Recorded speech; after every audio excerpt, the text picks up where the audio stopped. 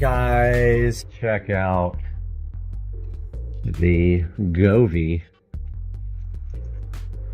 sconce lighting on the patio. It looks so sick. So sick. I guess I better get the tablet so we can like run through the patterns and like take a look. But dude, OMG Becky, look at this. Goodness, right? Her. Look how good this is. So this is the Govee sconces. Oh, it looks so much better than I thought it would. It just looks so good. So I'm opening up the tablet here so we can run through some of the effects. But please tell me that doesn't look amazing. Alright. I am in. Oh. Yes. Yes. Okay, check this out. Only thing I'm worried about is the fan spinning. What that's going to do to the lighting. So we're in the app now. We're in scenes. We're in natural. It's not like those ones that just like skip. This is Aurora. Flower field. It's like purple, pink, yellow, and like greenish yellow. Rainbow. It's fluctuating. Starry sky. So these pre-built scenes, you can't modify the speed, and some of them are just way too fast. Let's go to festival. No, those are all like crazy. Emotion. Here's leisure. This is so good. How bright. Nightlight. Romantic. Candlelight. Dance party. This is good for, actually really good for a pool party. There's the pool by the way. Oh, we gotta turn the pool light on. Oh. I didn't even think about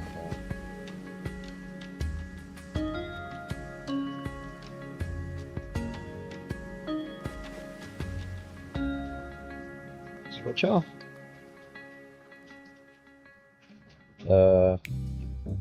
That's not working at all. Let's go see why. Auxiliary 1 must be off on the toolbox.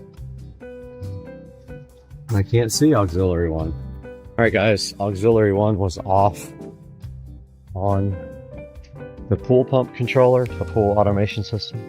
Should come on now. There's the pool light. Of course the light isn't mounted, so it's kind of just laying in the pool on the step over there, but that's what it looks like. Dude, come see the lighting.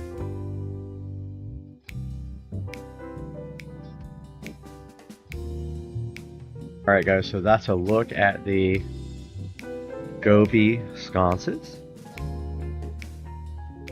And you can see how sick these things. We don't even have this guy on either. Should we turn that guy on? Yeah, we should. Let's turn that guy on.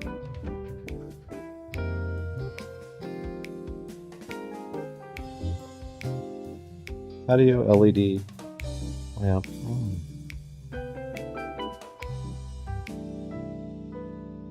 Oh, it can't come on because the lights aren't on.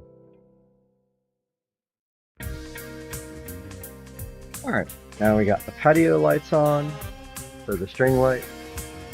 We got the Govee sconces, and we got the Govee LED color changing RGB IC bulb.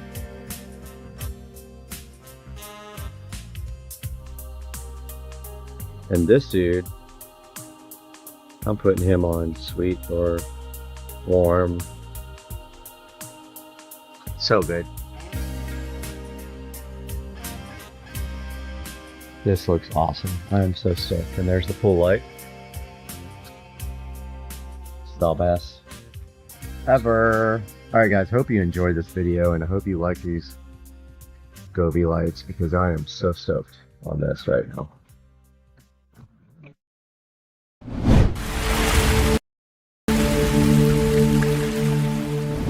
Guys, we're in the Supercar Street Racing Studio A today for something special. I've got a product right next to me here that's going to enhance the studio. I just have to figure out how I'm going to install it. It's sitting right here next to me, ready to be unboxed. We're going to get to that all today and a lot more because we're about to have 200,000 subscribers on the channel, and today we're celebrating that as well. Let's get this product looked at and unboxed today on Supercar Street Racing.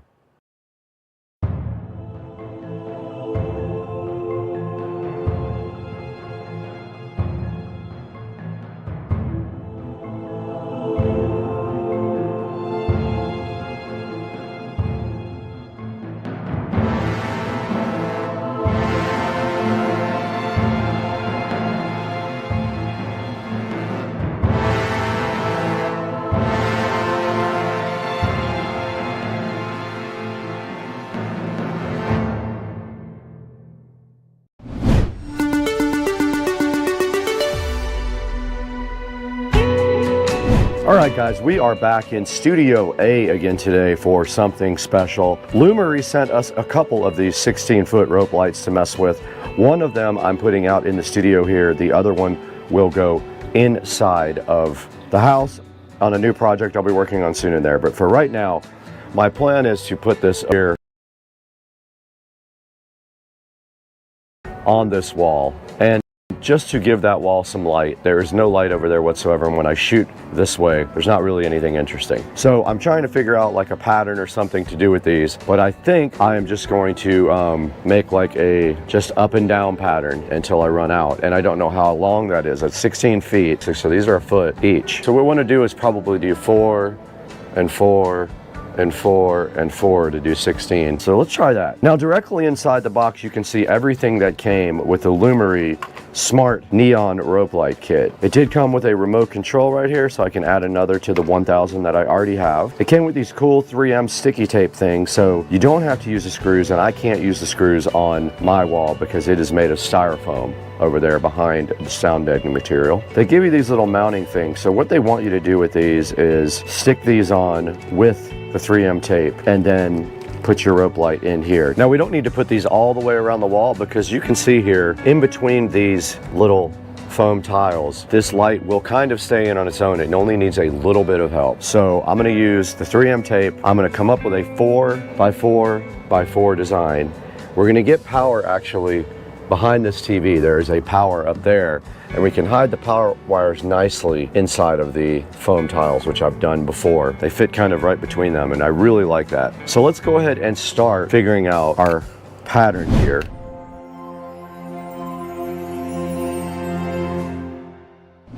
So I have the 3M sticky tape things, and I have our little holders here. Here's our actual neon rope light, and we do have a power adapter and a controller. If we did these four and started right here, I think that might be the ticket. So you just peel off these little sticky backs, and then you put them directly on the back of these little U-shaped holders.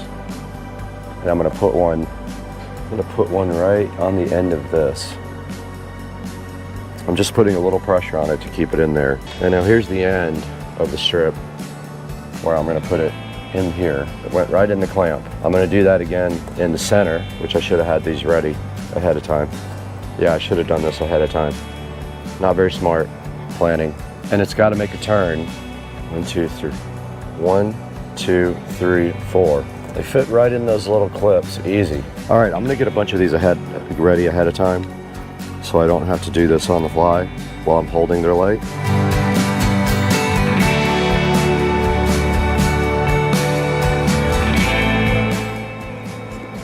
And I didn't do what I thought I was gonna do.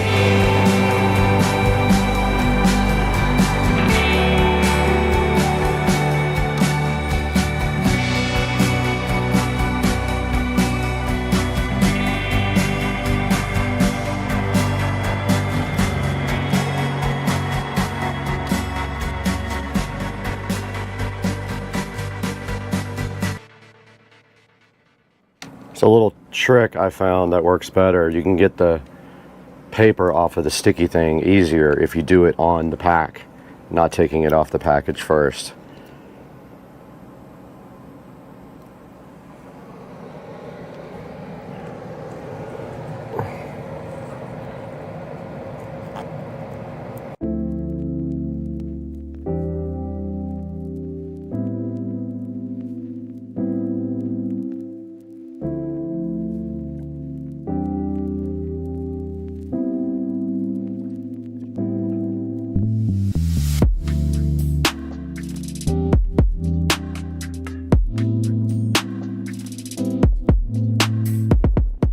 So we are completely done with mounting this rope light. All we have to do now is do power for it. This is our power brick, and I'm gonna put the power brick behind the TV. I have plenty of power up here like this, right here behind the television.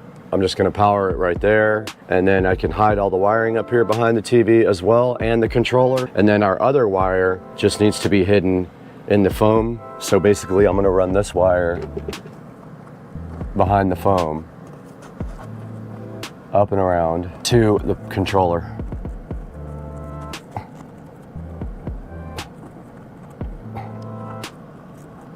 Just like that.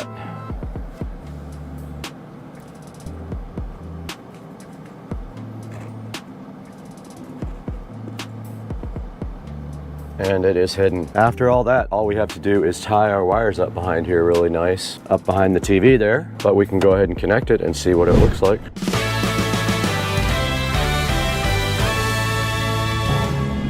There's a 3-prong connector right here. You can't get it wrong. It's keyed, so you can't break it. There's no way to possibly break it. And then let's power this up.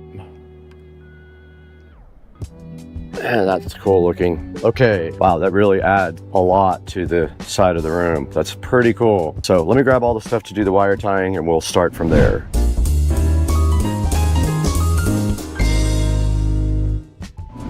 Okay, we're gonna go ahead and tie everything up back here now. Just put a zip tie around this and we'll be done pretty much.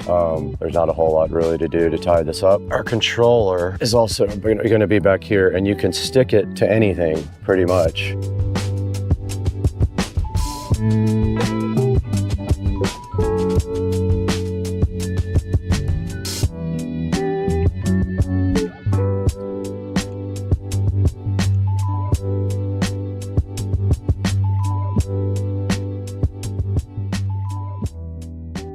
Looks like a big S. It's kind of cool. Everything is tied up now.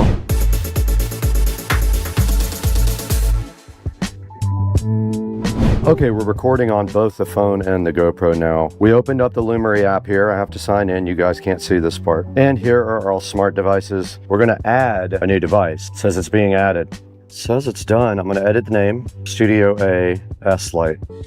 And there we are, we're done with it. Now, here's where you can tell it to either be color or white. You can just do a color. We did just switch it to red. I'll let you guys get a view of the light. Now you can do segments, or you can turn off segments. Let's look at a scene that's just kind of breathing. That's called Island Blue. This is Glacier Express. I use this behind my fridge all the time. Hut in the Snow, Firefly Night, Northland, Grasslands. That's very cool, man. Dream Meteor. All right, guys, let's take a look at the remote now.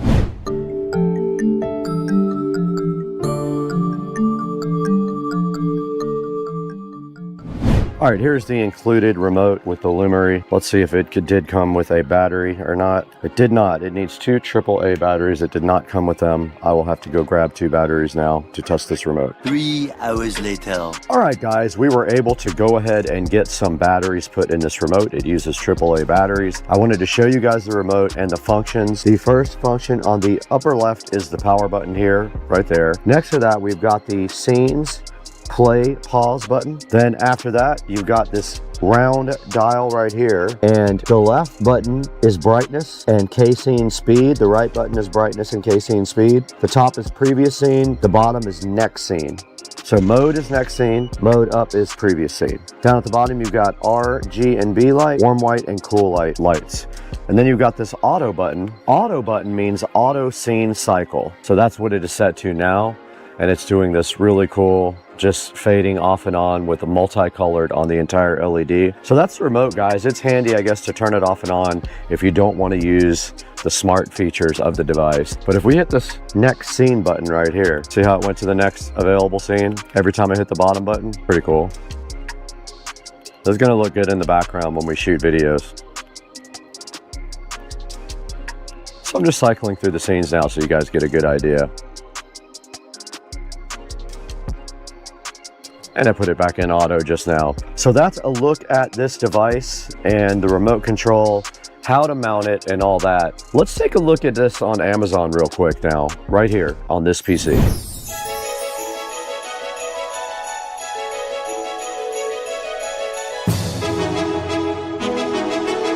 Welcome back to Studio A. I don't get out here very much anymore because I like to be inside so I can get to my regular job while I'm recording. But we're out in Studio A today checking out the Lumery neon rope light. Lumery was so kind to send me 2 of their neon rope lights. They are both 16 feet long. And as you guys just saw, we installed one right here in the studio. It's sitting right next to me, right over here, looking so amazing. And I cannot help but love this light. I like all the scenes. It does AI stuff. It has a ton of different scenes. You can turn individual segments on and off, and you can brighten and lower the brightness of individual segments as well.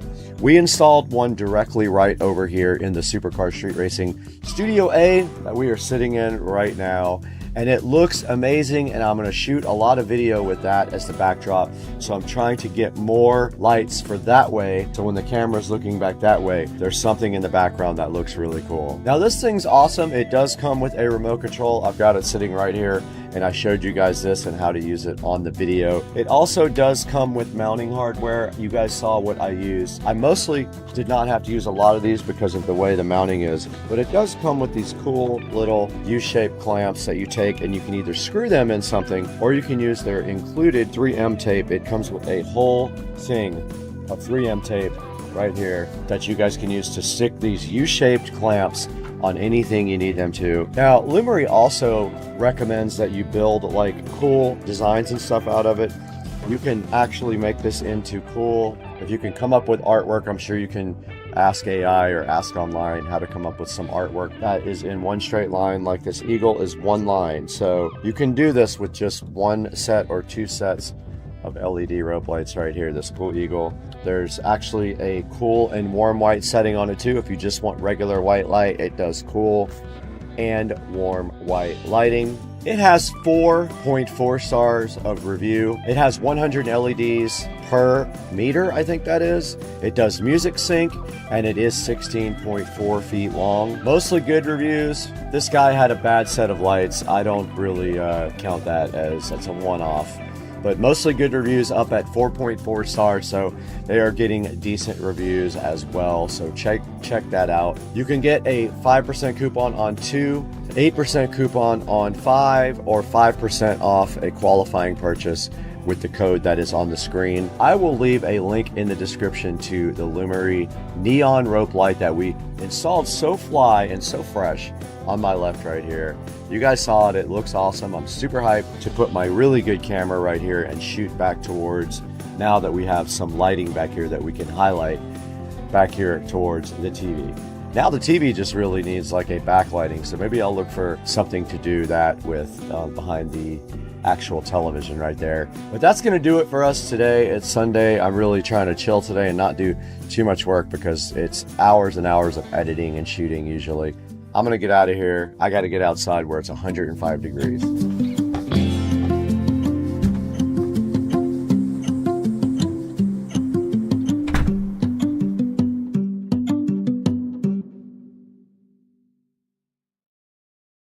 Guys, out here in the Supercar Street Racing matte black garage, there's a surprise coming for this guy. But what we're doing today is we are going to be removing the Trojan batteries from this guy. They are shot and they need to be taken out, so we're going to go in there and remove them, and at the same time we actually get to see what controller we have finally, and that's today on Supercar Street Racing.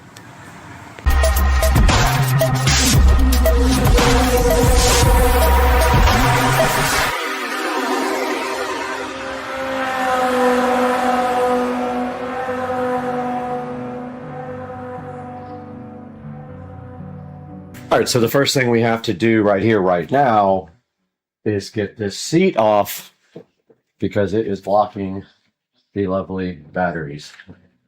We no longer need this charger, probably ever again. And the seat can just sit happily right here while we disassemble this entire unit. Pretty much everything with red gets 48 volts.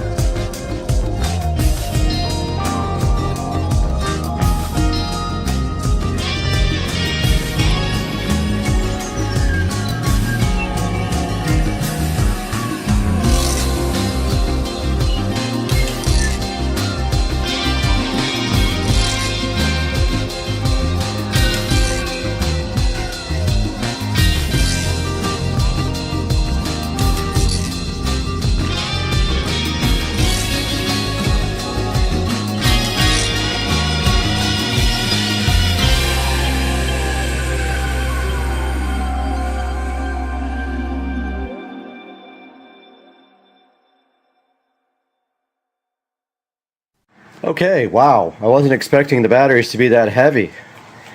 They are beasts. Got all the batteries out, and now we are going to clean out this. Made a mess underneath there with all the corrosion that fell out. But I'm going to try to clean this out as best I can. It's going to be difficult. I don't know. I'll give it a shot. Now that we got everything out of here, I'm going to go ahead and vacuum out as much as I can. And we'll get a good shot of that.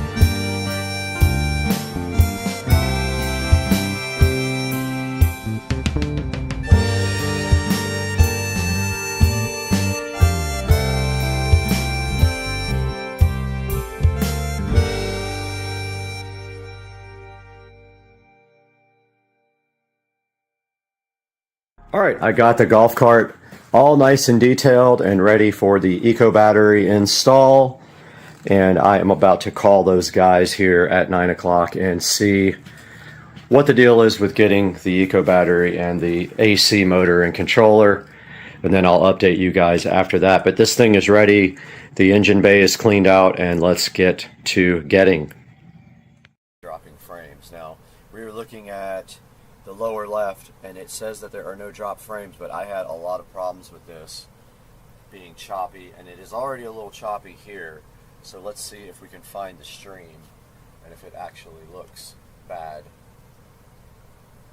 as it's on YouTube. So let's go ahead to my channel. We should see this live. Now don't forget, this HP doesn't have a lot of horsepower, So that could be the issue. We may have to run the wizard again. So here's camera 2.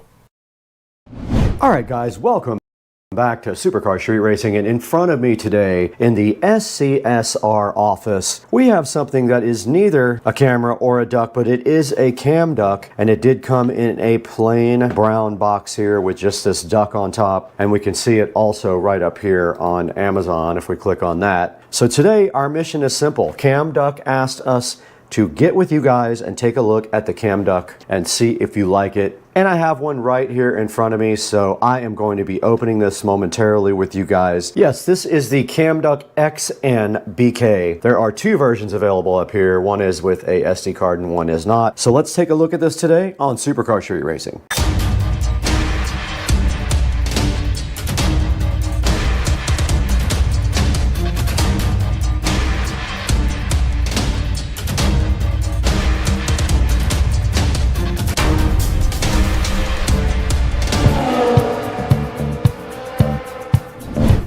Guys, welcome back to the channel, and today we have a proud sponsor. Cam Duck has sponsored this video, and they have sent us a Cam Duck XN-BK to check out today on the channel. And what exactly is a Cam Duck? Well, this is a hidden camera charger. It has motion detection and it is wireless, and we have one right here today to check out and unbox on the channel. Now, taking a look at the plain box, as I said before, there is not really a whole lot on the box at all except for the front. There is that cute little Cam Duck logo looking so cute and fresh and fly. And up here on the screen you can see that they are $89 at this time, and it says it's discreet. You can barely tell that this thing has a camera on it. Apparently it has night vision, 4K video quality, Wi-Fi and Bluetooth, device sharing, and instant alerts for motion detection. And going through the pictures up here on the screen, which we will also do later in the production studio, we can see here continuous innovation, things like that.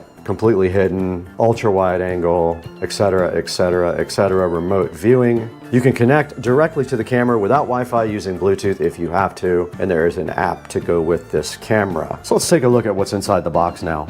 Okay, we have the Cam Duck in front of us right now on Supercar Street Racing, provided by the manufacturer to go ahead and take a look and do a review. So let's go ahead and see what is inside of the Cam Duck box here. And right on top, you do actually see the Cam Duck, and look at that. It has 4 regular 110 volt outlets on it, and they are sideways, which means it might be easier to put power bricks on it. It does have a screw hole here, so you can actually secure it to the outlet if you want to. And then up top here, it has 2 USB Type A and 1 USB Type C connector for direct connection to charging your devices. Now, looking further into the box, we do see the user manual here, which we will look at in a minute. We also have a micro SD to USB. Let's go ahead and open that. Yeah, this is just a SD card reader. You put your micro SD card right in the top. Cool. But it's only USB 2.0, unfortunately. No USB 3. Here is the screw that you can use to secure the Cam Duck to your actual outlet if you wish to. You have to take off your cover plate to do that. And then further inside the box here, we do have a blue. Wow, this is interesting. But it does look like this guitar pick. That's a guitar pick. And that's all that's inside the box for the Cam Duck. We do not have a SD card, was not provided for this, so we would have to supply our own if we want to record, I'm assuming. Now, looking at the front of the Cam Duck right here, there is a reset button right here, if you notice, right next to the actual camera eye. This must be audio mic, doesn't say. I know what this is for now, to take off the back plate to get to the SD card slot, which is right there, and they did not provide one, so I have one. I will go grab it now. All right, in front of me there is a very small 4 gigabyte SD card, so that will not record for long, but this is just for testing. Okay, it just does go simply like that, and this is cool because if anybody took out this from the wall, they would never know. And then your SD card cover just does pop right back on like that. Okay, we just did insert our SD card in the hidden pocket beneath the back of the Cam Duck. And now continuing through the manual here, it does have an infrared lamp on the bottom. This part right here is an infrared lamp. These are all charge ports, USB Type A, USB Type A, and USB Type-C, and it does provide 5 volts and 2.1 amps. Now we will go over the lights and what they mean when we go ahead and plug in the cam duct and start configuring it, but there are different colored lights to let you know what is going on with the operation of the cam duct. Now downloading the app is pretty simple. There is a QR code provided here to download it, or you can search for the cam duct app manually. Let's go on our phone here and get that done real quick. Okay, we are now on the phone here, and all we have to do supposedly is scan. We are also recording on the phone, and it did go ahead and prompt me to open up this link, and there is the cam duct Android and iPhone download. Let's go ahead and download it and install it. And the device is installing cam duct. It says app access opening, and it does want permissions. I'm going to go ahead and grant while using the app.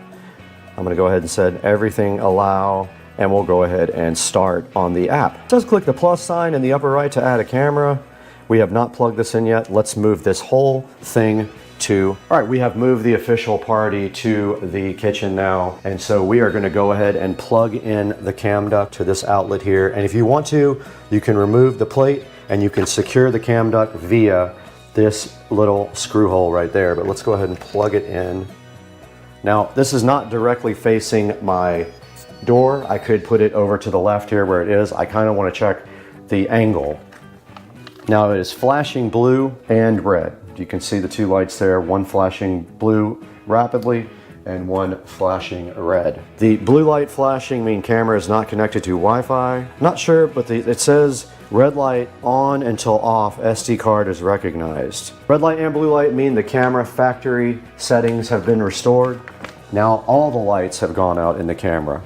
Let's go ahead and click add on the app. I'm going to go remote monitor setting instead of close range monitor setting. It is now asking me for the model, and I did find the model number. It is asking me for the password. Now it says if the camera, please check if the camera was plugged in and there are lights flashed after plugged in. It wants me to power off and power back on the camera. I'm going to go ahead and do that now. Okay, I heard it reset. If blue light flash until off, please tick.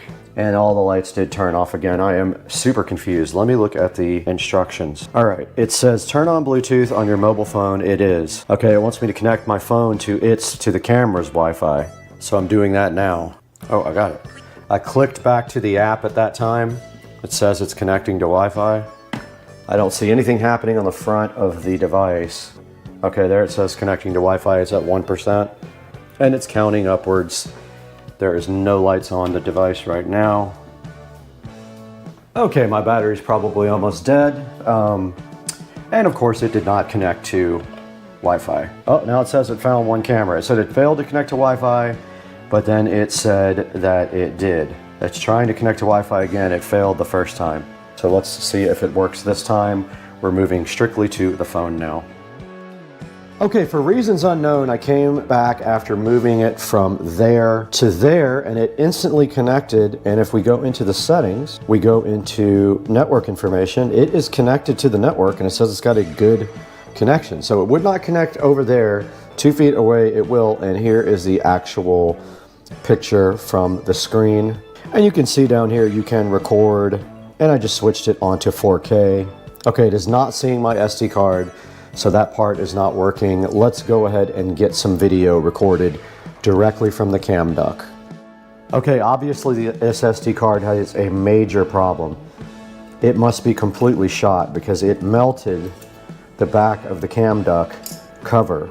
It got so hot. So I'm gonna go find another SD card. This SD card has some major problems. Who knows if this will even work again.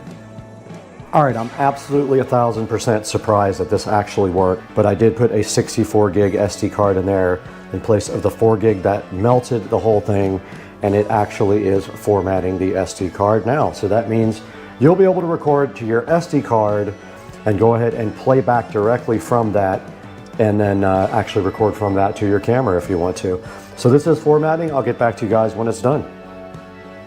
Our SD card is done formatting. These glasses look fly, and there I am right there, and it is saying it is recording in 4K. Now, it should be continuously recording, meaning I would be able to take the SD card out and get the video directly off the SD card.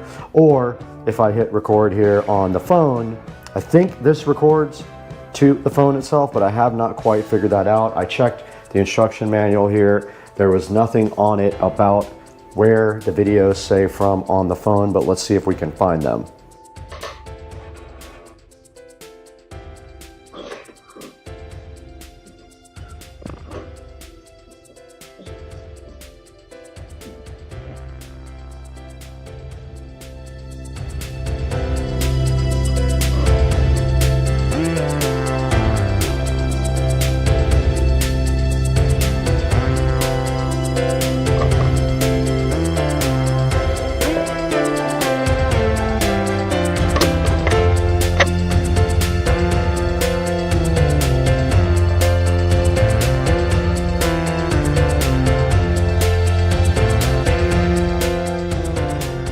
Alright guys, it is the next day and we did have to restart the cam duct this morning to get it back onto Wi-Fi. It lost its Wi-Fi connection last night, but it came right back on when I started it, and I am going to let the manufacturer know that I had a little bit of issues with that. Yes, we did get video off of the SD card. You guys saw that, and I am showing you a recording now in the corner of the actual screen grab of the live view of the cam duct. The cam duct is sitting right here in front of me, plugged into the wall, and as you can see right here, it has a great view of the door here in the kitchen and the windows. So this is a good security device to have at your external perimeter like I do here. I am working on getting a new garage door. I already ordered it.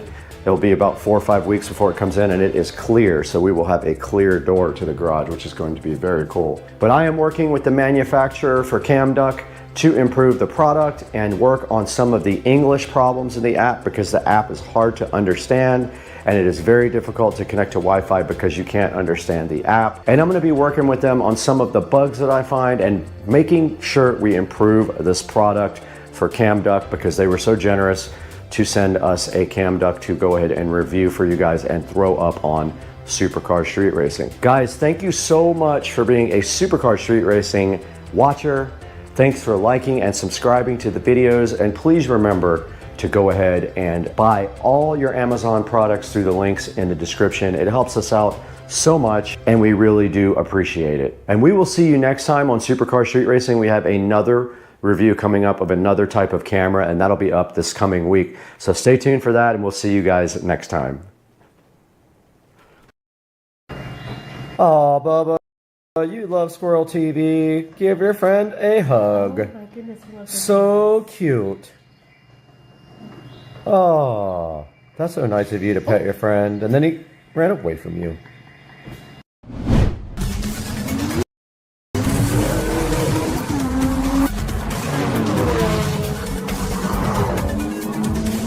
What's up, everybody? Welcome back to Supercar Street Racing, where we test tech in the field and in the studio. Today we're taking our first look at the Alcatel WP210 rugged phone. Now, Alcatel is a long-term sponsor of Supercar Street Racing, so we welcome them back with open arms. With this thing, you're getting an 8800 milliamp hour battery, a 6.7-inch AMOLED display, a 108 megapixel camera, inside a seriously tough frame built for everyday abuse. And this is just the intro, because today we're going to put the WP210 through all of our normal tests and our performance environment. Let's see if it earns a spot in our lineup. Let's get into it.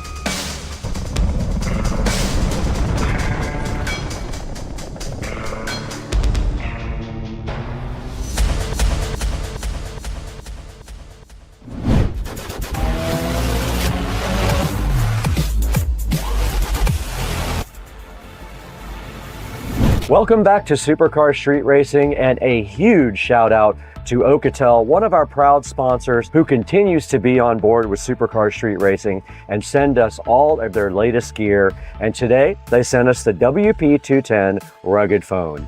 We're going to start with the power. The WP210 has an 8800 milliamp hour battery. That's enough for all day filming, GPS, hotspot, navigation, everything you need for a full day of usage. And it also supports fast charging, so if you don't have a lot of time to charge up, you can quickly plug this guy in and let it get a charge very quickly. Now, next up is durability. This guy does feature all of the standard Alcatel ratings. It's IP68, IP69K, and MIL STD 810H certified. That means it's waterproof, dustproof, and shockproof. So whether you're just hanging around the house or the shop, or you're driving down the country road, or you're outside anywhere, this thing is ready for the job. Also the rain, it's completely waterproof. This WP210 is built to handle conditions that normally destroy smartphones. Now the screen is actually a standout. It's a 6.7-inch AMOLED LED display. It's bright and colorful and generally better than what you normally see on rugged phones. So reviewing footage, checking maps, or watching playback looks great on this display. Now with the camera, you're getting sharp, accurate color, high detail, and high resolution. Really good accuracy for a rugged phone. It's ideal for B-roll, quick shots at a car meet, or just capturing your everyday moments on the go. Now the WP210 also includes a rugged frame. It's got reinforced metal and polycarbonate hybrid.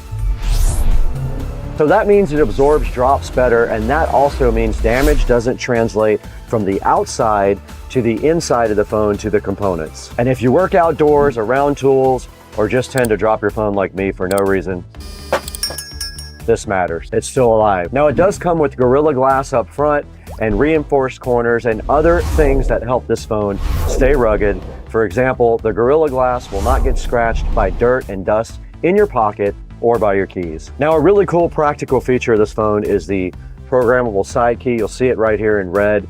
I like to program that for the camera so that if I need the camera at the last second, all I have to do is reach up, grab that, push that button, and I'm ready to go. Connectivity is also reliable. It has Wi-Fi 6 global connectivity for other LTE networks, Bluetooth, and NFC for payments. So that means whether we're filming here locally or traveling, we can always depend on the WP210. Now storage is also expandable. Although it comes with ample storage, you can add storage by throwing an SD card in here, and that gives you all the storage you could possibly need. You'll never run out for footage, for photos, for work files. You'll always have plenty of space. Now Alcatel again is a long-term sponsor of Supercar Street Racing. They always send us goods that are built for the people that work hard outside, and they sent us this latest edition. This fits right into that niche, people who work hard and need a rugged phone. All right, that's a good breakdown of the WP210. Now we have to throw it into the garage studio so we can go ahead and get this guy unboxed.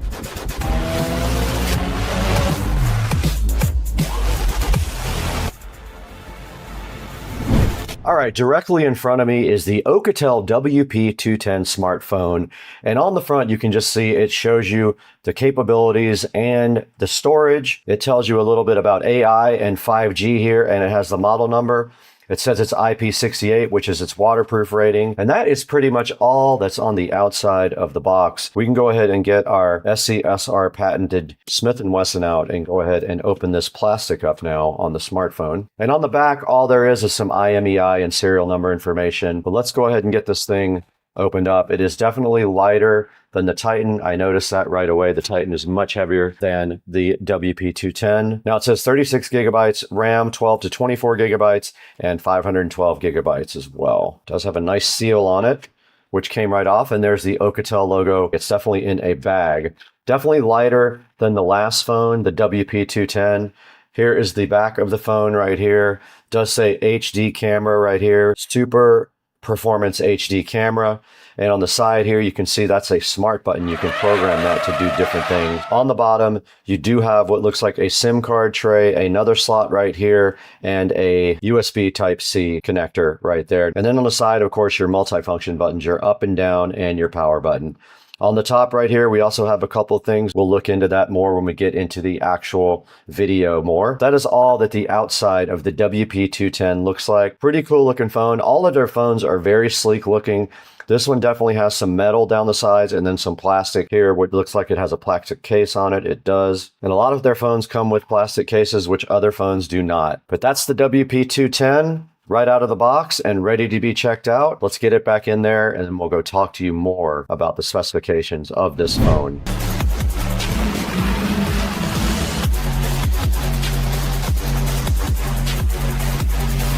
All right, guys, now that we got everything unboxed in the WP210 and you saw all the things that it comes with, and it does come with a charger cable and a brick. Most phones do not come with bricks anymore. You saw the reinforced frame, the nice metal touches around the edge of the phone, and the overall construction and confidence that that gives you in this device. Now, you got all that cool stuff with the phone, but the real star of everything in the box has got to be the phone itself. The 6.7-inch AMOLED display looks great.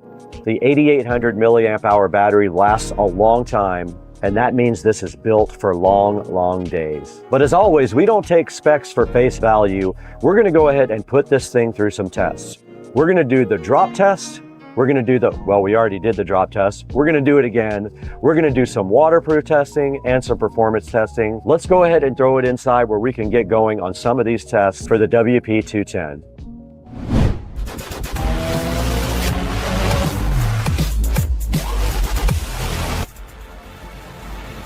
All right, we're with the WP210 now out in the SCSR compound garage, and we are going to give this guy a nice drop test off of the golf cart. Let's see what happens. Drop test number 1.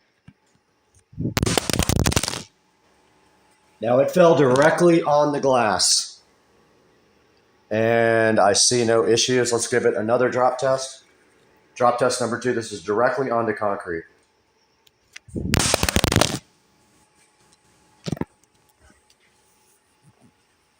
I see no visible problems with the WP210 after a double drop test onto concrete. It passed. All right, we're about to put this thing through the water test. Here we go. It's going straight in.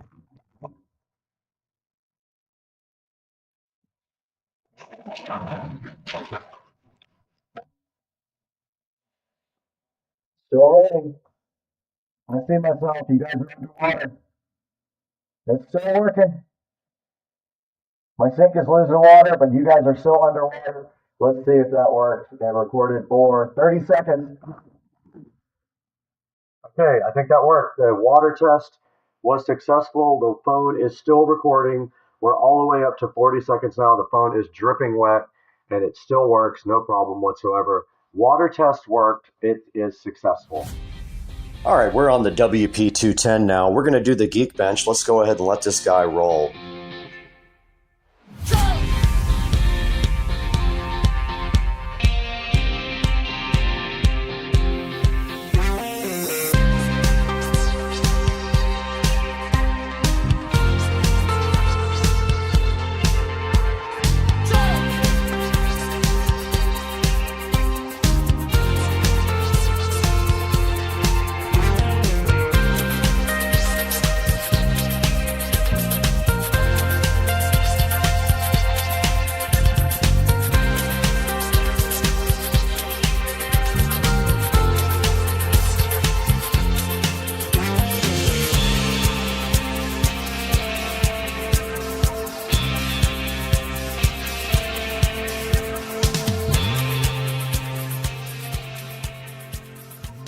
All right, it is done with the Geekbench. It scored 1254 and 3880. There's a look at the CPU information, the memory information. Looks like 11.2 gigs.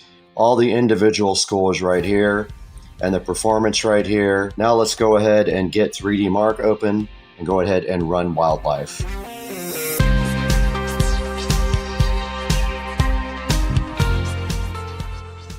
Okay, we're on the WP210 looking at the video quality here in 4K 30. I wanted to get some video of these nice flowers for you and my garden, and a bunch of video of the front of the Supercar Street Racing compound. There's some nice blue flowers for you guys, And over here, some more blue flowers and red roses right here. Take a look at the red roses in 4K. So that's the WP210 4K 30 video.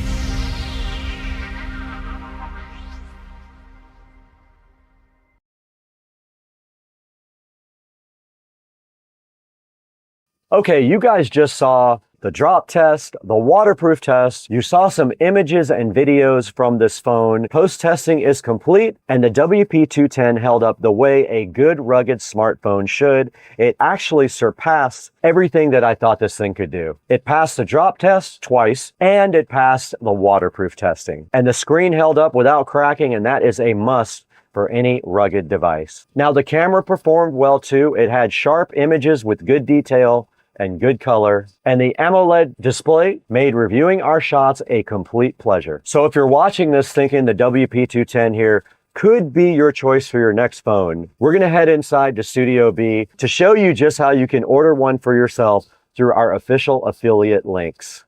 Let's toss it inside to Studio B.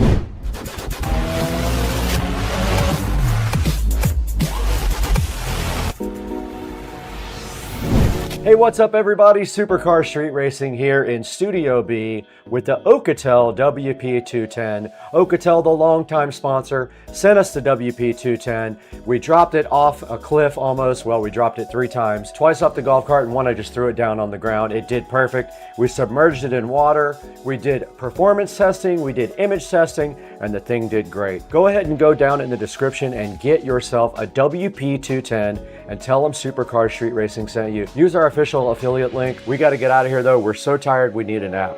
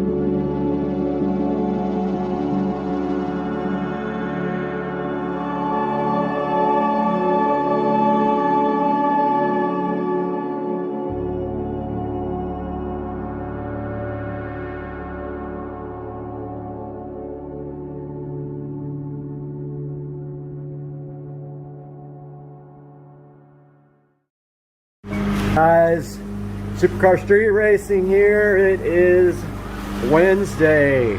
My neighbor's cutting the grass. That's Rich over there.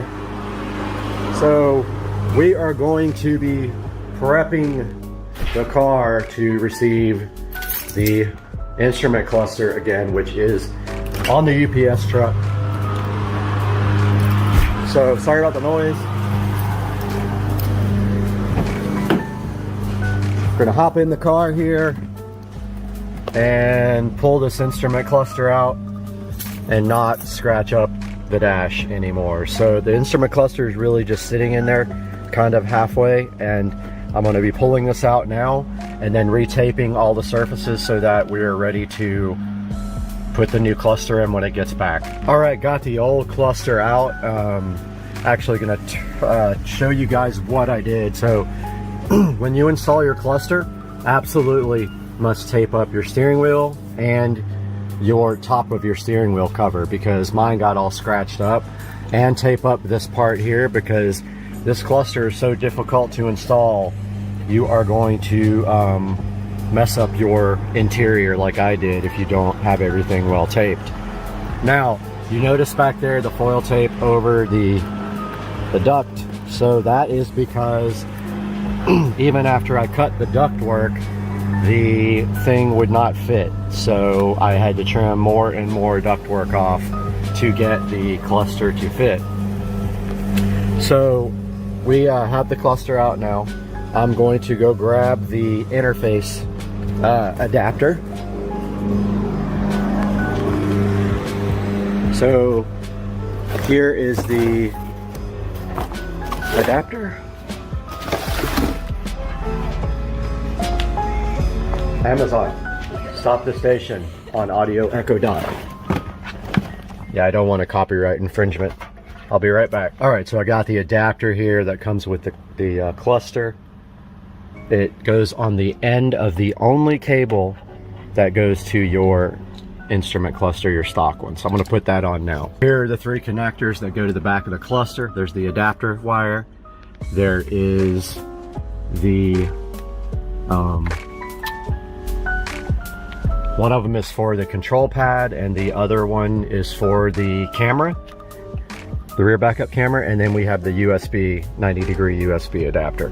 Now I'm actually going to do something that I've been wanting to do for a while. I'm going to attempt to put my what do you call it, GPS, external GPS antenna onto my nav, because it doesn't work half the time with the splitter that goes to the factory nav. So I'm going to see if I can do that and put that right there. We're about to find out. Okay, so I got the navigation system pulled out, and that is absolutely not happening today. I forgot that the actual GPS wire is down here behind the navigation brain, and the wiring in there to get that out is absolutely insane. It is stuffed in there so tight that I'm worried that I won't get it back in. It took everything I had last time to get this thing working. So I'm not going to do that today. I don't have time to do that. It's going to take me an hour or so to get that done. So for now, we're prepped and waiting for the instrument cluster to get here. Got the package. I used the UPS app to stalk the driver, who was like at least probably an hour away from the house, but there it is. I used to follow my package app, and that thing worked great. And I drove a block with no instrument cluster to get my package there. So the guys were freaking out when they got it, because I cut the brackets off, and they're like, wow, we've never seen one with brackets cut off. Do you want us to fix that? And I'm like, no, dude, it won't fit with the brackets.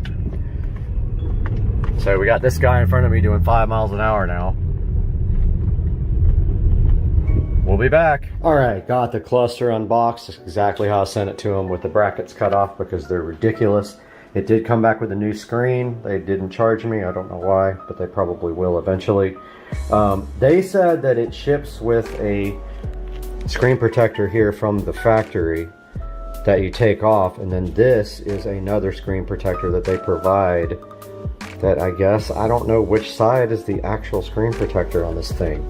You peel something off and then it goes on, but I'm even scared to take that off before I install it so I don't scratch the thing. But I'm gonna work on getting this screen protector installed if I can figure out how, and then I'll update you guys. All right, so there's no instructions whatsoever for the screensaver. It's already scratched up. It came scratched up. I'm gonna try it at least until I get it on the car, in case I do something stupid. However, I mean, the one that came on there was better. I don't know why they just don't leave this on there as like the main screensaver. You don't have to peel it off.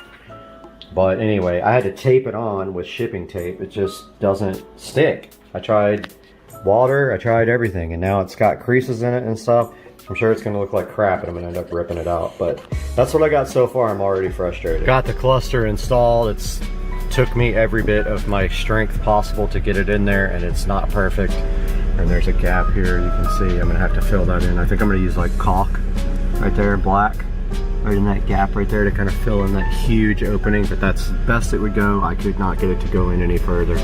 So now I'm doing the setup. So you use the push in, it pops the menu up. I'm gonna go down to see what firmware. I've already set the device to let's see.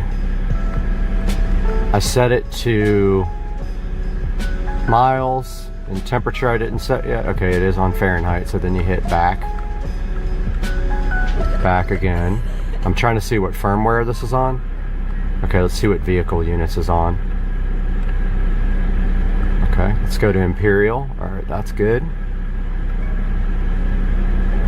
Okay, that's all of those. I thought the firmware was in here, but I guess, oh wait, here we go, about. Okay, it's on 2.0.2, and my phone shows that 2.0.2 is the newest firmware. Be right back, I'm gonna check on some other things. Okay, like I said, I am on the highest level firmware available. There might be a test firmware that they send me if I'm still having issues with high battery drain. But you can see here, I've got the got this set up for my default display. It shows horsepower and torque, which is absolutely cool. I've got the shift lights turned on. I don't know what that does. I kind of want to play with it. I've got the digital speedometer there and right there, and I just love this thing. It's so cool. It doesn't fit very well, and it's still kind of off. It's kind of a lot, just a tiny bit, like a 1/4 millionth of an inch down on one side, but it is in the dash. It's not going anywhere. It is like squished in there. It's so close, so tight. Lucky to got it in this far, honestly. But I will give you guys another update after I hear back from ID4 Motion, because I just emailed them about a new firmware file. But for right now, maybe I'll take a drive and show you guys how it looks. Yeah, I'm gonna do that now. I'm gonna take a little drive. All right, got the cluster all in there and cleaned, adjusted the brightness. It's gonna look weird on this camera, I'm sure. I'm also trying to hold this while I drive. So first of all, let's see if the backup camera works. I did enable that. Now remember, the backup camera comes on both on the instrument cluster and on my Android unit. So let's see what happens. Okay, the picture is rolling on it, which is interesting because it was doing that the first time I set it up, and then it didn't do it for a while. Yep, the picture's rolling, so I don't know what's up with that. It stopped. You can't see it because it's so bright, but you can see it kind of there. It's really bright. So let's go ahead and reverse.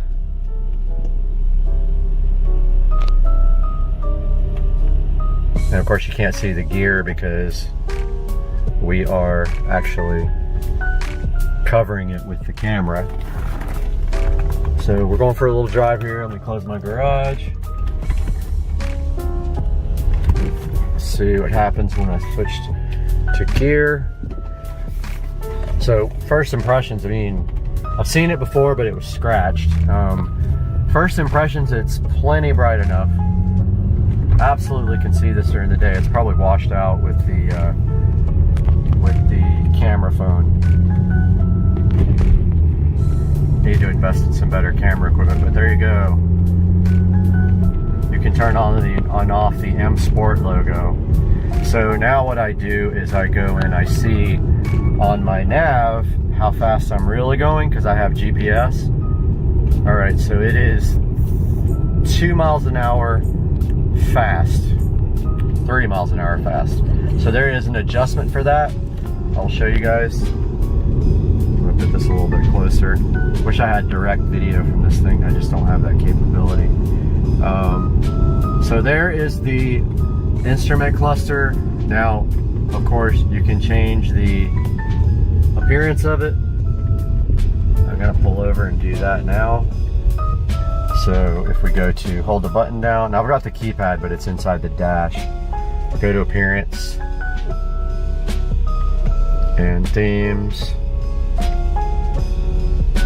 let's go to default and change that to analog. So there's the analog default. I changed the LED color to blue. I like that for the speed. This is probably ridiculously hard to see, I'm sure. It's so bright. The exposure is probably crazy. Let's see if I can change that real quick. Okay, yeah, I was able to change the exposure. That looks a lot better for you guys. So, there's a good shot of the cluster in normal mode. So you can have a default, and then you can have it switch to a different skin when you go into sport mode. Let's go back into sport. Let's go into the appearance and change the default again. So you hold down this button, you go to appearance and themes, default.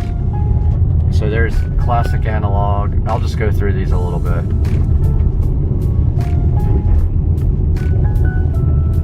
This one's kind of cool. Let's leave it there for now, because I want you guys to be able to see it.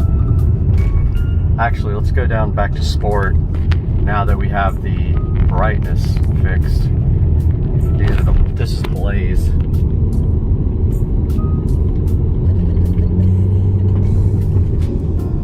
So that's with the exposure turned all the way down. It's still really bright, so sorry about that.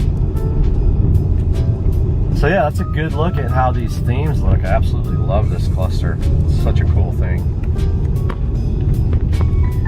So we are pulling back into the garage now.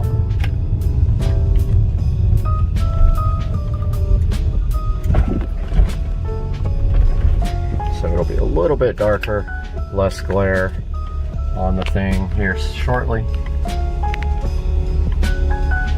And then I'll step through a couple of the other themes for you. There we go. So that looks a lot better. So let's go through these themes real quick. So we hold down this stock button, the BC button. We go to appearance, themes. Default changes it when you're not in sport mode. There's a sport default that changes when you go into sport. So that is classic analog, modern analog, classic orange, modern orange, bright blaze, fierce blaze, and that is it. And so I didn't buy everything. I don't have race mode, which I really want, and they promised it to me 10 or 15 times and never gave it to me. But yeah, that is the ID4. Oh, I love that. I love those LEDs right here. I mean, did you ever think you'd see a 335i, a 2011 335i with Android here, and then this kick-ass digital display, even though it took me about 3 or 4 months to get everything straight. I hope you guys like this video, and I hope you buy one. And I don't have a click-through link for this. I can supply the link to the website, but I get nothing if you buy it, unfortunately. So buy it anyway. Let me know if you love it. Let me know if you hate it. I'll update you guys if they change the firmware, do any improvements. Till then, love you guys. Peace out. Check out this dude. Oh man, dude ruined my short Hawkage. Looks crazy out here, dude. The camera does not do it justice at all. But this is post-hurricane Florida life. Alright guys, we are out here in the garage, Supercar Street Racing. Brad here, taking a look at the club car precedent, and yes, the washing machine is on. But yeah, today I've got the wheels sitting right here in the garage, and Rich and I are going to take a trip out to get some tires, and the guy said he would mount the tires, but I kind of don't trust him I think I'm just gonna buy the tires from him and drop the wheels and tires off at Tire Outlet, which has done my car forever and I totally trust them. So yeah, that's what we're doing today on Supercar Street Racing.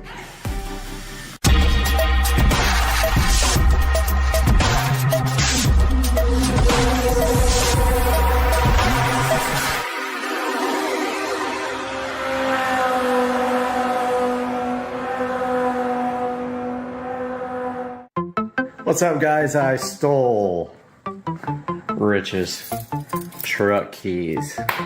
Now we gotta go steal his car or truck or whatever it is to go grab these wheels and tires from Tire Outlet. Oh, almost forgot my wallet. Do that all the time now. Now that I don't have a car, I don't have a reason to reach here on the counter and get my keys, or my wallet, sorry. I'm all over the place today. Yeah, I got the keys to the Toyota. Go over here and steal Rich's car real quick. Come on. Gotta go get the car. I forgot the sheet to put down on Rich's back seat to keep it from getting all dirty. So I got the sheet here. And now let's go steal Rich's truck. Successful mission, stole Rich's truck. And he don't even know about it. Let's go get some wheels.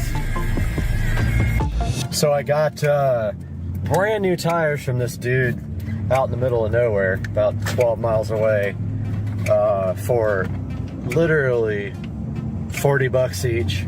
Brand new. 205 3014 golf cart tires that the cheapest you could possibly find online is like $48 each plus tax. So we went and picked those up and brought them to Tire Outlet here. So we are almost there. Gonna go ahead and grab the wheels and see how they look. They did tell me that one of the center caps was damaged, but the guy who sold me the wheels went ahead and shipped me a new center cap. So yeah, we are here at Tire Outlet. I see the wheels right now. All right, got the wheels and the tires in the back of the truck. Right there, another truck almost hit me coming in the wrong side of the road. But yeah, we are headed back home on this miserable afternoon in Jacksonville. It's very cold, very rainy, but we have brand new wheels and tires for the club car precedent sitting right back there, guys. Can't wait. I'm hyped. Hype train. All right, we are out here in the garage, guys, and we have to get one replacement center cap, but other than that, we need to get our tools together to start on this wheel change. We'll have to pull one off to replace the bent, broken center cap. I'll show you guys that here momentarily. I'm just taking off the warm shirt. I've got the heater going in the garage too. But let me show you what happened with the center cap. So one of them came out of the box like this. They're plastic, so I don't know what happened, but that one got all jacked up. They pushed through the back. It's also damaged right there. Right there and right there. Maybe a manufacturing defect, I don't know. Also have black lug nuts to go on them. And we need our jack over here.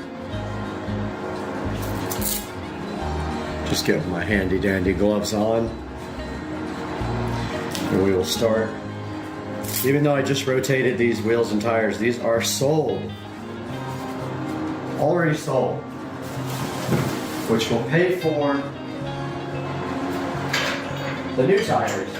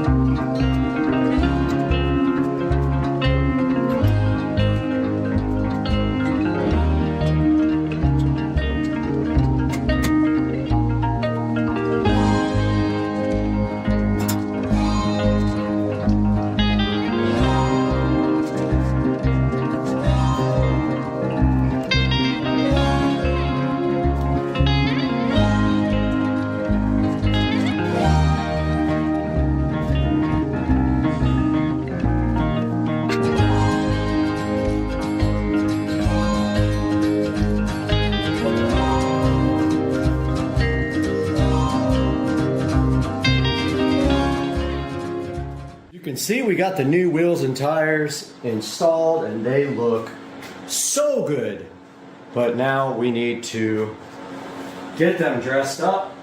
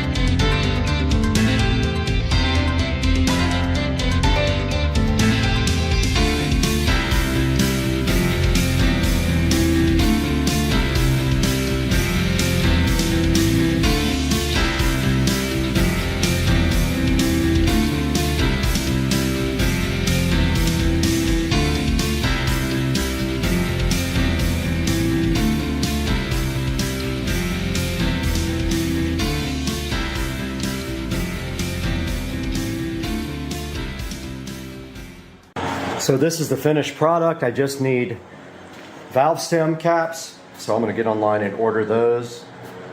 But this is how the cart looks. I do have a quote to get the cart plasti dipped in satin black, and I need to get rid of all the wood grain. But this is how it looks. Not sure if I'm gonna need a lift in the rear yet. I like the fitment, it's tight. It bulges a little bit past the fender well. Maybe I could do wider fender liners, I'm not sure. I'll look into that. But yeah, so it came out really good. I love the way it looks. It really makes a huge difference on the cart, like a big difference. So now it is cleanup time. Alright, so they did leave off the center caps on my wheels. They actually were sent with the wheels from ST, but the tire shop left them off, which is fine. I want to get some metal ones, so we're here on eBay looking for black metal valve stem caps. See if we can find any that don't say Ford, don't say Chevy, don't have grenades. And that's probably him messaging me now. Yep, he wants to send me some, but I'm like, no, I got it, man.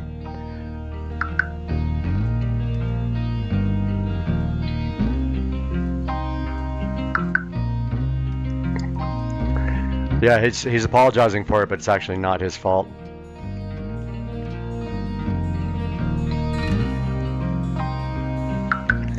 Okay, so here we are, looking for some black center caps. These are $6. All I need is the cheapest ones they have in black. Let's see if there's anything cheaper that's in the US. 50 cents from China, China, China, China, China.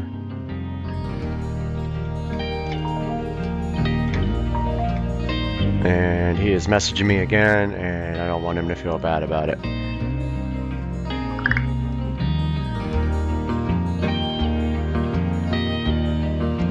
I'm telling him they're in the video. If I could spell video. Alright, so all this is China. Really cheap stuff. I guess we're not going to find anything local for cheap. China, China. Here's one for $4.29. That arrives next week. Let's look at Amazon. Black. Tire. All caps. Oh, $5. Arrives before Christmas, arrives before Christmas. All they say arrive before Christmas. Let's go ahead and order these. We'll be here Friday. I don't need 12, good grief.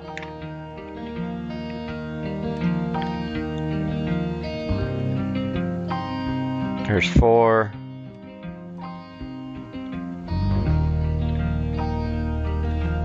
We'll look at the ones with the reflective stuff on them. So let's just grab these up here, no big deal. They're $5, $6. You get extra ones.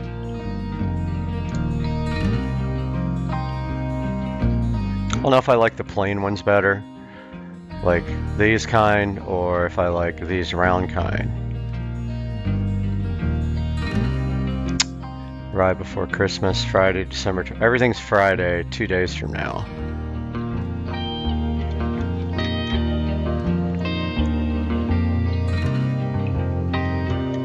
So let's just grab it. Let's make it easy. He's still messaging me. I feel bad for him. All right, let's go ahead and grab these. Enough talking. For $1, you get like a bunch of them, and they're on sale. Oh, that's cool. Gray, black. Yeah, we're getting black. Guys, that's gonna wrap up the project for today with the golf cart here. Now all we have to do is get some black valve stem covers, which I'm gonna go online and order right now. I'll share those in the description. Also, these came from ST Wheels on Facebook. I will have a link in the description, and it will be superimposed down below throughout the video. But for now, that is all from Supercar Street Racing. The dash kit will be here today, the carbon fiber dash kit. I still got to get a carbon fiber steering wheel and deal with this seat problem too, this ugly alligator skin seat. I'm trying to trade it for someone that has black, but I don't know if anyone's going to be willing to do that. But the Supercar Street Racing, I hope you guys have a good day and a great weekend. All right, here we go, everyone. Maiden voyage on the 70 volt upgrade. I think this is going to be a little ridiculous. What do you think, Brad? I think this is, from what we just saw, this is literally insane. All right. Motor temperature, what? Oh, wait, it's on demo? It's on demo. Yeah. How do I? Communications. Okay. So we gotta connect to the controller. All right, we're connected. Waiting for forward and reverse switch. We're on. All right. Good sign.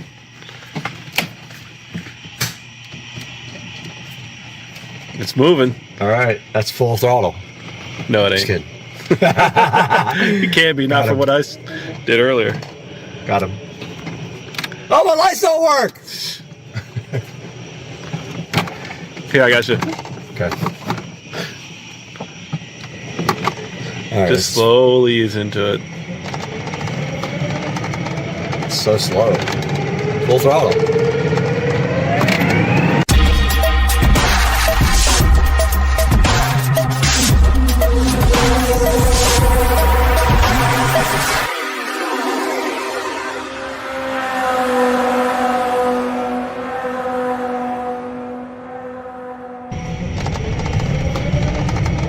So slow.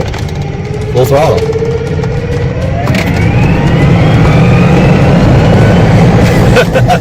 What the fuck? Where's the controller? Inside here? Yeah. The tuner?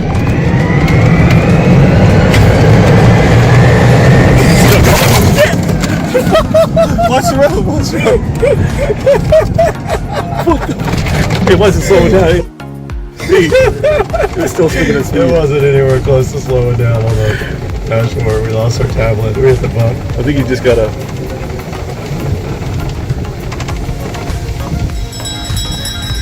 it's going to keep falling off. You're Well, going to need like 20 magnets on the back of that thing. So hard.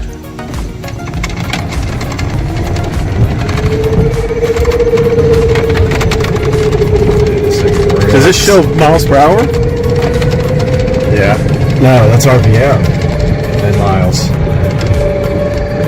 Just remember those things in the middle, so avoid them.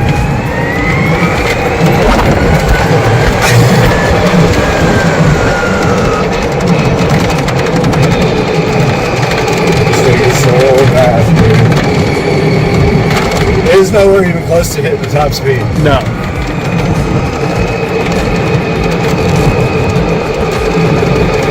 Almost like on the hold this so I can rip it. Yeah, just take it off. But let's get on a straightaway before we make turns and shit. It's gonna be fucking nuts. It sucks without any lights.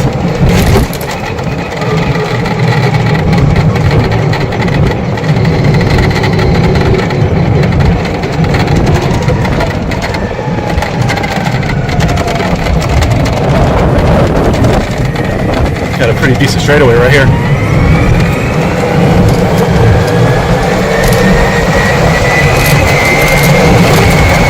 Oh.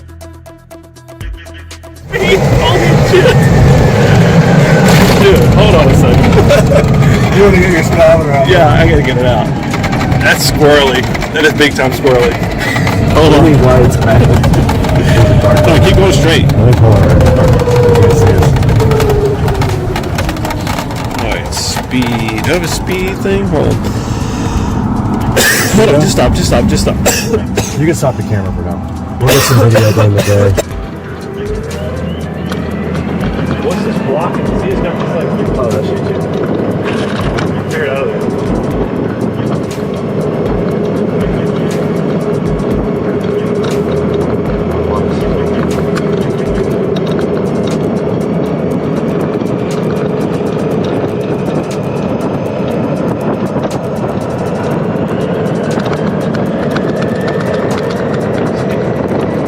Acceleration is insane.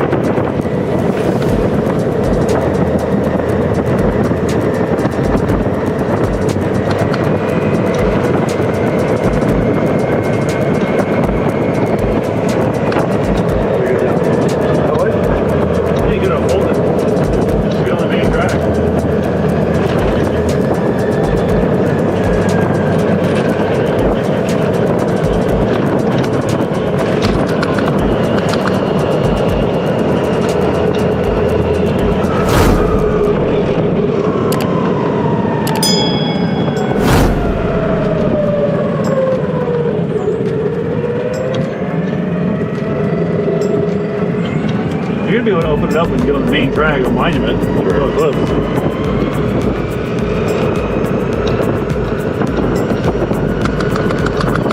I think it's just bouncing. It's not gonna be a good video.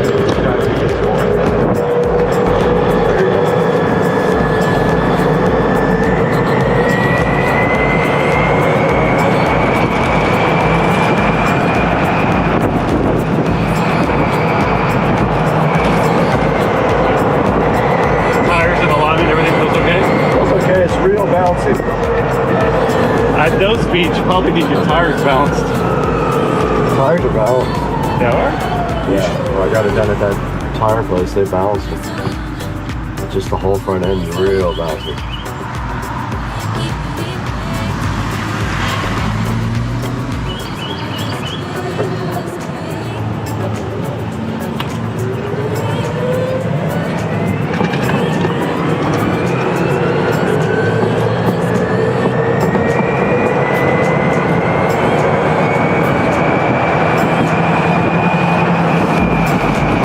I was gonna say you can pass them. That's the truck.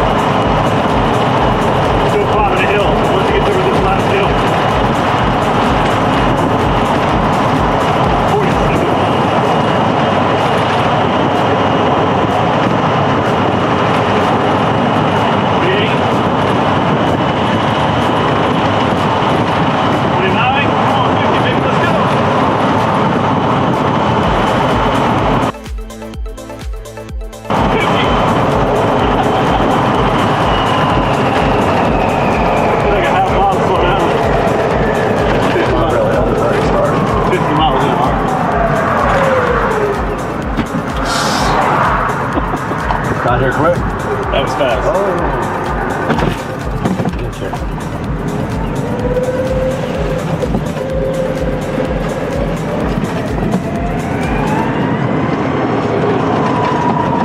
Right here.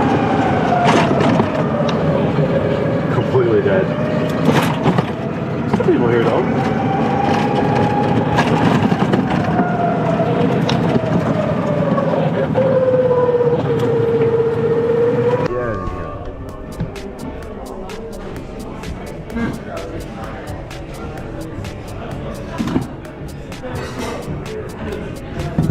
Sally Monday, she's got a job here. She works here now.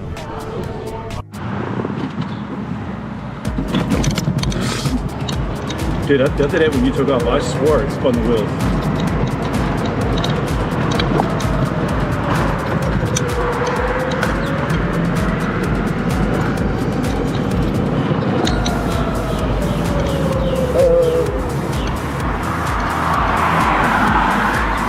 Might go back there.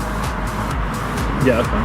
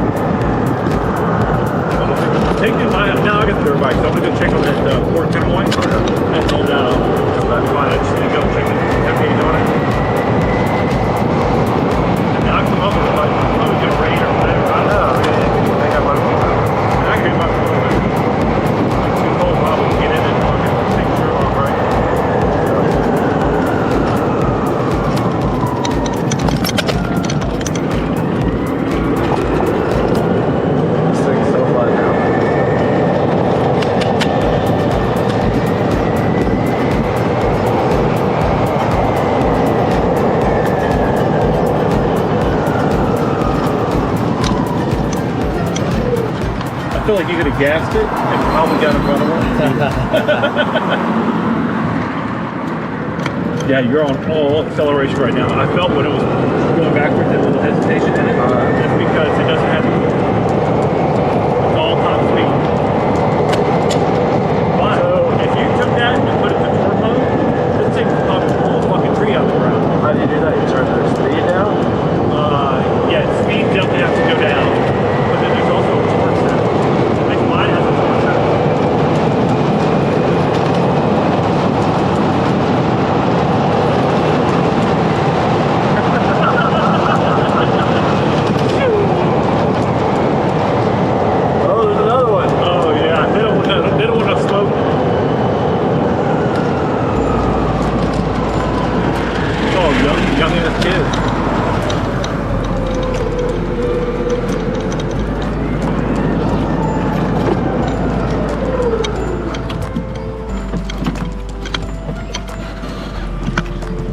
told Jonathan if we could find your dirt bike before this weekend, man, we could all maybe like Sunday go out dirt bike. Yeah, be sick. I'm hoping that mine gets fixed by then.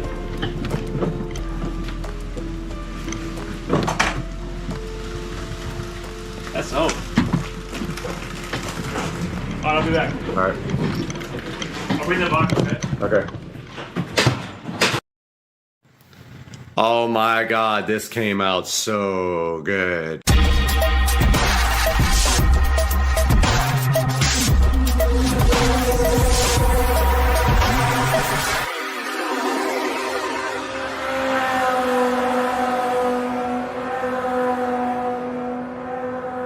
We've got our drill ready here, and all we have to do is make sure we pick a brand new bit from our brand new kit that is big enough for the mini jack to go through cleanly, because I don't feel like soldering it and unsoldering it and all that. So it's gonna have to be big enough for the entire jack to go through, and the biggest bit I have here is 3/8, and that looks like that might be it. So we're gonna go right down the side here and just gently drill through without breaking this nice. And of course,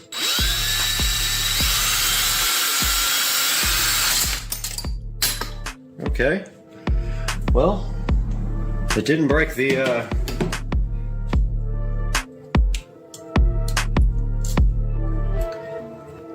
didn't break, it just wasn't tight.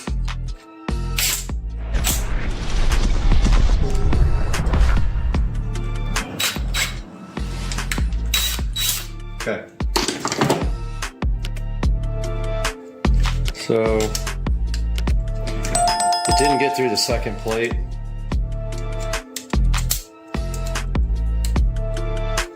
We've got a little bit of stuff left on there, keeping it from flat. Okay, let's try that again. Okay. Might not be big enough. That's what she said.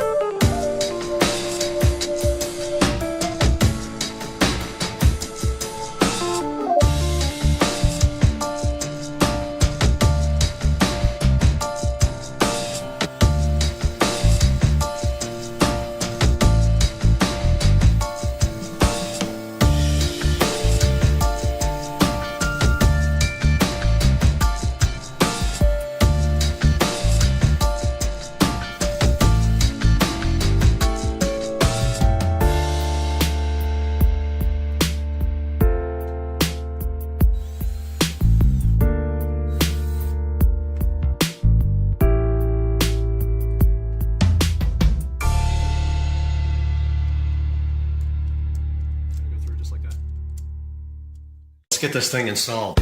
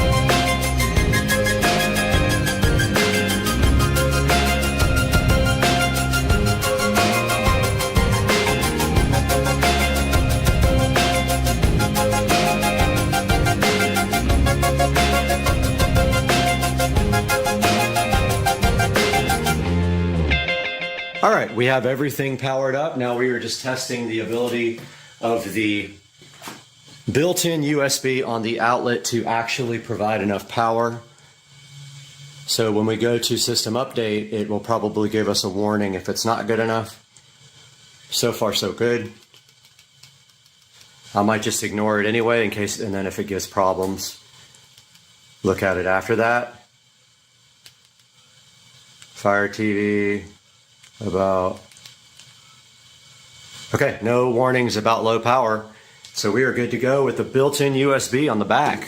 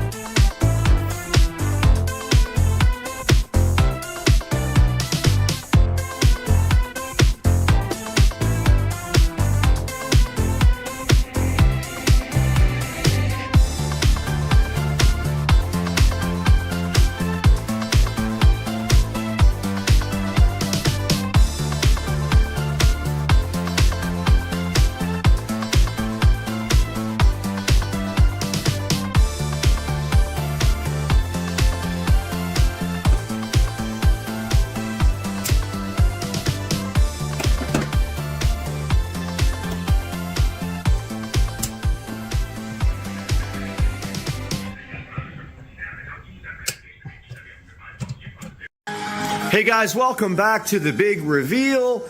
And here we have the finished garage entertainment system, which consists of this Sharp Aquos 42-inch television. It is a 1080p television, rather old, does the job great. Behind the very nice Sharp, I can't even talk this morning, Sharp Aquos television, we have a Govee LED smart strip right there, chilling like a villain. We have some in-ceiling speakers here, which were already here and are contributing to the wonderful copyright-free audio being played right now. We have a vintage Onkyo receiver right there providing power to these speakers.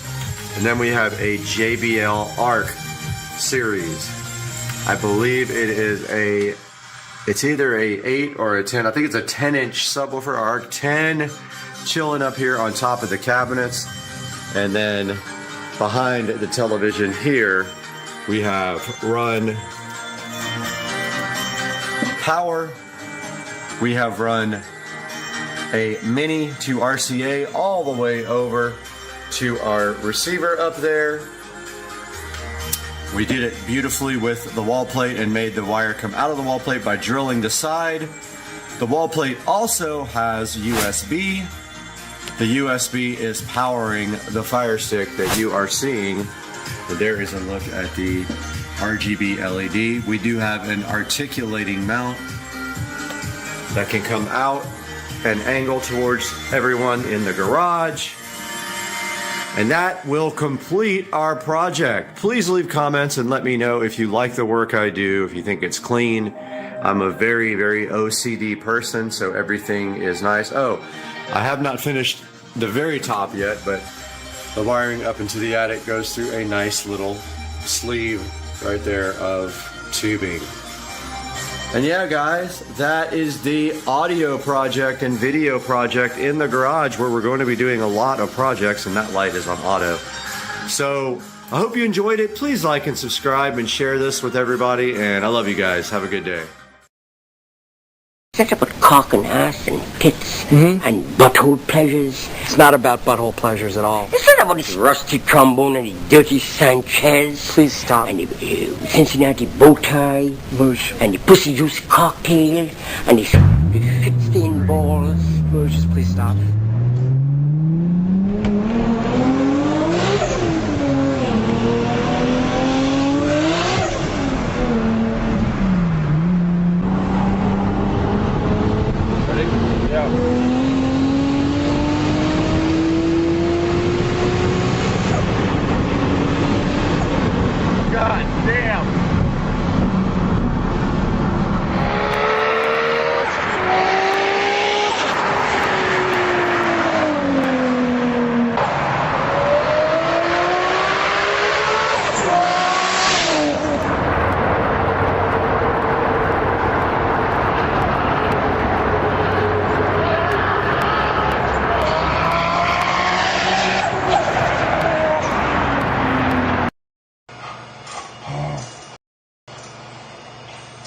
Papa has cat TV.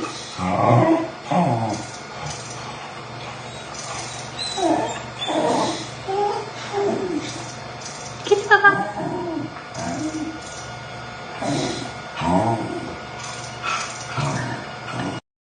Oh, here they go. He got it. He got it. He went down to the bottom with it. He's rolling with it. Shut up. Awesome. He grabbed it and started rolling with it. That's amazing. Look, he's still going after it. Wow, crazy. He got a piece off of it. Guys, we are here today with only one mission, and that is to finish our Wow Light Smart Light RGB project for the other side of the fence. We have the second part of the equation right here, so let's get busy and get to work on this.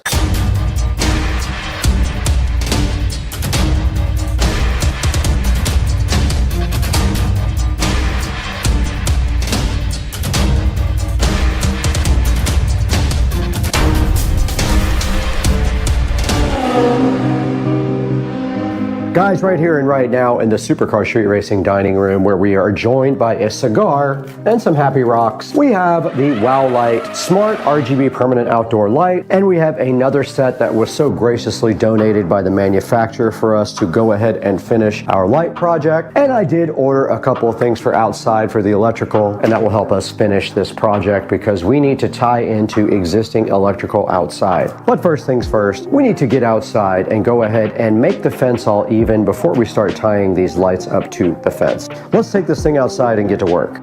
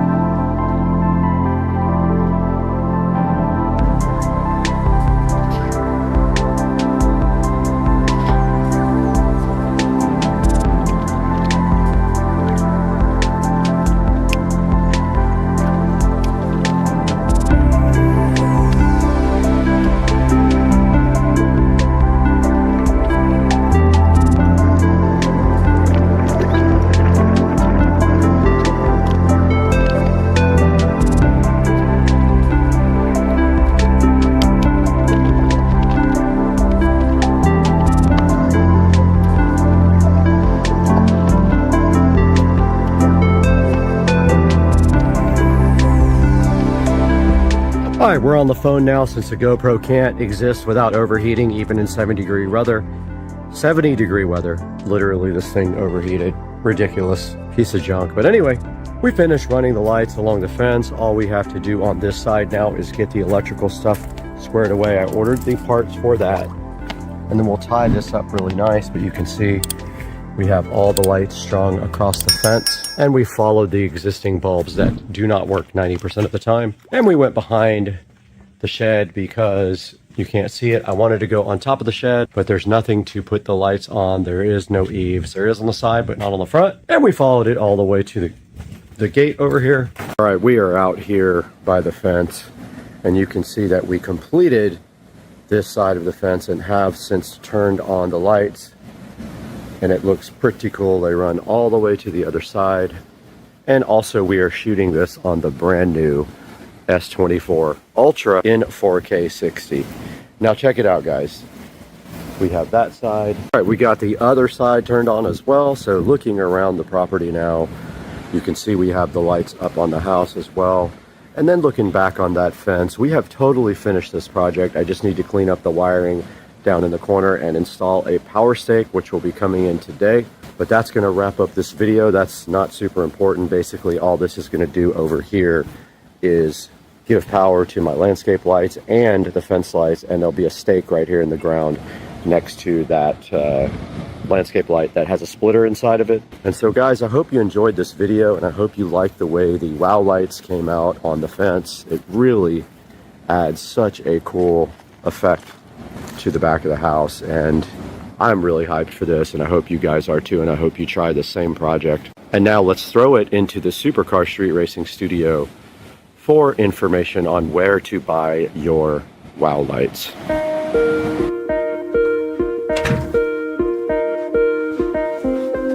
Welcome back to the channel, guys. Supercar Street Racing, Brad here, and today we are back again with the Wow Lights permanent outdoor LED lights, your alternative to the Govee permanent outdoor LED lights. And this is the second set we've had, and we came here today, right here and right now, to finish our project for lighting our fence.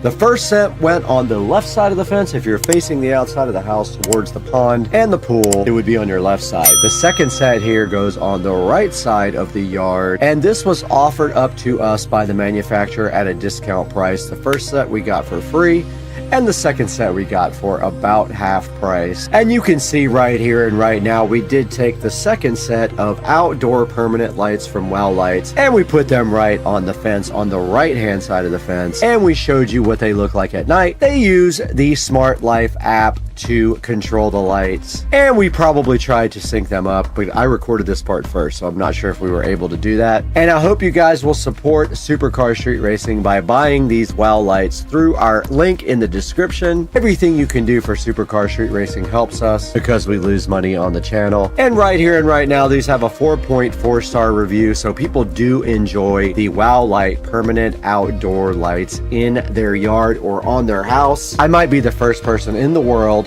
to put them on the fence, but I'm not on the fence about the Wow Lights. I absolutely love them. Please support the channel by buying anything through any of our links. It doesn't have to be the exact link for the product. Click any of my links and buy anything, and it helps the channel out greatly. We can't hang out a lot today though. We have a lot to do. We've got 75,000 other things to review, but stay tuned. We got another great video coming up soon, and we'll see you guys around.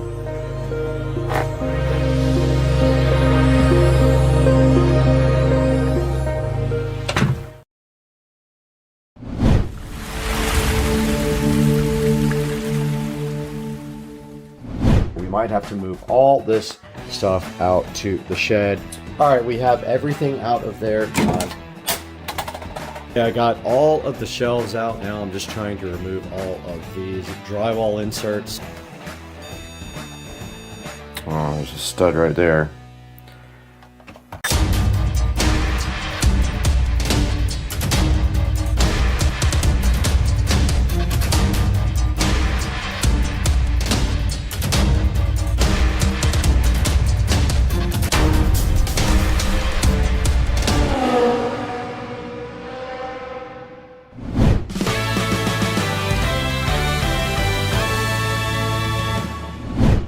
Guys, as part of the home theater install project, we are going to be ripping this entire closet out and redoing everything. We don't have much storage in the house, so this is kind of a bummer that we have our brooms and stuff in here. We might have to move all this stuff out to the shed in order to have some space in here. But what I want to do is redo all of this from scratch with better power and everything else so that we have a great base to start from. Get rid of this monitor up here. We don't need that anymore where we're going. And so why don't we just start right now and get all this stuff out of here and rip this entire thing out. And you can hear them drilling on the side of the house here while I am in here working. Yeah, this is just our whole entire home audio system in here that we're going to be redoing.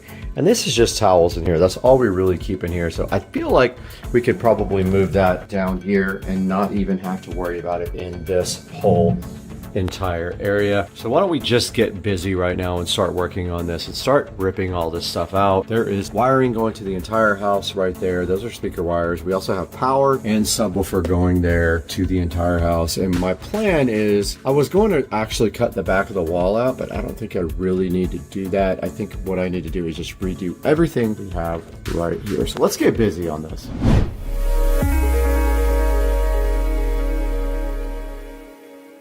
The first step in clearing out this closet is getting all these towels out and relocating them to a different area. Or a lot of this stuff I'm going to throw away and get new towels anyway. It's a good time to purge and get new towels. This stuff doesn't need to be in here anyway. It was a temporary solution, but now I have housekeepers that bring their own stuff over.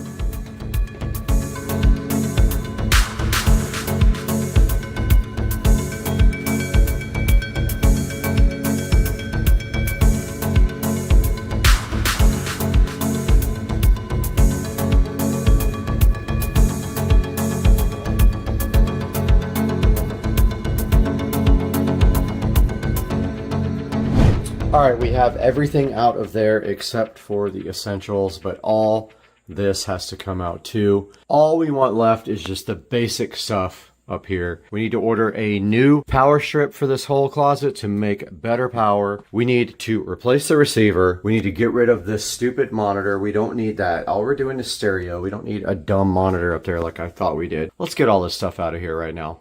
The heart of this entire system is this house audio player. It is an Echo Dot right here, and we are going to get rid of that. These are the remotes for the TV and our Pioneer. That is coming out as well. We are not using this Pioneer anymore. In fact, we are going to throw it directly into the trash bin and replace it with this newer Pioneer system.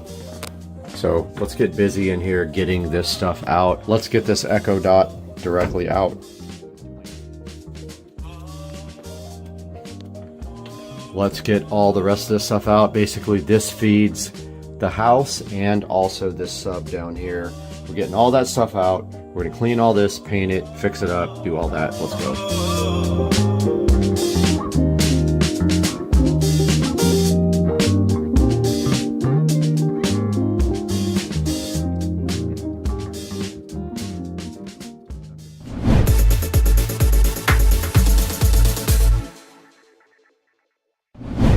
Okay, we have most of everything out of here. We have to cut out a lot of these zip ties now to get the rest out. So I'm gonna go ahead and cut a lot of this stuff while you guys watch.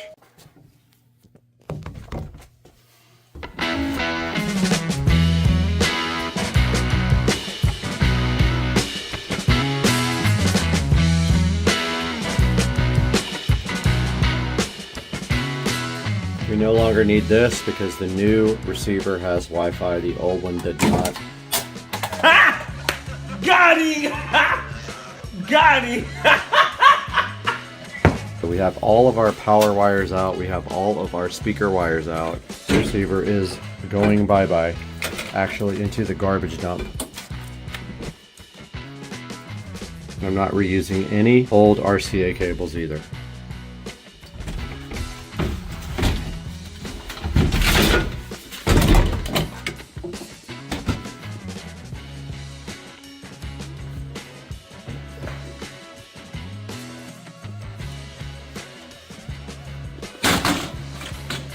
All right, time to get all this junk out to this monitor and go in the trash can. Literally is junk from a thrift store. You know it's old if it's got RGB. So this is my speaker selector switch. That is for the sub. I'm gonna get new cables for this. This is also power for the sub. I'm gonna go ahead and let that fall down like that. Network cable no longer needed. That's out.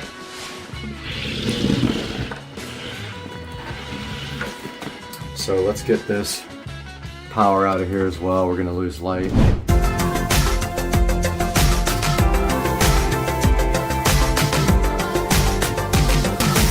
Okay, I got everything out of here mostly except for the switch box and a few other little things. There's power that goes into the mirror on the next wall. And then we got all this out of the bottom there. We need power that way too. We might put a box there as well. But I mean, I'm almost want to take this entire shelving system out and start completely over. So I'm trying to decide whether I want that noise in my life right now. But for right now, we need to clean all this up. So we got to get our vacuum cleaner out and go ahead and clean.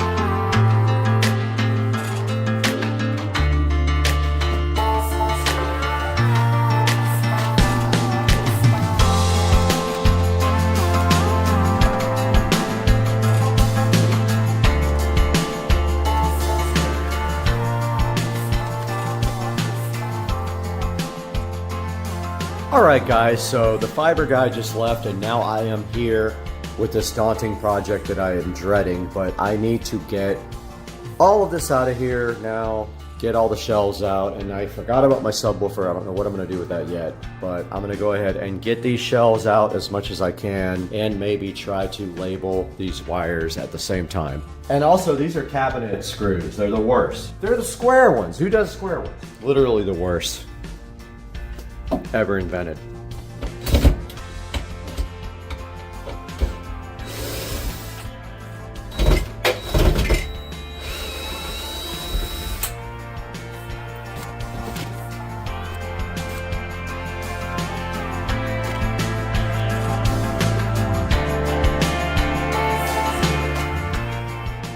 Okay, I got all of the shelves out. Now I'm just trying to remove all of these drywall inserts so I can fill later. No shelves are going in here now.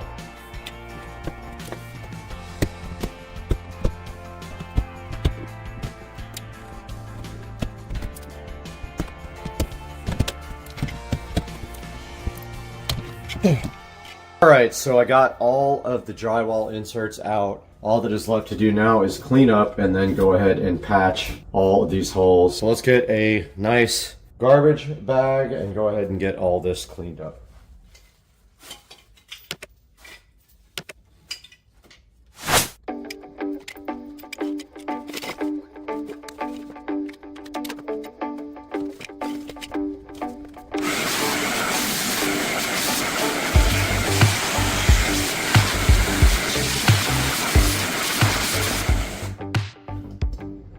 All right, we vacuumed everything up. Now we just have to clean up the rest with a cloth. This has not been cleaned for years.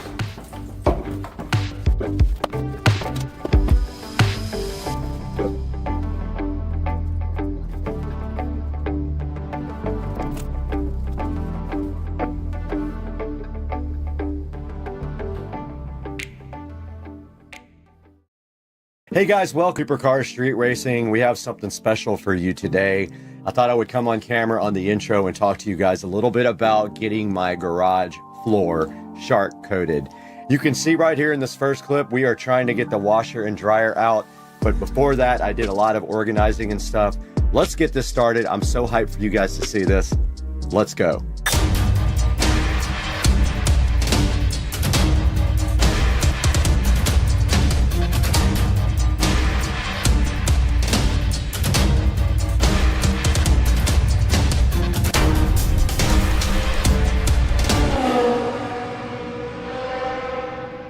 Welcome back to the channel. We are Supercar Street Racing. You can see right behind me here, it says it somewhere. And today we have something special for you on the channel. And that is, we got the garage shark coated, and you'll see what that means in just a little bit. But first, we had a lot of organizing to do, so let's get straight to that. We had to get a lot of stuff out of the garage, and so we did it, and we moved stuff around, and we made it happen. Let's watch. All right, so what you're seeing here basically is me in the kitchen, and I have already taken the cabinet out of the garage at this point. So what I'm doing here is there's a space over my pantry where we were keeping the cleaning supplies, but I decided that I was going to put the car cleaning supplies in here instead, and then move everything from the cleaning supply area for the house underneath the sink. So let's watch.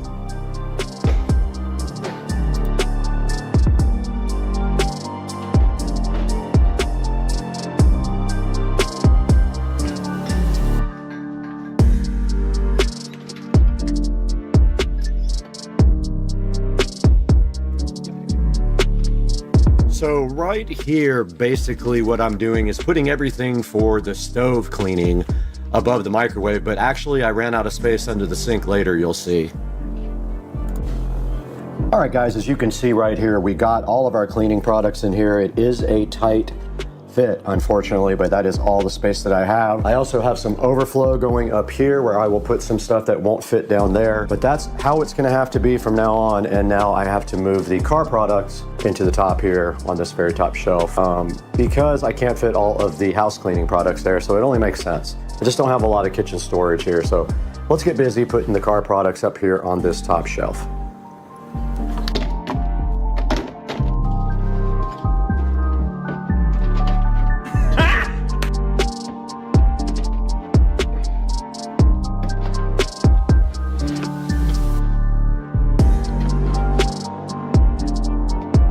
Okay, we have finished mostly cleaning up. No, we haven't. We gotta do the rags. We gotta do rags, and then we'll be done with this automotive area. Now, this is just temporary until we get some real nice garage cabinets installed. This is what I have so far. A lot of this stuff is really just in here for the moment, so things like that aren't needed can go up top. Then all my supplies for my car cleaning go right here. Now let's get all the towels folded up and inside of here as well.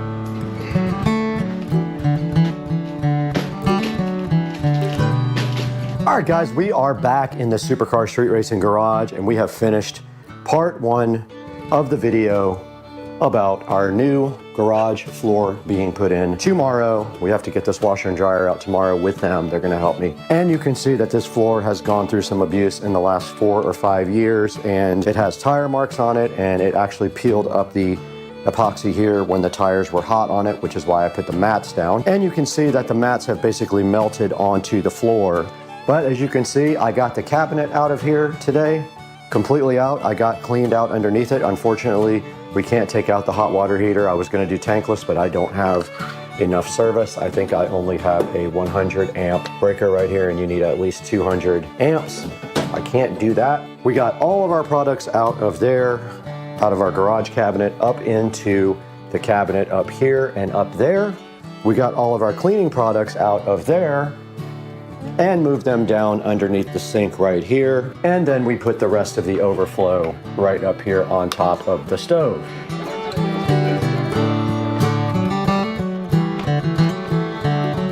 this clip here, you can see the guys from Shark Coatings did get here pretty early in the morning, actually earlier than they were scheduled to, so I was kind of not ready at the time. But right here in this clip, you can see we're trying to figure out getting the washer and dryer out. Now just remember, this washing machine is actually 2 washers. I do have the thing below it that's a small washing machine. This thing is heavy, and my hand truck has flat tires, so we did struggle a little bit getting this washing machine out. The dryer wasn't so bad at all, and we took those and put them on the side of the house because they had to be out for 48 hours, where we covered them up with a tarp. So let's check it out.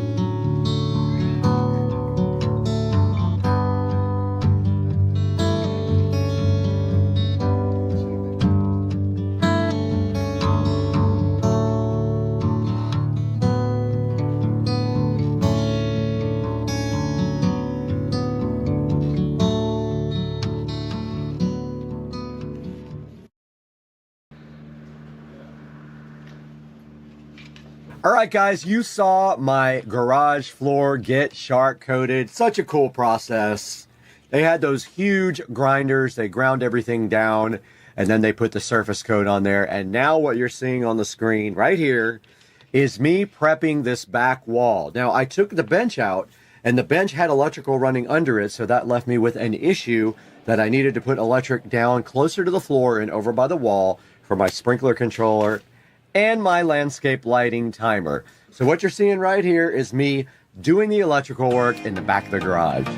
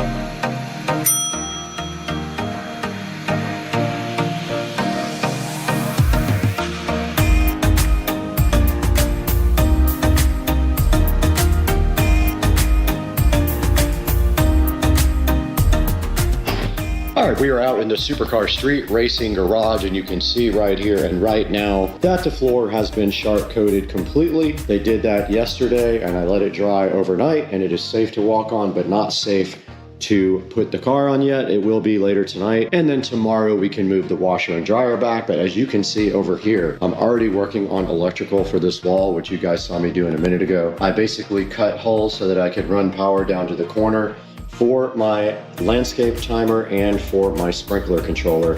I just had to figure out what I'm going to do about this wall, because basically I'm probably going to have to cut the pegboard and screw it back on, because the wiring is all running really bad through there. So yeah, I'm going to go ahead and keep working on this, but you can see I've got the box in. I've got the power run up to where I'm going to tie into the other power, and now all I have to do simply is tie in right here. But I went and painted the new receptacle and the new cover plate black, and also I put in a Echo Show wall mount hole here, and I have a Echo Show mount that I just painted black, and I ordered a Echo Show in black to go right here. Now let's get back to work.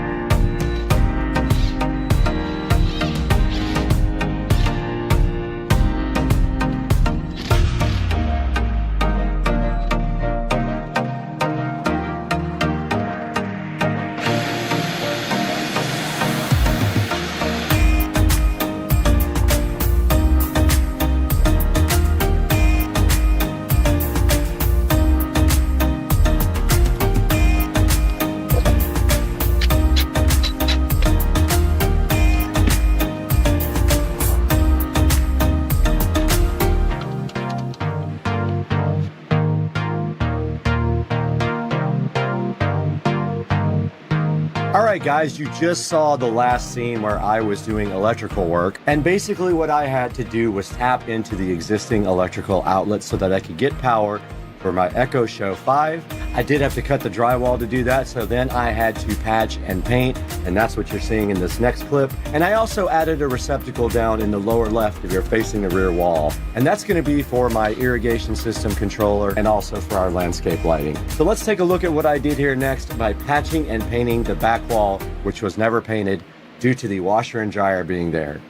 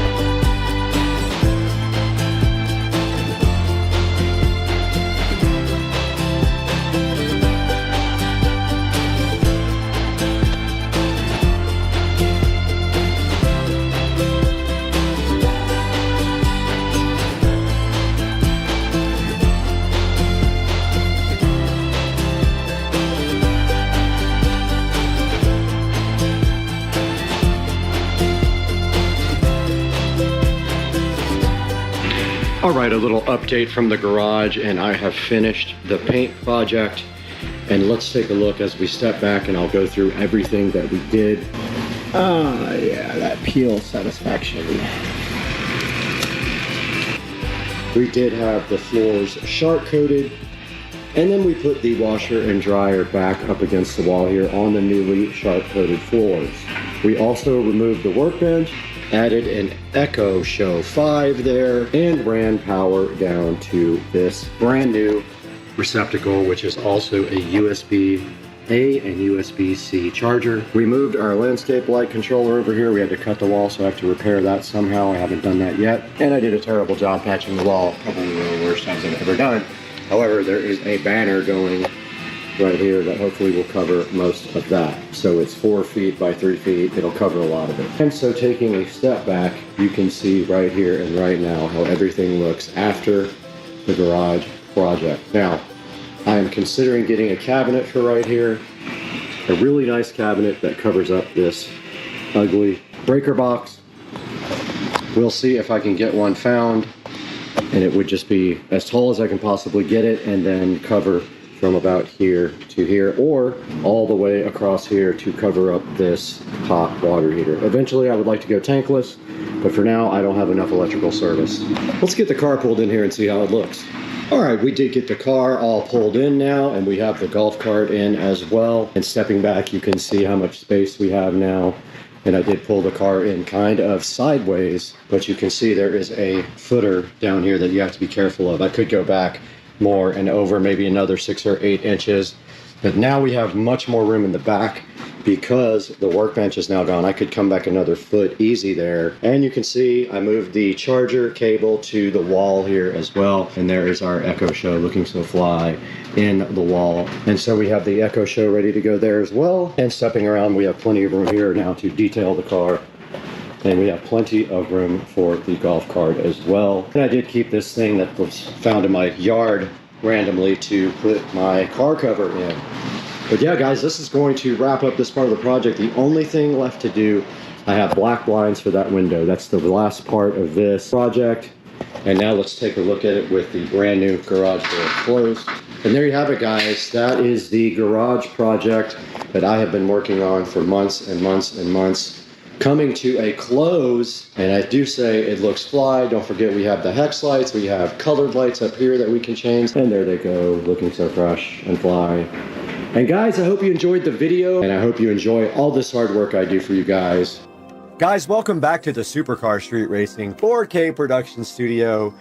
I'm Brad, and you just saw my whole garage project come mostly to a close, besides getting the blinds up on the wall. And now I want to take a look at this shark coating website with you guys. Go ahead and go online to sharkcoatings.com and check out the website. And you can see they did a great job on my garage floor, and I would trust them with yours as well. Guys, thank you for liking and subscribing, and we will see you on the next video. I'm so happy to have you guys with us. We got to get out of here. We spent way too much time sniffing paint fumes.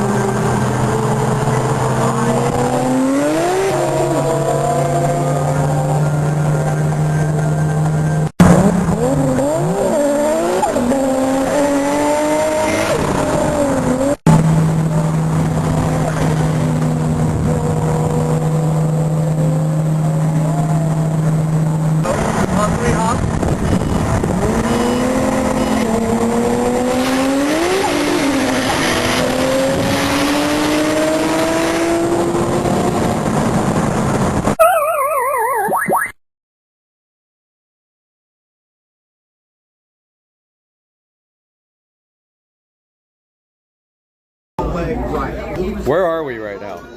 Hidden Hills. All right, we're at Hidden Hills, and we are enjoying martinis, and they are fantastic. Thank you to the lovely bartender. Look at this dude.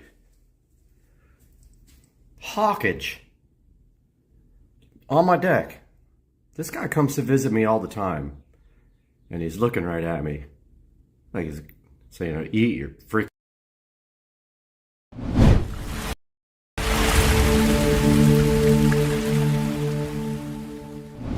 All right, everyone, welcome back to Supercar Street Racing. Today we're at my house, Dukes de Duval, and we got a fun little gift for ourselves today. Brad went out and he sourced us a brand new Xbox X Series. We got this thing because we've been playing on an older Xbox, and they have that new 2K25, I think is what it's called, golf, and that's what we like to play, and it is awesome, and we're gonna get on it right now.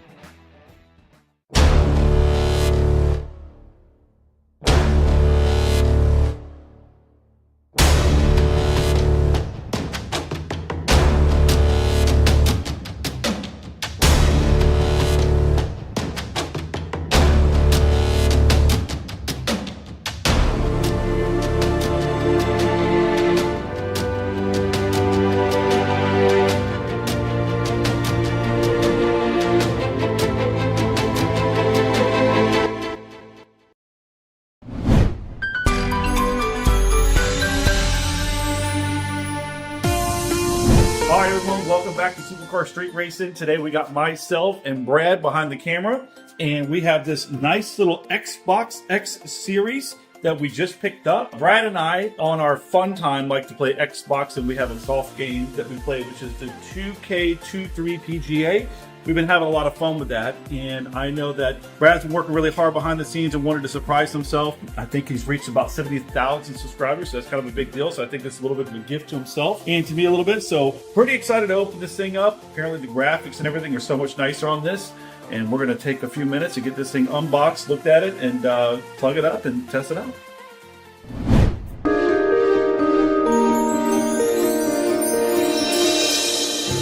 All right, everyone, so now we're going to go ahead and dive into this thing. And we were looking at buying a used one just to see if there's a little bit of a cost savings. And honestly, the price between what we could buy a used one and a new one, we just made the decision today to just run up to Walmart real fast. They have one in stock. We're able to go to the drive-thru and pick it up in a matter of minutes. So it worked out really well. So Look at look at this. the boxing on this. This is sick. Man. Wow. All right. This is sick. First level there. Dang. All right. We got another. Oh. I think this is just packaging to keep it tight, most likely. I can't imagine there's anything in there. Let's see. We're going to double check though. Oh, that looks like just packaging. Okay. Double check that later. Oh man, this is. That's the actual. It fits perfect. Like inside there. Oh, that's the base there. Okay, so that's the actual device. Oh, look at that, dude. Oh my Sick, god. huh? That thing is so sick. All right, so this is the front, Mm-hmm. and this is the rear. All right, let's see what we got on the rear. Huh? All right, pretty straightforward, huh? Looks like we got a couple of USB 3 super speed ports. We got a HDMI, Yeah. Ethernet, and it looks like this is a storage expansion slot. So I don't know if this is for additional storage. most yeah. likely. So But it comes with 1 terabyte, right? Has 1 terabyte inside, and then here's your HDMI out. And that's power right there. That is power. Imagine that everything else that we need, which can't be much, is inside of this box. See, there better be a controller in there somewhere. So we didn't get any extra controllers. We looked to ChatGPT to see whether or not the controllers that we currently have will work, and they say that they will work no problem. Oh man, feel the grip on that thing. That's nice. Is that better? Yeah, it's got like a. Oh wow. They even gave us batteries. Let's see. Are these the best batteries you can get? Better be. Duracell, baby. So Yeah, let's go. standard. I forgot what kind of cable that's called. It's an appliance cable. Yep, easy enough, right? Mhm. Set up And here. then HDMI cable. Yep, nice HDMI that came with it. And then just That's it. There's really not much more that you need. what's the that green manual over there for that green thing? About as easy as it gets, guys. You know. Yeah, there's not really much to it. You know, there's an application that you can download on your phone if need be, but put the batteries in, plug it in the wall, plug it in the back, get your HDMI hooked up, and easy enough. So, And so apparently this is the fan. So if we look down in that little slot, you can actually see oh yeah, the cooling mechanism. this thing must be working pretty hard. Power button there, a little USB 3 port, and then what's that, a reset button? Well, we got this will be quick, so we can go ahead and hook it up, and then we come back and crank it up. Yeah, let's do it. Let's hook it up.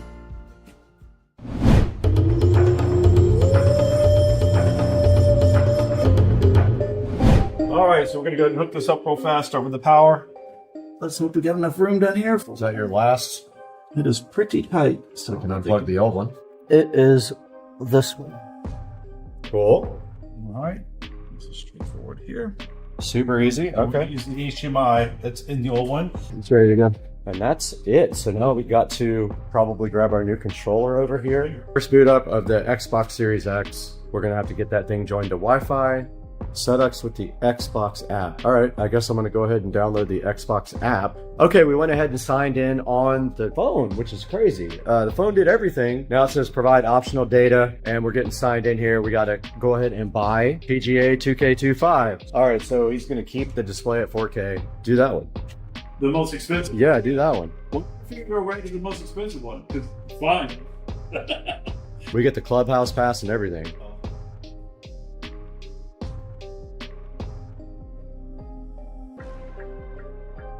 Work. 70,000 people might potentially watch this. Boom. Installing.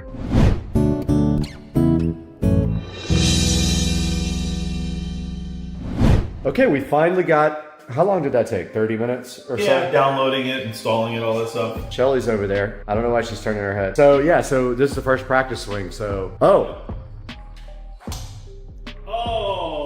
This is sick. So the difference is... Hole in one, here it goes, watch this. Not bad, dude. The graphics are way better. Yeah. Oh, were they them? Were they them? They them. How do you identify?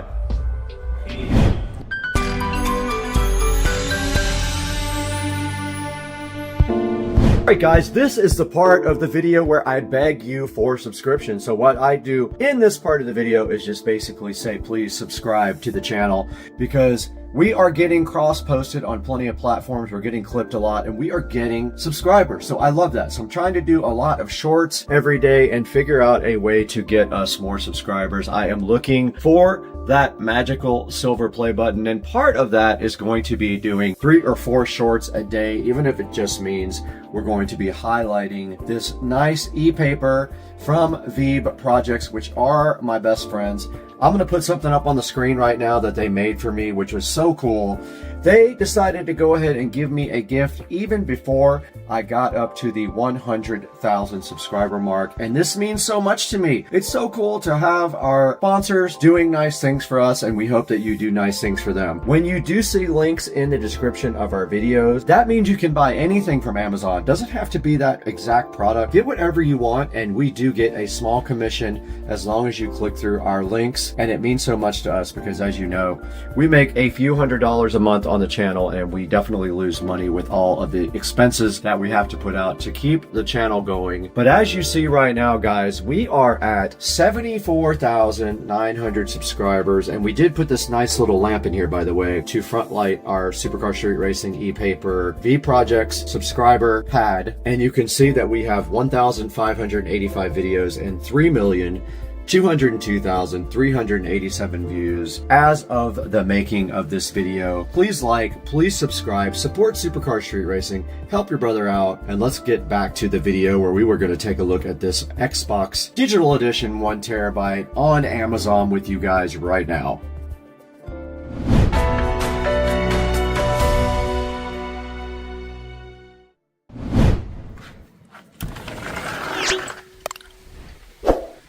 It is 60 degrees right now in Florida, and this pool is definitely full of leaves. This is not a good time for my pool guy when they want to come and clean my pool. Yeah, 60 degrees, and it is very, very pretty outside right now. The wind is blowing all the chairs down like crazy, and you can see out in the distance there, we do have some alligator action way back in the back there in the pond there, and also over here, if we take a little walk around the corner right here, check this out, guys. There's an alligator chilling in my neighbor's yard. Right there, he just jumped in the water when he heard me coming, and he is headed our way. This is Florida life, guys. One there, one behind him, and one out there. And here comes this dude ready to hang out with us. Now let's get back to the video and take a look at this Xbox Series X 1TB digital edition on Amazon. What's up, guy?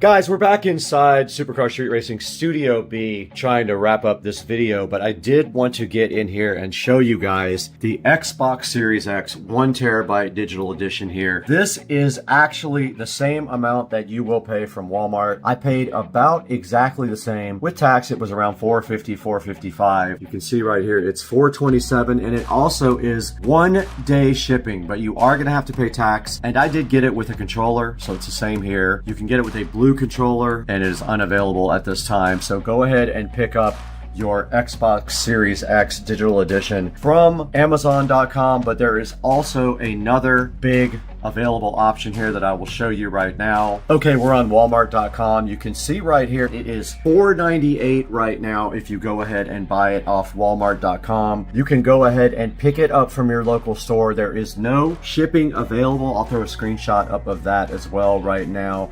And you can see right here and right now, if we did pick up, we could get it from our local store, the Jacksonville Supercenter, and probably by like 2 or 3 o'clock today, it would be ready to roll up and go ahead and pick up. When Joe and I did go to the Walmart near my house, they went ahead and brought it out to the car and stuck it directly in the car, and we went away with our brand new Xbox Series X and went ahead and downloaded Golf. We did download the PGA 2K25 New Edition Golf. We got all of the available options with it, and it was $119. And we want you guys to go ahead and use our Amazon link if possible, because we do get a little bit of money out of that when you use our Amazon official affiliate links. Now we're on the Supercar Street Racing front page here. You can see we don't make that much money. You know how much we make now, $169 so far this month.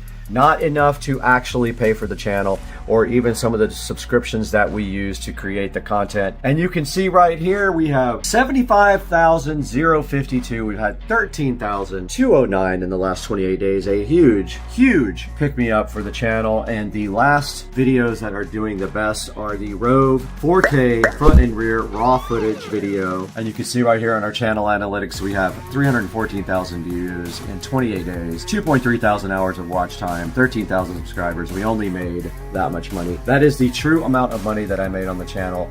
There is no hiding the fact that that is what happened this month. So guys, please show your support for Supercar Street Racing. Go ahead and like and subscribe. Like every video. Subscribe to the videos. Click the bell icon so you know when I'm live. And go ahead and buy all of your favorite Amazon products through the affiliate links. But why don't you start with this nice Xbox Series X 1TB digital edition. There will be a link in the description for you to click through. Now we have to get out of here. We have to go. We have to get out of here. We're going to this place.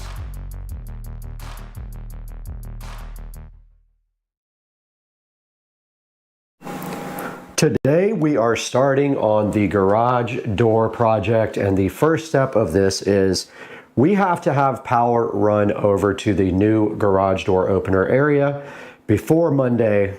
So we're going to go ahead and do that now on Supercar Street Racing. And here's the parts we're going to use. All we're basically going to do today is start off by prepping these parts.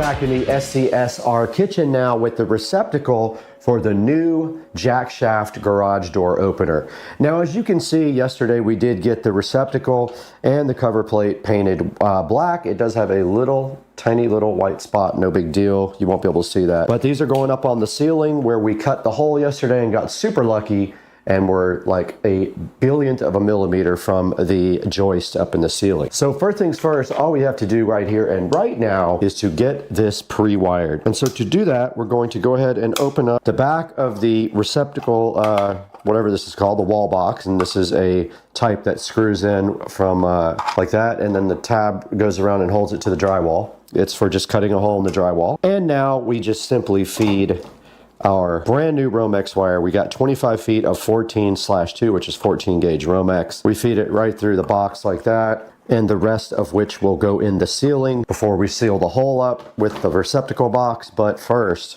we need to pre-wire this receptacle. Remember, when you do these receptacles, the white wire, the neutral wire, always goes to the left. You see the larger of the two slots on this receptacle, the neutral wire goes to the left when you're facing the receptacle. And now we need a razor knife, which I will go get. Take this Romex wire and strip off enough. Strip off the Romex, strip the paper off the ground. Ground wire is the bare copper wire. Take your scissors. Now let's see if our wire strippers still work. These have been giving me fits lately, probably because I don't know how to operate them. Okay, we got our wire strip back, and we are going to use the back, the quick connector, where you just push through the back of the receptacle. And don't forget, white goes to the left, so white would be this side. So you either use the top or the bottom. You don't use one of each. So the top, left side here, you just push the wire in and it locks in place. Same with the black wire, push the wire in and it'll lock, supposedly. Oh, wrong hole. That's what she said. That's what she said. All right, that is in there. And it doesn't look like I stripped back the ground enough, but we'll make it work. Now remember, when you are doing your ground, any screw actually, when you make your loop, if you're gonna do the screw, your loop always goes in the direction to tighten the screw. You put the loop in like this, the direction of the tighten. Does that make sense?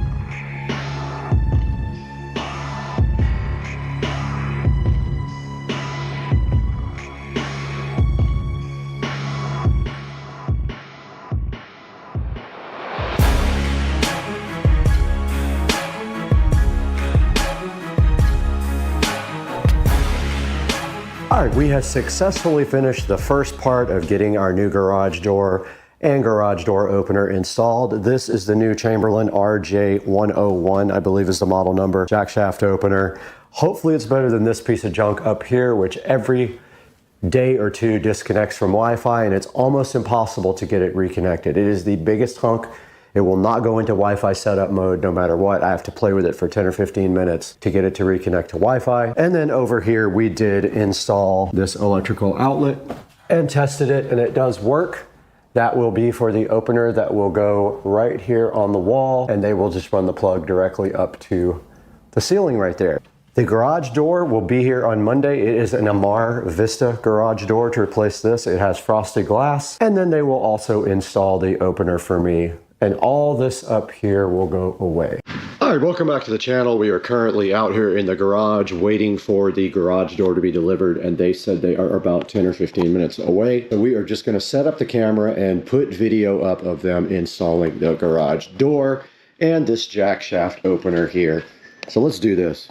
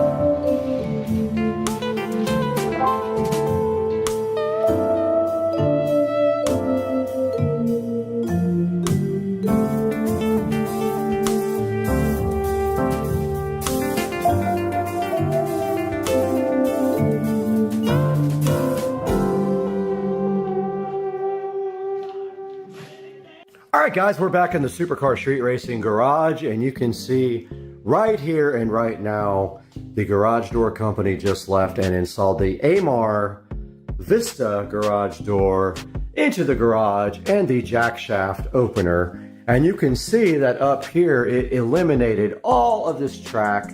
And all we have to do now is just shorten this cord from my extension right here and paint that ceiling black. And then over here on the side, you can see they did install the jack shaft opener where I put the power, and you can see it right there, and it looks so good. And you can see it right there. It looks so different, and it is a Chamberlain jack shaft opener. I had no problems with it like I've had with this garage door opener up above. It joined straight to Wi-Fi and was fine. I just have to tie up the wiring right there. And if you see right here and right now, This garage door looks awesome. Let's take it outside now where we can see the outside. All right, we are outside Supercar Street Racing compound, and you can see the AMAR Vista garage door installed from the outside with the frosted glass. And of course you cannot see through this, but it is letting some light through, and you can see the hexagon lights here looking so fly and so fresh. And the sprinklers are going off, and I did tie the sprinklers into the city water so that it would not ruin my pavers with the rust. But stepping back, the house looks absolutely cool now with the new driveway and the new AMAR garage door with frosted glass. It's a Vista. I'll put a link in the description to this right now, but I'll step back here now. That is how the house looks from the street now. And you can see all of the fun things that we have done, wrapping up to be a pretty cool looking place. And walking back up right here and right now, we did the mailbox, the tree delete, new sod, tied the sprinklers in, redid all the sprinklers for the new setup. And now all we have to do is finish our gardens, edging, and same thing over here. Gonna re-edge this. And that should do it. And oh, also the new lounge area right here looking fly as heck. Guys, I just wanted to make one final video here of the outside of the house. And you can see right here that we have the house lights set on light blue. And we have the garage lights set on red, and this is what it looks like from the street. And we can change the internal colors of the garage as well, but this is what it looks like from the street the way it is right now. It looks insane and just a crazy cool looking exterior now. A million times improvement over what it was before. And I hope that you guys like this video, and if you're interested in any of this stuff, drop me a comment or an email, supercarstreetracing@gmail.com, and I can talk to you guys about how I did it. One more video here of the light blue, and this looks insane. Level 1000, guys. I love it.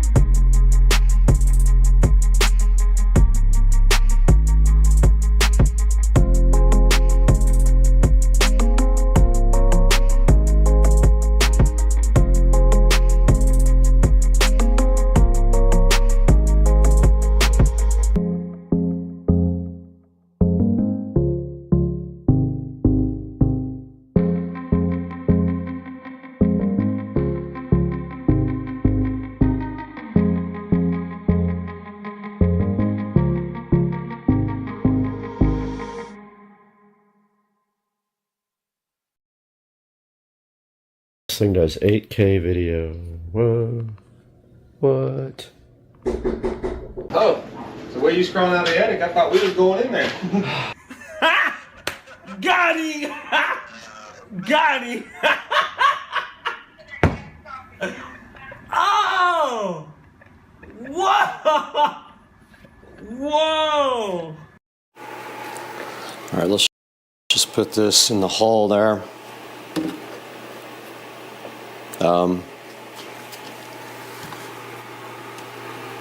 Oh.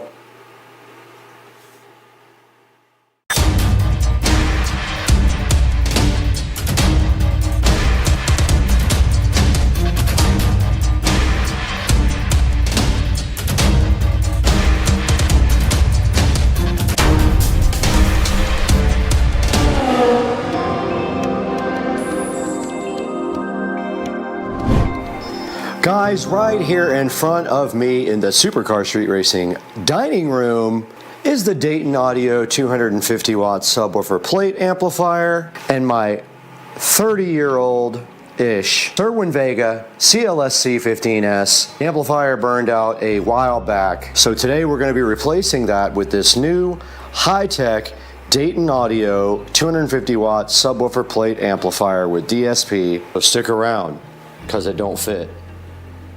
Alright, I have already unboxed the Dayton Audio plate amplifier just to see what I was looking at, and inside of the box here you can see that it comes with a power cord. I already had one, so I didn't use this, but I'm going to save it because it's my last one. It has a USB Type A plug to connect to the amplifier. It has a nice please visit our website for software and manual. And then right here and right now it has a innovative design catalog, not a manual.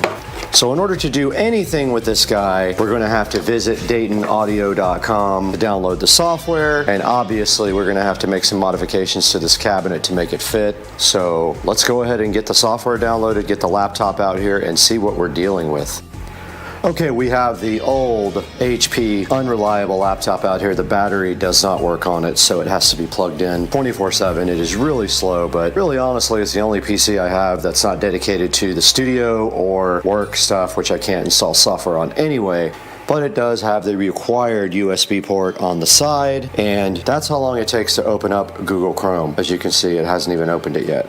Okay, and you can see these stickers from where the subwoofer was moved twice across the country. Pretty cool. It's very old sub, but hey, it doesn't fit right in here, so I'm gonna go ahead and mark while this spyware is uninstalling. I'm gonna go ahead and mark, if I can, kind of where to cut this. I cut on the outside of this line, and here goes the installation of the DSP software. I'm clicking accept. It is installing. Meanwhile, we need to add about 1/4 of an inch to get this plate amplifier to install. So all we're gonna do is we mark where it goes right here and right here. And we're gonna take our jigsaw and go ahead and cut right there and get this plate amplifier flush mounted. Okay, we have some screws here. I'm gonna go ahead and run a screw on the top. These are the ones that came out of the original amp. There's one on the top. I'm gonna run one on the bottom now just to hold this in temporarily. And we got our screws in there for now. Let's go ahead and turn this heavy. This thing weighs a lot. It's very awkward. Very awkward. And on the back, I know it's dark back here, but on the back there is a input and outputs. Go ahead and hook up input left and right and provide power. Power is connected. Well, I thought it was. All right, the power light did come on. There's nothing on the display yet. Even when I press this button, nothing happens on the display. Not sure why, but I'm gonna dive into the manual right now and the software, and the included USB cable hopefully reaches. There's a USB, almost like a printer type jack on the back of this too, and there is the software from Dayton Audio. So this does use USB Type A. Plugs right in there, and then right here to the laptop. USB device not recognized. Okay. All right, so of course, second day in a row I've gotten defective crap. This will not connect to the amp. The amp display doesn't work. The power light comes on, but no display. So this is going back to Amazon, and I'm super frustrated. All right, guys, a couple of days later, and we got the replacement Dayton Audio subwoofer plate amp here. And guess what? It actually does work, and it does connect to the PC via USB. So all we have to do right here and right now that this is working is connect it to the subwoofer amp. But we have to crimp and heat shrink some ends onto the subwoofer wire first. But looking at the software, you can see here on the front page, it has a volume and then a 0 and 180 degree out of phase button on the front. Supposedly you can do this all from the knob as well, but there's a low pass filter here, so this is the crossover, and then here's the frequency, maybe 50 hertz. How do you? Or you can just do the little thing right there. There's a subsonic filter. Who cares about that? I mean, this is subsonic is basically so your subwoofer doesn't try to produce frequencies that it can't anyway. There's an EQ there, and this is a dual band limiter, like a compressor slash limiter, which is kind of cool. And it's got a high pass filter out because it does have RCA jacks that go out right there. So yeah, guys, and then it has a input and output meter here, right on that side. But all we have to do right here right now, since it actually works, is put some ends on this thing. I bought some new ends. I got a whole new thing of ends because those are the last two spade connectors that I had. So these are the style that you crimp first and then you heat shrink them. So we're gonna do that. All right, I got my new tripod here. I'm so hyped to try it. I'll probably do a video on that as well because I'm gonna be shooting on my phone now, not the GoPro. I'm so tired of that thing overheating. Had the GoPro out in 70-degree weather and it overheated the other day. Over it, and it's the second one. All right, we're on the brand new tripod now while I work on this subwoofer. And guys, it comes with a pigtail like this. We have our spade connectors here, female connectors. All we have to do right here and right now is crimp these on, then heat shrink them. So you take that, and oh my God, it's color coded, Becky. Look, there's a blue right there, like your mom. And then you just put this on the blue thing and go like that, and it's crimped. Then you take the other one, guys, and you put it right here on the black one. And take your crimp tool over it like this. On the blue one, listen to on blue while you do this, and then crimp it. That's that. Now you get your heat gun out just like this, and you ever so gently heat shrink. I didn't put the tip on. Just That's the what tip. she said. That's all.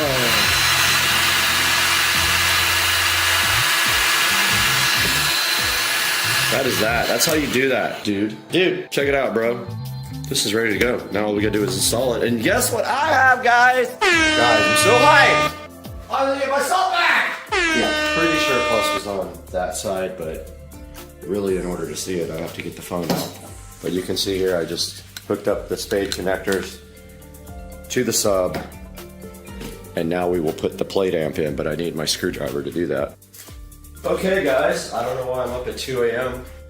on a Monday morning, but I am. And since that is the case, and this is connected, and it is the right polarity, we're gonna go ahead and install it. Now, if you remember, because this was 5 seconds ago for you, we did cut this to make this work, and I had already screwed in one of them, dog. Oh, that was sick. Did you see that? Sick. The magnet caught it. Not the Magna Carta, the magnet caught it. All right, before we put all the other screws in, we are gonna go ahead and test this. I do have a power light and I put it on auto. It's on normal input level, not high level. We're not using the high level. All right, I'm gonna go ahead and connect the laptop. Okay, I hear bass. This thing is hitting hard. Guys, I wish you could actually hear what this is like. I love this 30 hertz EQ. Let's try it. Sreaming VESA is back in action. And if you can see the screen right here, we do have a input and output meter here.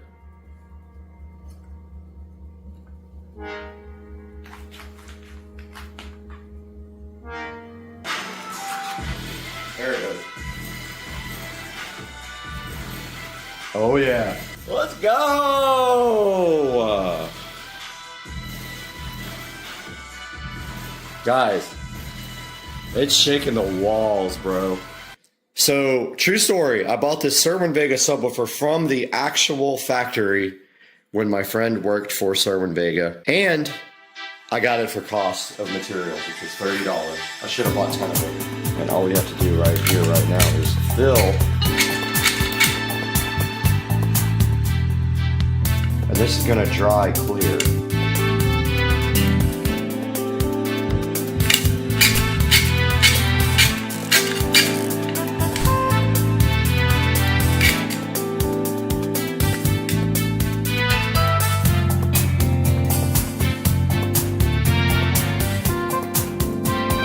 Oops. Top. Wow, it looks so good. Look at that.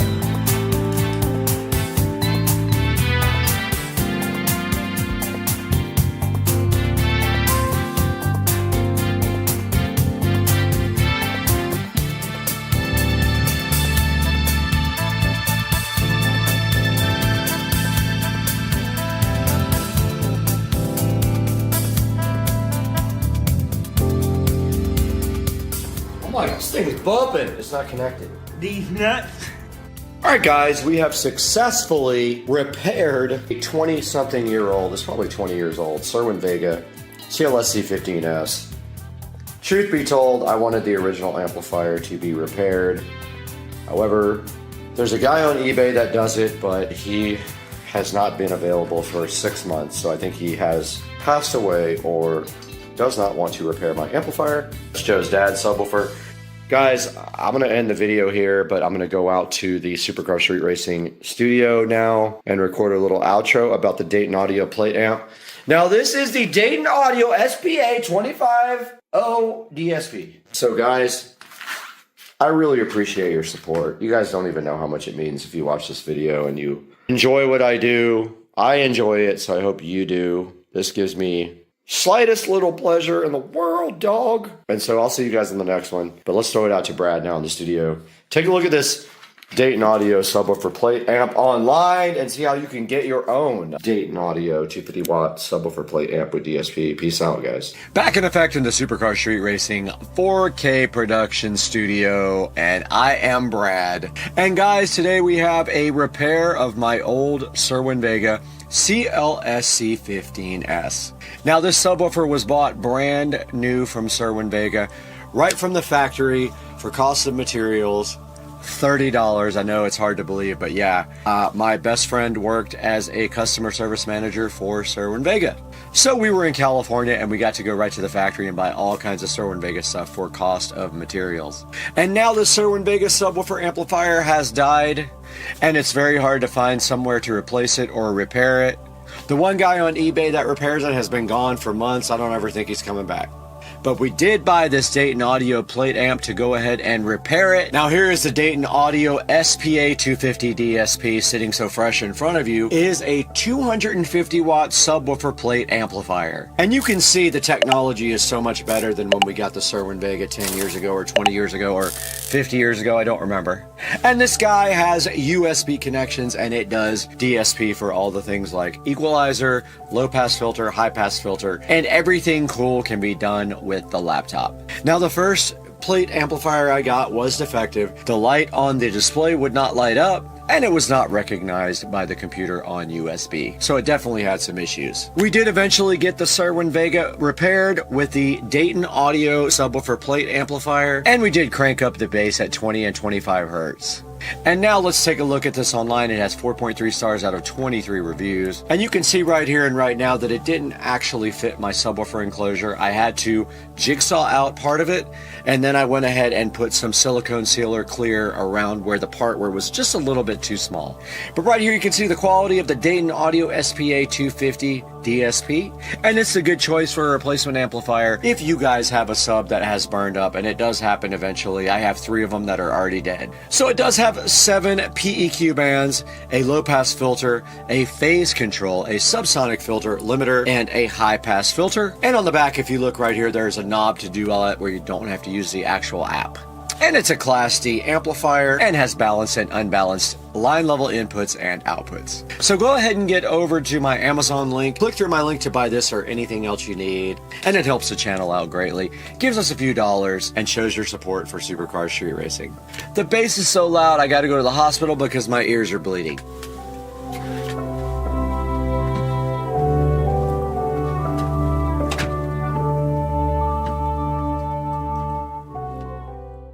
Hey guys, Supercar Street Racing, welcome to the channel, and today we are going to address the fact that Amazon has seen my video on how to install Downloader, and they have blocked it from being able to be installed on the Echo Show 15.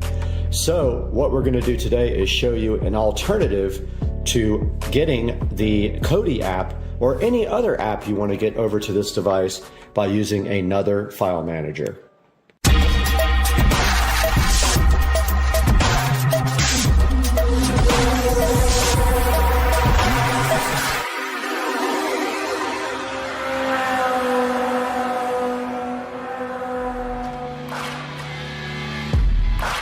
Supercar Street Racing back with another video, and I did find this out before I browsed over to AFTV News and was just trying some things on my own, but they have verified on AFTVnews.com that this does work. So I am going to show you step by step how to get apps over to your Echo Show 15 and get them installed. Now, first things first here, I already have Downloader installed here, so I'm not going to show you that. I am going to show you how to get any APK file from your NAS device or your computer and get it over to this guy right here. All right, here we are in front of my Western Digital MyBook Live, which I have had for a very long time, and I'm actually surprised this thing still works, but it is a 2 terabyte NAS. It has public shares on them without passwords. That is your best bet, is using a SMB share from a NAS device or one from your computer. This one has a public share, and then inside of that it has a directory called software. That is where we're going to be pulling our file from to get it over to the Echo device. Now, if you don't have yourself a NAS device like this Western Digital MyBook Live, you can also do this from a PC, any kind of PC, even a phone, anything with a share that is an SMB Windows share that can be used for this. We can do that. We don't have to have a NAS. You can also create a share on your PC and then share that with your network, and you should be able to log on from the Echo Show 15 and not copy the file over, to which then you can install using the built-in file manager. We are in front of the Fire TV on the Echo Show 15 now. And after all that stuff I just went through here, I'm going to go ahead and post the full how-to here. So if we go to, let's see, so the app you actually want is called Explore. It's right here. Just got a blue icon with a red X. So if you go up here to your home screen on the Fire TV and you go to Find, Explore, File Manager. Go ahead and download Explore File Manager. Okay. Now for this to work, you need to have your Downloader app installed, actually not installed, downloaded to a share on a NAS device or a computer. So it has to be available on your LAN. It's going to be difficult for some people to get, but it has to be available somewhere that this software can browse to. All right, guys, Supercar Street Racing here, and I am going to show you guys how to create a user and a share on the computer that you can use then with the File Explorer app on your show to get that file copied over. So the first thing you need is a user. So if you right-click your little Windows icon in Windows 11, go to Computer Management, and this pops up, and then go to Local Users and Groups.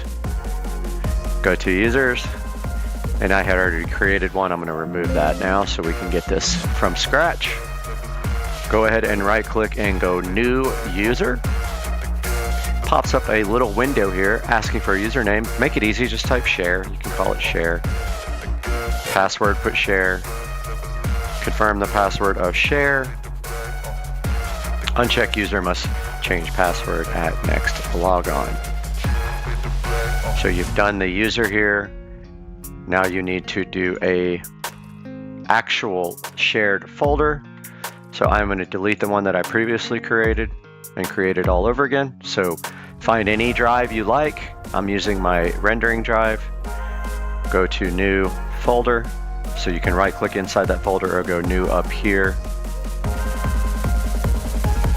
Pops up and says new folder. Just type the word share. That names it share. Right click that folder, go more options, so show more options, give access to, and then specific people. When this comes up, it's asking you for a user, just type the one you just created, call it share. Click add over here. All you need is read privileges and click share. Now notice who you've just created it on desktop. This is the actual computer name, desktop F7Q119K. Keep that in mind if you can't find the IP address, because that's how you would add it to File Manager on your show. But if you want your IP address, go down to the search box and type in CMD for command and hit enter. type in IP config. Now this might be complicated if you have more than one network adapter, but my IP address is here, 192.168.0.11. You can also get your computer name by going to system. So if you search for system, pops up, here is your computer name that you would then put into the file manager. Mine's desktop F7Q119K. So yeah, guys, that's how you actually get a user setup and a share that you can then go into your Show 15 and get files from. One more thing though, I have downloaded the actual Kodi APK. Let's show you how to do that real quick. So first things first, let's open up a new Chrome window here, go to me, and so we can get Kodi from Kodi.tv. When that pops up, click the download. Make sure you get the Android version. So here it says ARM 32-bit or 64. Make sure you get the ARM 32-bit version. It's downloading here in the right-hand corner, or left-hand corner, sorry. And our folder that we just created is here called share. It's done downloading. Let's pull that over here and then let's right-click where it downloaded and show in folder. And here is where it downloaded. Let's go ahead and cut that. So right-click on little cut, or if it says cut, choose cut. Go to our share folder that we just created. Find that. Here's our share folder, and just paste that there. So now we have our Kodi APK ready if you wanted to put that on your Show 15, and then the next step is we'll show you that from that side. All right, now that we've created our share on our computer, if we go back here to the actual Explorer, File Explorer, and we have our right side here that has all the options for directories and other places we can get files from. What we're going to do here is add the computer, which I've already done, but to just show you how to do that, you go to LAN, click Add Server. Now you see how it says IP address here? Click that. Now this is kind of crazy because the dot's here, but you have to keep going back to numbers. So it's we looked at our IP address on the computer, it was 192. You got to hit the ABC to get the dot. 168.0.111. Just click next, next, next, next. You got to go down to save. There's our share. The other one is our MyBook Live. So there's the one we created on the computer. There is the Kodi app that I copied to that directory. Now on this side, you go into internal storage, download, and then you click copy. See, they're both highlighted here and here. Now it's going to copy this to our download folder on the Echo. And there it goes.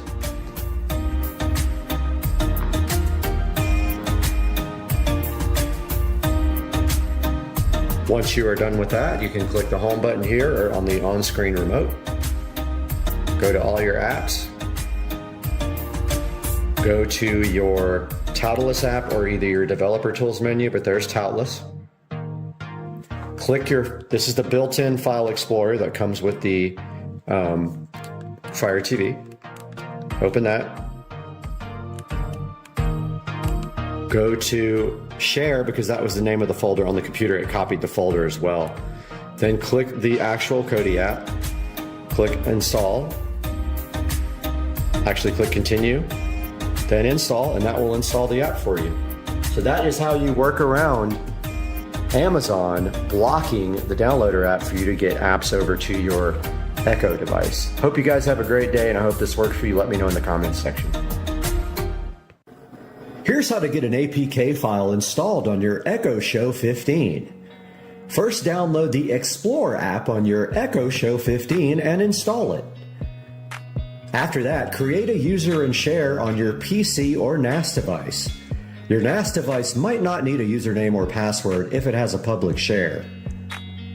Now on your PC, download the Kodi 32-bit APK for Android from the Kodi.tv site. Then, create a share on your PC and share it with the user you just created. Now copy the Kodi APK file to your share.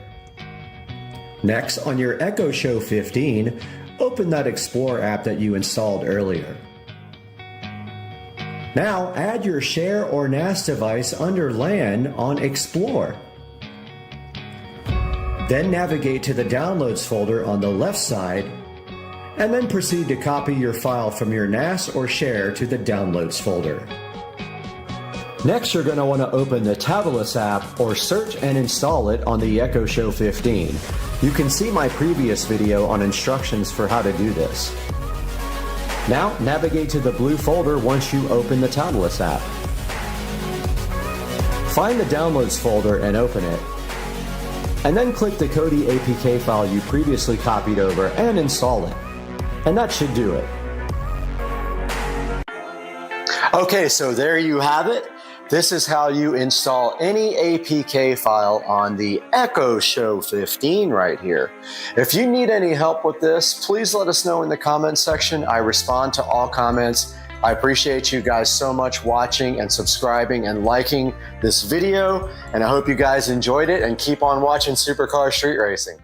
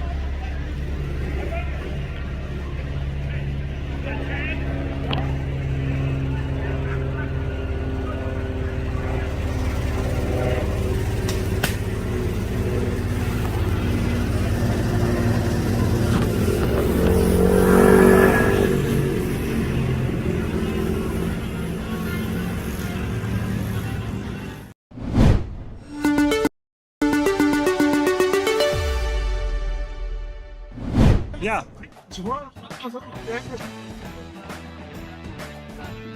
Please. And hopefully.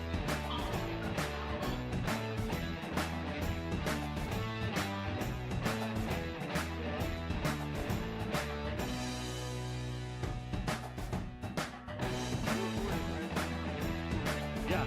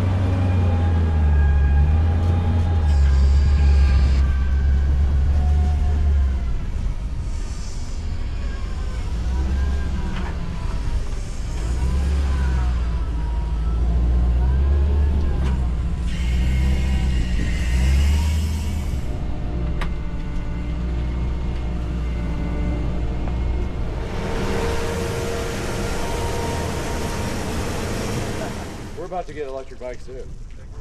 We're talking about it. We're trying to figure it out. There's e-bikes while we rip. How do you get the seat up, by the way? You pull it forward and then pick it up.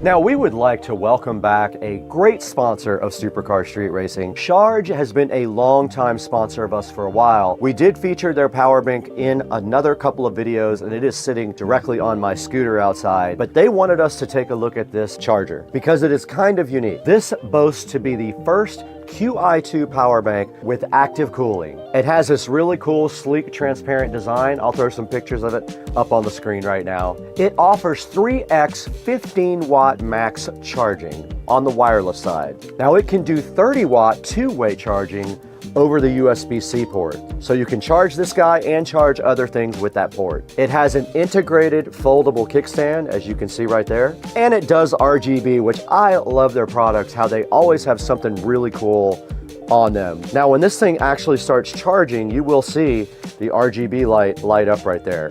It's pretty cool. Now, it has something called a unique low current mode also. And this guy is 100% airline safe. And you can see right here, I've got it sitting directly on the wireless part of my phone, and it is charging right there. You can see the RGB right there as it's going. Very cool. You just sit it on top of your phone and it starts wirelessly charging it. Very neat device. Go ahead and check out the Ice Mag 2 in the description. Buy from our sponsors and tell them Supercar Street Racing sent you so they come back to us.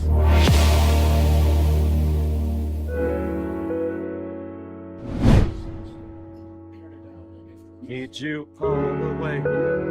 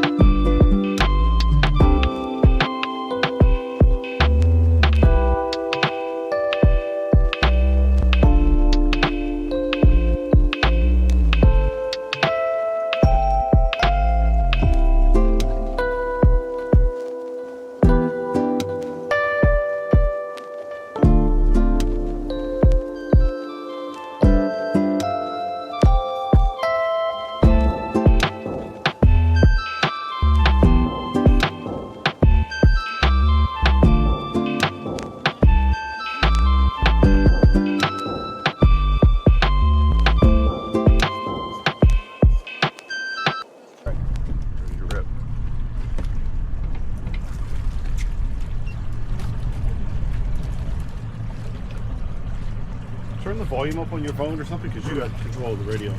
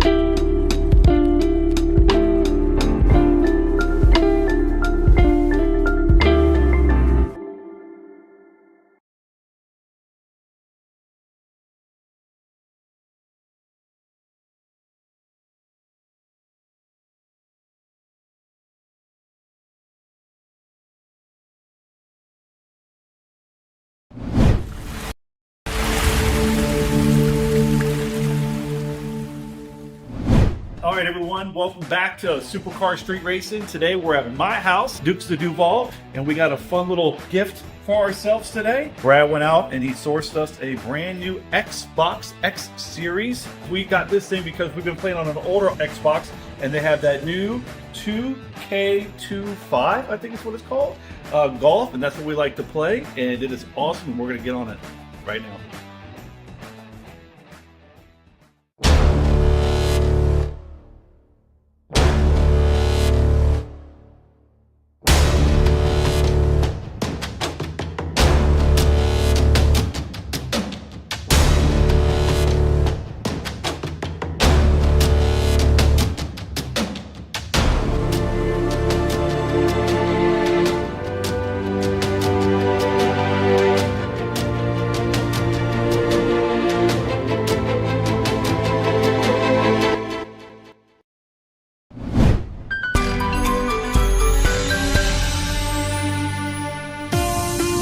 All right, everyone, welcome back to Supercar Street Racing. Today we got myself and Brad behind the camera, and we have this nice little Xbox X Series that we just picked up. Brad and I, on our fun time, like to play Xbox, and we have a golf game that we play, which is the 2K23 PGA.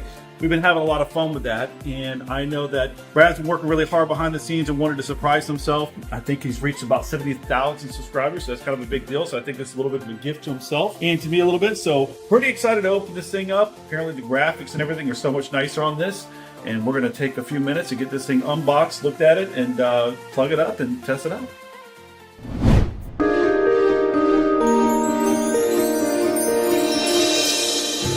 All right, everyone, so now we're going to go ahead and dive into this thing. And we were looking at buying a used one just to see if there's a little bit of a cost savings. And honestly, the price between what we could buy a used one and a new one, we just made the decision today to just run up to Walmart real fast. They have one in stock. We're able to go to the drive-through and pick it up in a matter of minutes. So it worked out really well. So look at this. The boxing on this. This is sick. Man. Wow. All right. This is sick. First level there. Dang. All right. We got another. Oh. I think this is just packaging to keep it tight, most likely. I can't imagine there's anything in there.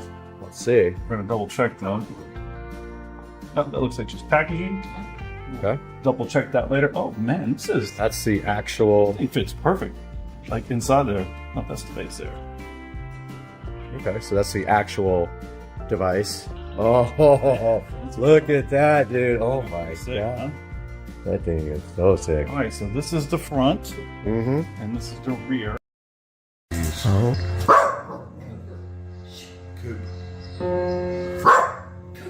Oh, he's so into it.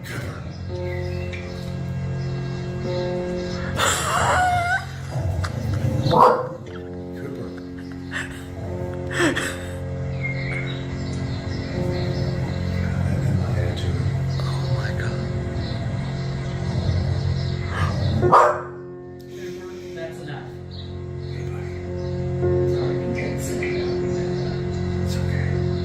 Oh, I can't. He jumped on the screen.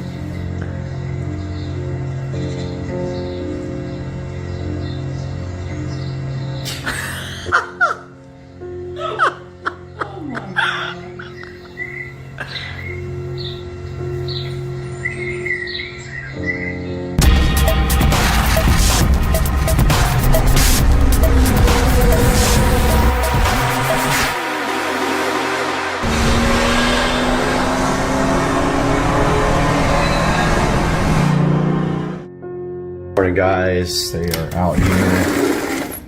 Going to start on the step tile. So looks like he went ahead and marked off his design here. So there's going to be one stripe of step tile on these steps, and then on the step out there, and that will be this tile here. So he will be cutting either one or two stripes. I'm not sure. Probably 2 rows for the steps out here. Then it'll be time to do the plaster in the pool. So we'll check back with you here shortly.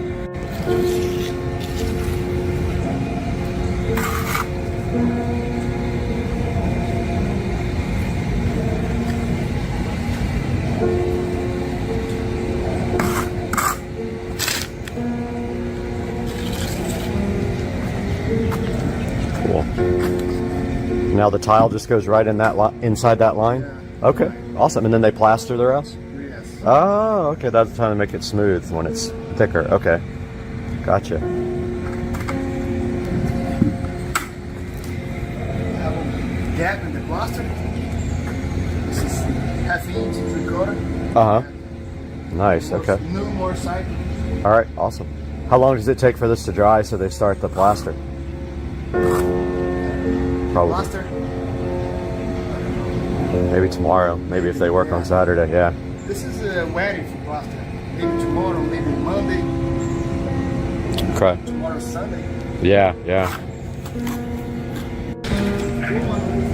Right. Yes, yeah.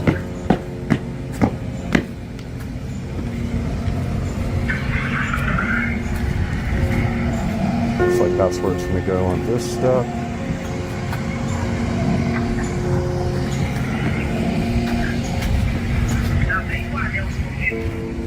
He's got all the thin set laid out. I guess it's thin set. Maybe it's plaster. Oh yeah, it's thin set. It's this stuff, pool bright. Swimming pool finish is what he's mixed. Or no, it's thin set. Okay, maybe it's both. So a little bit of progress happening here.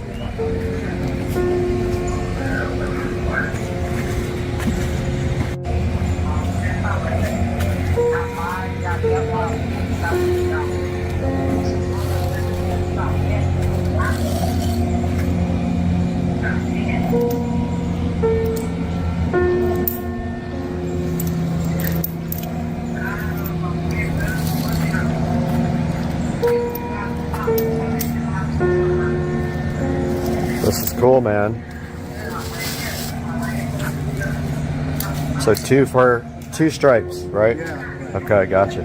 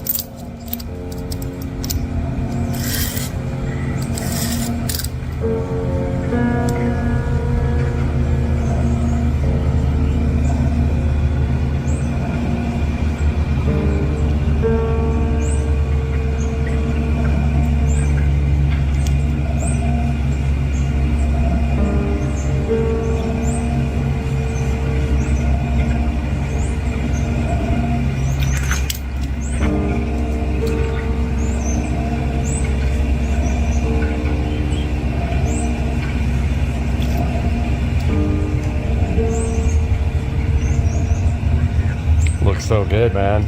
That tile is awesome. Wow, it's beautiful. Sun just reflects off it so perfect.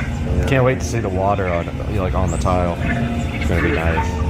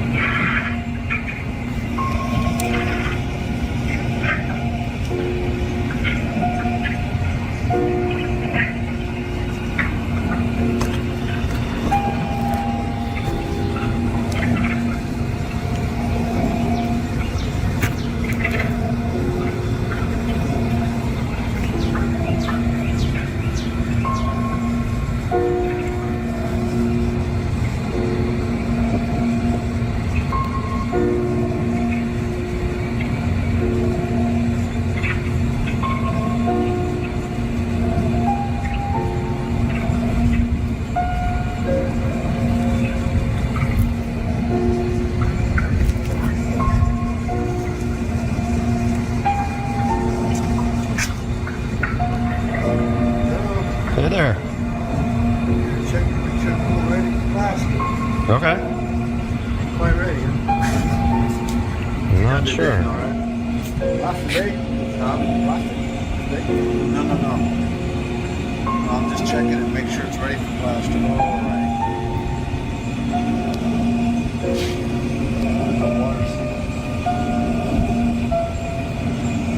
She'll have the towel done today, right?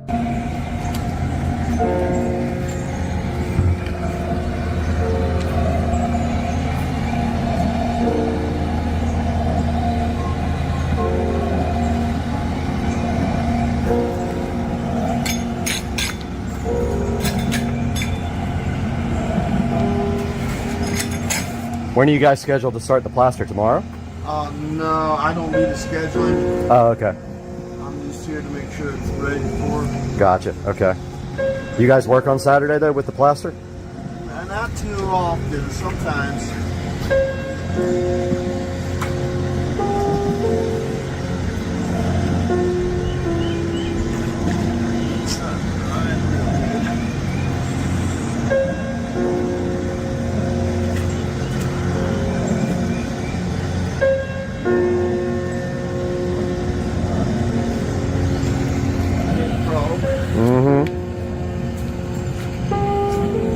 All right, little update over here on the step tile.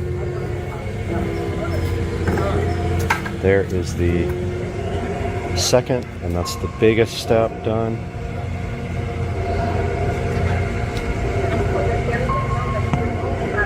It is hot out here. So yeah, he's working on the third step now. There's a good view of what it looks like. There.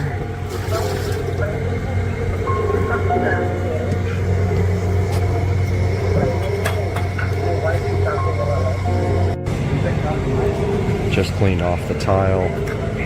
That's what it looks like after being cleaned. The sun hitting it.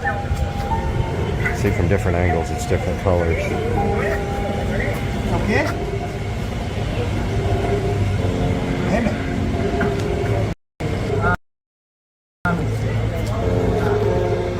Just straightening the extra ones that are a little bit crooked. Then down here they're trying to get this part dry because the water tends to creep up through the drains from underneath the pool. I guess there's a big box under there. That is like a drain box. And the water will keep coming up. They're going to try to get that dried out. So he's also putting some kind of sealer around where the ports were and also around the niche. There. Probably should have went ahead and gotten all LED lights drilled out, but I didn't. Oh well. Alright, taking a look at the step tile on the other side. He's working on the little step, the little seat. He's almost done.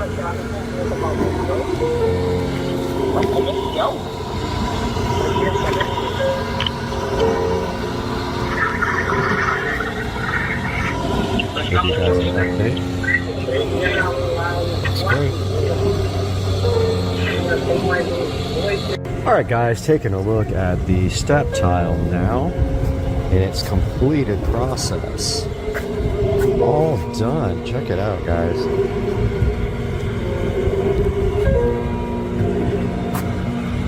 Look how that tile looks in the sun.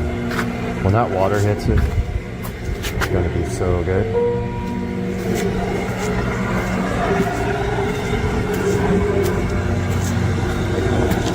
And there's still water in there. I don't know when that's ever going to dry up if we keep getting water in it.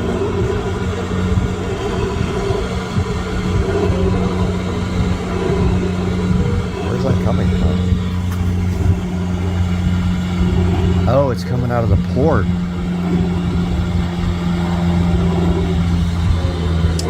I'll stuff something in there. Yep, there's water coming out the port. I gotta take care of that. Anyway, guys, back to what I was saying. I was trying to deal with this water coming out of the port here, so I emailed the pool company about it piling up in the bottom because they're needing that dry before they can do the plaster. And of course, the water's going to come out somewhere. So anyway, step tile is done. That's the end of this update. We'll update you guys again when I have some more information about plaster going in. Until then, I hope you enjoyed the video and hope you're enjoying the way the pool's coming out. Looks good to me, huh? I mean, apparently my fridge is smarter than your mom is controversial because we have some great comments down here, guys. My kitchen, real quick. Please go check it out. Oh. The full video. Okay, so It's rumored that you couldn't sneak in liquor or anything in a bottle on your checked-in bags, but on your carry-on you can. So let's see. Waiting. Is it in there? We've been waiting. Is it in there? Is it in there? That's the key. Let's go! They stole it. They took it out. They took it. They took it. 100%.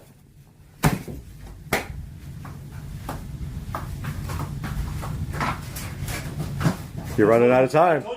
You're running out of The time. dude was like, I can make that happen, but hope it's not too late. You're running out of time. You fucked up. You're running out of time to open this. Brad, you fucked up. You got 15 seconds. You should let me Come go. on, hurry. God. Hurry. Where am I going? This right here? Zipper, hurry. Oh my God! We got one through. How is mine not in here? You got gypped, dog. Let's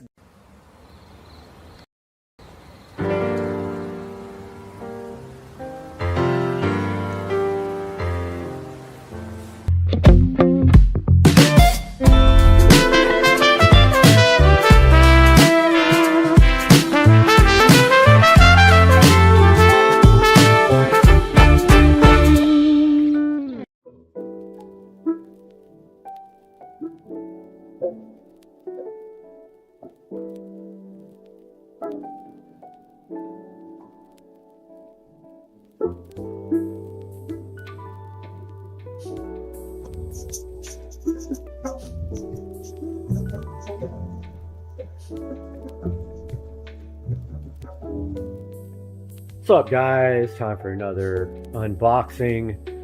And now we got the Govee RGB IC LED light strip, which I already own 2 of on my mirrors in my bathroom. Today we're going to do an official unboxing, and we are going to do a review, take a look at the app that you use to set it up, and then come to a conclusion, and we're going to do it in 8K if you can display 8K. Got to get my hands free, then I'm going to show you this. Let's see if I can do this with one hand. Nope, be right back. Alright guys, got the package open here with the Govee. I believe this was around $27. Now the awesome thing about this guy is it's Bluetooth and Wi-Fi included out of the package. But that's what it looks like there. So these are smart strips. They do have an app. Take a look at the unboxing of this guy. And it is sealed here. So I did order a new tripod for this, so that should eliminate the issues using one hand. But here we go. So that's what the box looks like.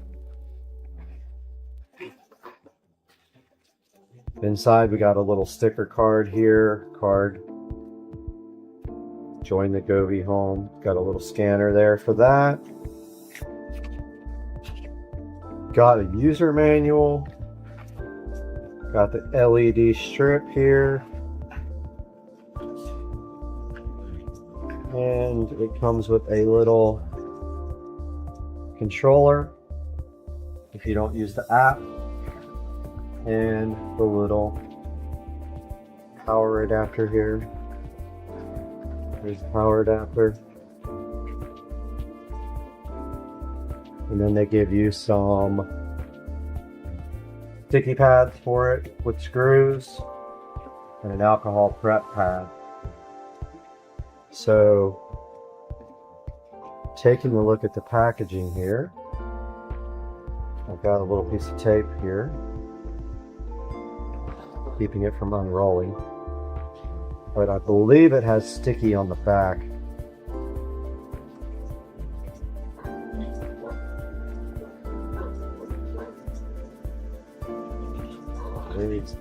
Very well packaged. Can't get the thing off.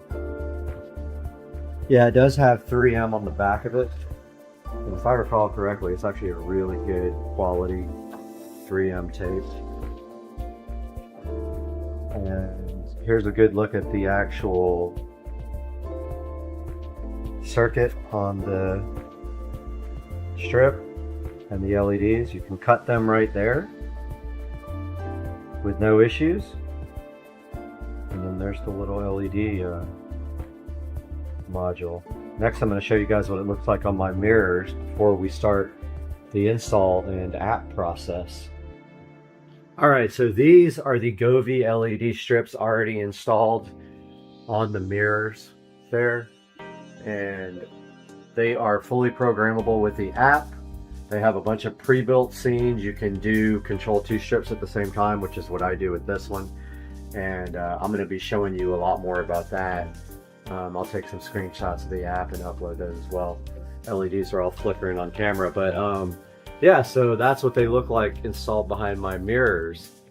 And next we're going to take them out and show you how you control them.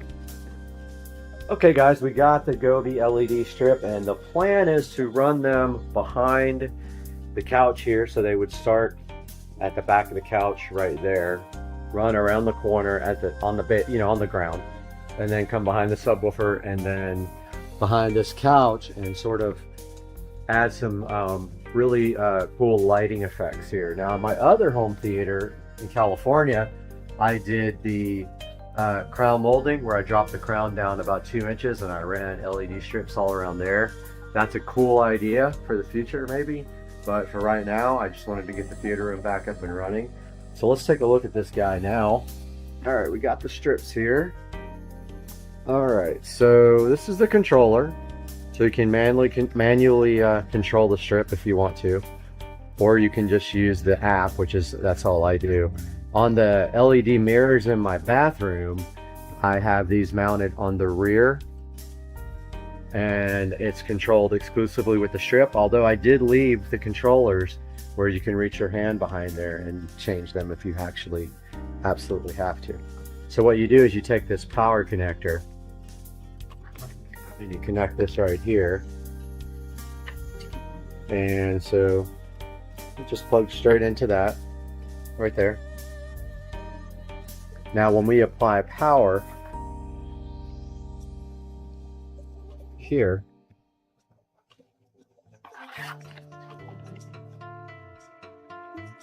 alright, so we got power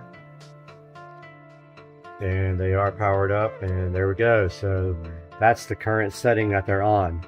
Now I'm going to go ahead and grab my tablet and get that logged in so we can take a look at that at the same time. So these LED strips are audio activated, and it's on an audio thing right now, as you can see. You can either use this to change the program, or you can use the app. Here is the Govee Home app. 2 mirrors that I currently have installed already there. You guys can see that right there. So we're going to go, and I'm trying to remember how to do this. We're going to go plus, and we are going to add an LED strip light. And I think, okay, this is the one I don't know what it is, so I'm going to go back and look at the other lights.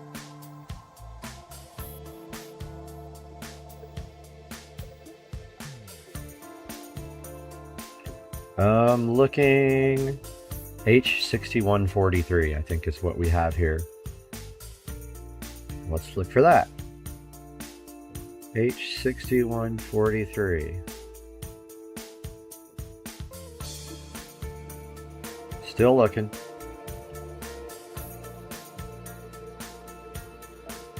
Yep, RGB IC strip lights.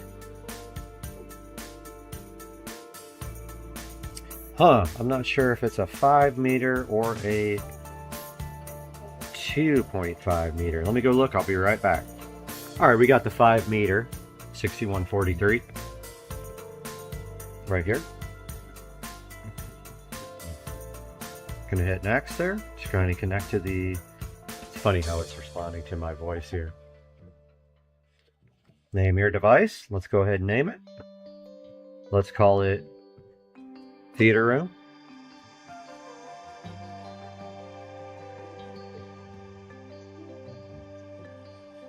Done. It's looking for a Wi-Fi signal now. So it likes 2.4 gigahertz. Do not try to connect it to a 5 gigahertz. Let's check my available. Okay, this one. I'm going to put this away while I put the password in.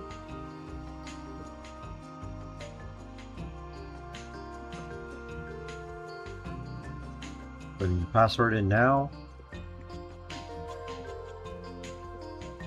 And it'll tell you at the bottom it only supports 2.4. Right there. Okay, its connection is successful. So it wants to update the firmware. We're going to go ahead and do that.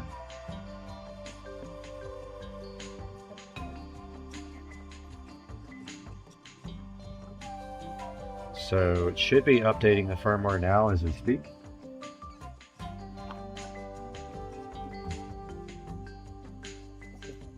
We'll be right back when it's done. Okay, it didn't actually start. I had to hit the firmware upgrade available button one more time, but as you can see here, it is updating the firmware. So this is doing this via Bluetooth. I believe it connects via Bluetooth and then it uses Wi-Fi after that. But you can see that it stopped responding because it is going into an equipment upgrade mode now. I'm gonna let that finish and then be back. Okay, so the upgrade finished. The firmware is now sitting on 2.05.09. You can see the Bluetooth connection there. And so this is actually where you control, and you can see right now, so this is the app for controlling the lights. You can actually make custom scenes, or you can use their available. You can just do colors, you can do a scene, you can do it yourself, or you can let it go to music. This is music, which would be pretty cool in here if you're watching a concert. If you just do color, you can control each segment, the brightness. Let's see, I think you select all. Yep, select all here. And then you can control each segment, which is crazy. You can do the color here.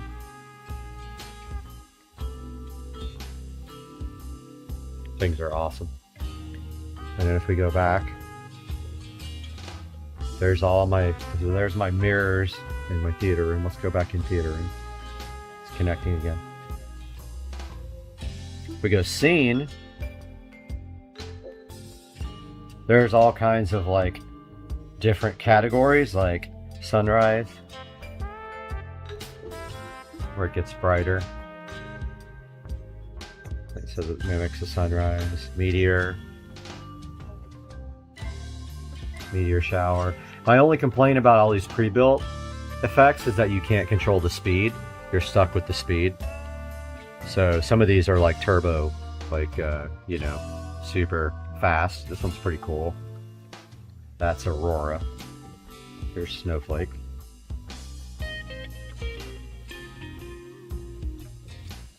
So here's all the ones that are under natural. Festival are very like turbo, like, you know, that's Christmas. That's Valentine's Day. And then we got life here. There's one called Sweet. And then we got romantic. Let's get this a little closer. And then we got dating, movie. And then we got emotional, which I know some of you are emo. We got Dreamland here. Breathe. Energetic. And the cool thing is if you have multiple strips, you can set one to do, there's a thing where you can set all the strips for the same, which is what I do in the left and right mirror. So what we're going to do now is we're going to install these lights behind the couch, and I am going to actually use, I don't want to take the back strip off the this double-sided sticky tape. I don't really need to stick it down all the way behind there, so I'm going to use this packing tape, but every, you know, 2 or 3 feet. There's no need to go crazy with it. That way, if I ever want to move it up to there, I can put it on some crown molding. But yeah, now here you can, and there's also forums and stuff where people make other effects, which is very cool. And you can DIY right here. So let's get these things installed and take a look at how it looks. All right, guys, so we got the LEDs installed. I just used a clear tape, and they run back on the baseboard there. I'm not sure how much I like it yet. I haven't seen it with the lights off yet, but it actually was the perfect length because it runs all the way behind both of these couches. You can only see it right there, but you could cover it with the curtains if you really wanted to. I tried to actually make it shine in front of the curtains, but if I don't like the way it looks, like, I don't like seeing the exposed LEDs like that. But let's take a look now at how it looks with the, and of course this pattern is terrible that's going right now. It's just flashing. Let's put it on something better. Let's go to life. Let's go to sweet. All right, it's on sweet, which is kind of pinkish. Let's look. Okay, romantic now. How about morning? All right, let's see how that looks. We're gonna turn off all the lights in here. I usually don't have lights on in here at all. Let's turn this off. Let's turn this guy off. I definitely hate the exposed LEDs, but it's going to be really hard to see on camera.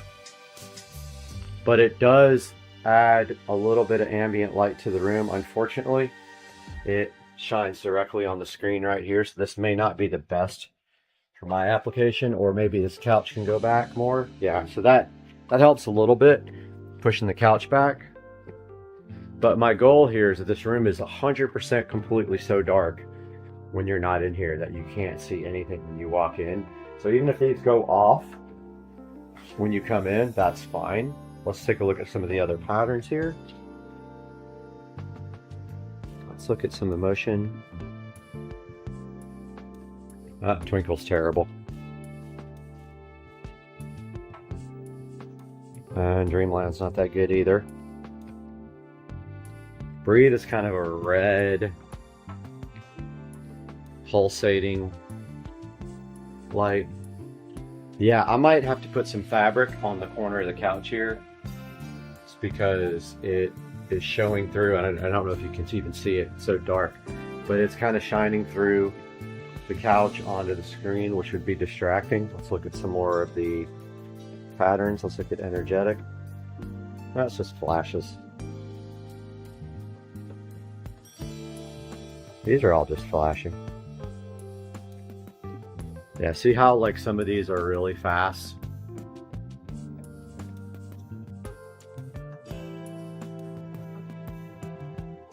This is called warm. I don't know if I'm going to keep this. I'm not digging the way it looks in here. I don't like the way... That's kind of cool, just like behind this couch. The way it's lighting up back there. I don't know if I like it over here though. I gotta see if I can find some different patterns. I don't like the way you can see the exposed LEDs, but let's see what stacking is. So it's kind of a chase that goes all the way around the room. And it's hard to see on camera here, I know. Let's look at some of these other ones. Let's look at sunrise. Oh, that one actually takes a while. Let's look at forest. So forest is kind of a green pattern. Yeah, I'm not a big fan of seeing the LED lights. I don't know what I'm going to do about that, if I'm going to do anything about it. Let's look at our rustling leaves.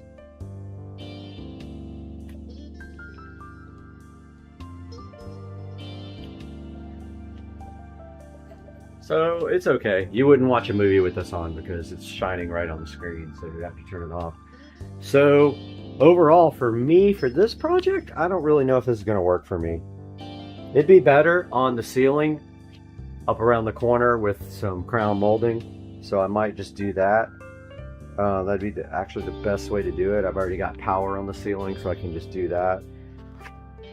Let's look at fire.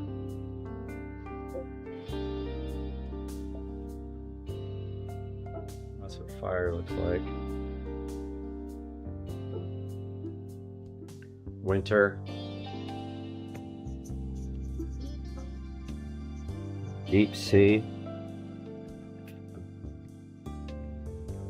Yeah, I'm not digging the seeing of the lights down here. I mean, I guess I could move the curtains back a little bit like that and kind of hide them. Or I can just move the lights backwards a little bit because I had them forward on purpose. But checking out the rest of this app, Festival, here's Halloween.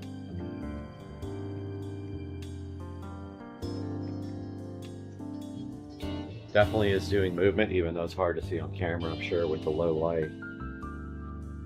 Ghost, which is a crazy one.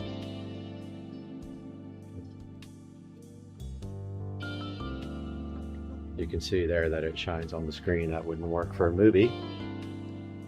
Dance party. Very cool for like probably a chill. Oh, also, I didn't even think about this. You can actually dim. Oh, they're on 77%. Oh, wow. They actually get way brighter. Okay.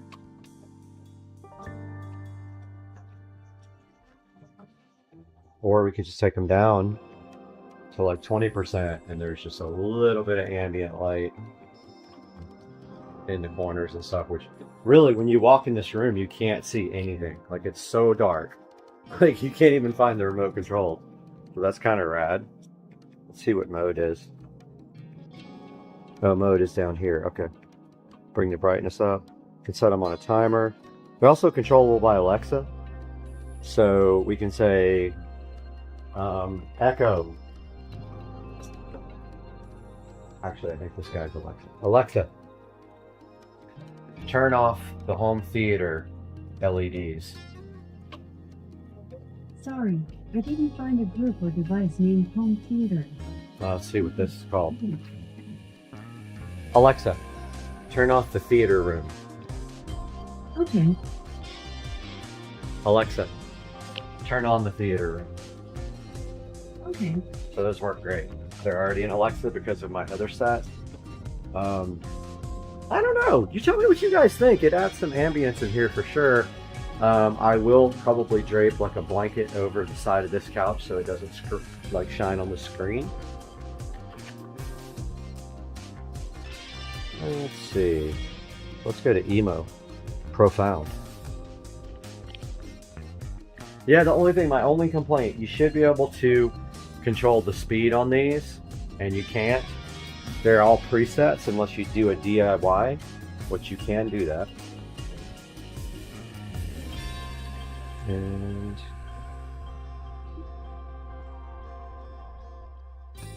sleep, let's see what that is. Okay, so it's kind of a warm,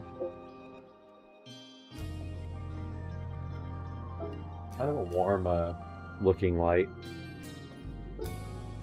So yeah, I think that's going to do it for the Govee review. Really cool LED strip, which is all controllable via Alexa, or, you know, actually you could do it either one on your app.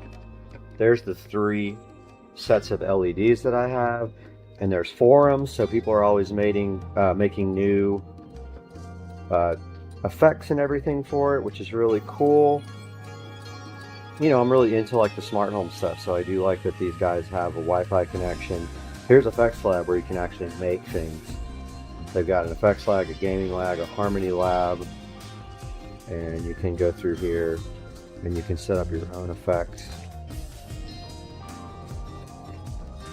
Gaming Lab. Oh, this is kind of cool. Sandbox 3D, frozen river. Very cool. Well, guys, I hope you enjoyed this unboxing and review. I guess I'm going to keep it for now and see if I'm going to move it up to the crown molding up top around the ceiling would be cool and be less intrusive on the screen, which, you know, you get to actually see it on the screen right there. So I hope you guys enjoyed this. Please subscribe and like, and I'll put more content out. See you guys later. Have a great day.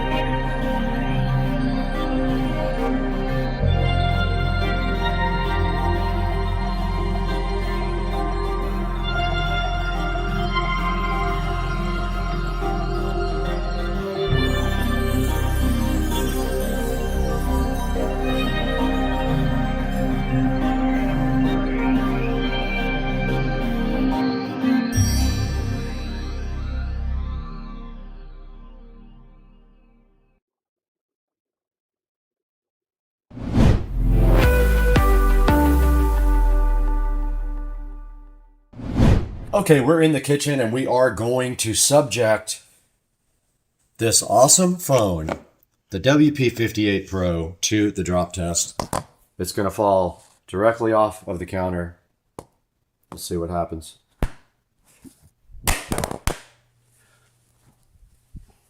Did not break anything. One more drop test. We always do two.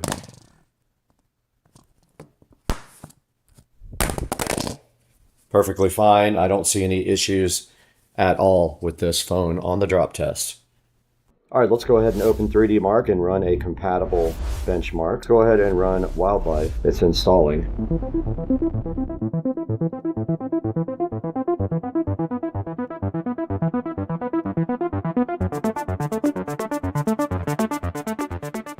All right, here's our score from 3D Mark Wildlife.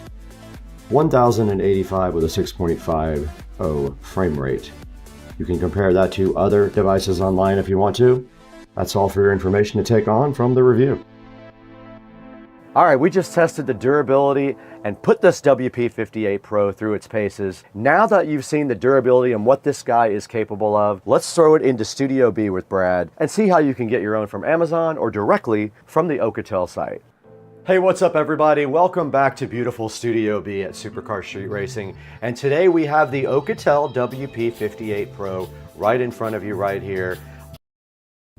The smart mirror, we got the Tito's ugly sweater, we got the smart mirror again, and we still have the Tito's ugly sweater, and then we got the peel.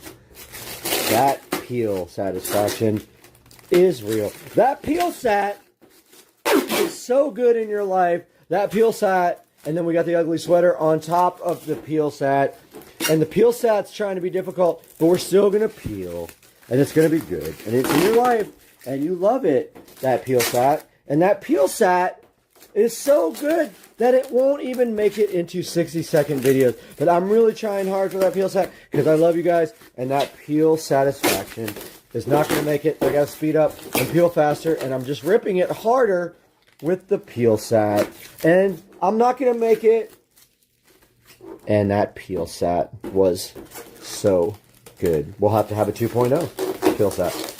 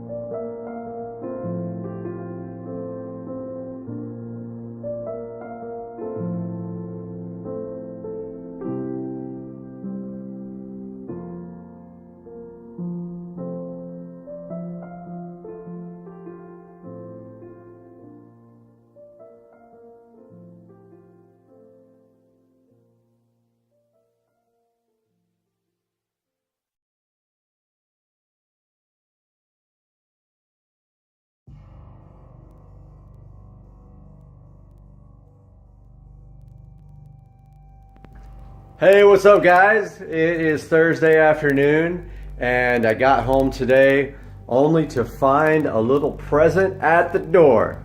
So today we are going to be taking a look at part 2 of the audio system for the SL65 AMG, and we are going to be doing a little unboxing.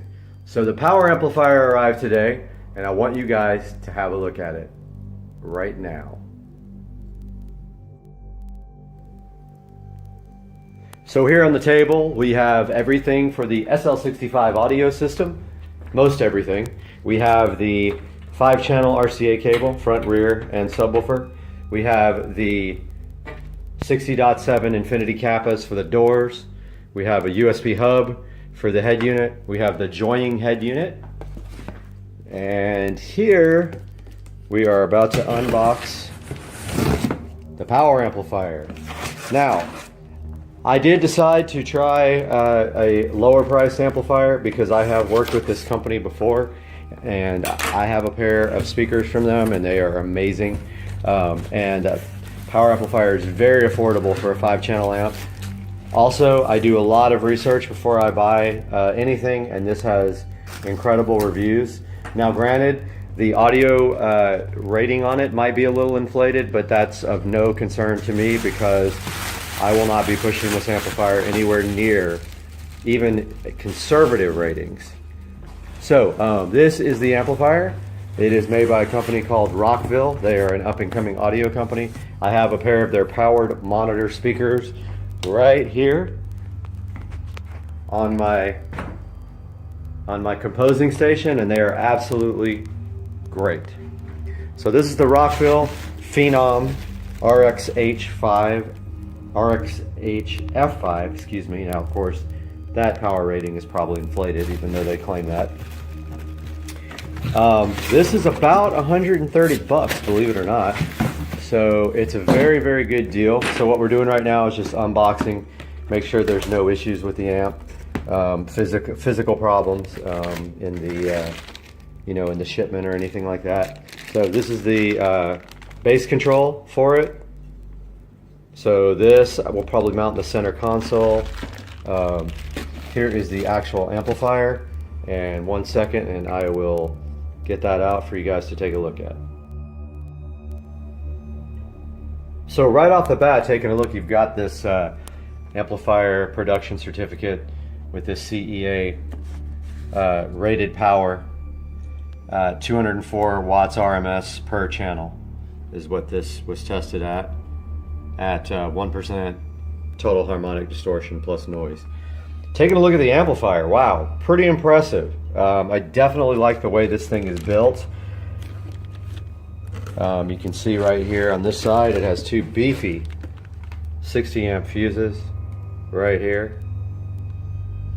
There's the power ground remote, and here is the speaker outputs. And on this side we have the inputs.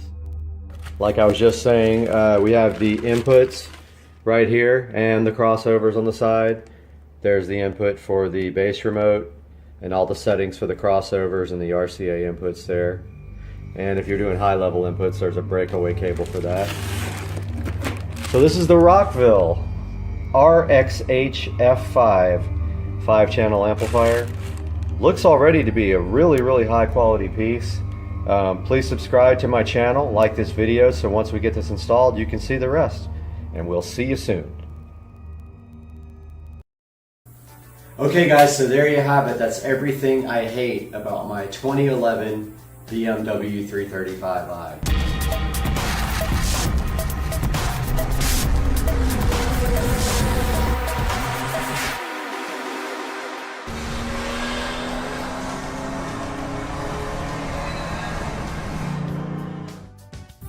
Hey guys, Supercar Street Racing here again with another video, and welcome to the channel. Today we have a video that almost everyone puts out, and that is the 10 things that you hate or love about your vehicle. Today we're going to do the 10 things I hate about my 2011 BMW 335i convertible. Now some of these things you're going to see I've already corrected, and some things actually need to be corrected in the future. So some of these will be things that will get done pretty soon. Some of them have already been done, and I will tell you what I did to correct those items. Now, my 2011 BMW 335i convertible comes from the factory with a single turbo N55 engine. The N55 engine is the upgraded version of the N54, where they corrected a lot of mistakes with the engine, and they simplified the design by going from 2 turbochargers, so a twin turbo setup, to one single twin scroll turbo to reduce the complexity of the engine. They also corrected a number of other items as well. Now, the 2 engines actually make similar power and respond similarly to modifications, but the N54 has a lot more of an aftermarket available for it. So sometimes it's difficult to find parts for it. For example, the valve cover, there are a lot of options for aftermarket valve covers for the N54. For the N55, there's only 1 or 2, and they're very expensive. So also a lot of high pressure fuel pump issues can be corrected on the N54 with an aftermarket high pressure fuel pump. No one makes one for my year model. It has to be a little bit earlier, N55 I believe, in order to get that aftermarket pump. Now, my vehicle is called an LCI, so that is actually improved over the version before. They made some improvements here and there that changed the style of the vehicle. It's got things like the headlight rings are LED instead of incandescent, so they're more white instead of the warm white. So things like that. The headlights are actually different as well. There's some styling changes, and that's pre-LCI, would be before my year model. So yeah, the 335i convertible, it's quite a good car, but in a minute here, I'm going to show you exactly what I did to change things and what still needs to be changed. All right, guys, we are out in the garage, and let's talk about the first thing that I hated about my BMW 335i when I purchased it, and that was the chrome trim around the windows here. You see how you can see that it is now black, because that was Plastadipped black to match the rest of the black in the car. Now for the convertible, that also goes for this strip here that goes around the car, and when you open the roof, you can see it very clearly underneath here that there's a big wide black strip. Now admittedly, some of this Plastadip is already starting to peel off, so it's going to need to be redone. For example, right here we have a little issue, and right here we have a little issue. So that is the first thing I hated about my 335i convertible. The second thing that I hated about my 335i convertible was the brakes. It seems like BMW didn't care in these year models about brakes that look nice. So this has also been corrected with an aftermarket stock brake conversion. So basically, what is that? So these brakes were ordered from eBay. I think it costs a total of about $400, which is a really good deal. It does come with brand new rotors and powder coated brake calipers. So the one bad thing about the stock BMW 335i is these look terrible from the factory. Now, what can you not fix about that? You see that white plate right there? Yes, it looks bad, and there's no way to fix that without getting an aftermarket brake kit. That is the factory caliper, and it looks like that no matter what, and I only wish they had powder coated that part red, but it is clearly silver. So the second thing I hated about my 335i that was corrected, the factory ugly brakes.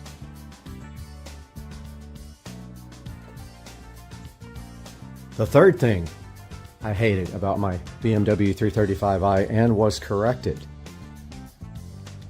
the chrome emblems. That came as silver, looked terrible. That was Plastadipped to black. And let's go ahead and include the exhaust pipes in those as well, because those were also silver, as well as this valance down here. All that has been Plastadipped. The exhaust tips were treated with high temp silicone spray. We're going to go ahead and include the front grille in that last thing I hated, bringing our total up to 3 now, I believe. The fourth thing I hate about my 335i, and hated it, and it has been corrected, is the factory navigation system. The factory nav is outdated, it looks bad, the maps are terrible, and now we have this very nice Android unit that has replaced the factory navigation system.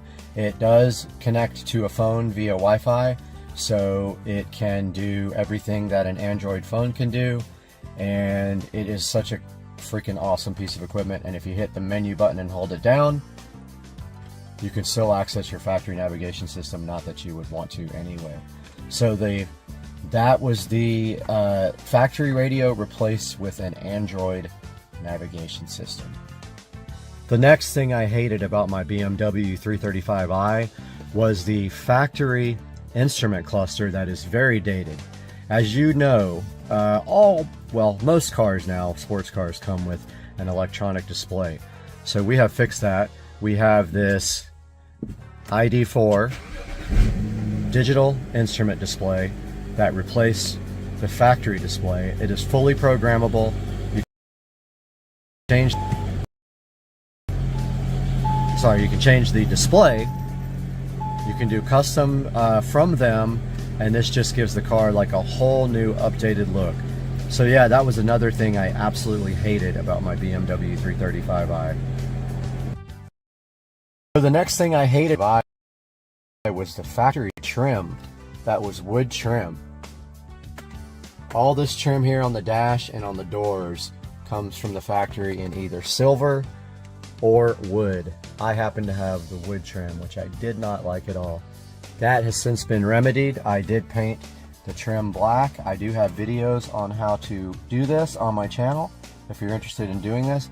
It looks so much better now. You can see the trim on the doors all done in black now. That's the trim at the bottom. The top is already black from the factory. And then my center console, all done in black, and it makes the car look so much more sporty than from the factory. I just love that. Next thing I hated about my 335i, and has yet to be completely fixed, is the lighting inside the car. So you can see here, that's a regular light bulb. Most of the lights in the car have been replaced with LED. However, this one is so difficult to get to. I still hate it because I can't get the bulb out without tearing this entire piece apart in my car. All the other bulbs, including that one and this one here actually burned out, have been replaced with LED bulbs, even in the back and in the trunk. And so that was the next thing that I absolutely hated and still do. These yellow, ugly, incandescent bulbs in my BMW 335i. The next thing I hate about my BMW 335i is how cheap the plastics are in this from the factory. And if you notice right here, here's a good example of the plastics that just completely scratch and flake off and become soft and just like squishy to the touch. And that is typical for all these cars. And the backs of the seats are the same way. You can see clearly here how that plastic is starting to soften up and get scratched and messed up. And so yeah, I hate the way that they use the cheap plastics on my BMW 335i. My next complaint is a give and take, but I still hate it. Do you see how low this car is?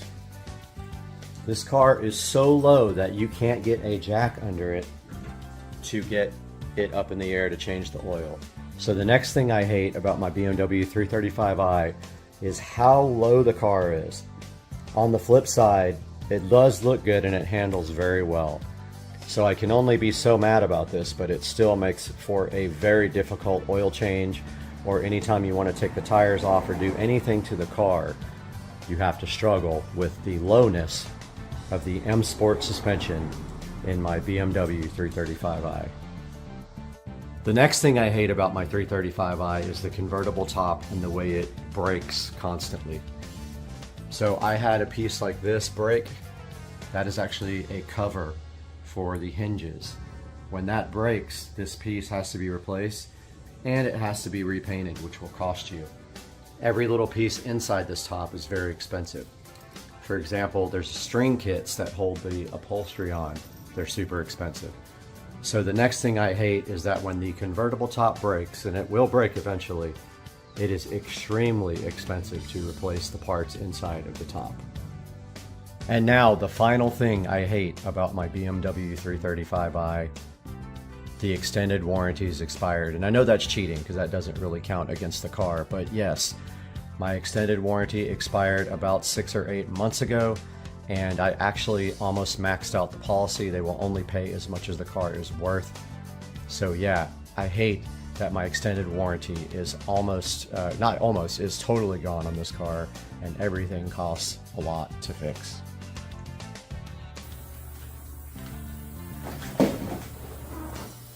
Okay guys, so there you have it. That's everything I hate about my 2011 BMW 335i. A lot of it are minor cosmetic things. Like we had the brake calipers. They come from BMW just looking absolutely terrible. Getting them powder coated can help, but make sure you get the little plate inside the caliper powder coated as well. BMW started changing that in newer models, like the 135i has some really nice looking brakes. There are swap kits available out for the brakes as well if you want to do that, and you can actually swap in other model brakes into the 335i. The trim pieces, unlike the 335is, which has black trim pieces, the trim pieces are all chrome or silver, along with the exhaust tips. I do not like that. The grille is also silver. I don't like that. The emblems are silver. I don't like that. So you can remedy that. It's not going to last forever unless you get painted by a body shop, and that's what I recommend. Take your trim pieces to a body shop and have them sand and paint them. Your side marker lights, those are also ugly. I didn't put that in the video, but that's all part of blacking out your trim. You can actually plasti dip those or sand and paint them matte black. On the inside of the car, the plastics are very poorly made and they will start softening up and peeling off over time. All you can do really is either sand and paint them or buy new pieces. On the inside of the car also, the trim is all wood trim on my car, and you probably have that if you have a 335i. I believe silver was optional, and I don't know about black. The navigation system on a 2011 335i is completely dated. So there's not really much you can do about that except get an Android aftermarket system. And fortunately for the E90, E92, E93 is very, very available out there, even on eBay. You can pick one of those things up for $200 and replace it yourself and get rid of that old dated BMW navigation system. The instrument display, some of you might not agree, but I think the instrument cluster is completely outdated in that car, and so the ID4 Motion instrument cluster is worth taking a look at, even though it is incredibly difficult to install and the support is lacking on that device. I just want to warn you ahead of time, it still does not fit, and I still have battery drain issues with the ID4 instrument cluster. So that's about it. That's all I can think of at the moment. If you got any other ideas about what you hate on your BMW 335i, please throw them down in the comments. We will do about 10 things that I love about my 335i following this. Guys, have a good day. This has been Supercar Street Racing. Check out this dude. Birdage in the hurricane. Ian, goodbye, Birdage. Stay safe in the hurricane.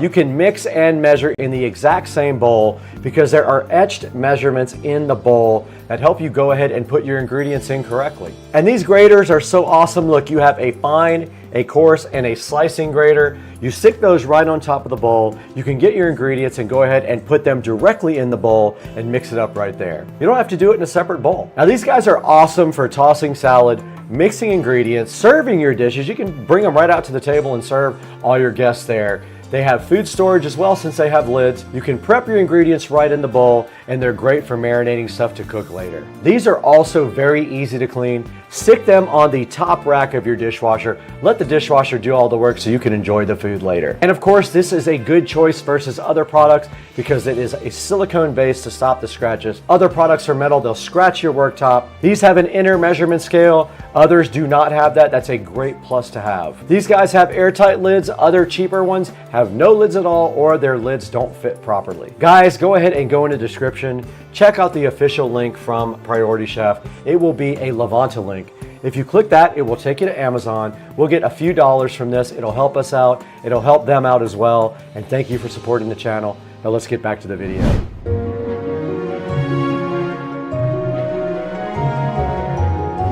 Getting hot in Jacksonville. It's 84 degrees today, and I apologize for my voice. I am sick today. So sitting on the table right here, we do have a nice box that might be able to help us with what we have going on outside. This says a VESA on it. I don't know what it is yet. We got to open it to find out. Let's get this box opened up. We have the patented SCSR knife here to go ahead and break into this package provided from Amazon today, and took a little bit longer to get this because of what it is. So it took about 5 days to get. You know how some of the packages are. You can't always get everything overnight. Can't always get what you want, but if you try sometime, you get this. Do I have to build this thing? All right, well, inside the box we have a couple of palms. These are artificial palm trees to replace the ones out there, and apparently I have to build them. Apparently inside of the box we have palm fronds, another set. Oh. Okay. Oh. Okay, so it says, the instructions right here just say to take the other ones and put them on this. It's got a pot already. All right, so basically what this is an artificial palm, and it comes with extra that you have to put on yourself. It does come in a little flower pot. We'll go ahead and get both of these guys unboxed. We don't need this where we're going anyway. So the first step is to pull off the plastic condom.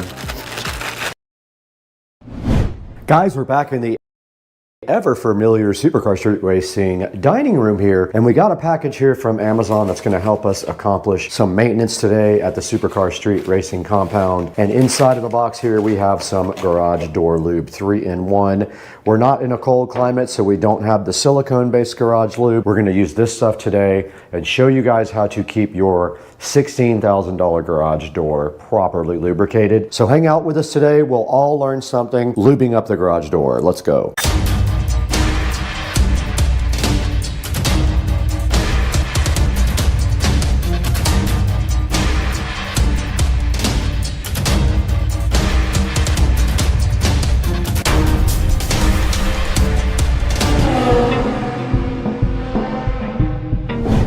Guys, we are right in front of the 3-in-1 garage door lubricant, and that is our mission today, was to get this out of the box and go ahead and go in the Supercar Street Racing garage and service the garage door. It needs lubricating. It has not been done since it was new, and also we're going to lubricate the spring and the hinges wherever we have hinges that do bend. Now this 3-in-1 garage door lube was something like, I don't know, $13 or $14 for 2 bottles on Amazon. So of course we have to be careful with this stuff. It will go everywhere. So during the process of lubing the garage door, we will carry a few towels with us so we don't spray and drip all over our nice garage floor that has been char coated. Now this says it's quick drying and no mess and prevents rust and corrosion. And there's not much of the directions on the back.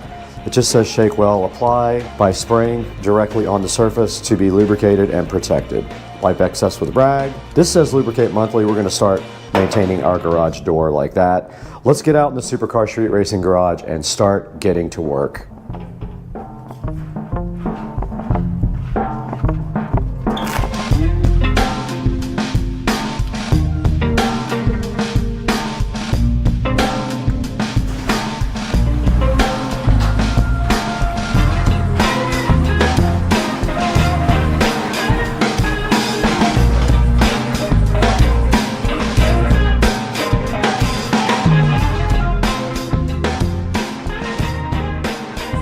Out here in the garage today with the 3-in-1 garage door lube, and all we're going to do right here and right now is show you guys how to lube up the garage door. And the most important part is that you get on the tracks where the rollers go and you're actually cleaning the garage door as well, and then you also lubricate these hinges right here. So the first step is going to be to do the part that is open right now. We'll get all this lubricated, get it wiped down, and then we will go ahead and do all of these hinges right. That would be the second step. Now the garage door lube does come with a nice little red hose right here for you. Sorry about the traffic. And so all you have to do right here and right now is get a towel, and you don't want to go crazy with this stuff. So you just go light. And then you take your rag, and you are also cleaning the tracks at the same time. Wiping off the oil doesn't mean it's not lubricated. And look at that. So that is dirt accumulated from whatever over time. And then of course, while you're here, you can go ahead and lube the roller, but you don't need much, just a little spray. So part of the problem is it's going to drip, so wipe it off after you do lube. If you get any on your nice floor, go ahead and wipe that off as well. Let's go ahead and do the other side. And obviously that needs cleaning. So I'm gonna get that today also.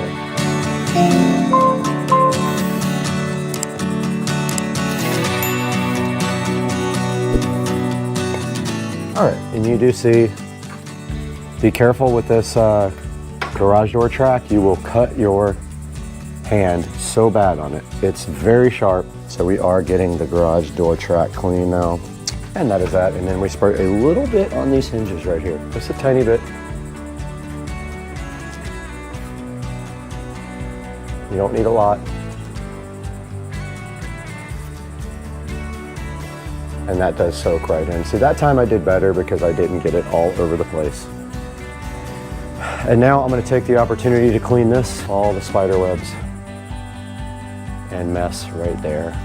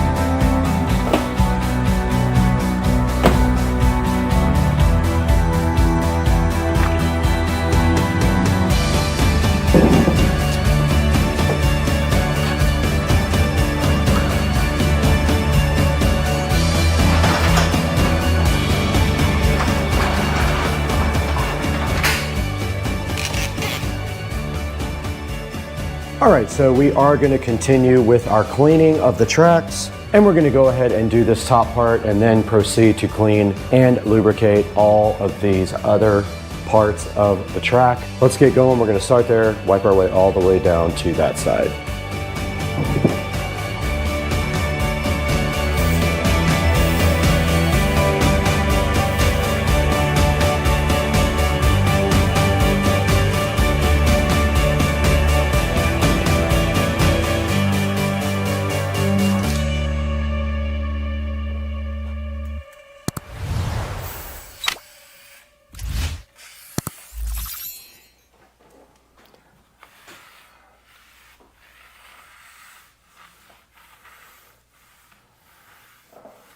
We just finished lubricating that track right there and cleaning it. Notice I wiped off all of the oil. Well, not all of it, but I wiped off the oil, the excess. And now all we have to do right here and right now is go lubricate these rollers. Just a little shot. You don't have to push hard. And if you do get excess on there, just wipe it off. Just barely press on it. So I didn't do a great job on that one. And make sure you get both sides.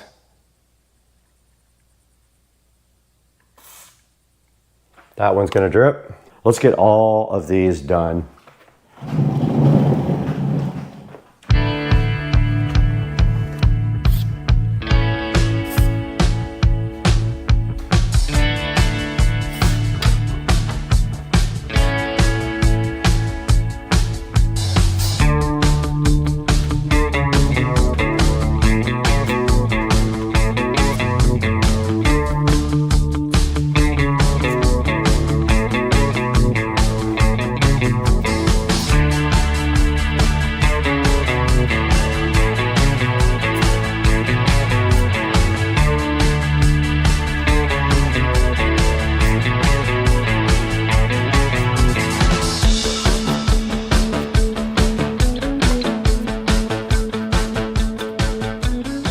Okay, all that is left to do now is go ahead and get this track done.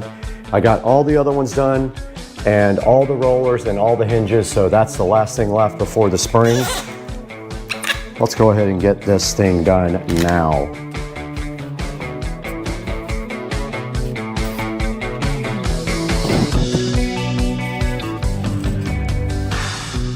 All right, the last step to this project is to lubricate the spring there. We're gonna spray it on top of the spring. Don't get too much on it. It will actually fall down and drip. So we're just gonna go right on top of the spring and then that's it. Wipe it off with the rag.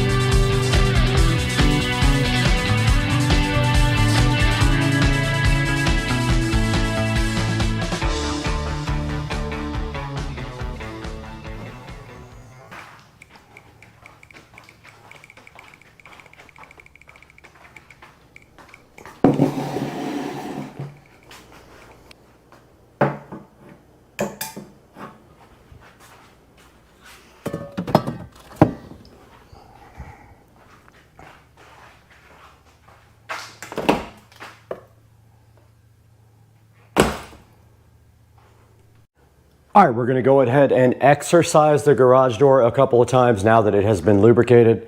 Let's go ahead and open it up. That's gonna allow that nice lubrication to get through those rollers.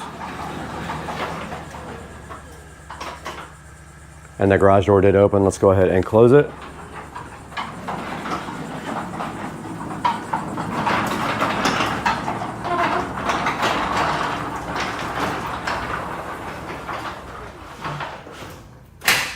Awesome, so you should be doing that once a month. This is a $16,000 garage door. I'm gonna take care of it, you guys should as well. I'm gonna leave a link in the description to this lubrication oil from Amazon. And I hope that you guys do maintenance on your garage and don't pay a garage door company $200 or $300 to come out and spray some oil on your garage door. Do it once a month, you should be good to go. And that's gonna do it for today, guys. I appreciate you guys so much. Please like and subscribe and buy all of your Amazon products through any of our links. It doesn't have to be the one in the description. You can click the description link and buy anything you want. It helps me out greatly. So we'll see you guys next time on the channel. Thank you for joining, liking, and subscribing, guys. Peace out. Hey guys, welcome back to the channel, Supercar Street Racing.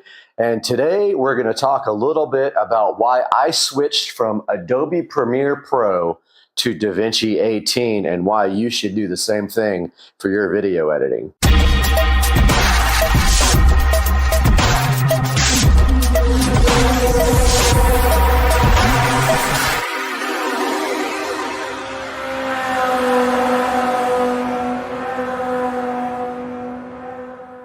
Welcome back to the channel, Supercar Street Racing, and I hope you guys are having a wonderful day today, and I'm glad to see you back on the channel. Go ahead and do me a favor and hit that like and subscribe button, and let's help grow the channel so that we can enjoy looking at some of our favorite things here. And today we are talking about why I switched from Adobe Premiere Pro to DaVinci Resolve 18, which you see running right here and actually rendering our video for the Amazon Fire TV experience on the Amazon Echo Show. So backing up a little bit, I started using Premiere Pro several years ago, probably about, I don't know, it must have been at least 10 years ago. I've used it since the very beginning. However, most recently when I started growing the channel, I was able to get a much better editing system. As you see here, I have an RTX 3080 TUF, and I was finally able to do some good editing on this channel and try to bring the channel up to a standard that will get more views and actually generate some interest. To make a long story short, I have a brand new computer here with a 12-core AMD processor. I've got the RTX TUF 3080, and I've got 2 monitors here that aren't even 4K. That will be the next upgrade to the channel, some 4K monitors that I can edit on. For right now, these only do 1080p. But you can see back here in the background, DaVinci Resolve running amazing, doing our rendering for our new video for the Fire TV on the Echo Show. So what's the first reason I switched over? So honestly, I had a lot of issues, first related to my old computer system because I was running a older video card and I had not made the investment yet to a nice modern RTX series graphics card. So I was having a lot of issues with that, renders crashing and things like that.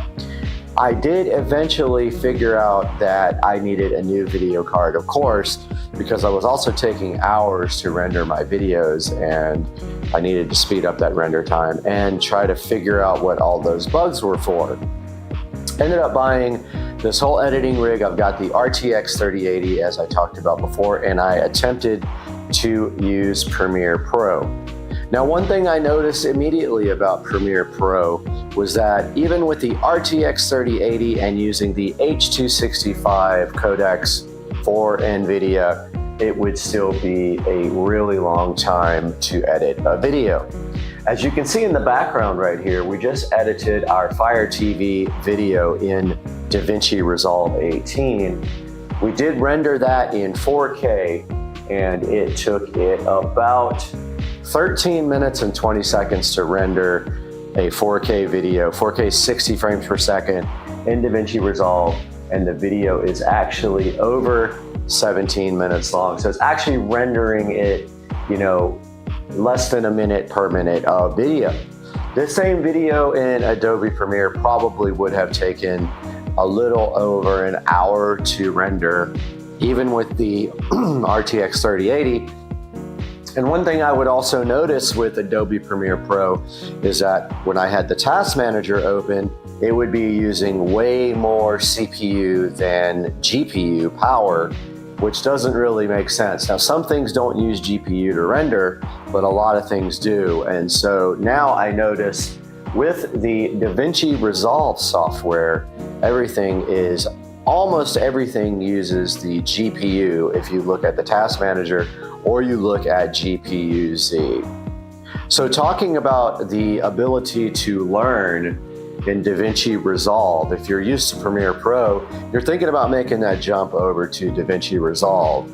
I'll tell you from experience that I learned pretty quickly on DaVinci Resolve how to do the basic things to get a video up and going. It is a little bit different from Adobe Premiere Pro in that you have tabs for your different things in editing. You have a colors tab here at the front. Here, that's the colors.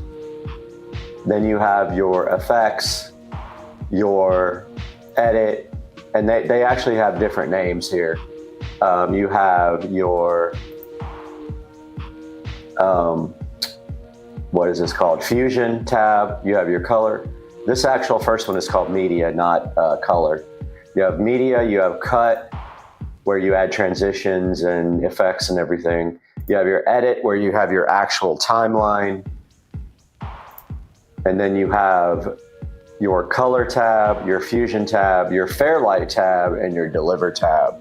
So deliver, basically, if we go over to that tab, is where you do all your exporting, which would be like Adobe Media Encoder, except it is way more intuitive and way easier to use.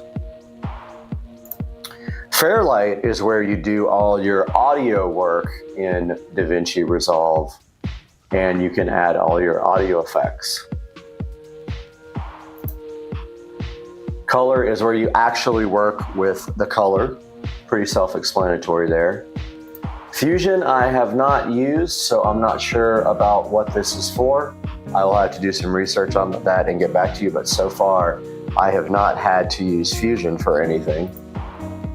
Of course, you got your timeline here, which is, if you're familiar with Adobe Premiere Pro, the timeline here on DaVinci Resolve is similar to Adobe Premiere Pro, but a lot of your shortcuts and everything are going to be different. The one thing I haven't figured out in DaVinci Resolve is how to free transform an object. Let's say you're going to layer an object on top of another one.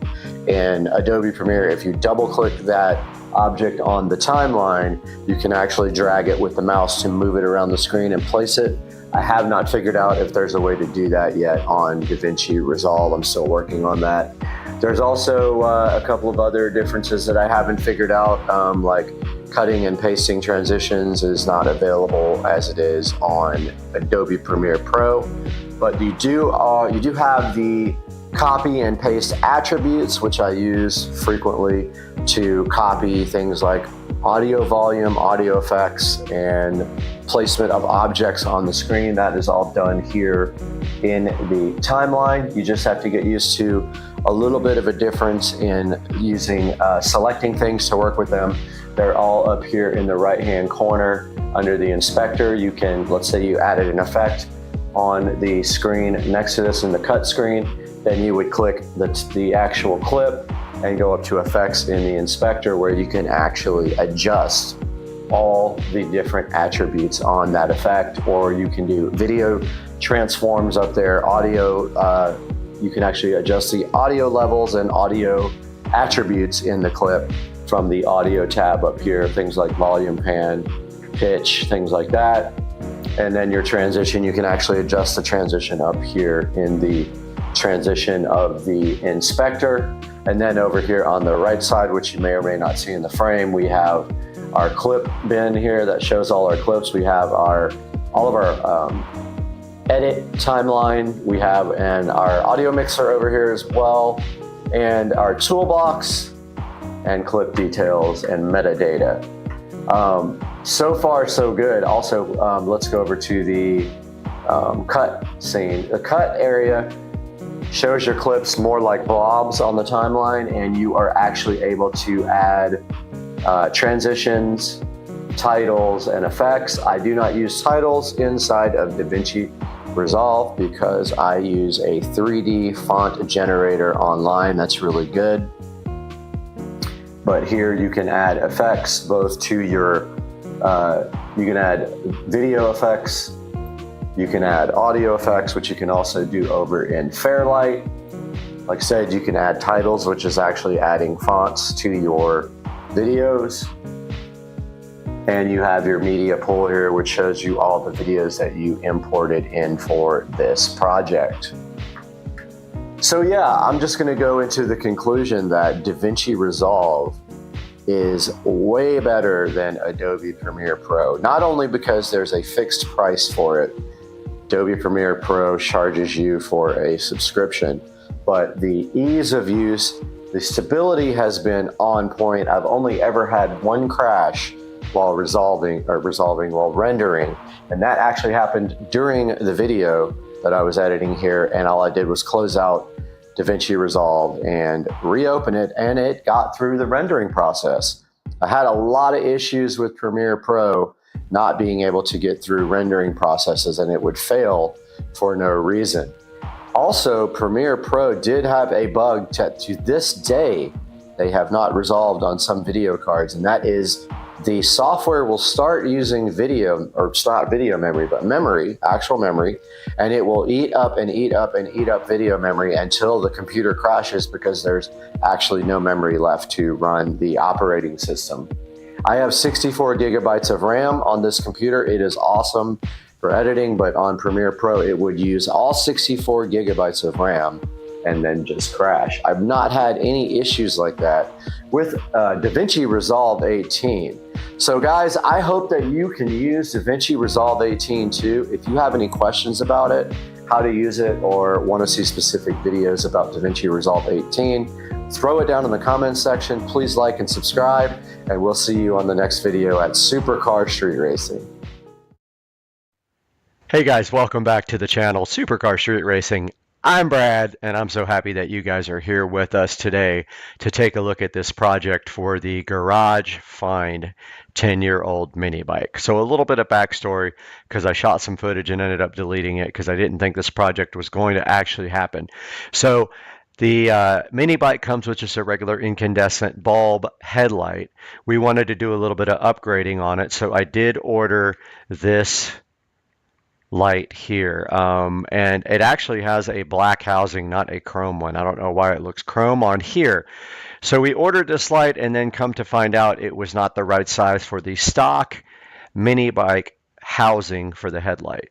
So then playing around a little bit, I decided to return it, but then all of a sudden I saw this guy, and this is exactly what I thought we needed to get this project done. So I ordered this, and I still had my return pending for the original LED headlight, but I did order this, and that's where this is going today. We're going to take over from where I ordered this, and we got that in the mail, and we started opening it up this morning. Stay with us, guys, on Supercar Street Racing.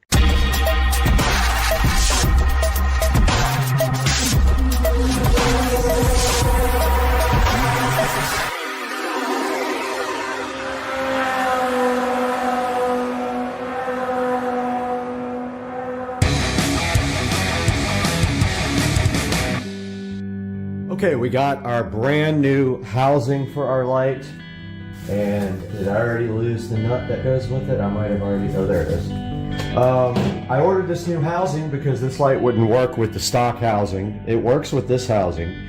We have our very dangerous, and do not try this at home, power supply, 12 volt power supply. We have our connector here, and I know that when it's like this, from the pictures, that's negative over here, and that is positive. So we're going to turn on our very dangerous, do not try this at home, 12 volt power supply, if it will reach. Never do this. This is, I don't have a real 12 volt power supply, so we're using battery charger.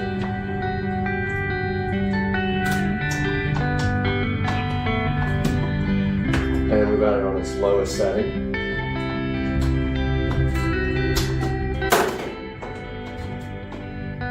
So now we just, that did nothing. That did nothing. That did nothing. Why?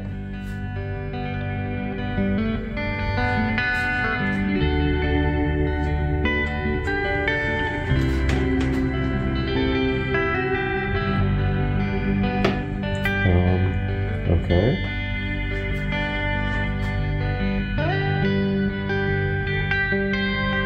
Okay. So that works. They're very bright. Okay, so that's negative. There. Okay. So this is negative on the left. Make sure. Yeah, this is positive, so this is negative. All right. Very bright, and then those are the running lights. So our goal is to get all three going at one time. If we can't, we'll just do the high beams. Let's go ahead and unplug this. So we got our battery charger unplugged now, everything's safe. And then we can mark negative and positive on this connector. So let's just go ahead and put a minus there. And now we need to test this on the actual motorcycle. Let's do that. I'm not putting this back on, so I'm just going to go ahead and cut this here. That's the old bulb connector there. We don't need the bulb sheath condom. And now we just need to kind of strip off this outer.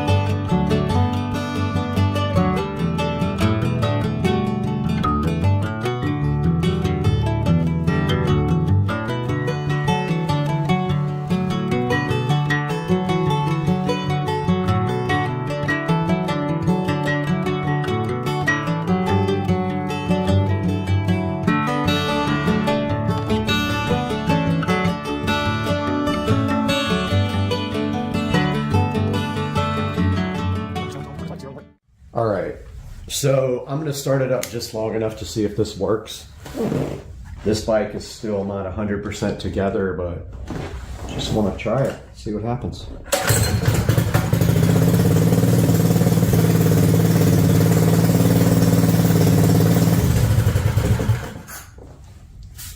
All right, it does work. It's not a solid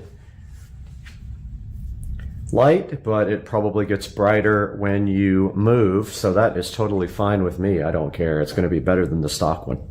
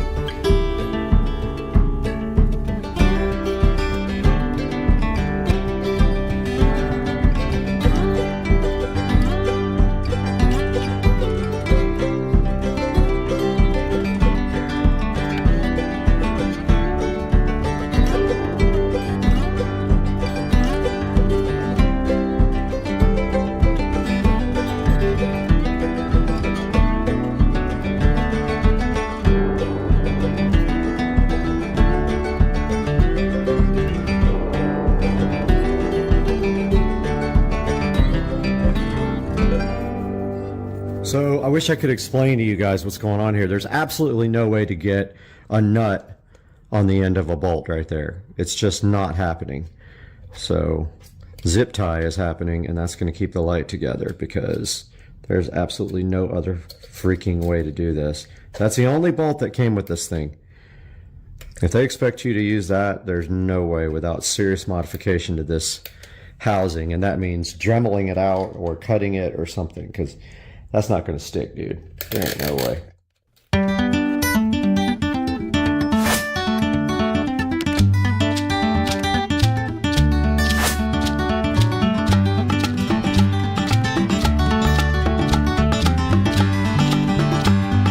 All right, time to try to install this headlight for the first time. I've not looked at if it's possible or not. I'm just kind of going for it.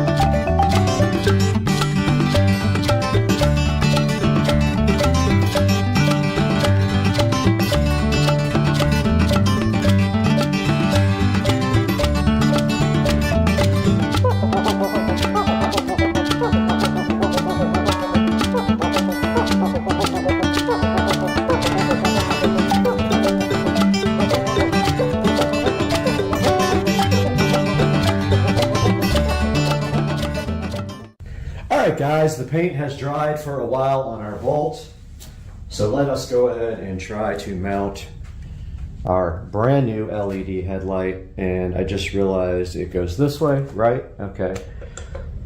So it looks weird on the top bracket. I'm going to mount it on the bottom bracket.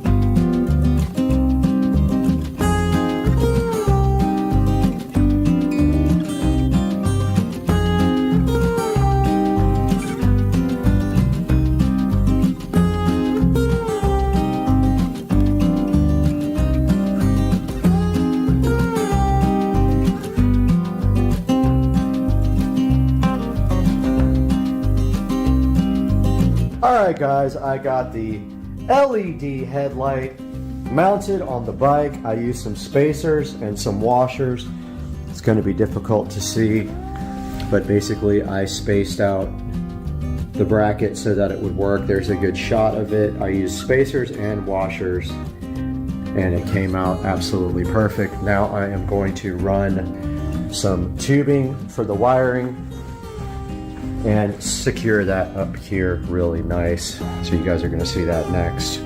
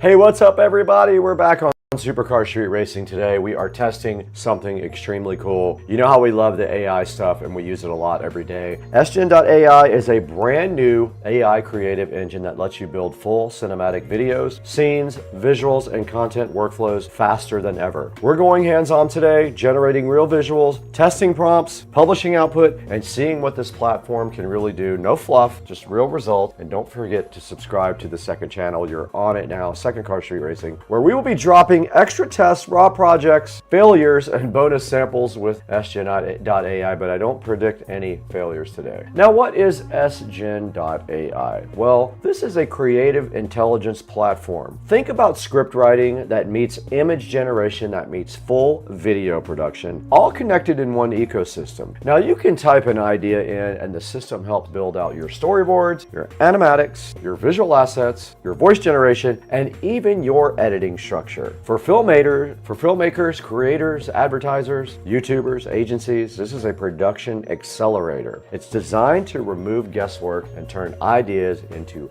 visuals fast. And you can see what's going on over here. I have already uploaded 3 pictures and told SGen.ai to create a open for my channel, and it has already started doing that right now. So SGen is open right here. We created a short cinematic clip by writing a sentence. It's all right here. You can see it right here. There's 5 scenes, supposed to be 5 seconds each. And this is what I typed. It just said create an open for my channel using these pictures. Now here's where SGen really stands out. You're generating a production quality visual material in seconds. And then number 2, it's cohesion. Scene scripts, character art, storyboards, voice lines, all from one place. Now number 3 is control. You're not stuck with one output. You can refine this, reprompt, upscale, shift your style, or rebuild an entire scene without starting over. Now, if we look over here, it's already generated the storyboard. It's already generated some images. And now it's doing the next part. It's generating text-to-speech. Let's see if we can turn on desktop audio and listen to this. Welcome to Supercar Street Racing, where tech, tools, and powerful ideas come to life. Yep, here's the next one. We test cutting-edge gear, phones, flashlights, AI tools, and more. Everything you see is real-world, hands-on, and pushed to the limit. You're part of the journey. Every review, every challenge, every discovery. So it is now doing image generation. So let's see what this thing can do. SGen.ai helping Supercar Street Racing. And look at the image generation going on right here. You can download these images as well once they're produced, and then you can see that the audio is added below it. Welcome to Supercar Street Racing, where tech, tools, and powerful ideas come to life. So hit subscribe and join us as you're part of the journey. Today's tech is truly everything you see. We test cutting. This is going to be good, guys. I'm hyped. We are at SGen Image Edit right now, and you can actually branch out and see exactly what they're doing.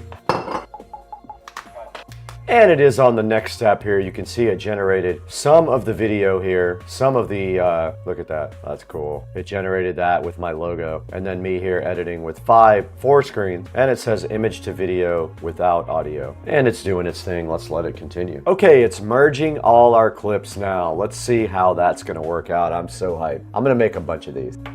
Welcome to We test cutting. You're part of the journey. Yes. Now there's a drop down here. If you want quality versus cheap. Cheap, I guess, is lesser quality, but doesn't charge you as much credit. Now everything's complete here. It showed you what it created, and it gives you a final video output right here. Let's go and see what it did. It downloaded, let's see. Welcome to Supercar Street Racing. Let's get this back on this. Now there's no background music, I can add that in edit, but here's the whole entire production. Welcome to Supercar Street Racing, where tech, tools, and powerful ideas come to life. We test cutting-edge gear, phones, flashlights, AI tools, and more. Everything you see is real-world, hands-on, and pushed to the limit. You're part of the journey. Every review, every challenge, every discovery. So hit subscribe and join us as we explore what today's tech is truly capable of. This is awesome. This is going to be my new channel trailer. This is good. Let's make more. We'll go ahead and make another one, but guys, make sure you check out SGen. How cool was that? I literally just gave it some pictures and said what I wanted, and then 20 minutes later, I had a brand new channel trailer. SGen.ai will be in the description. Go ahead and click on it. Tell them Supercar Street Racing sent you. Let's click excellent right here on this, and we gotta get out of here. Let's go, guys. Welcome to Supercar Street Racing, where tech, tools, and powerful ideas come to life. We test cutting-edge gear, phones, flashlights, AI tools, and more.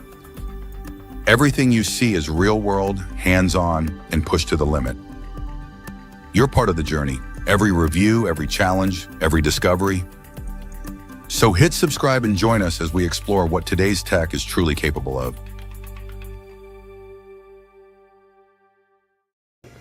Bubba loves Cat TV. He can't stop watching it. Right, Bubba? It's Cat TV. Look at the tail going. He loves Cat TV. I finished the USB power inside the dash. Joe is currently extending the ignition system. One of the wires was too short, so he's got that. I mean, that would work if it was just cutting off. What color are the wires? An explosion. Just like that. If you put that in the video. Let's go it in.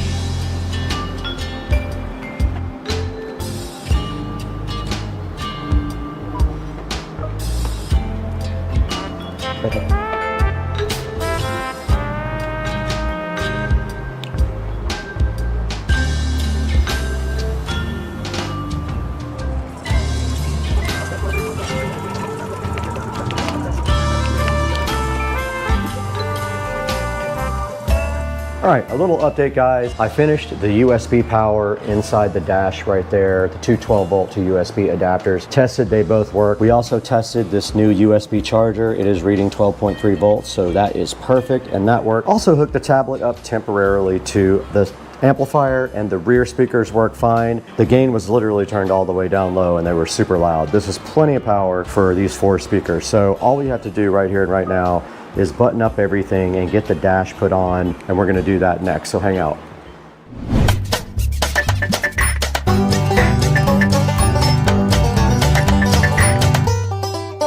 I think that looks good. What do you think? I think it's...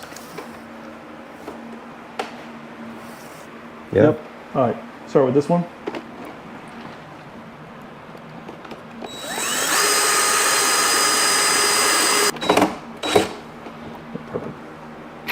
Going to the bottom one. All right, let's go to this one.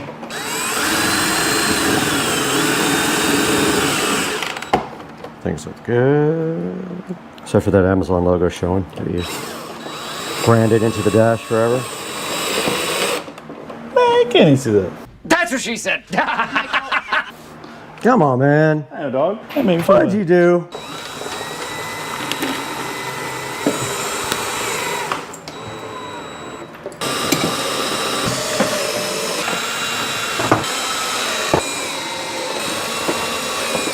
Boom. Oh shit, they're upside down. Got it. Perfect. The sound's gonna come out upside down. All right, Joe is currently extending the ignition system. One of the wires was too short, so he's got that ignition system extension stuff going on right now. I'll let you guys watch that.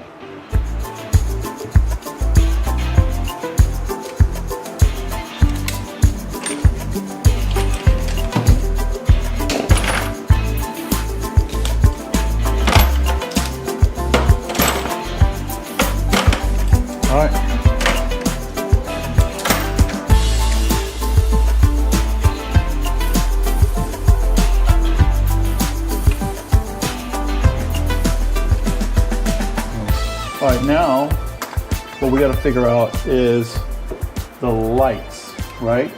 That's going to be the tough one.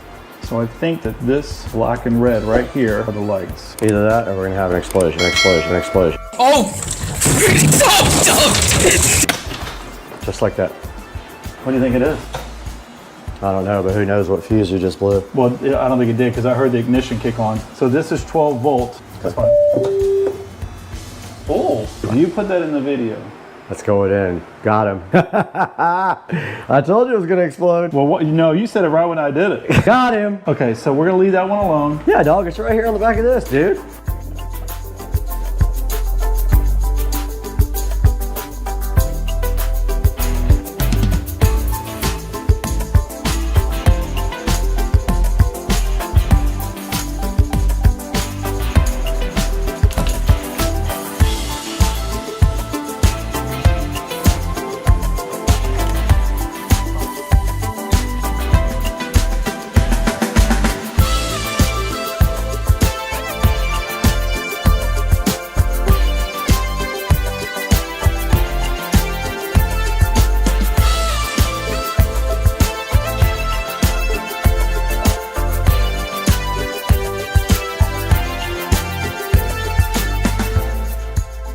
I mean, I've literally tested. Okay, is brown, gray, purple, or blue anywhere disconnected? No. No. What about gray? Gray's disconnected somewhere? Gray looks like it's part of your headlights. I've already tested to see whether or not we lose. Those two together don't turn your headlights on. They don't. Even when this is on. Correct.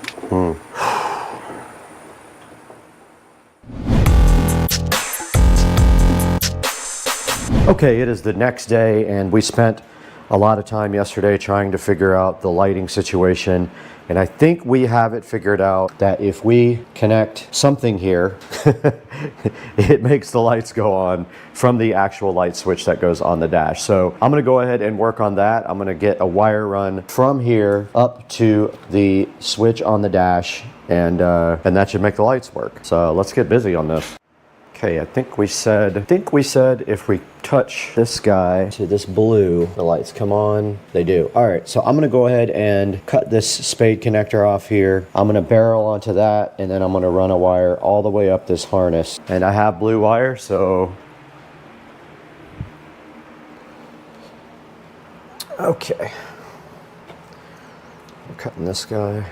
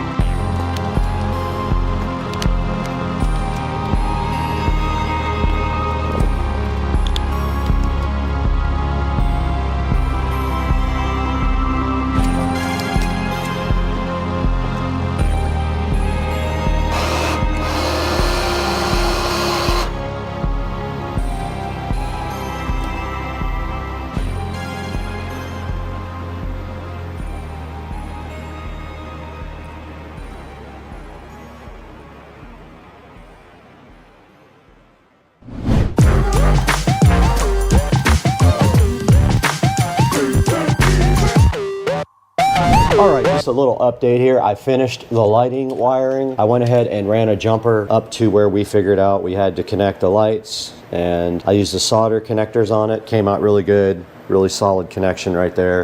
Now I'm going to just cover up the extra wire we have right there with a wiring nut.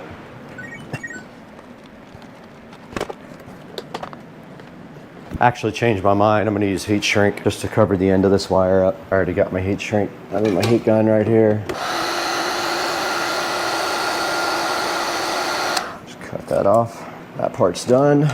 And this part of the harness just runs over this behind the dash. And I think Joe was gonna do something to cover that hole up there to keep the water out. We're also waiting on a charger cable. Yeah, we can't button the dash up without charger cable for the iPad and the iPad as well, where I can, throwing away everything I can here.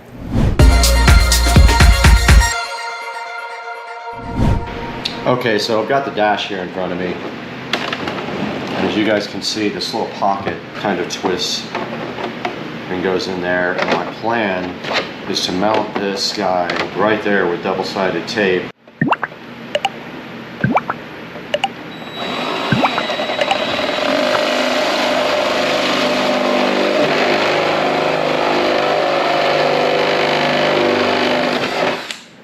We went right through there, right in the bottom there, and then we have our CAN cable. This is our communications cable for the display. We have stripped back the wire on one side so that it can bend better because the exit is straight out of the bottom.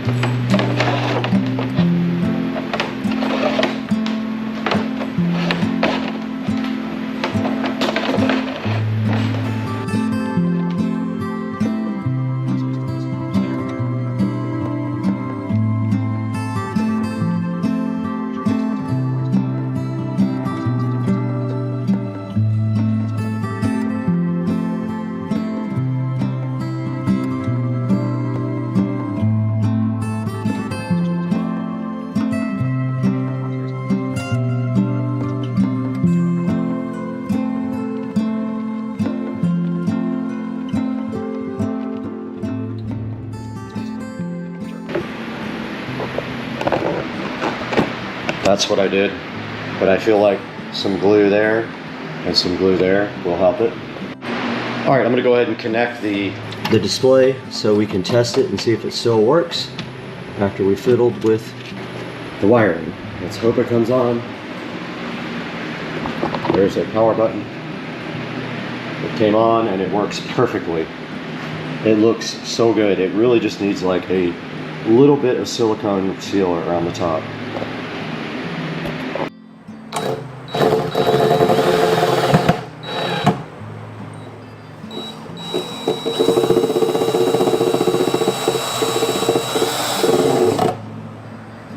I got no silicone sealer, dude.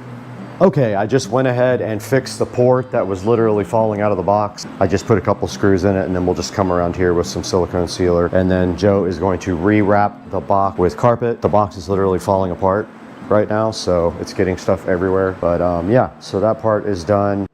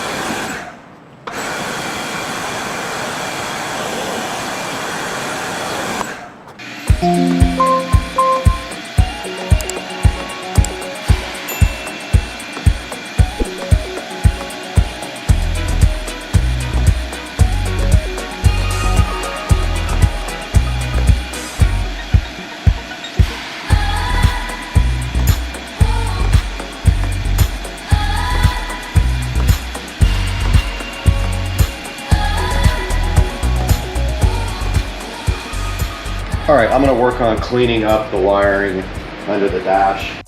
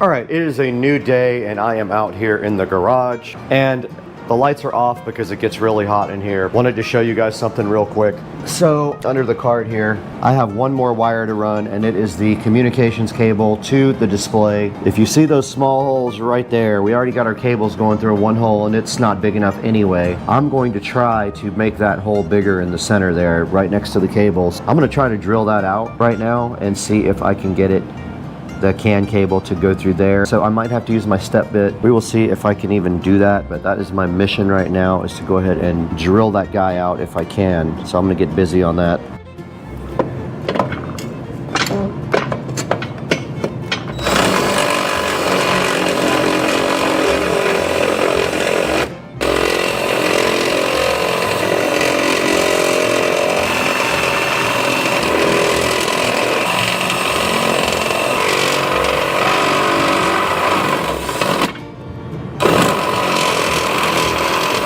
Gotta do it from that side. There ain't no way I'm gonna get it from this side.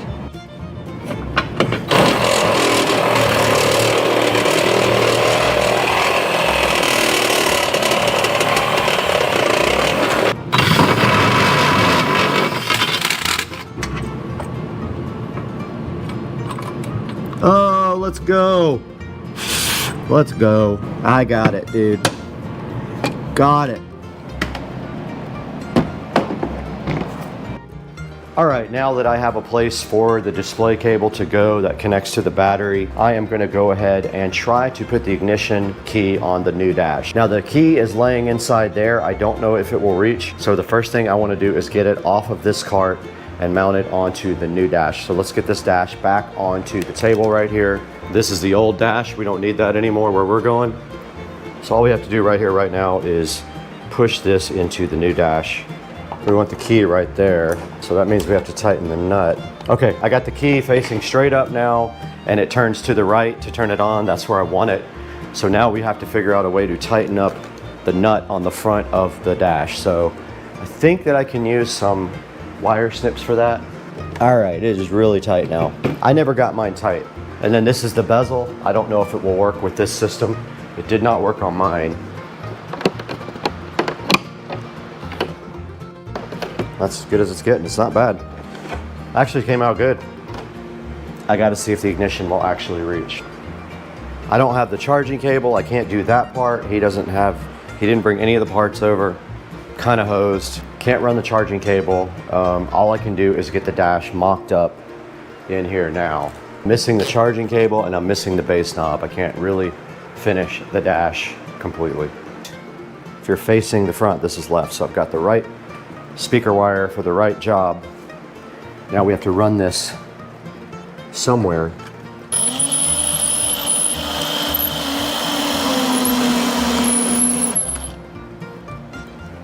There we go.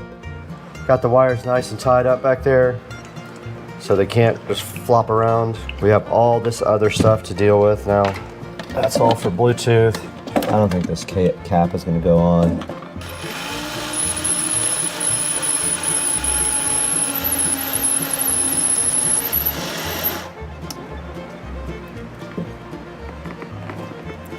And the speaker wire. Now here's the other speaker wire. This goes up to the steering wheel.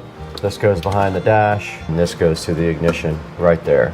That's gonna suck. I love wire management. This is my happy place.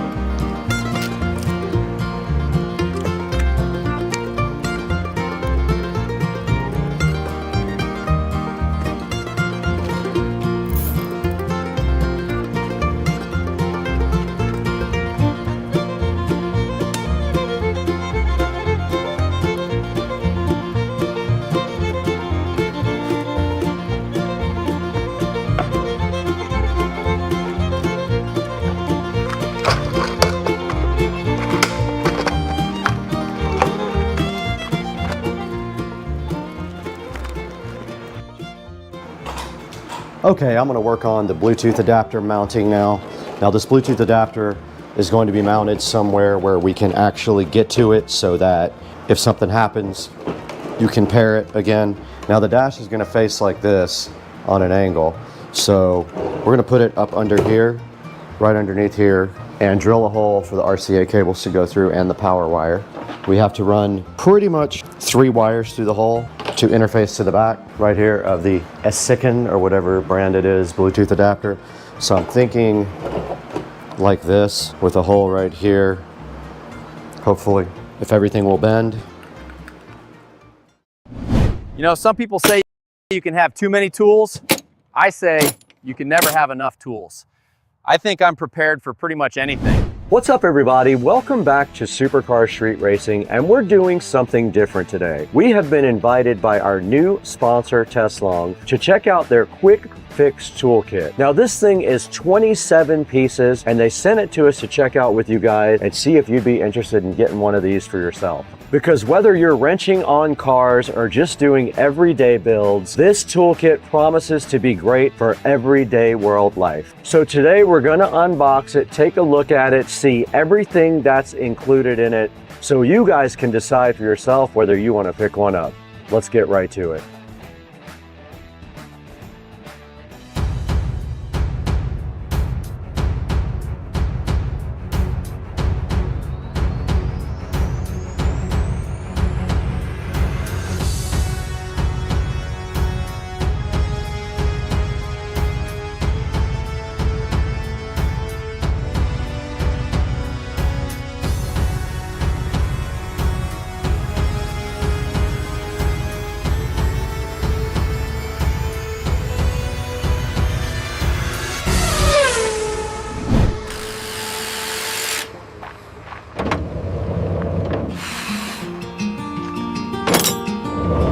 All right, guys, welcome back to the channel and a huge welcome to our new sponsor, Tesslong. They sent us this quick fix toolkit, TS01-P07. Now let's break down what you get in here and why it actually matters. First off, this isn't some cheap toolkit. This is a high quality toolkit meant to last. And you get a good range of tools in here. You can see you get hammer, screwdriver, pliers, a crescent wrench, utility knife, and a tape measure.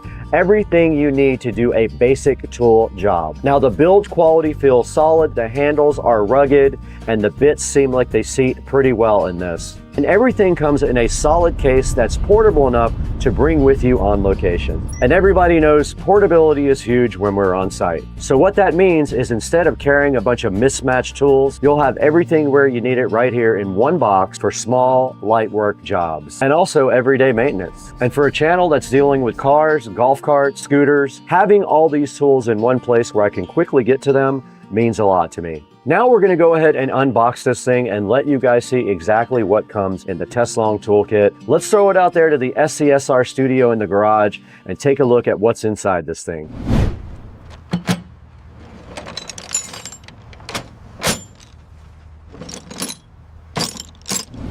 All right, in front of me right here is the Tesslong Quick Fix Toolkit. This is model TS01-P07 that they sent us to take a look at on Supercar Street Racing. You can see on the front of the box, it says it does have 7 tools included, and it is a toolbox for compact portability. I am hyped for this. I really needed something like this. Look on the front, you can see here, it looks like it comes with a hammer and a wrench and a screwdriver at least. Probably more than that. On the side here is the model number again, TS01P07. And then on the back here, it does show you everything that comes in it. It's got a claw hammer, a screwdriver, a multi-plier, a crescent wrench, a utility knife, and a tape measure. And it shows you here again, it looks like there's some bit sets as well for your screwdriver. There's a cap for your hammer. There's all kinds of stuff in here. Now it says designed by Tesslong in California, assembled in China. There's a support number and email address are down here. So they have a 1-800 number for you to check out. And then of course the barcode right here on the side. The other side of the box just reflects the same thing, and there's nothing on the bottom of the box. And so back to the front here, we need to get this Tesslong Quick Fix Toolkit unboxed. And to do that, we have the SCSR patented knife ready to go, as dull as it may be.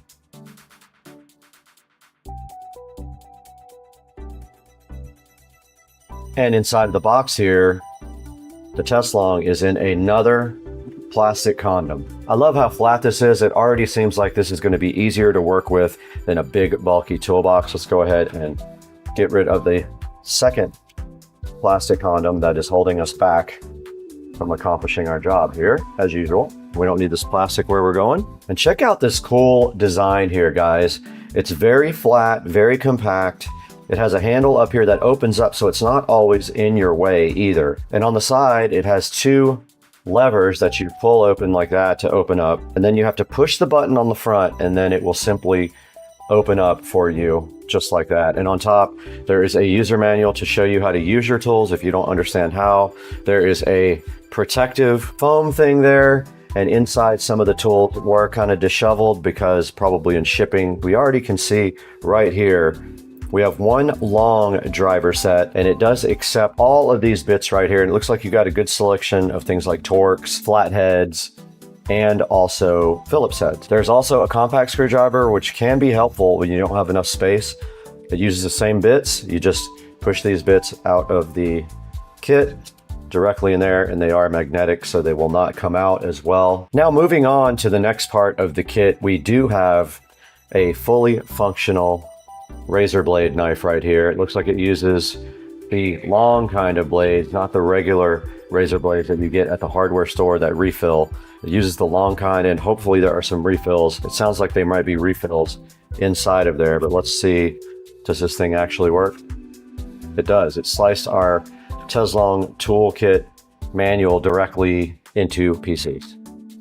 Nice utility knife there included with the Tesslong. This is our hammer here. It's got a flathead on that end, and it does have a claw on that end, and it looks like this is the hammer protector. So I'm just going to put it on the hammer and place the hammer so gently right back into its original position. Let's see if it's a hammer. Yep, it's a hammer. Now moving down, we do have a nice adjustable wrench here. You like to call it crescent probably. I call it adjustable wrench. It is very high quality. This has some good weight to it. I feel like these are high quality tools, even though I haven't gotten to spend a lot of time with them yet. Now moving down here, we have our nice measuring tape. It's very readable. It's white with black writing on top, and it does work as it's expected to when you pull it out. And now there is no fractions on the tape. It is just the lines and the larger numbers. So if you were looking for one with fractions, that does not have it, but it does fit back into its slot like it's supposed to. Now it looks like we have some multi-function pliers and cutters because they are needle nose, and also there are slots cut out as well in there, and there's your little cutter for you to cut wire. I think you could probably strip wire with these as well. I think that's what that's for. These are nice needle nose. They're very heavy. They got some weight to them. I think they're going to be great for a lot of the projects that I use. Now that is all that's inside of the Teslong box. Let's see how easy it is to pack right back up and take with us. So if you just close that, I heard the lock latch. Okay, so to latch it back, you just simply push those two back in. This thing is ready for transport. It is solid. I don't see any reason why you would not be able to use this for any regular job around the house. And that's all for the Teslong unboxing on Supercar Street Racing.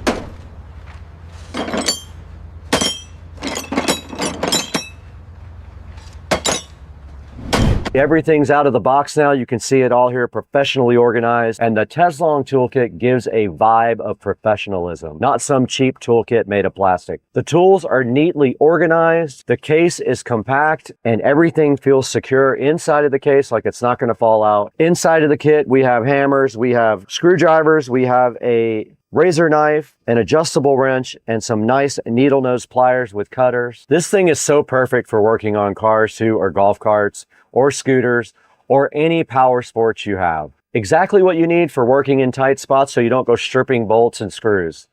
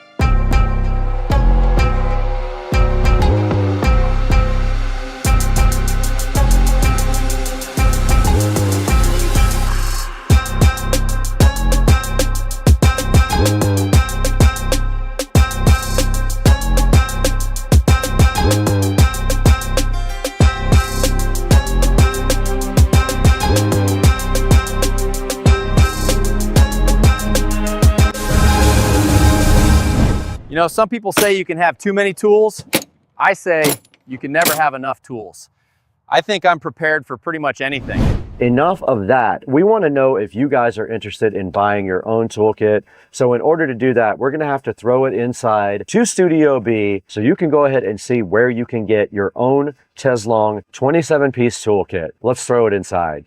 Hey, what's going on, everybody? Supercar Street Racing in Studio B, getting ready for CES 2026. We will be there January 6th through the 8th. But right now, our concentration is on the Teslong 27-piece home repair toolkit. This thing was awesome. It looks high quality. I think you should check it out. Go ahead and grab one from the link in the description. Thank you guys for 252,000 subscribers and my first 1 million view video. We're gonna get out of here right now. We got so many videos to edit, it's hurting my hands.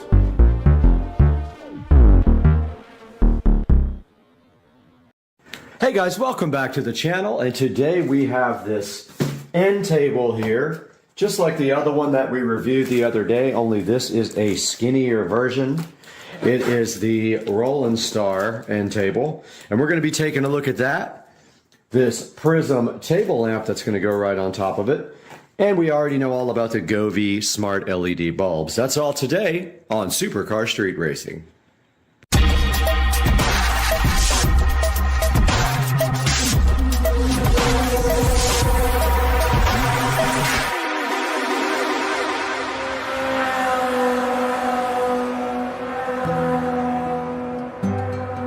Alright guys, here we have the Roland Star end table with charging ports. This one is not LED lit.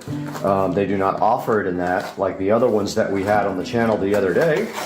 This is for the studio to go beside the lovely futon, and this will be a place for people to charge their phones and put their drinks on and have fun and party and all that stuff. And so we are going to build this today right here on top of this table, most likely. But let's take a look at what's in the box.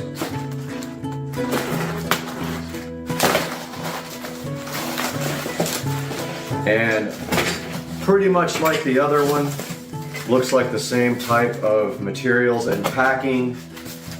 However, this one does not have integrated LEDs, like I said. It does have a lot of styrofoam condoms inside that will make a mess all over everything. So beware. And let's get a towel set up over here to work on.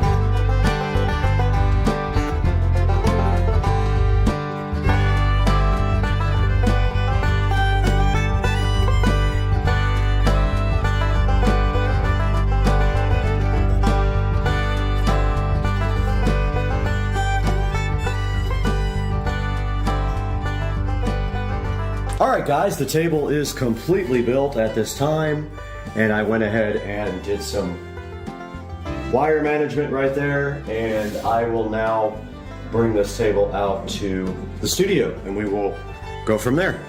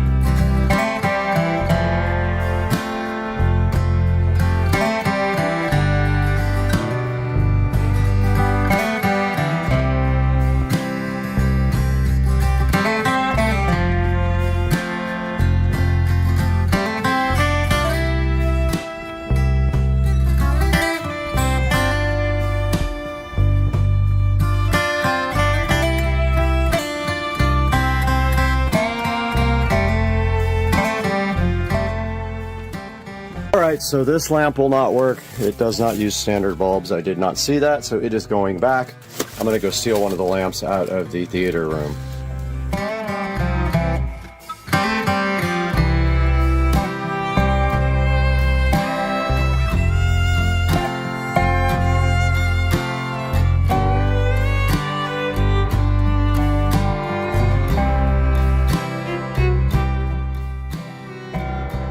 Alright, back in the Supercar Street Racing studio, and we have our side table successfully installed. We've got power from up top run down into the bottom, and we've got our lamp set up with a Govee Smart Wi-Fi and Bluetooth bulb. And you can see here we just have a space about right there that we can do something with, and I'm thinking about a very small desk to put the old school Mac on it, the iMac that I rebuilt. That is going to do it for today, but that is a look at the... Let me get the lights turned on. Alexa, turn on the Switch Studio lights to white. Alexa, set the Switch Studio lights to white. Oops, I keep saying it wrong. Alexa, set the Studio Switch lights to white. Okay, so there's a look at that barely fit. It wouldn't have fit if it wasn't for the fact that these tiles can compress. It's very tight, but that was the only thing I could find to put there that would fit. And that's the way it looks, and that's the way that the the side table came out. It's pretty good. I love it, and I will leave a link in the description to this. It has these nice pull-out drawers here where you can store your USB cables or other stuff, and it does have power and USB back here, so people can sit here and charge their phones if they want to as well. Guys, thank you for watching. We'll see you next time on Supercar Street Racing.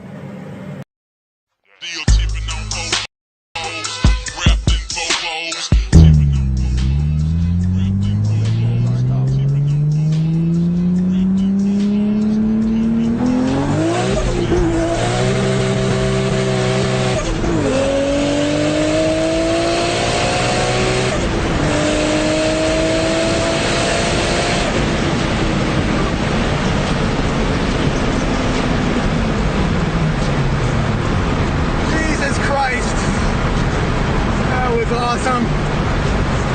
Woo. First time I ever took it to 8,000. Oh my god.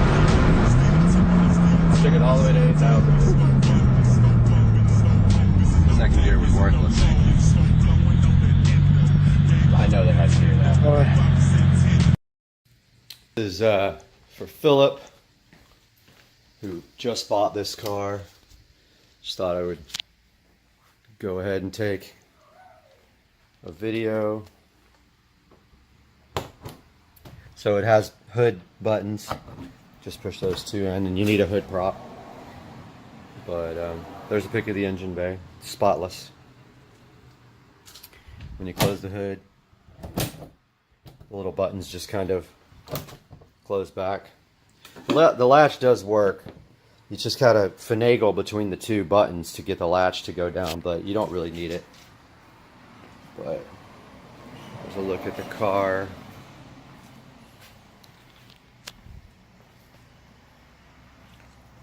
And there's the back. Wheels, tires.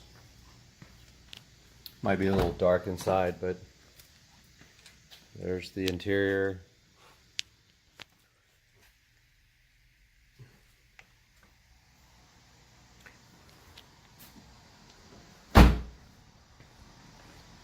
Front. There you go, man. If you want anything else, if you want specific pictures, just let me know. A little later.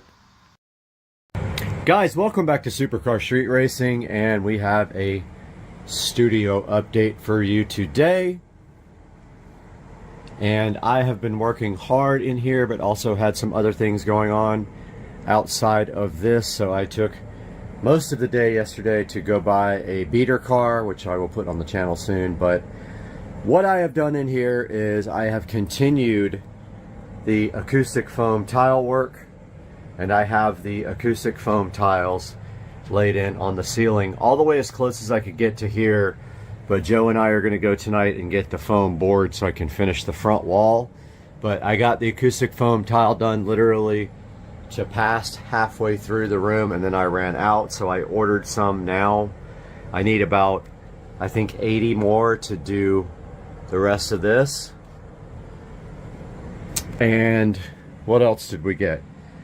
That's pretty much it. I've been working on foam tile for days. It's very time consuming to put these in, and I have to cut around these lights as well, so I've been doing that, and cut around the in-ceiling speakers.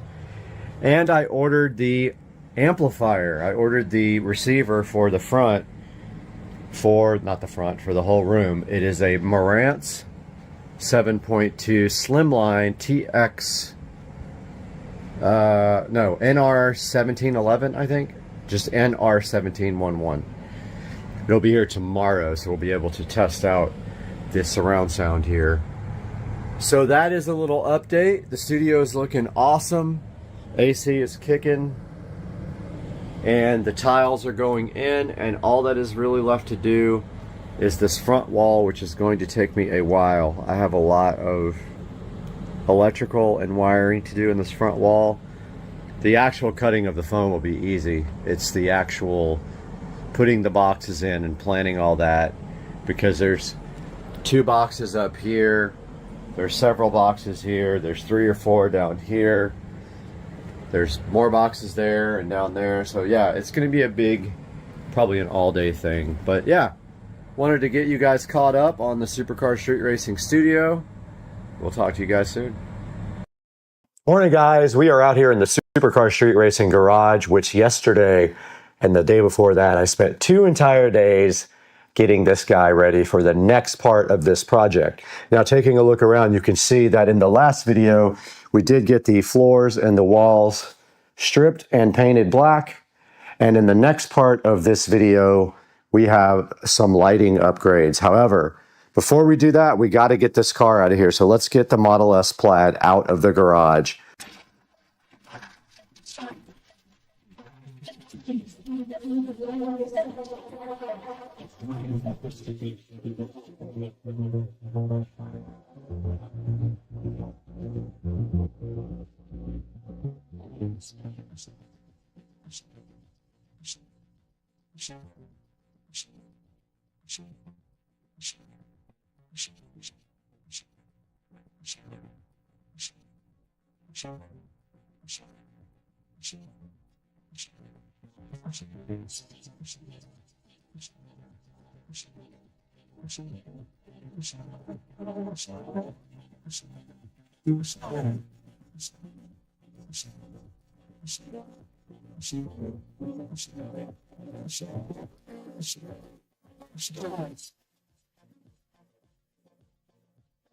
Right here in front of me, we do have the garage hexagon light kit to go ahead and get installed. We're going to get that unboxed now, take a look at what's inside, lay this all out, and then figure out how we're going to install it by myself, which we probably won't be able to. Now, this garage had a lead acid golf cart on it, and therefore there's acid on this carpet that will get into your skin. We have the official SCSR Smith & Wesson opener here to go ahead and take a look at this hexagon light kit. Not sponsored, was not free. I did look for somebody to sponsor, but they only wanted to give me 20% off, and it's not worth my time that it takes me to edit and install and all that for 20% off. Now let's look at the inner box.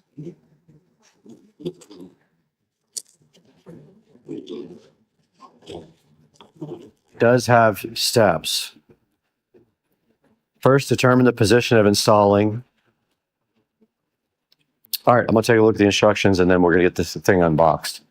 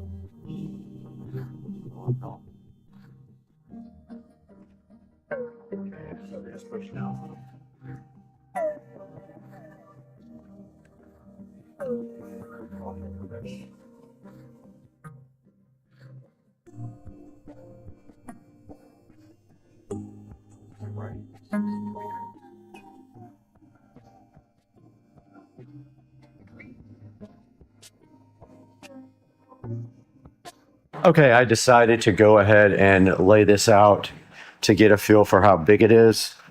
It is a lot bigger than I thought. And one thing I am concerned about is my garage door.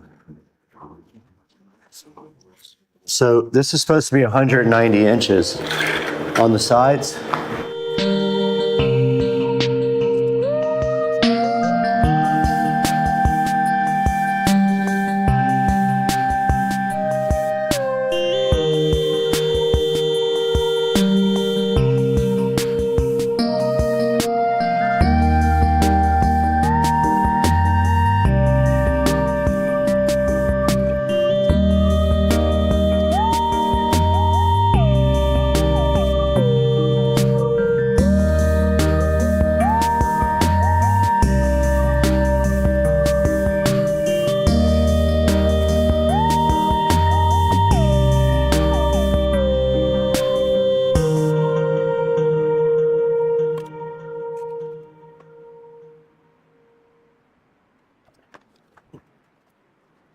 All right, I got my first light bar installed, and what I did was ran it right up against the side of the mount for the garage door track, and then it's going to come right straight across here, and all I have to do to keep it centered is make sure that I'm the same distance away from the wall over here when I mount my next corner. So I'll just measure from the wall to the hole, and then I'll duplicate it over here in the corner when I make the 90 degree, and that should make it square. And then I'll do the same thing all the way down. Okay, for my next step, I'm going to put the 90 degree connector on, but this has to be a T because we're going to power with this connector. So we are going to power right up here in the corner to keep it inconspicuous. So basically, we're going to put this like this, and then power will go into this plug here. So you just take this, and it's going to go just like this.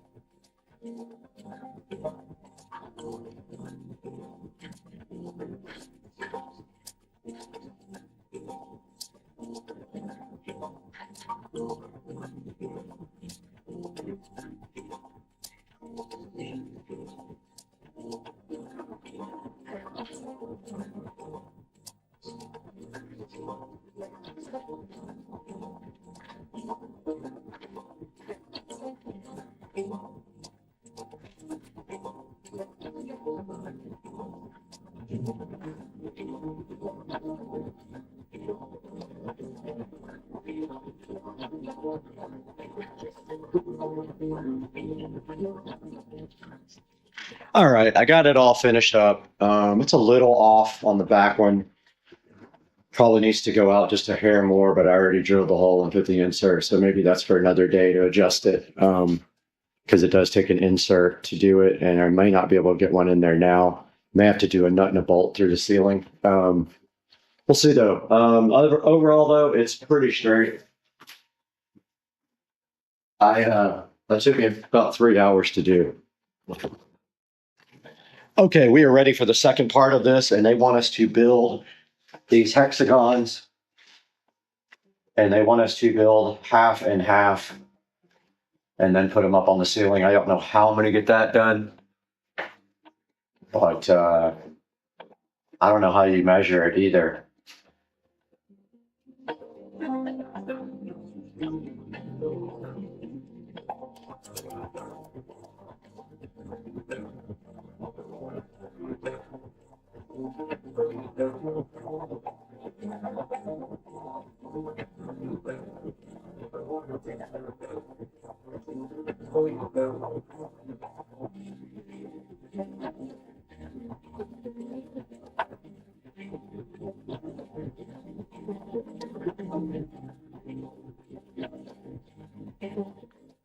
Okay, I did get the first half built of the hexagon lighting.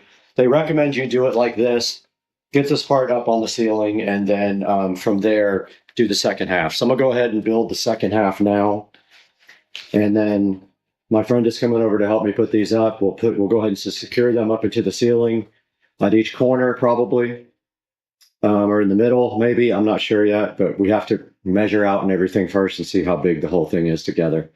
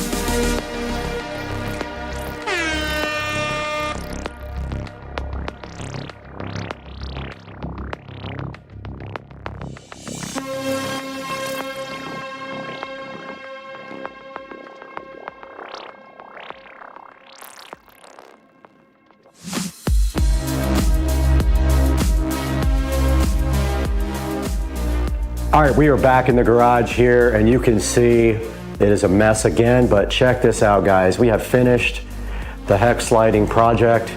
It came out pretty good, a lot of lessons learned from this. I only had one real issue, and that was with the garage door track. I couldn't put that tube in without notching out the garage door track, but I'll do that later. And then around the frame for the attic, I had to notch out the attic trim and run it right across there, but there's still plenty of room to get up there if anyone has to get up. But as you can see, this project is completely done and also wired. And I did put this on a smart switch, and now we'll be able to interface it with a garage door opener where it will come on when we come into the garage, or we can just say, Alexa, turn on the garage hex lights, and it will come on. You can see right here, smart switch is working great. And so this project is wrapped up. I did come up into the attic right over here with the power. right up there in the corner. And anybody who's gonna put this together, this is about a 6-hour job. And I could just say this, it's definitely a 2 or 3 person job. 3 would be ideal, 2 can get by. We used 2 people and we still had issues. But yeah, guys, it came out awesome. I'm gonna take some pictures of this for the thumbnail and then wrap this up. And I hope you guys enjoyed yet another project. It was kind of frustrating, it took me a really long time. And then next I have to do that side maybe one day, but for now, this is just for the Tesla. So guys, I hope to see you on the next one. Have a good one. All right, guys, bad news. Last night coming home from a work event, there was a big, huge box in the middle of the road. Did all I could to avoid it, but unfortunately, I swerved to miss it, and this is what happened. I hit the corner of it, and it looks like it broke my bumper pretty hard. It didn't get my headlight. It did get this whole entire bumper though, and this fog light is in the car. Not good. I think at this point I'm also going to get my hood repainted since it's already going in for this. So we will see. Oh my god, this thing is so freaking cool. Guys, welcome back to Supercar Street Racing again, and you got Brad here. We just got through a minor hurricane which has just moved out of the area, and so now we have time to come back and show you guys a new review of something sent to us by a company. They wanted us to check it out, asked if we were interested, and of course we want to get this stuff out to you guys to try. So let's get out here in the SCSR garage and take a look at what we got out here. And we have the Jet Fan Max by Kika. We're gonna be taking a look at that today. And they also sent us the portable fan as well to take a look at. All that coming up today on Supercar Street Racing. Hang out.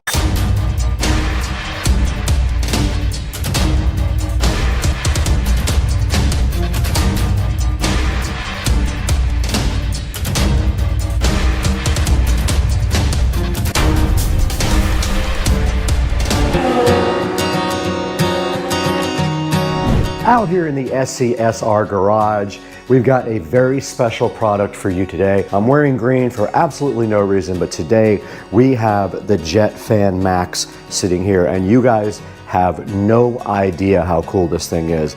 We're going to be taking a look at this today for the very first time, and the challenging part is that the instructions are in Chinese or something, and so I had to try to translate them to figure it out. But we're going to open this stuff up really soon and see what's inside the box, what they included with the Jet Fan Max and the portable fan as well. We'll get that information to you guys today about this fan. So let's get going. We got a lot of stuff to do today with this, and we're out here in the beautiful garage hanging out with the Tesla and the golf cart. Let's get this thing unboxed. We're starting with the Jet Fan Max here from Kika, and right in front of me you can see the box is silver and does show a picture of the fan in front right there, and then it's got some little artwork around it like that, and on the back it looks identical to the front. No big deal, nothing really on it.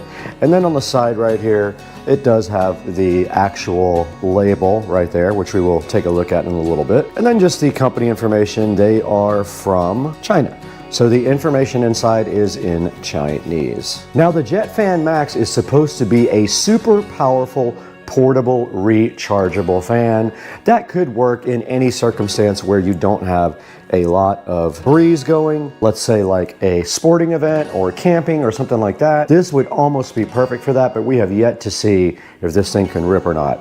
Now, I did cheat and I charged it ahead of time, so it is completely charged up. So let's go ahead and open the little one first and see what that's all about. You guys can see the Kika cute little portable fan sitting right in front of you.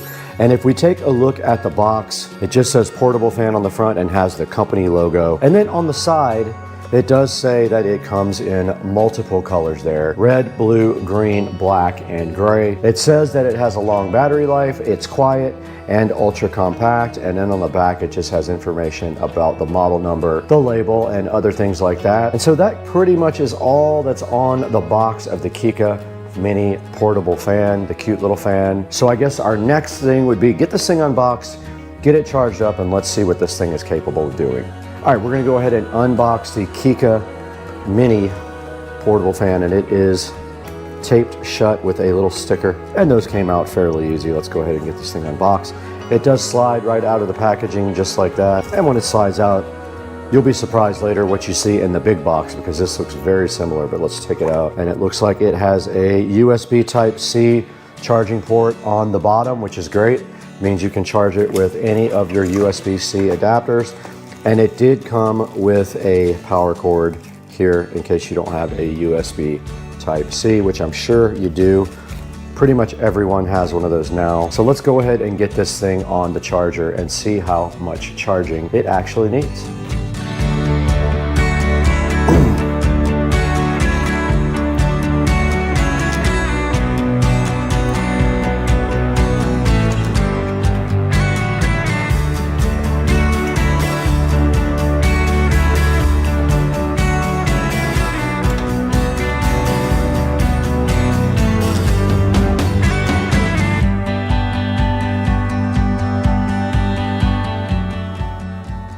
All right, you saw right there that we turned on the Eco battery inside the golf cart. We did switch on the 12-volt system, and now we have plugged in the mini portable fan to the club car precedent on the 12-volt system here, and it is charging with this USB Type-C cable. It is on a single LED, so we're gonna go ahead and let this guy charge up until it is fully charged. And while that's charging, we can go ahead and open the big one. Let's get over here and open the big monster size fan from Kika, which is chilling on the golf cart. Right in front of the Kika Jet Fan Max now, while we got the little guy charging over there off of the golf cart battery, we can go ahead and take a look at this guy. So let's go ahead and get it opened up. It actually opens up backwards like that.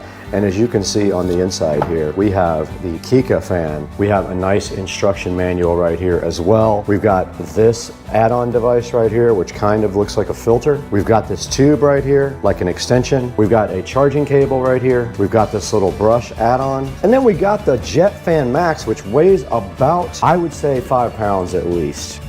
All right, we're sitting in front of the Jet Fan Max packaging content, and unfortunately, the entire manual is in Chinese, so I did have to translate the few things that I could figure out. But obviously there is a type of filter here that you can put on it with a screw on this thing. So that means you probably screw it onto the end right here. You can see the Jet Fan Max is threaded, and then on the other side we see the controls here. So this is the power button. You long press this button here to go ahead and start the Jet Fan Max, and then this is a slider that does control the power level. Now this button, not sure what that does because I am not able to translate that part of the manual. We can give it a shot and see if we can figure out exactly what that does. All right, the Jet Fan Max is in front of us, and we do have this add-on. You have that, and then you have this nice brush add-on here as well, and that goes right on. I don't know what you would possibly use that for unless you're going to clean something maybe. You have an extension also that you can add on right here, and there's a good look at the extension on the end, and then you can then put your brush. That just clips right on the end like that, and that is how you use the accessories. I guess you can blow stuff off with it like a cleaning tool. And then this thing just does come straight back off like that, and that part unscrews just like that. Back out here with the VESA Jet Fan Max, and let's talk a little bit about the operation of this. Now, as I said, this is kind of substantial. It is heavy. 5 or 6 pounds should tell you that it is a quality product, and a lot of that might be the battery on the bottom. I'm not sure, but the battery does slide out just like that. So if you have an extra battery, you can go ahead and have that charged up and ready. But that just slides right back into the VESA, and then it is ready to go. Now here is the power slider, and that's the level of the fan intensity. And I don't know what this does because I cannot read the manual. Now to power on the fan, you simply hold the power button down with a long press. And you can see right here, it does say 95% on the charge indicator, and it is at 0% power. Now we're turning it up, and it is going to blow the camera over. It will blow. That's only 36% on the thing, and it will blow this. Absolutely rips, and you can see how much power it had at only 50%. It will blow the camera over easily.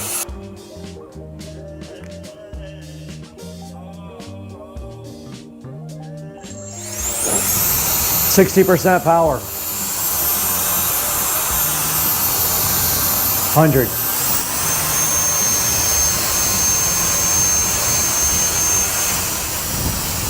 So strong. Wow. All right, I don't know if you guys can see the dust on the car. We're gonna give this a shot to get the dust off of the car. Let's see, there's plenty of dust on the car. Here we go. Blew it right off.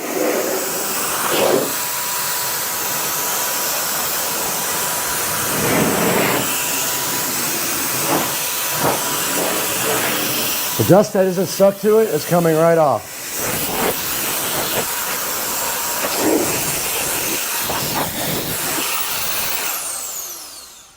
Now here's a look at the indicator from 0 to 100% on power is what you see right there. It's on 0 right now.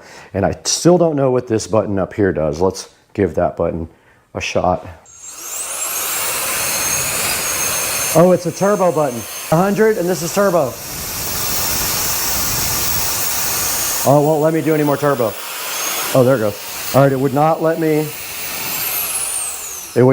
go on turbo the second time. I don't know why. Maybe the fan will overheat the motor. Let's see. That time it did. That's the turbo button right there, the top button. All right, we determined that the top button here is the turbo button, and it will not let you keep that on for long, and I suppose it is because the fan motor will probably overheat. Now we were on 95% power. Let's go ahead and plug this in again and see where we are after using it briefly. 77% charge after using it for about 2 or 3 minutes. So you're not gonna get a whole lot of power time out of this, it looks like. That went from 95 to 77 in not too long a period, but also we used the turbo button 5 or 6 times, so that probably sucks down extra battery. I would say you probably could get a good 10 minutes out of this if you really needed to, but we would have to test that completely. Once it gets fully charged up, we'll see how long we can get this thing going for. But we can get 10 minutes out of it. In the Supercar Street Racing kitchen, over an hour and a half has gone by, and you can see that the fan has now charged up to 100% on a standard USB outlet right here. It is a 20-watt USB outlet, and we use regular USB Type-C. Now this thing was down at 77% after around 3 or 4 minutes of usage and also using the turbo button. Now, that is probably going to be tested here very quickly because we are going to turn this thing on and see how long it takes to go all the way down to 0%. But first, we need to head on out to the Supercar Street Racing garage and check on the other fan, the mini fan. So let's go. The mini fan has also been charging for an hour and a half, and it is on the 4th dot of charging, so it is not quite done yet. Let's let that fan get all the way done, and then we will test the power of it to go all the way to 0. The Kika Jet Fan Max is fully charged at 100%, so the next step is to turn this fan on and see how long it takes it to go down to 0. Set a stopwatch. Okay, stopwatch started. Now we have started, we are 2 seconds in. We're gonna go ahead and power this fan on at the bottom. You hold down the button, it is on, and then what we're gonna do is just turn it on high and see how long it takes. And it is. The only way we could get it to stay was with a 2-liter bottle of Coke and our tequila. So we're gonna let the battery run down now. I can't see the battery, unfortunately. Let me turn it where we can see it. We've got 1 minute, 18 seconds.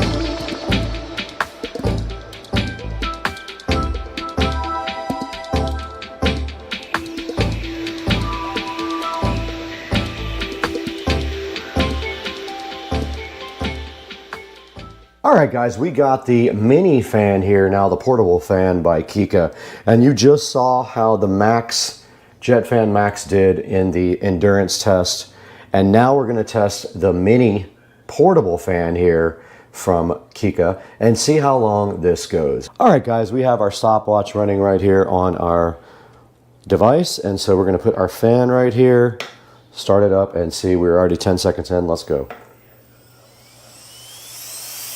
Fully charged right here. Let's let this thing run.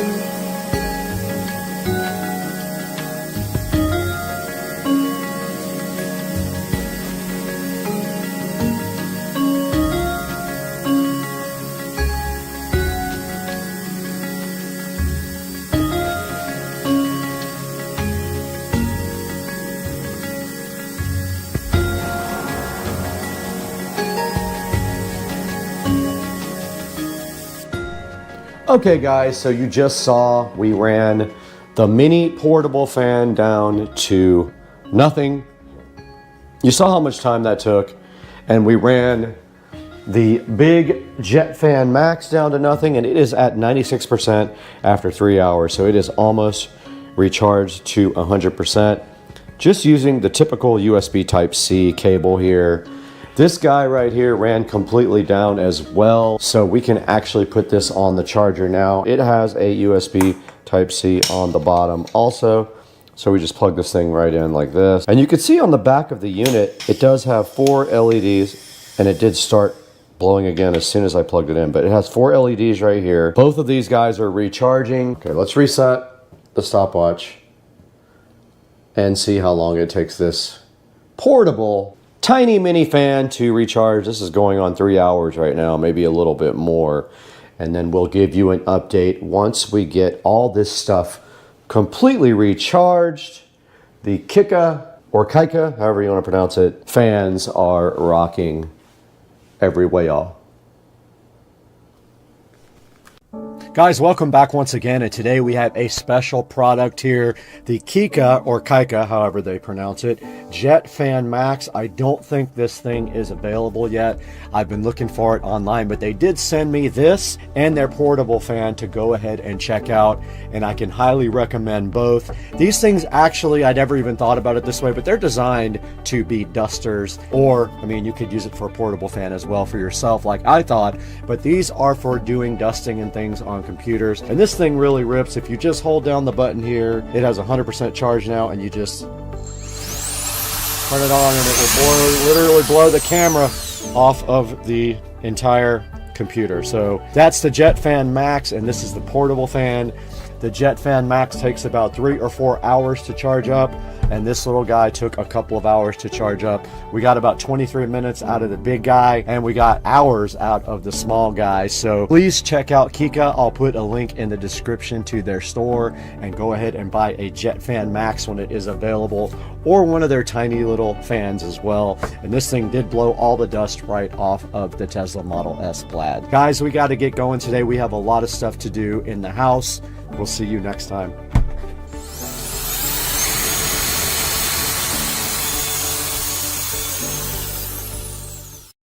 What's going on, everybody? It's Sunday morning and it's like super early, and I'm up and ready for Vaughn Motors Cars and Coffee. This starts at 8 o'clock. It's super fun. You get to park your car inside, which is awesome. And I got the car out in the garage running right now. You can maybe hear it in the background. Got it all waxed and ready to go. I'm bringing some other cleaning materials too, so I can do some when I get there. So maybe shoot some video on the way if I can find anything interesting going on. If not, see you at the meet, homie. Got everything loaded up in the car. It's loud as hell. Got the car running here. Looks beautiful. Just got to get the rest of this clear bra off. So look at the Accord. Car's all ready to go. About to load up, take off, go get some fuel. See you on the road. Cruising along here, about 75 miles an hour. Got Waze going, help me with the cops. Don't need any police action this morning. Clouds look rough. Scared it's gonna rain on me already. But yeah, we're headed to Walmart first to get some sunglasses, and then to Vaughn early to get a spot. Got some kind of Civic. I think it might be SI, I'm not sure. See what he wants, but I gotta exit, unfortunately.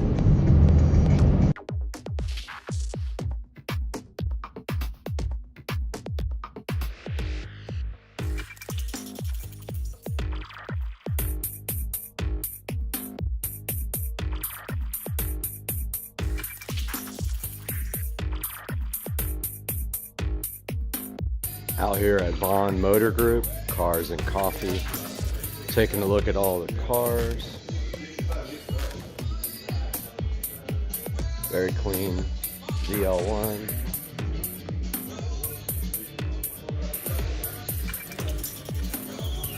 Couple of Mustang, one Mustang here, 3 or 4 more down below. It's my buddy's NSX.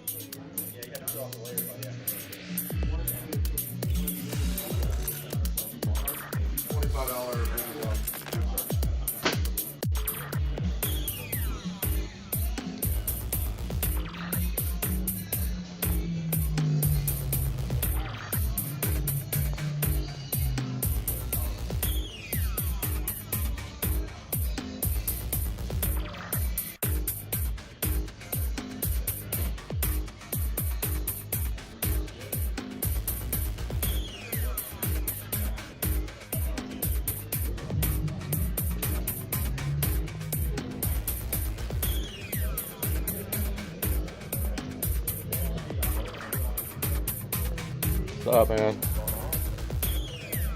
Not much.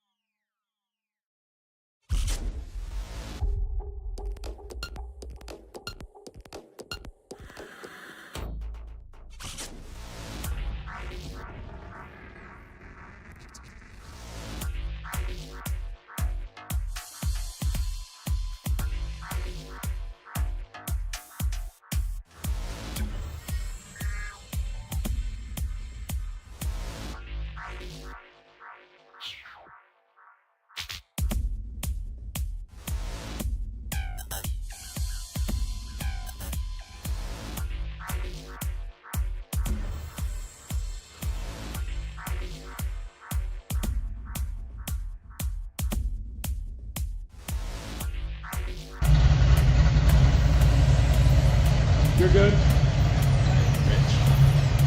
Yeah.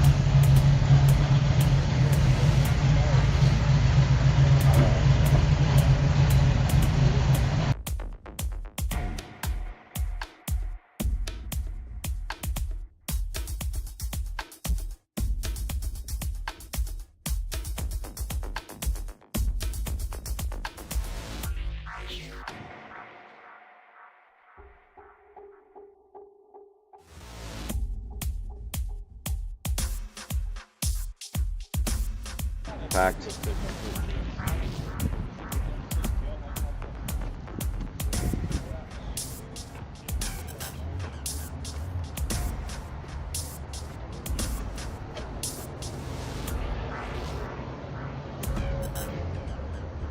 This one was here before. Man, I love this thing. So clean.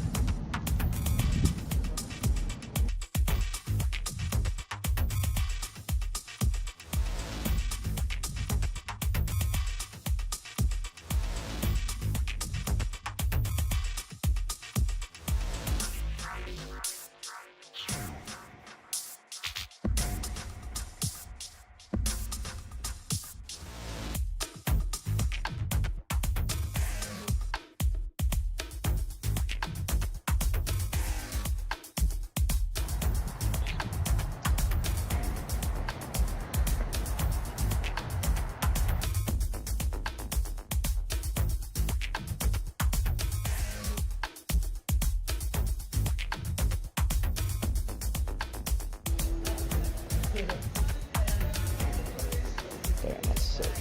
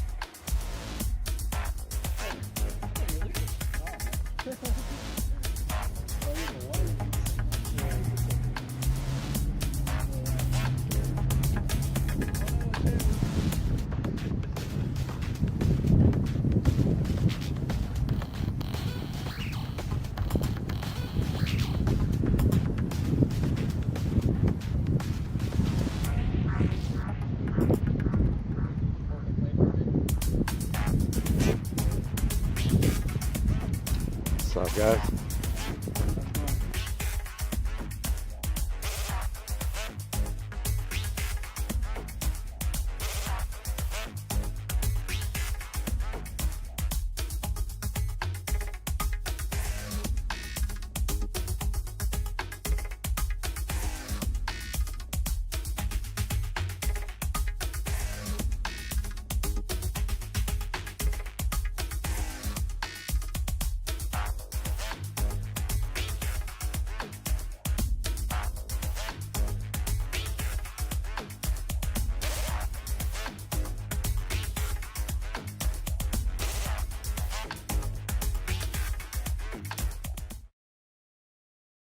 And we are using Android Auto from my phone, and you can see Waze right here. Okay, so here's some of the things on the home screen. Android Auto, CarPlay, Bluetooth setup, and then setup of the actual tablet and a calendar.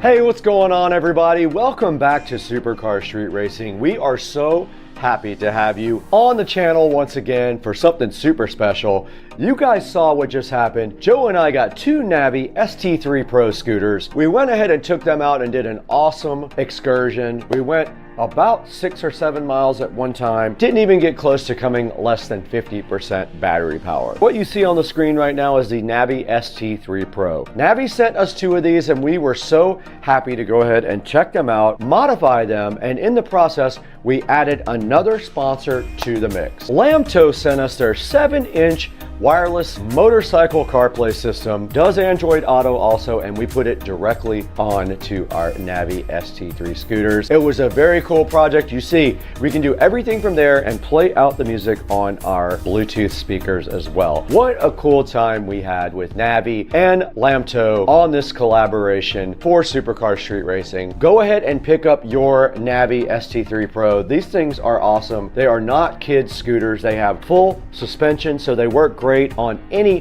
ground. You saw me go into the park as well. They work great on the road, and when you go over bumps, they do an awesome job of keeping you safe. They'll go up to like 47 miles if you keep the power level down. They are very fast. They have a lot of torque. No problems climbing hills or anything like that. The Navi ST3 Pro is the real deal. If you like scooters and you are not a child, this is not a child scooter. You will want to put an adult on this because it is a bad boy. Now I'm going to have a link in the description to both the Lamto GPS, CarPlay, Android head unit for motorcycles, and one for the Navi ST3. Please click through our links in the description to buy all your products for Supercar Street Racing.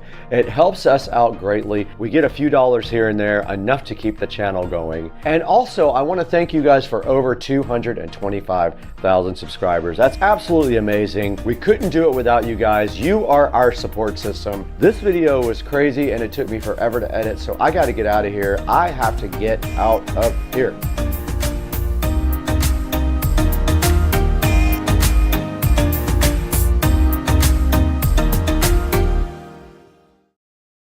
All right, we're in the 2023 Model S Plaid, and this is how you punch it. Oh yeah, just like that.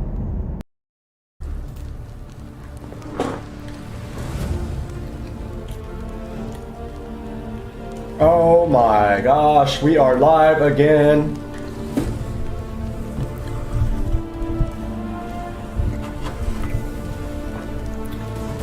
Get this mic close. We are live.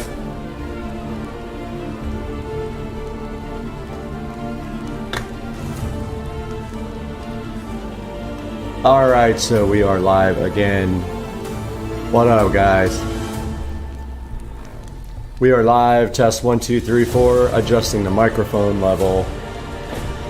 Making sure that we are live, and it looks like we are live. We had an epic fail yesterday on the audio levels, so today we're trying a little bit better audio levels on both the game and on the mic. We raised the audio levels up quite a bit. Looks like the game's a little bit louder this time. Hopefully it's good. Go ahead and get to playing. And we have all this left over from yesterday, but today we are going to be looking at a different type of event here. Let's look at some of these maps here and see what we want to do. Yeah, why not? Let's do the beach. And let's go with some actual World War II people. Let's do 500,000 American shotgun soldiers and 500,000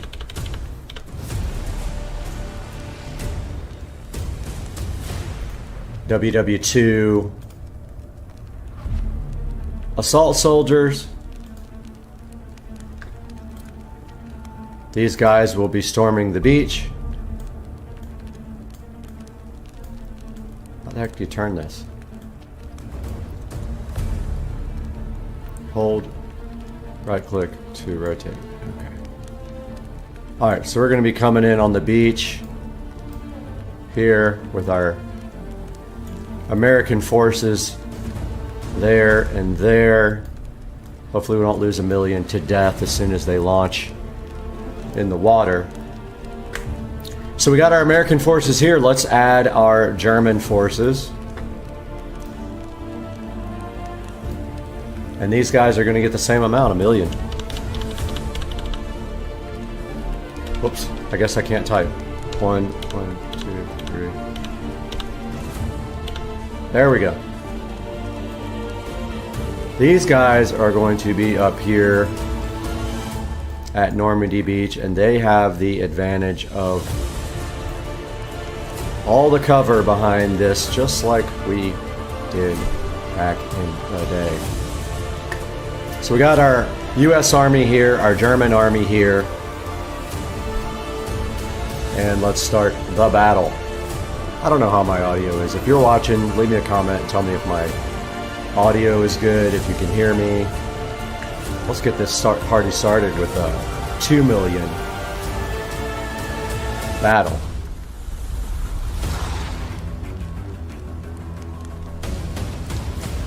Got the RTX 3080 Tough cranked up and ready for action. Germans versus US. Here we go. I'm hyped. Let's get this party started. Alright, so there is our American forces on the beach. That is quite a sight to see of Americans. Look at all those guys, man. That is a lot of American soldiers on the beach. Then up top here, we can only do this from literally a drone view. Look at the rest of our American soldiers.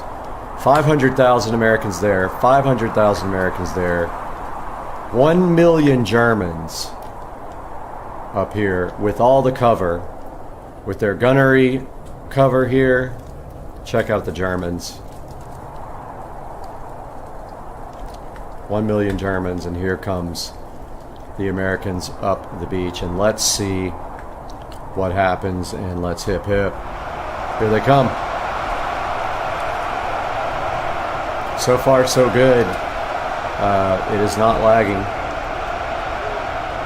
Here come the Germans. Here come the Americans. Looks like the Germans are going to beat the Americans to the beachfront. They're not going to come down the hill, I don't assume, or if they're going to fall down the hill and die, that'll be interesting. There is a place for them to come down over there. There's a path. Let's not forget, we've got short-range shotgun soldiers, and we've got long-range rifle soldiers. And here they come down the hill, and we're going to see some engagement here pretty soon. Looks like some of the soldiers are coming down the hill. They're not using their cover at all. They don't even care.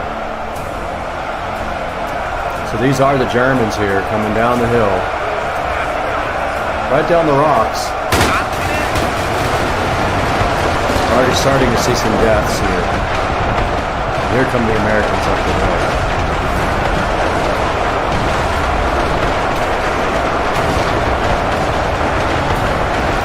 The Germans are standing their ground up here on the side of the hill, not making their way down. And already we've got a lot of kills happening.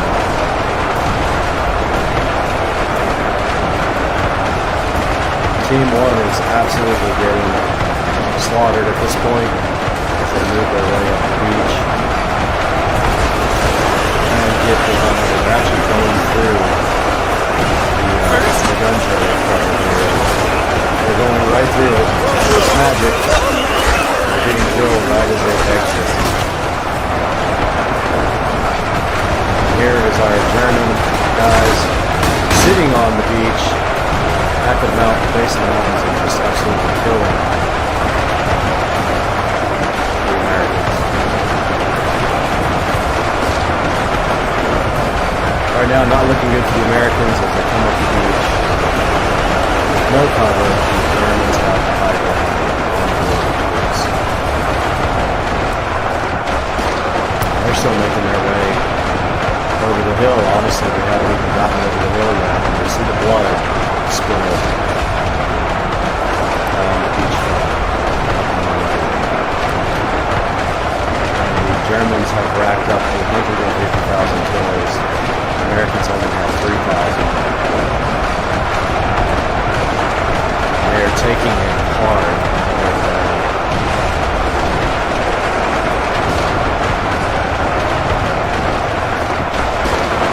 The Germans holding their ground tight.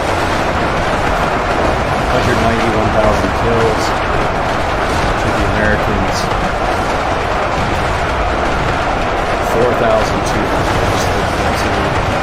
swap.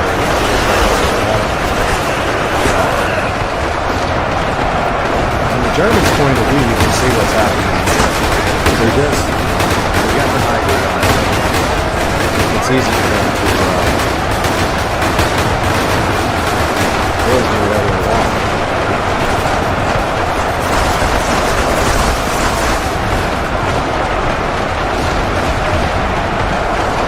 The Americans are losing pretty handily in this battle. It looks like they're going to take a huge loss here, so let's go ahead and end it there and make it interesting. Let's swap sides and see if the ground that they're on has anything to do with their gameplay. Germans will start there. Wish I knew how to leave run on permanently on the camera. Americans will start here.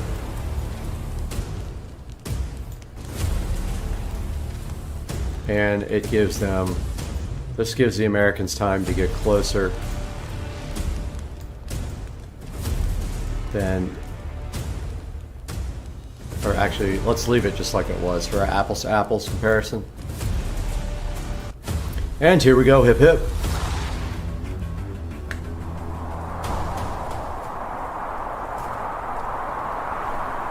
Now we got the Germans on top. Americans are at the bottom, and let's hip hip them.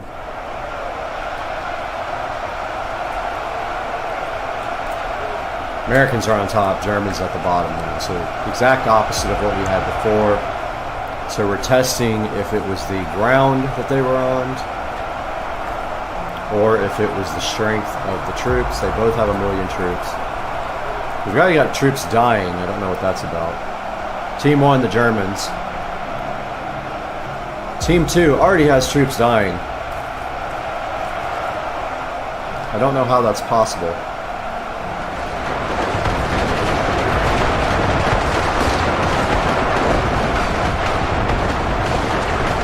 Yeah, the American team is just getting pummeled already by what? I have no idea.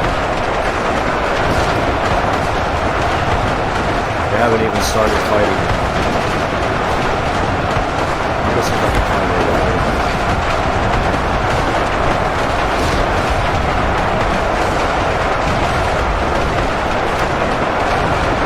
Makes no sense to me. The Americans are not even fighting anybody. They're getting killed.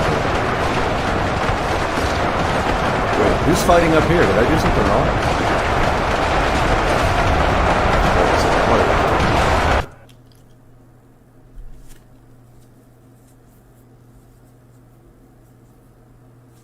Did I do this wrong? Oh, yeah, I totally did this wrong both times. Look at this, I got them lopsided. Alright, now they won't fight each other. I had them fighting each other. Okay, that's why the first battle was so bad. I had them fighting each other. How do you lock the run on? UEBS2 camera speed. I have to hold down shift. So I'm looking on Reddit. Double tap shift. Okay, try that. Alright, so I borked that up. I had them on the same... First I had the teams lopsided, then I had them on the same... Had them on exactly the same, like the same plane. Let's get it now. Now we shouldn't see people dying instantly. I had them opposite teams up here together. Here come the Americans on the top, 500,000 shotgun soldiers, 500,000 infantry, and the Germans working their way up the beaches here at Normandy, seeing if they can fare as well as they did. And we can hear them talking to each other, trying to figure out what the hell is going on.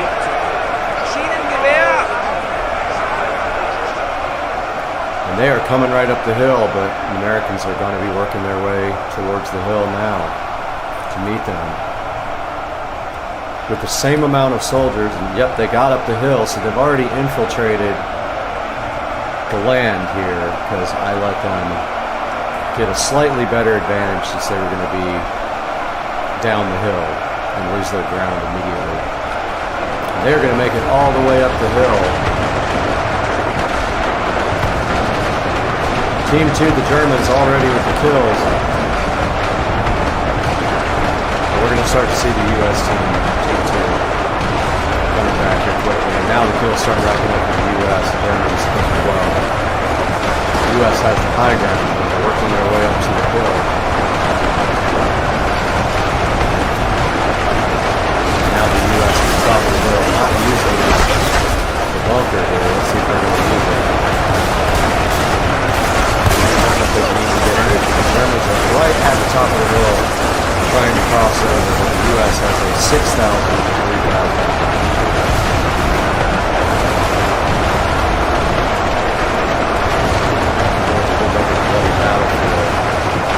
1 million troops on each side fighting it out. It's very close to it. The U.S. holding the Germans off. All fronts here, but the Germans try to march right up the hill and reach the front. And we got the Germans here at the top of the hill. So just fighting them off here. But taking some losses themselves, really got punished.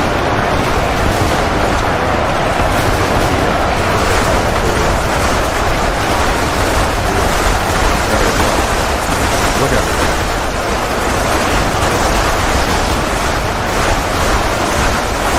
They are using it.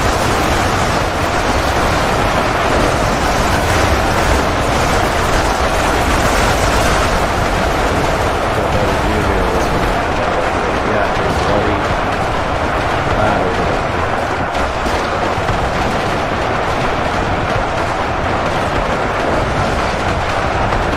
With the U.S. racking up 65,000 kills and 28,000 for the Germans.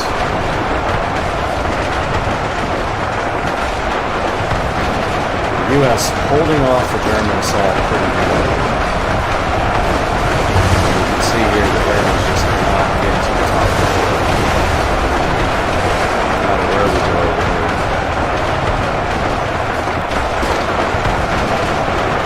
Look at the Germans on the beach.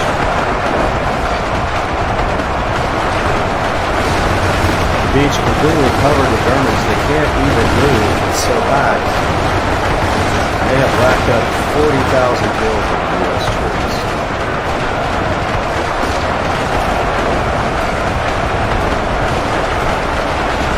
The U.S. just holding off the German assault.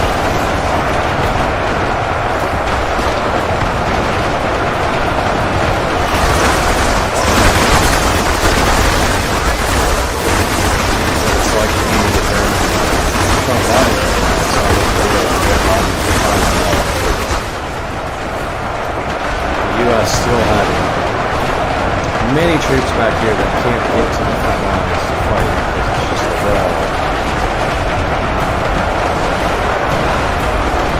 It's a flat out wall of troops.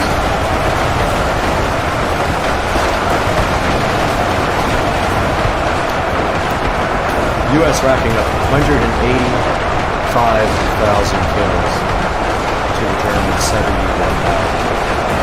Using every bit of that high ground advantage here. Trying to get over here to the edge of the hill. And dead bodies sliding down the hill. Just falling down the hill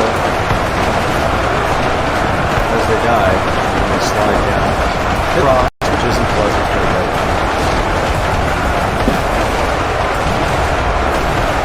And they get to the bottom. Right there. See the wall of dead bodies sliding down the hill. It comes right over the top of the edge. And they have 260,000 kills.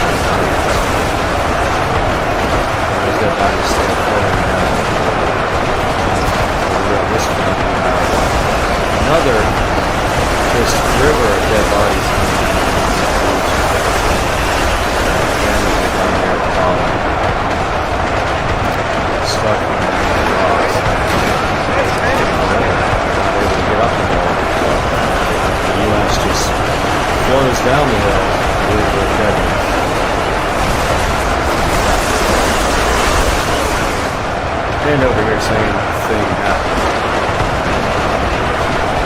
And we just got a text from Susan.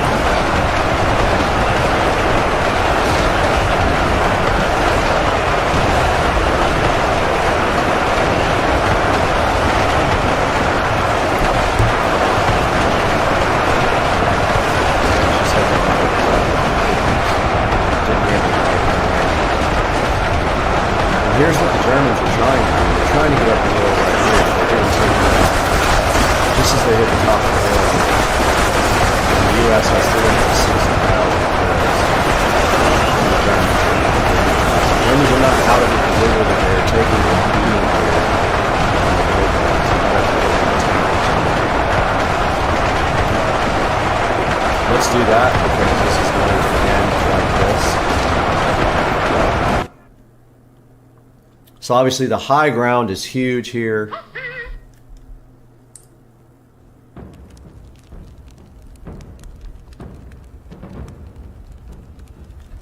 And she's saying she's having issues.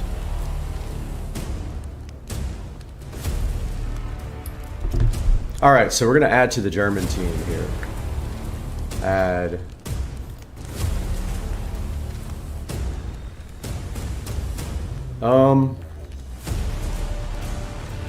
We'll give them a couple of Shermans even though they aren't Sherman. Team 2. We give them like 10. Nah, let's give them 5.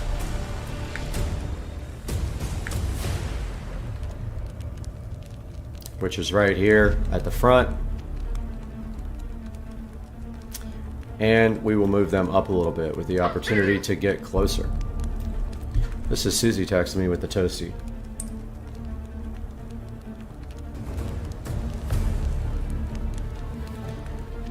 Alright, we moved everybody up a little bit. They're going to be able to get closer. We've got them 5 Sherman tanks on their side, which are actually American. But let's give it to them and start the battle and see what happens. Now we got the Germans with a little bit more of an advantage here. And we should see the Germans with a better opportunity here. We should see some of our good old American tanks somewhere. I don't know where I put them. There they are right there, so let's hip hip.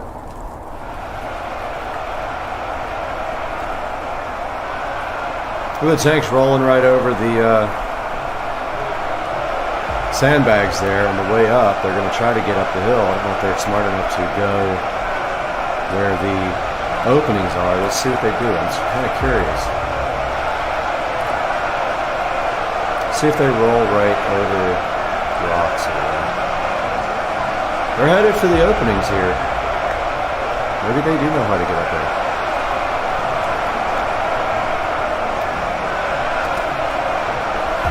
Tanks right up the hill. They floated right up the hill. And they are first up on the hill to take on the Americans here. They're going to have quite a feat when they get to the top. That's right, Sherman tanks on the American, the other side of the tanks. And the tank's already taken a hit and they are gone already. They took that hit, but that didn't do anything. They're already dead. That did not work. They're going to need a lot more than that to make the fight even.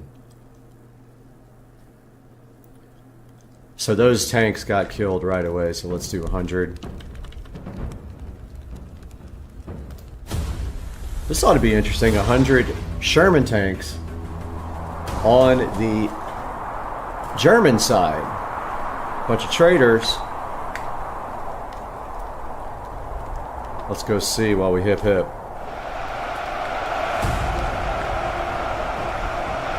Where are they? There they are. A wall of German tanks that are actually American tanks that have defected to Germany. And up top we have a wall of Americans heading towards the high ground. And it is it's pretty close when they get to the top about who gets to the top. So let's see if our tanks do anything. We might actually put the tanks behind soldiers next time if we can't get this. If this strategy isn't effective.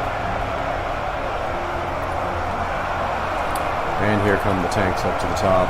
Some of them. We have issues here. These guys are totally stuck. Yeah, they finally made it.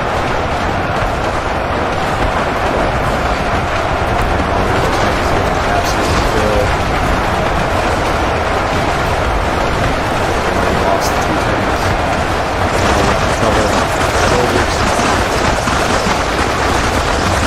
Tanks got blood on them. You know they're getting killed. There's another one gone. They're lagging also quite a bit. But the US still. Now the kills start coming up for the Germans.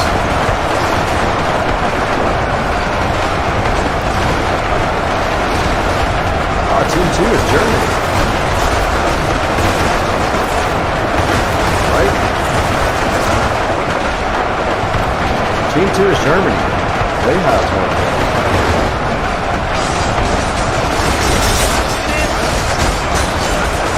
Here they come up the hill. Actually, Team 1 is the Americans. Team 2 is the Germans with the tanks. And it looks like Team 2 has to go through.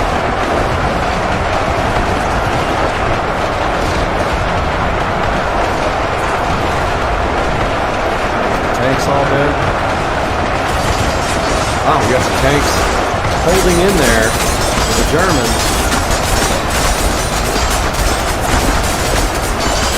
As they are actually doing better than we thought. Team 2.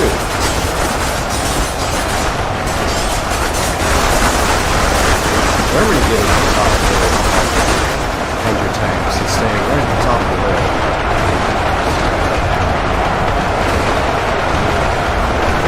Germany was Team 2.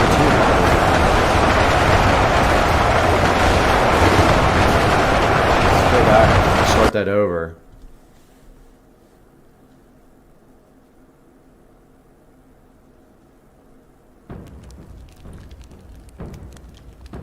Yeah, Team 2 is Germany. They are getting the upper hand. So let's move them back a little bit. Move all these guys back a little bit.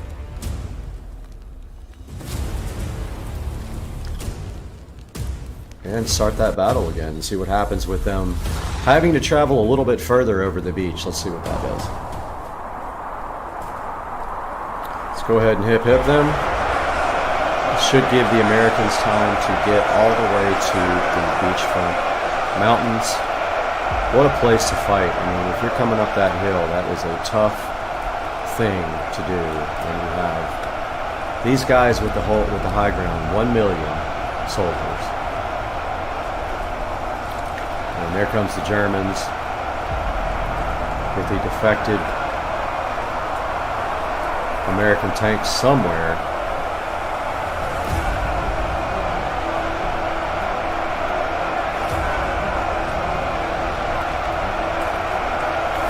Don't see the tanks offhand yet.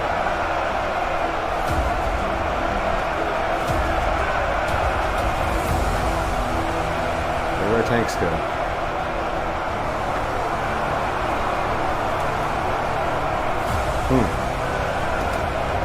I don't see the tanks. There they are. I'm blind. Yeah. We got Germans topping the hill already from the beach. Here comes the Americans. Germans are Team 2, don't forget. Americans with 0 kills. Germans already with 100.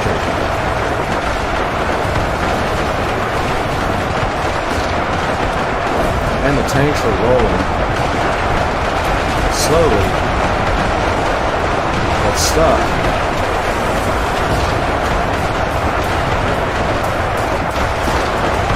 They're stuck. Going up the wrong way and causing the blood to flow.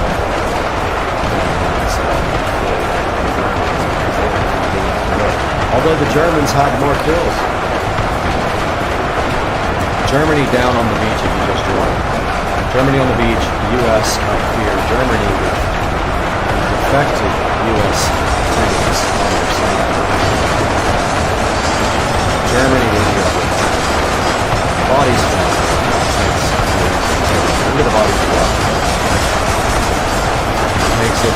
Bodies are flying through the air.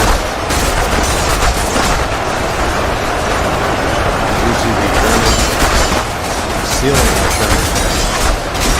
Bodies are flying. U.S. not sparing.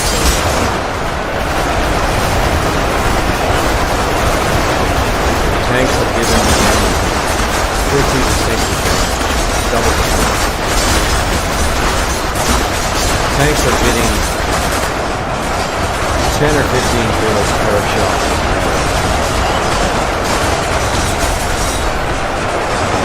And that tank died up.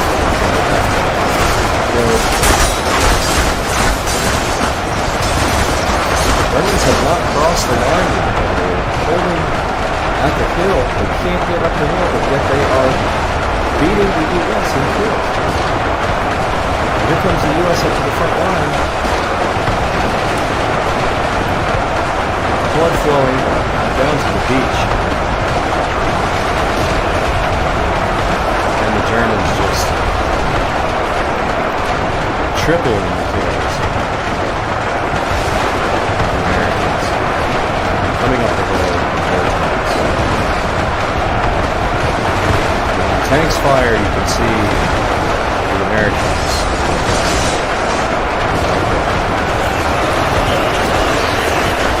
Right there.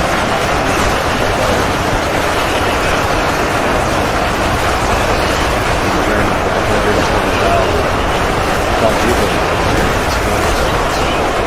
Let's go back out because that fight is going lopsided one way. Let's give the Americans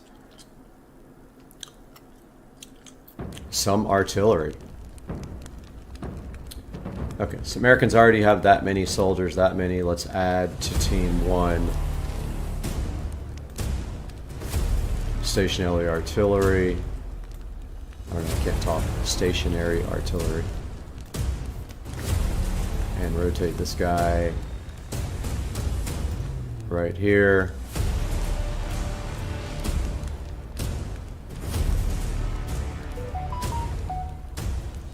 And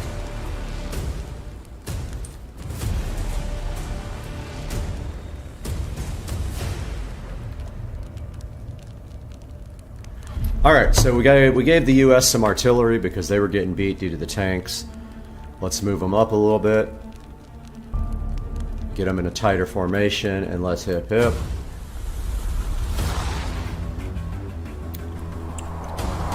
This ought to be very interesting now. U.S. has some artillery at the front now.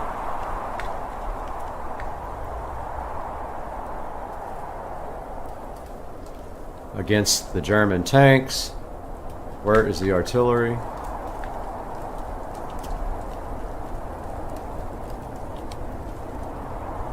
Not seeing it. Thought I placed it right at the front here. Well, all we can do is start it.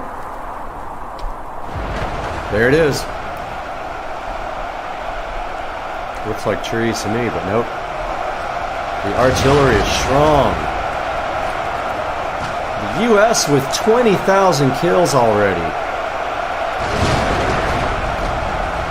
Due to the artillery fire, and it is just a lopsided destruction here with the high ground going to the U.S. and the artillery. The Germans are not able to deal with the strong artillery fire. And you can look down here and see what they're facing.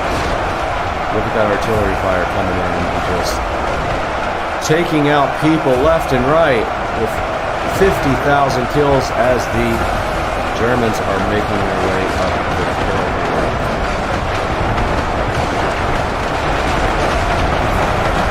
Here come the Americans to back up the artillery. We're losing artillery now. Fight's going to start going back the other way in a minute because we're losing gun by gun here. Look at them disappear. One by one. Americans are losing their advantage, and the Germans starting to get some kills here.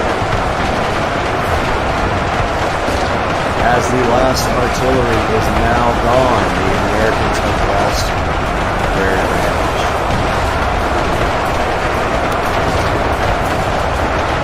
And here come the Germans up the side with the tanks. The Americans are quickly losing their big advantage that they had with their artillery sitting on the side of the high ground. It's great for the Americans. The bodies falling down and getting blasted. As the Germans quickly overturn the tide, with multiple kills per tank, they're about to catch. Americans put on them. Pass up. Even with the low ground, the Germans are just able to overcome the Americans. Here they go. They just pass the Americans and killed, and that is the other, is the turn of war, the turn of the tide, so to speak, as they say. As the Germans take over the battle with their tanks.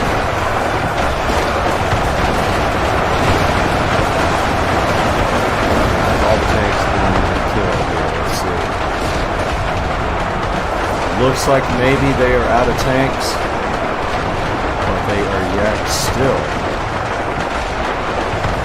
Yep, tanks are all gone, it looks like.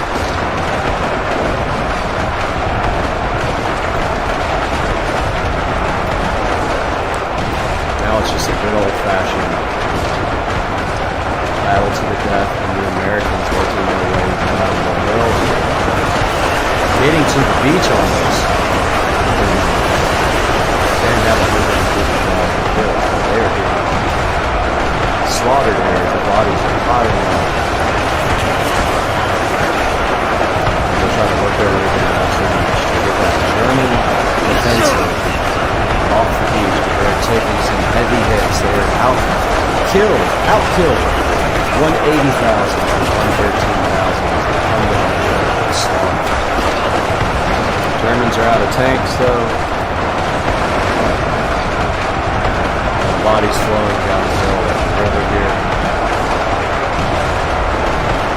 As they die, they flow down the bodies. Steadily, the lead is increasing. 100,000 more kills. So this is not a fair fight. So let's give the U.S. a little bit of an advantage here as well. Let's go team 1.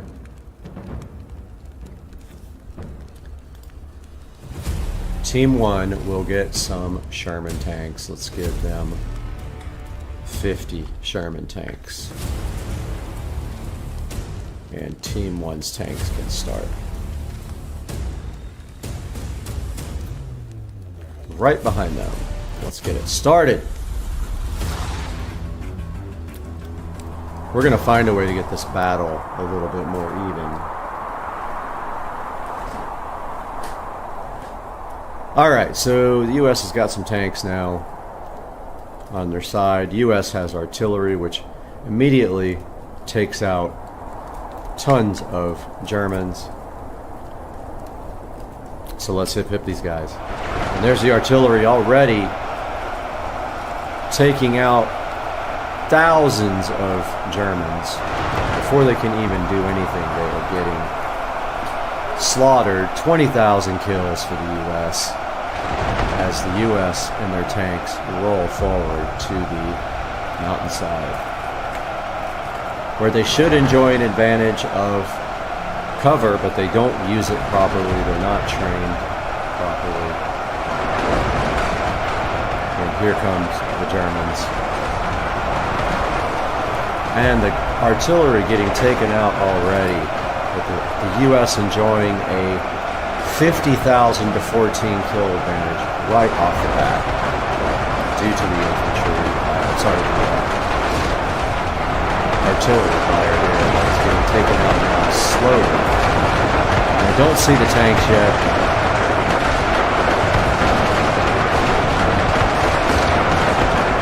Looking for them.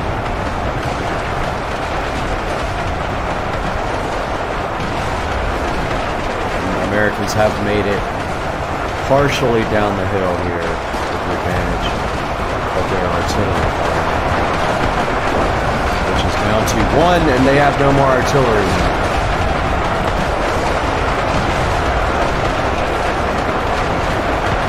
Where are the tanks?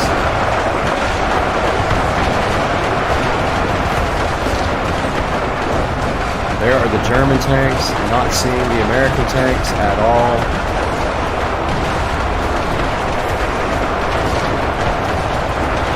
You see tank fire getting some Americans there.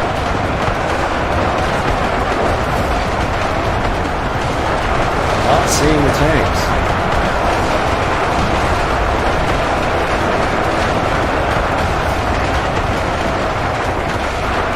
But the Germans are coming back again.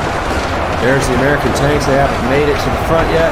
They haven't even started their assault yet, and the Germans are coming back. They're having trouble getting through the piles of people. Now they're on the top of the Americans. And they are firing into the crowd. You can see that here. They're working their way up. They just can't make it due to the crowd. The crowd is just crazy here.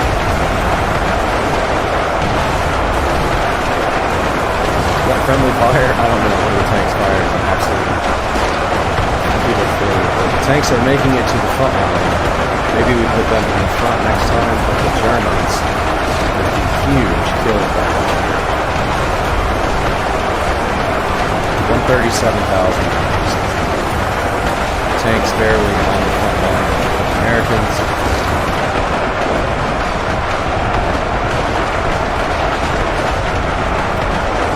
And the Americans are holding fast, getting up again, even with the tanks. I believe I positioned the tanks in that place. They are rolling down the hill flying. The tanks getting a little advantage here, but the Germans are up 138 tanks.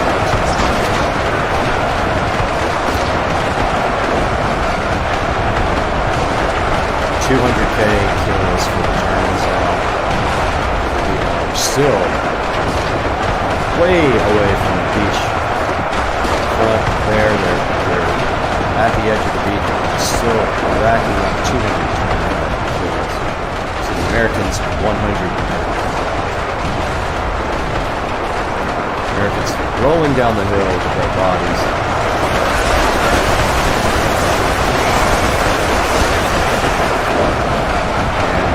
Tanks just not able to do enough damage.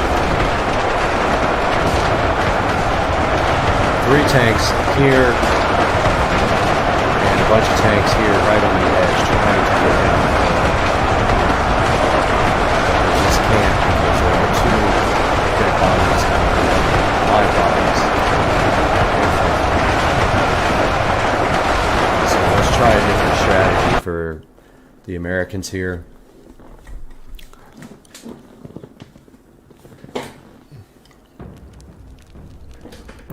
Let's put their tanks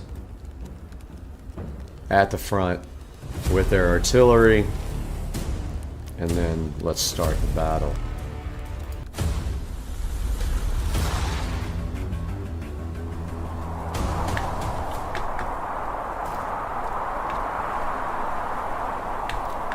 One sec, I gotta get my streaming back up.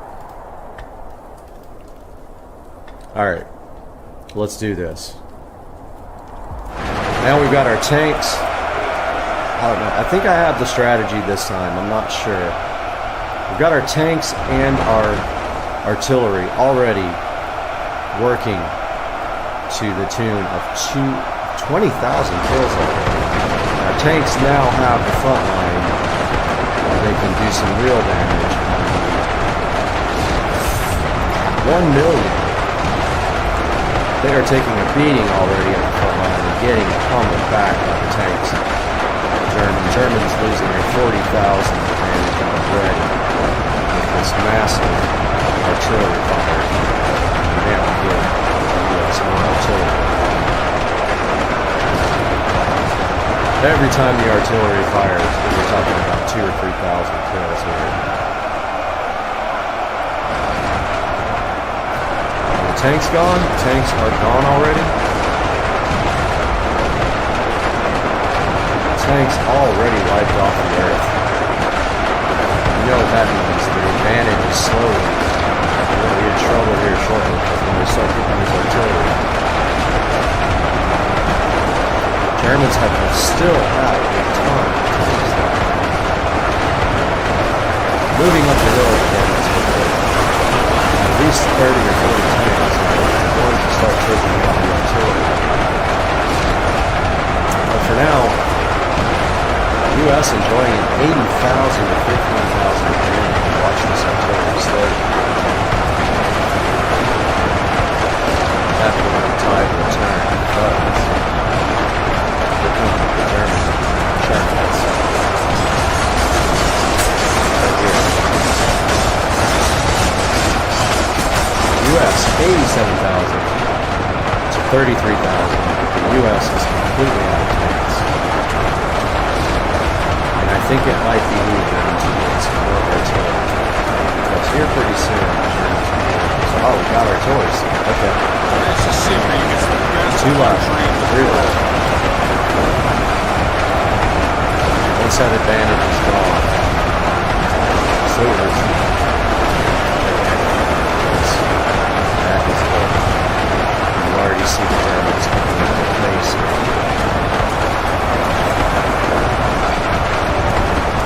The U.S. is going to need something in their favor to back it up. Hills are slowing. Germans are picking up now. That is going to be curtains for the U.S. That is going to be so let's get that. It's not quite an even fight yet. But I can tell you what would be an even fight. We're going to make that happen. Let's add a team to the U.S. Team 1. Let's give them artillery 50. Here. Give them artillery 50.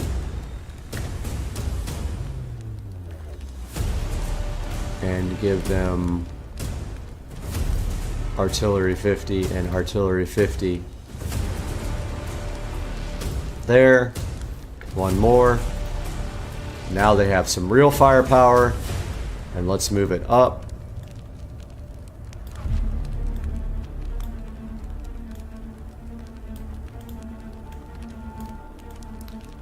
And now let's see.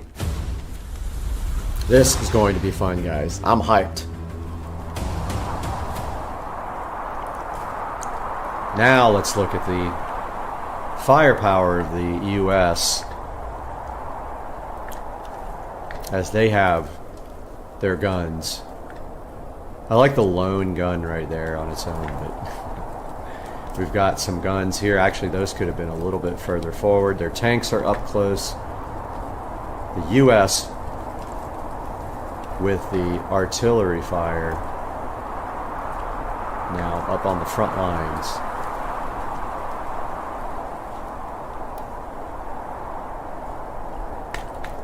And let's see what kind of a difference that makes. And right away, the artillery is right on the beach almost, and it is already doing what it's supposed to do and letting the Americans get a little push before the Germans start their crazy offensive assault. They're losing artillery already. The Americans have killed already 130,000 with their massive artillery front here. They've got artillery there that is taking out tanks. It's taking out massive amounts of Germans. Look at their artillery fire. And here comes the U.S. to back up their artillery on the tanks. U.S. just lost a tank there. U.S. with 175,000 kills before their troops even get to the front.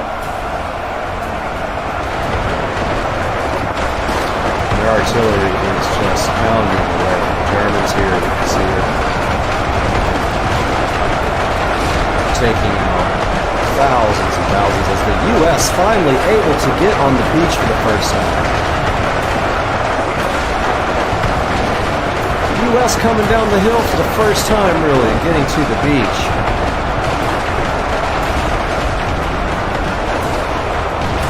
As their artillery backs them up, they are marching down the hill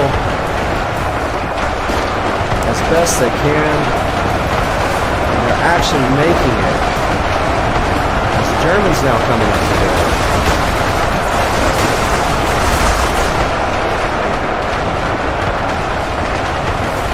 U.S. pounding away at the Germans with their artillery, giving the U.S. troops a chance to get down the hill. 200,000 to 40,000 advantage. Now, German troops starting their inevitable overtake as the U.S. has lost all their artillery fire. River of dead bodies are flowing right here. It's just a non-stop. They flow down the hill, hit the rocks, go around the hill. Germans are starting their push and making the U.S. fight very tough. Kills are actually racking up faster than they were overtaking the U.S. This Normandy battle is tough for the Germans, even with the low number. Again, Germans with absolutely no artillery fire have done it again. They have come back strong. All their tanks are gone.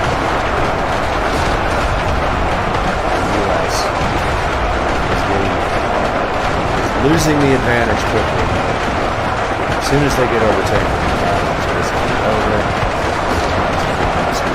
Toolless.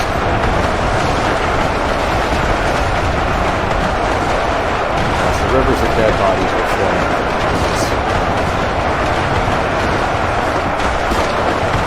I believe we should move the U.S. soldiers closer because this is turning. Let's move the U.S. closer.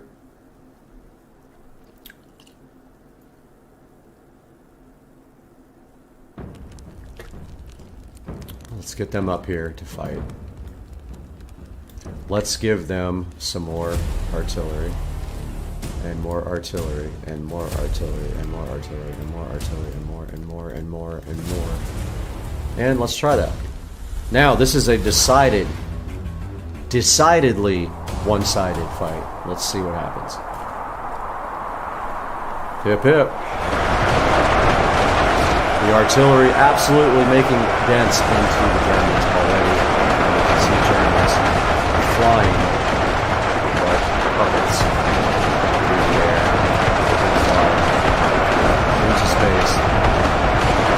That guy still didn't come down. I love it. U.S. 200,000 killed already. This might be the turning point of the war. That's the U.S. coming down the hill. And their tanks are up front, getting beaten, but still there. They're getting pushed out one by one. They're almost gone. The U.S. is not stuck on the hill anymore because the artillery is giving them a chance to get to the beach. They have 300,000 kills already. 330, still there. They still have quite a bit of artillery left.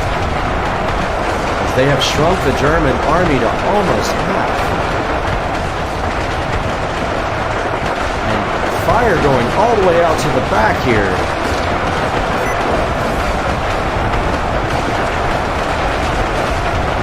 Fire going all the way to the back from the artillery. I saw some Germans back here in the back absolutely getting pummeled right there. They just made a hole.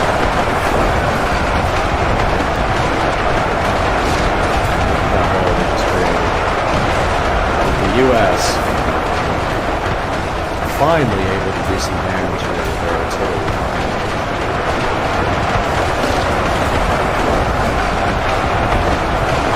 Germans getting just as many kills as the U.S. though. The problem is they are down to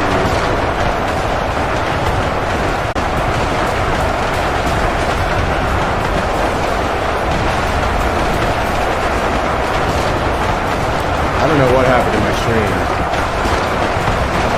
My stream keeps going in and out. I have no idea what's going on. I'm back.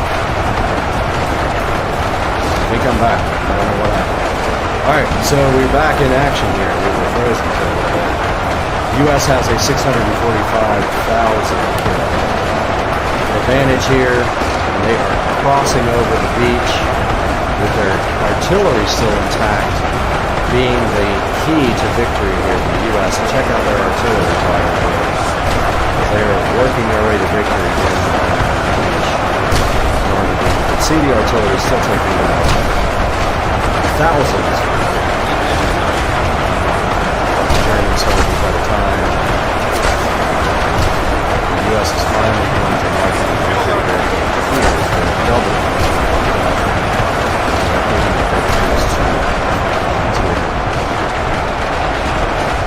As long as the Germans don't make it to the side of the hill, it seems to be a guaranteed victory for the U.S. here. Still, artillery fire. Well into the battle here, they got planes here. Watch them do their damage on the Germans. Oh, we lost that gun right while we were watching it. Germans are definitely targeting the artillery. There's no doubt about it. As they come by, we lost some more artillery. U.S. made 300,000 kill advantage here leading up to the end of this fight. The Germans just cannot make it up to them. They're getting stopped right there by the artillery fire still.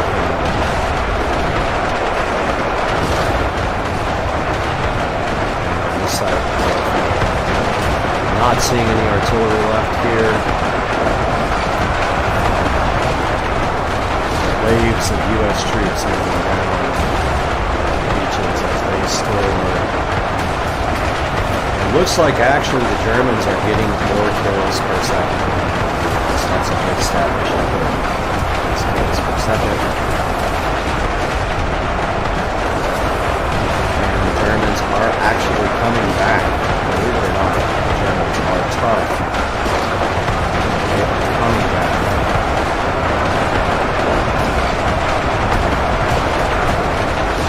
As the U.S. has moved all their troops to the front and are slowly getting down to the battle here. The Germans making a comeback now. The Germans pull this off. That is just epic because they were down so many, and now the Germans, kills per second, are out gunning the U.S. kills per second. Look at the Germans' kills going up, 542,000 moving. And on this side of the battlefield, a few stragglers here on the end trying to make their way down.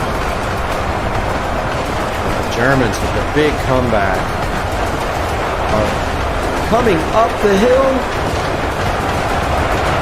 They are coming up the hill. They have pushed back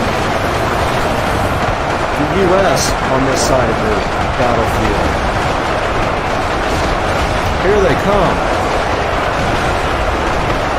The U.S. kills slow, the German kills are rising fast. Check it out, the Germans coming back after being pummeled with artillery. And I think they have taken out all of the U.S. artillery. They have. Oh, no, there's 3 left right here. 2, 3 left. It's the U.S.'s only hope here. They are not firing. Why are they not firing?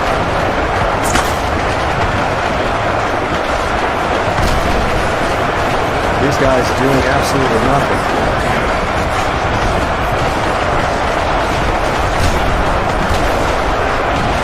Firing backwards.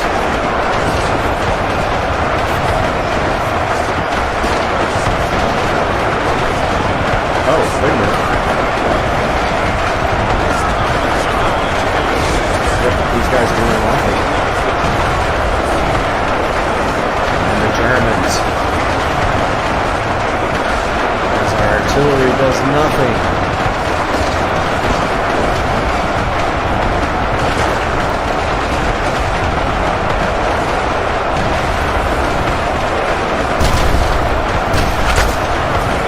Whoops.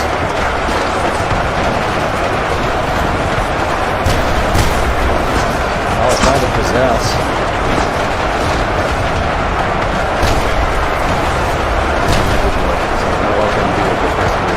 I've never possessed anything. Those guys just firing at you like they're supposed to do with the Germans. The U.S. about to go down here because the Germans were killing them at too high of a rate and their artillery is doing nothing. Now it starts to fire.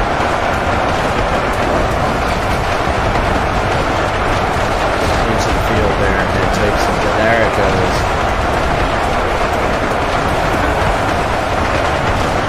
There it is. Now it's firing. And that is the U.S. getting some kills from the Germans. Overcoming that with a higher kill per second ratio, what I call it. That's my invention. The U.S. is on the beach. They are now getting overtaken. Down on the beach, moving their way up. Slowly. Because we are out of artillery up here.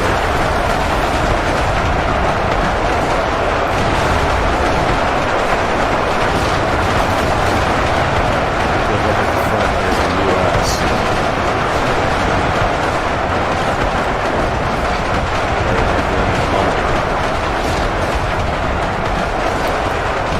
This is going to go down to the wire because the Germans are at 790,000 kills. The U.S. is at 823,000. The Germans' kill ratio is climbing fast. They're going to overtake the U.S. in kills or die trying. So they move up the hillside.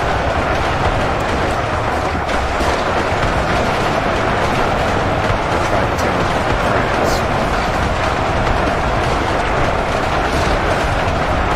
The U.S. is about to be overtaken.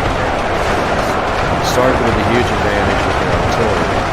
They have the high ground. They cannot hold off the German onslaught.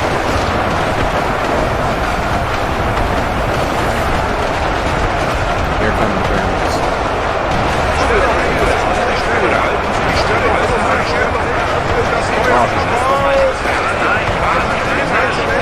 I'm saying something about to overtake the Americans and match this battle. It's going to go down to the wire. Look at the kills. 825 to 840, the Germans are catching the U.S. And this fight is almost over.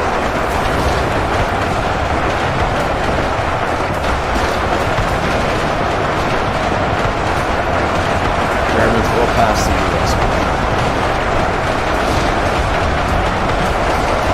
834,000.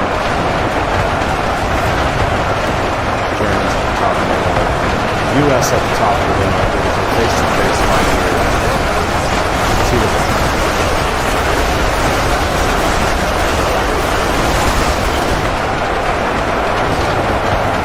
and this is climbing almost identically now. This fight is insane. What a good fight. Germans cannot make it across the top. They are slowly getting to the top here and coming and flanking back the U.S. here. They're about to catch the U.S. in kills. They're close. We're running out of people in the U.S. The U.S. doing their best, but they just can't pull it off. And it is almost tied now. Almost tied as the Germans top the hill there. And 58-59 is about to be tied. 8:59 to 8:62 as the Germans take the hill. It's a dead even fight. From the Germans over the hill. When they take the flank, surely it's over. And I don't know if this artillery does anything. It's not firing. Nope, they can't possess it. That's just the look. Here comes the Germans, 8:67 to 8:69. Going all the way down to the wire, guys. I've not seen a fight like this good. 117,000 to 127 remaining. As the U.S. putting up a fight here.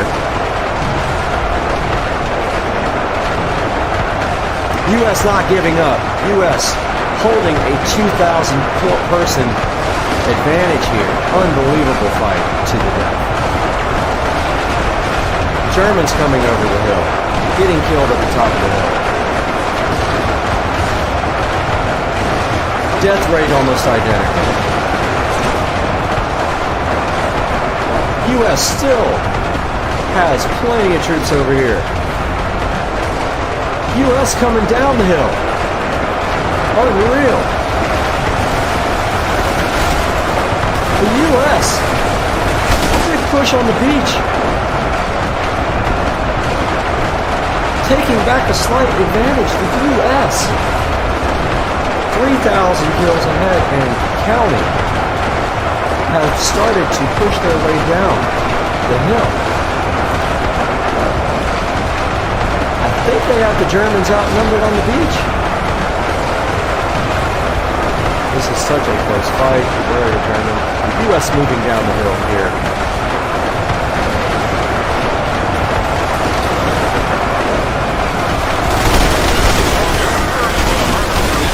U.S. just fighting their hearts out, maintaining that 3,000 kill advantage here. What a fight. Just unreal.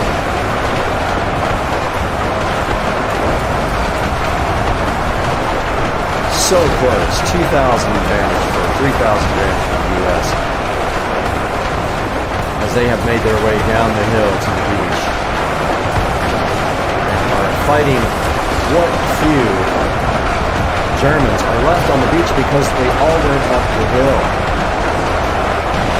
Look at the U.S. go. We are down to less than 90,000 troops for the Germans. And the U.S. trying to take the beach, doing a good job of it. Look at the Germans that are left here. Slowly taking them one by one.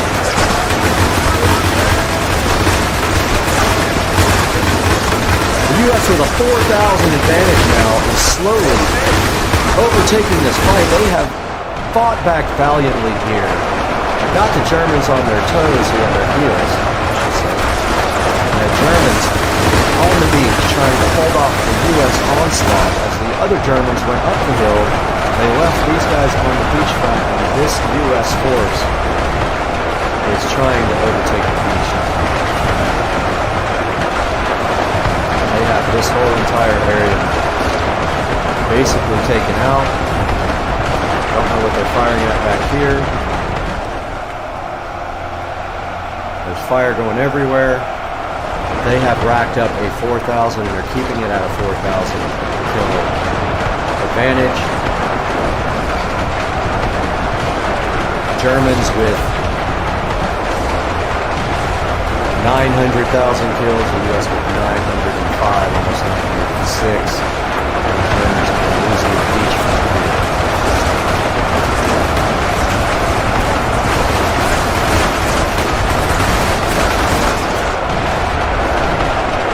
Germans slowly losing the beach, the US easing their way forward to take the beach. Some have cover here. They have a 6,000 kill advantage now in the US as they start to flank the beach. They are coming in on every side here. Here are the Germans still on the beach trying to make their way up, but not able to do the US. 7,000 kill advantage, slowly creeping up. And they have these German forces here completely outnumbered. They are dying. Slow down here.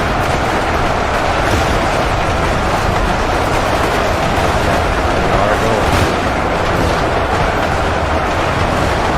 There's probably a good 1,000 left here. You can see by this. Many thousands of soldiers coming in. They are about to take out the Germans. They have over 9,000 killed. Germans hanging tough, slower down.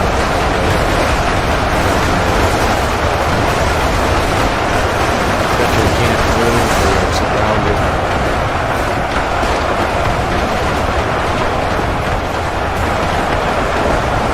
These are actually Germans over here moving up the side of the hill.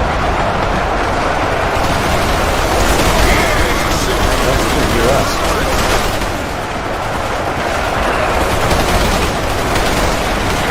There's the Germans.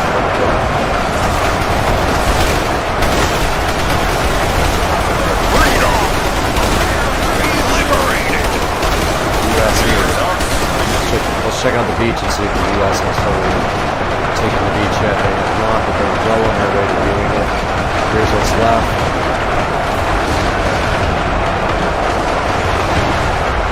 $23,000 to $14,000.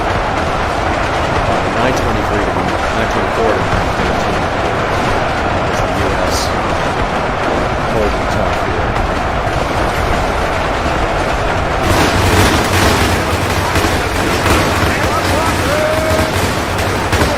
They're trying their best, but getting out. Here's what's left on the beach.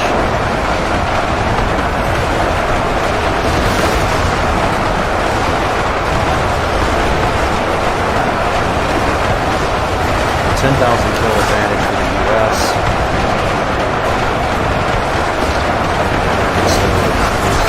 What a fight this was. This was epic. Just like the title game. Really, really good fight. It started with the Americans and they racked up a big advantage in the beginning. The Germans came back hard to even the fight out. The U.S. has held this almost 10,000 kill advantage for a good amount. We're down to 61 and 68 troops as the beach slowly clearing. The U.S. will move elsewhere once they finish off this feud. The last assault is on the beaches here. They are going fast now.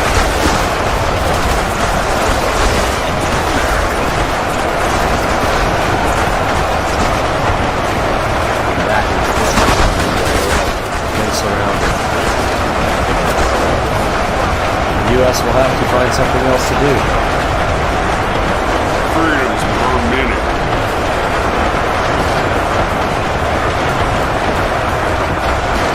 Now the U.S. has turned their attention elsewhere.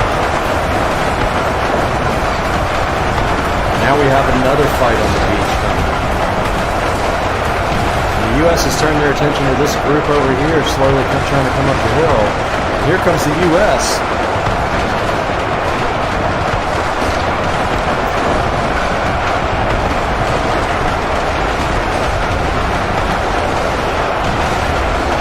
The U.S. turning their attention to the Germans over here that had it good, and now they are fighting the U.S. on two fronts. They've got a mean front coming up the beach. Big group of soldiers here on the beach headed their way.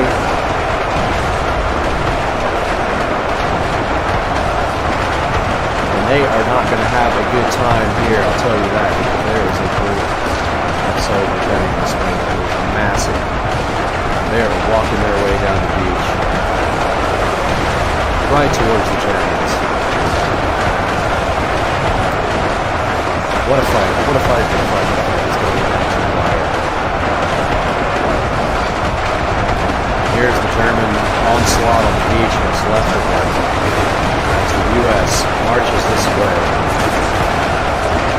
The U.S. enjoying some cover here as they slowly march. Come up here to the treatment line.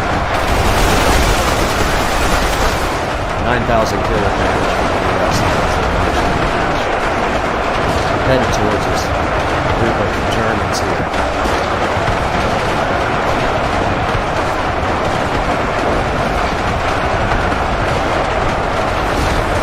And it actually looks like the Germans have more troops left. Could win the fight. If that's the case, then the troops remaining.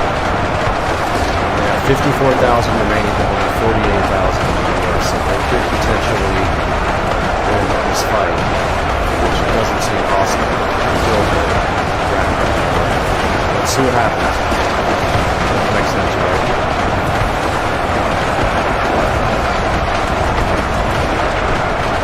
The U.S. holding tough here. They might advance past that part.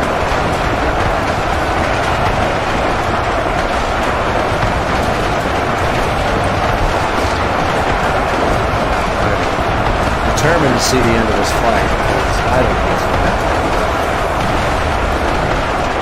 The group of Germans here has been whittled down.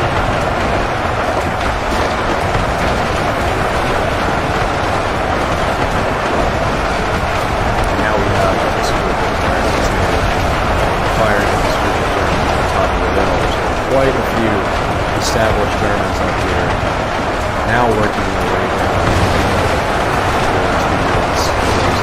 Now on the beach.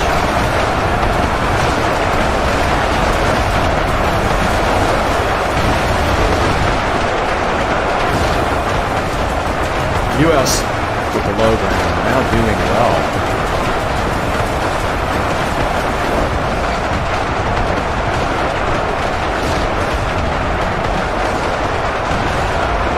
Getting more kills per second.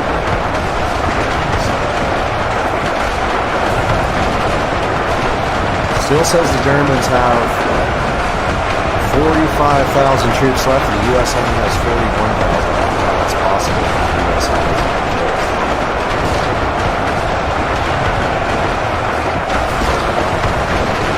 But I think the German number is shrinking faster than the U.S. as the Germans sit on the side of the hill here, and the U.S. trying to take them back. They moved to the beach to try to take the beach from them. They did take the beach from them.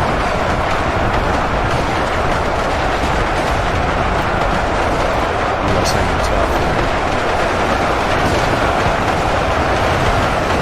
U.S. with more kills but less troops remaining, which does not make sense to me.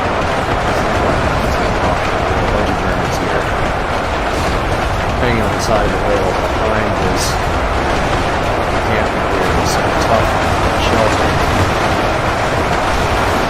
The U.S. has troops here on the firing.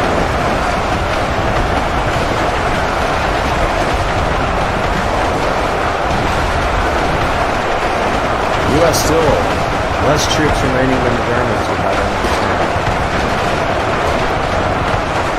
understand. 12,000 more kills, but 4,000 less troops. They're going to lose if that keeps up that trend. I don't understand.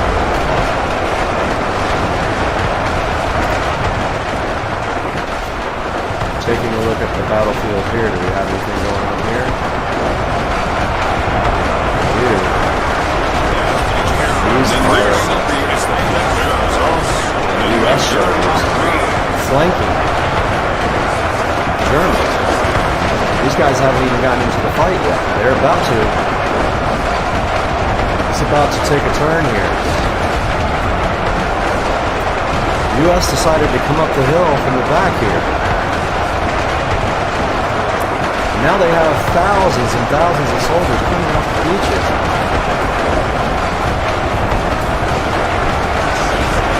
Around the backside of the Germans, look at all the U.S. troops coming. This is going to be bad news, I think, for the Germans. U.S. here, Germans here, and here comes the U.S. by the thousands just behind. To reinforce this line of U.S. troops here, we have thousands and thousands of them.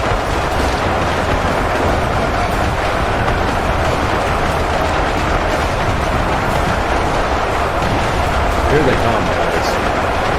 Look at the numbers coming from the U.S. And they're still coming up the side of the mountain from the beach, but they took the beach. Now they are ready to fight the Germans right here, right now. This will most likely take that little clump out right there. They are taking the ones out here on the front line, and they're going to get reinforcements here quickly. The U.S. is losing this front line, but they are about to get reinforced hard by this whole group.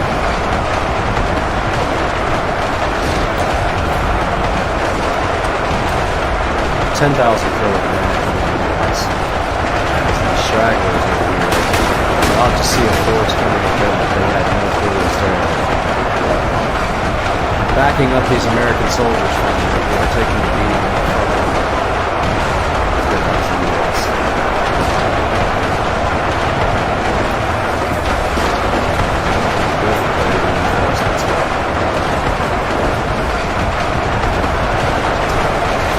Reinforcements coming in here. Reinforcements coming here.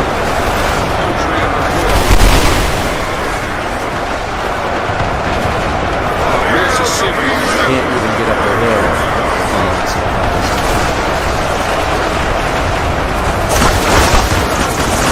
Here are the Germans about to get onslaught of the U.S. The U.S. have now moved up to the front lines. They're advancing. This fight is epic. I hope you guys are enjoying it.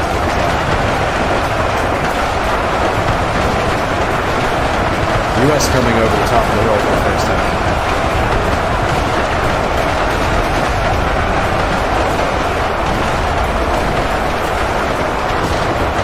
Look at the line of U.S. soldiers.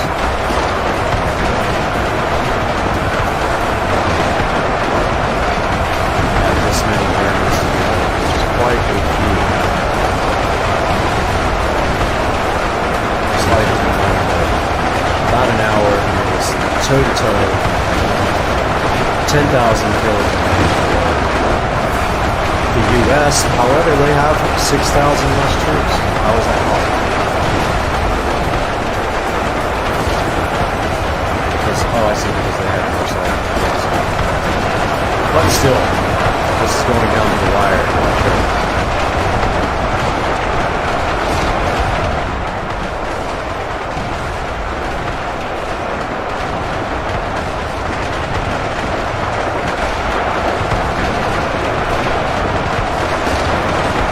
The U.S. still on this side of the beach. The Germans start coming down the hill. They're taking out by quite a bit of U.S. troops.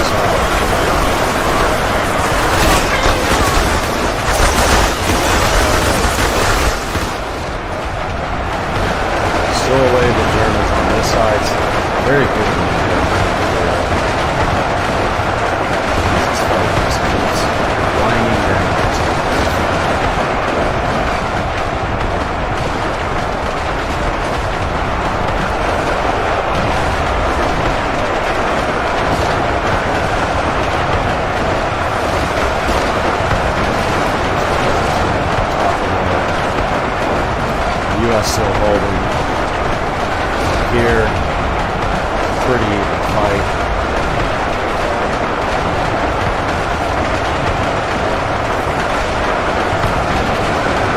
It's still a 10,000 US. Nothing really changing on that. A lot of Germans moving down back to the back here. Trying to figure out what to do. Not flanking the U.S. The U.S. offensive here looking a little bit weaker than the German offensive. Less people. The U.S. has a ton of people still alongside of this thing. And they're trying to take out this little group of Germans here. It's massive in this place. Slowly doing it.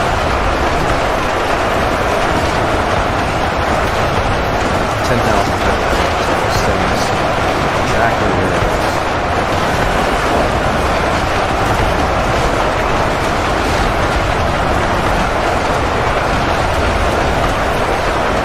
With the U.S. holding this part, tons of troops in here, not really doing anything.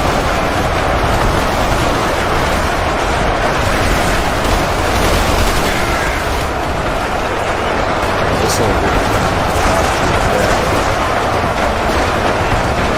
Not moving anywhere here. Coming up the hill, being taken out right here.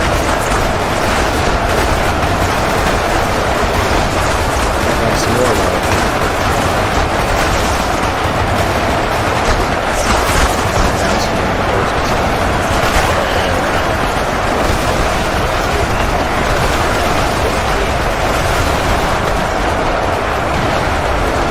They're sending wave after wave up this hill. 85, 980.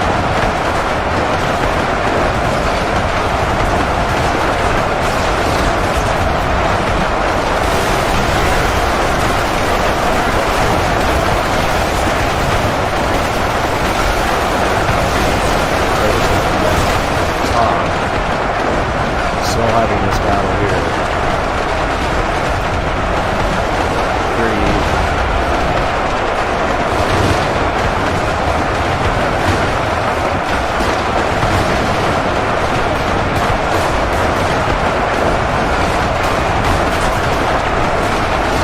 And yeah, we're just kind of waiting to see what happens here. The U.S. are down to 10,000 troops. If it ends at 0, the U.S. loses.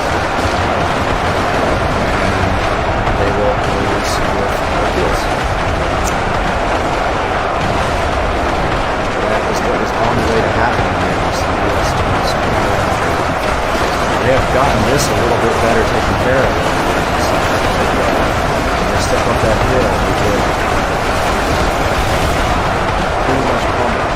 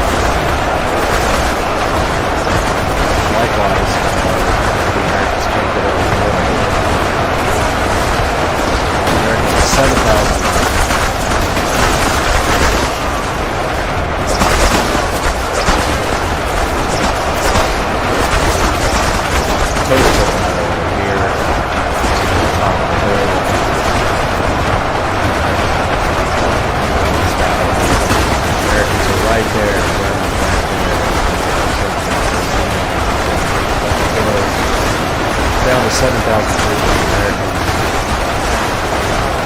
13,000.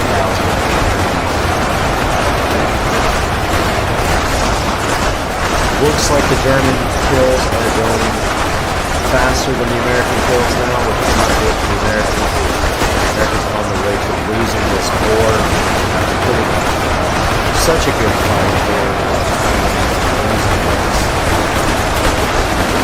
keeps up like this, down to 6,000. Let's check out what's going on top of the hill.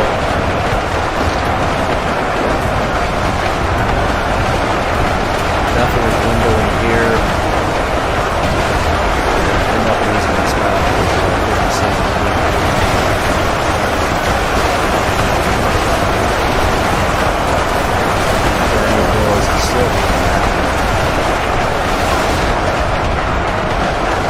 Americans losing the battle here. 9,000 Americans, over 5,000 troops. Fighting so hard, losing this.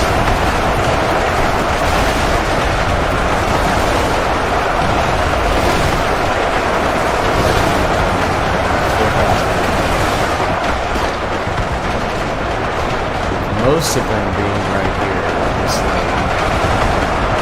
This line here.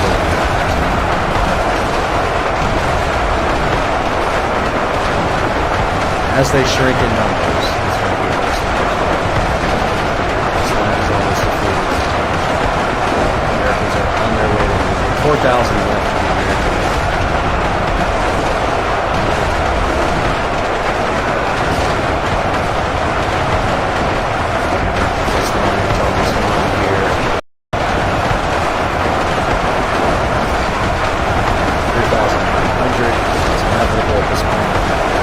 Going to lose this fight.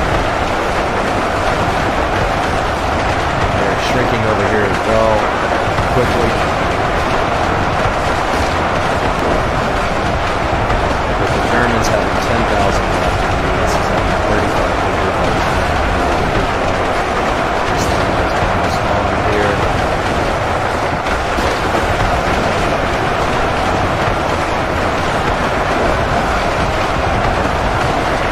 Here comes the Germans to finish off.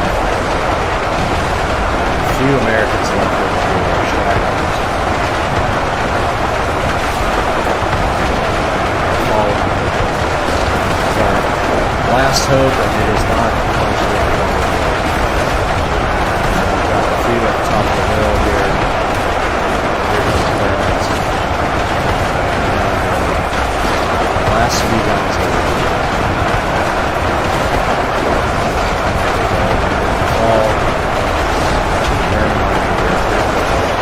Overtake the hill.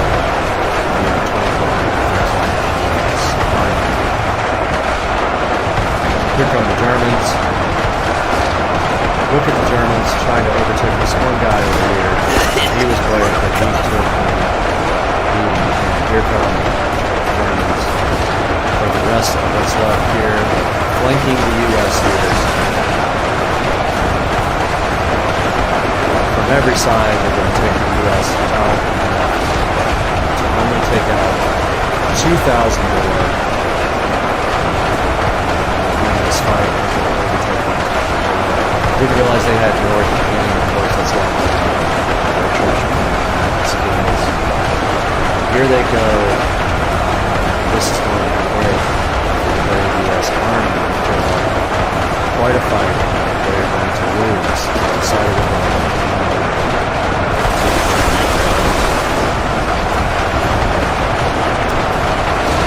Down to 1,650. It might have been the difference in 2 or 3 more artilleries would have been the difference.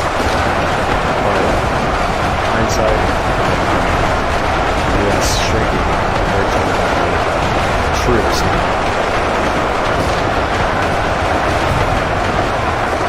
German army coming in earlier. All. Here's what's left.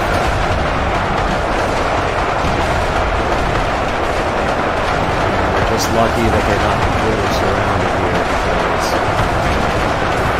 they were getting taken out at 900. 800 is falling fast. Focus on what's left here. This guy will fall down the hill dead. These guys right here and all this left. Great. Not going to do it.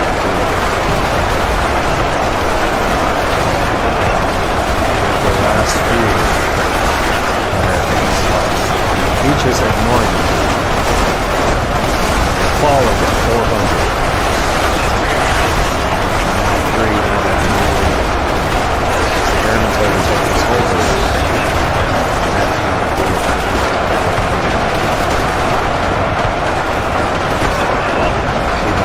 Falling.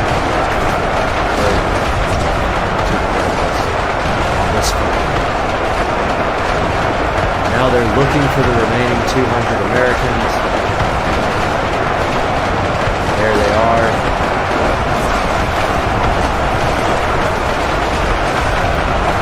Where are they?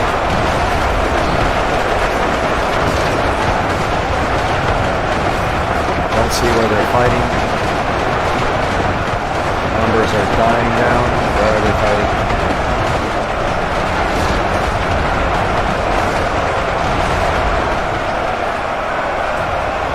40 remaining. 30 remaining. I don't see where they are. Oh, they're right here. We're down to 26, 22, 21. They're all right here and getting killed, I guess.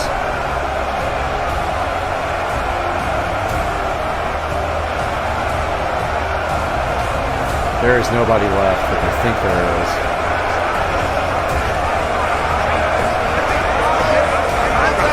Can't find the 20 remaining, and that is going to do it. They will not get their victory because there are 20 soldiers somewhere that they can't kill, and now the Germans are killing themselves by rolling down the hill. If they let it go, they might eventually lose, but that's going to do it for today. Oh, the U.S. put up a good fight. My hands hurt, but they really put up a good fight. But that is going to end the stream for today. Thank you guys. Please click through my links for the merchandise you're going to buy on Amazon. And we'll see you guys tomorrow for another Let's Play. Peace out.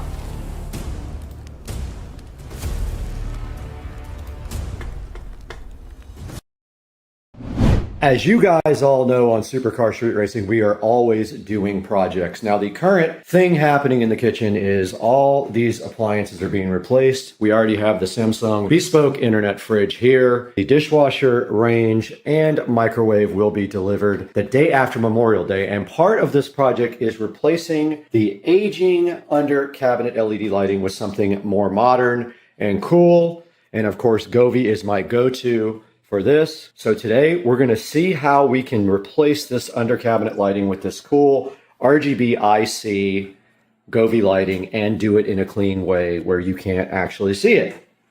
Hang out and let's go.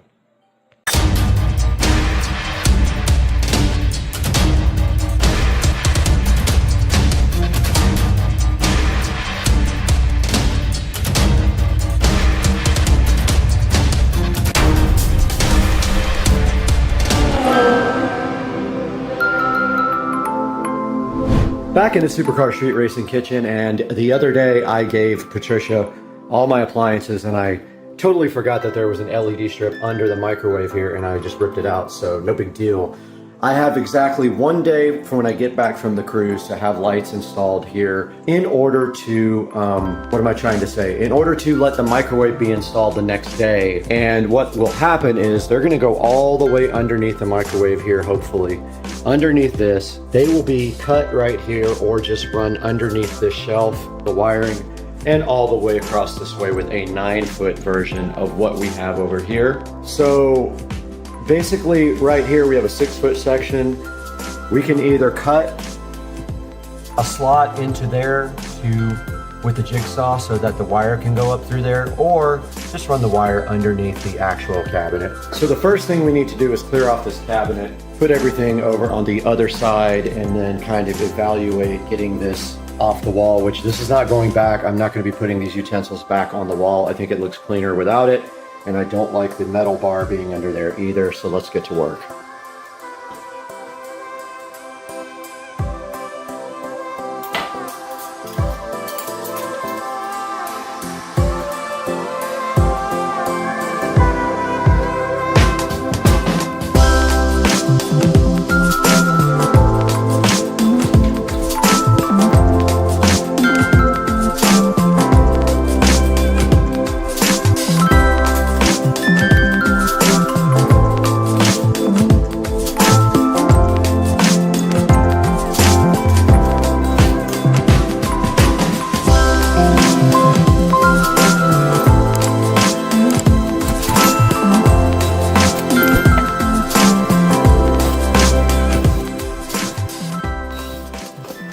See if I got the power.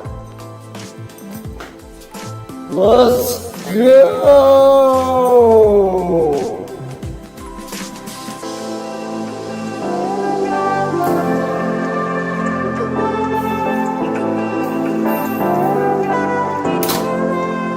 Alright, I'm using a straw and some tape to pull the wire through. So I'm taping the wire to a straw and then just pushing it through the hole because there's a gap here. And just like that, we have the wire. Kinda cool.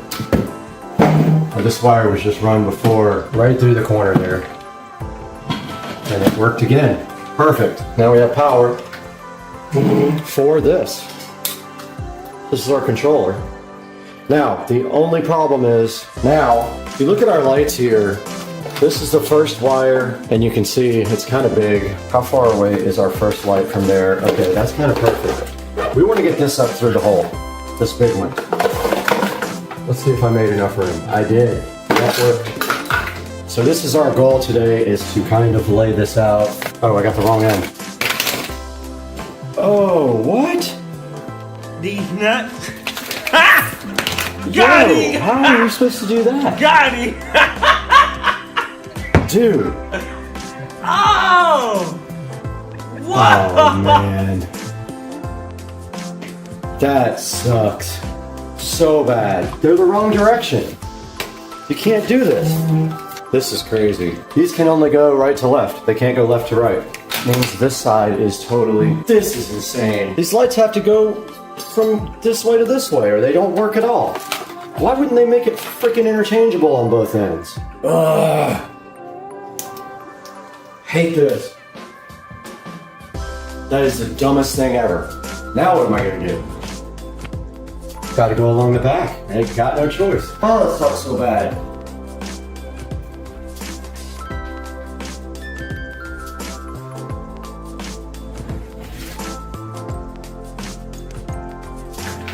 You can almost zoom in on the moon with video. With picture, we can go all the way in. It looks so cool right now. I love it. Alien. Alright, because these lights are terrible design, you can only go one way because of the way they stick. You can only come from this side. You can't reverse these. Look, I have to start on the right-hand side, go to the left. It just ruins everything. I have no choice. I have to drill. And I don't know if I can get this in there even.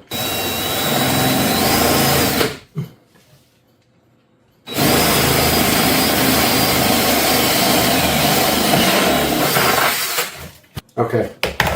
So power is going to have to come down through the back of the cabinet now, so I have to get my power wire run to the back.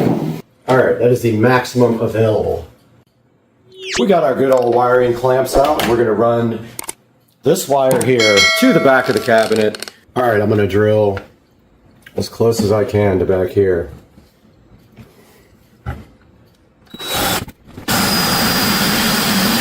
Okay, it looks like there's enough room for us to put the controller and hide the wires up here, which means this just passes right through here.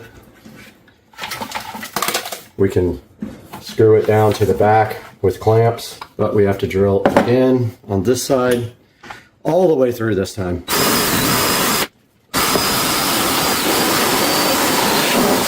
Now we got to get through the bottom of this, and we will want to stretch out these lights and see how far we have. So if we start there. Okay, so now we have to drill in this corner, and that's always kind of tough getting the correct location because there is a 1/4 inch piece of board in here. You can see right here, there's a 1/4 inch kind of trim piece. So we have to actually be out from the wall a little bit. All right, we're drilled. Let's get our vacuum out. We got the thing vacuumed out, and I think we want to tie in up here, and we're just going to go ahead and connect that now. So what this means obviously is that up here or somewhere we have some wire to hide. So what I'm going to do, I'm going to mount this first light on the corner, and then I'm going to pull the slack and put the controller up in this void, but I am going to just mount this first light now, take you guys along for the ride.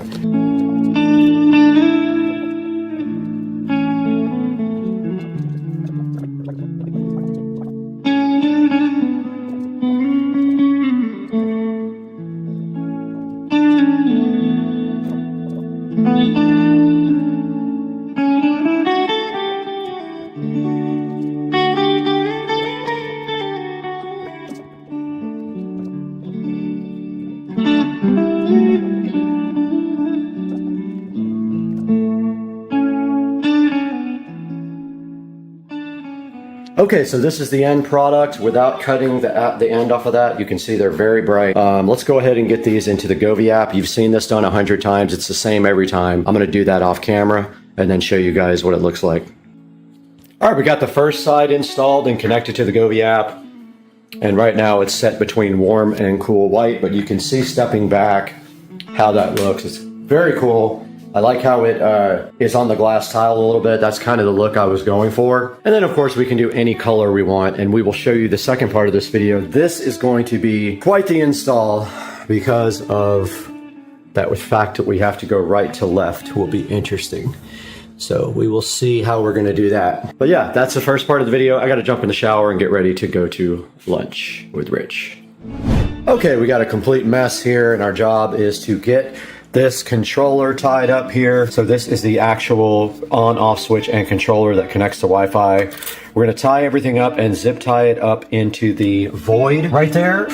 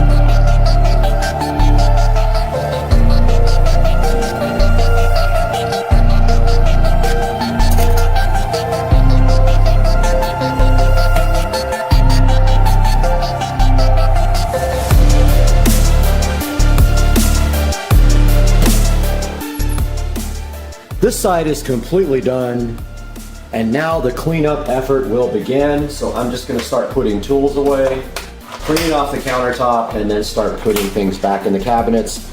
But before I do that, I'm gonna wipe the insides of the cabinets down as well.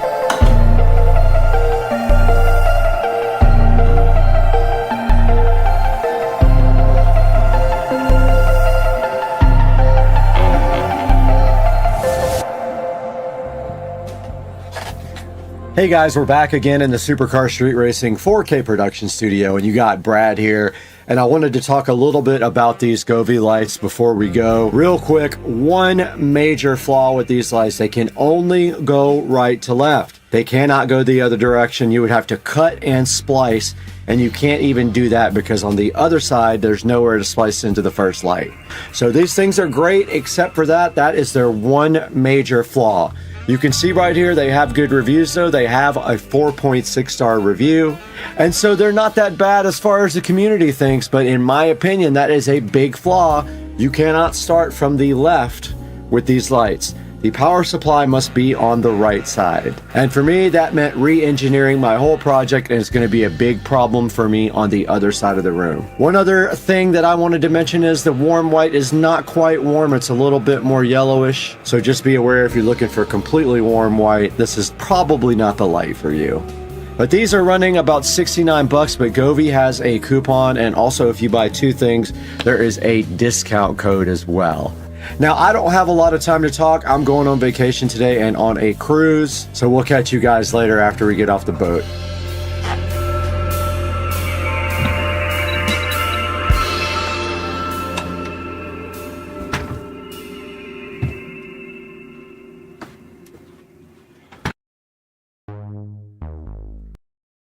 Happy Saturday morning, guys. Do I look tired? Because I barely slept.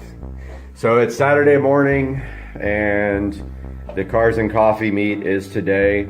I'm up early editing last night's video about car detailing. I hope you get to take a look at that. We'll get some video rolling out to the car show later, and then some video from the actual car show, so that's coming up next. Good morning again. We are over at Winn-Dixie here on Bay Meadows Road. We were hoping that some people would show up and roll over to Cars and Coffee with us. No one has shown up at this point. I am waiting for my friend Ben to roll in here any second. And then he and I are gonna at least head over there, and I think there's one other guy coming. But apparently, everybody else met at another location, which I had no clue. So just waiting on Ben to get here right now. So here's Ben.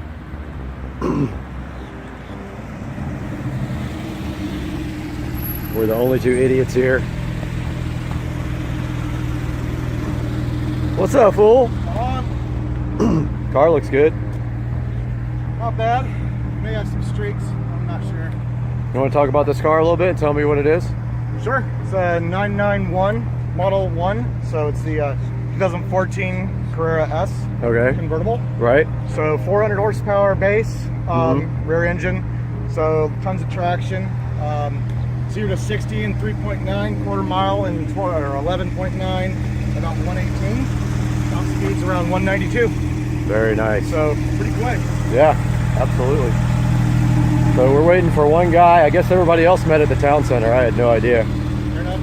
But some guy's supposed to be here in a minute in his Mustang, if he doesn't crash first. He's already crashed. He's somewhere on 295 in pieces. Yeah. That'll be after Cars and Coffee when he leaves. On the way out. Yep. Call the paramedics on the way out. Yep. Okay, guys, we showed up at the meet, taking a look at some of the cars here. Parked over there with the Mercedes right here. Pretty sweet. There are a lot of cars here.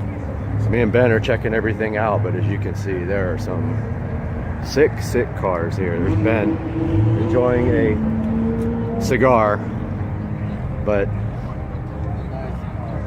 where's the Hennessy Venom? Where's that? Where's the Hennessy Venom?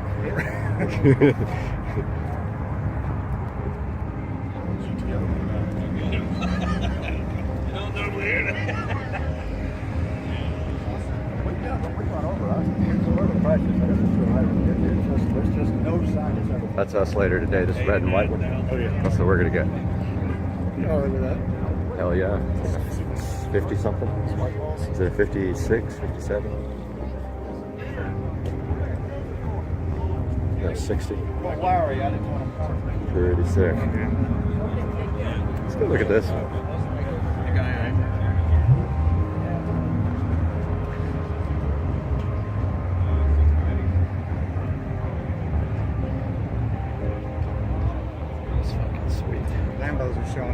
Are they where they park? Oh yeah. Want to go check it? Yeah, okay. I think we're gonna have to door S.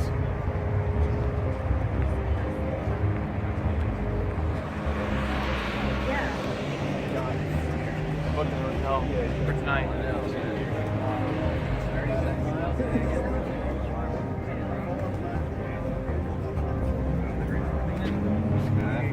Sickest thing ever.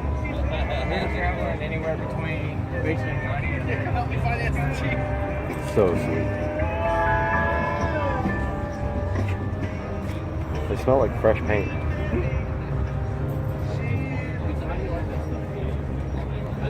So we had a really good turnout today at Cars and Coffee. I would estimate probably around 500 or 600 cars showed up.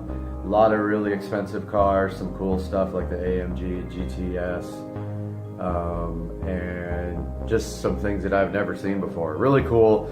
A lot of BMWs, a lot of Porsches, some Supras, some Mercedes, and it was just a great time. Please subscribe to my videos and like this one, and I'll see you soon. Welcome of the Avon E90X install video. We were just talking about File Manager, but I was just going to show you guys that this has an SD card slot right there, right on the side there, right there. You can see the kind of the reflection of it. Does have an SD card slot, and mine has a 128 gigabyte SD card in it, which is very nice. Yes, you can move applications to the SD card. That was my biggest thing, being able to move apps. So File Manager is ES File Explorer. Let's go to Car Info. No, let's not. Actually, Car Info is your factory navigation system. If you want to go to that, you hold down menu for 3 seconds and it switches over to your factory nav where everything works like it did before. So we hold down nav or menu 3 seconds again, we go back to Android. Let's look at some more of these settings here. Browser is basically, I believe, Chrome. And you can see here I had a bunch of malware installed, but we got rid of that finally. But yeah, so that's Chrome. And let's go back to the menu. The next set of menus. So this is video. This is a video player. DVR, so you can record your dash cam and either your front or your rear view camera. Settings takes you to a settings menu that looks like the BMW settings, but this is actually the settings for the unit, and this is where you set up what navigation app you want, your language, and by the way, the iDrive control works. The time, by the way, use original time and set it up in your Android settings. This is how you set the volume levels. This is how you set up your rear view and front camera. This settings actually takes you to the Android settings, just like an Android phone, and then this takes you to the nav screen where you can then, the nav setting screen, the actual unit, where you can go into factory setup by hitting 1314. Okay. Inside here are the settings to the navigation system, and this you use your finger. Now this is important here. Car type. The only way I could get this looking correct when you switch to BMW is to put it on this. So if you have an E90X, you can try all these settings until you get the one where the resolution looks right when you switch back to BMW.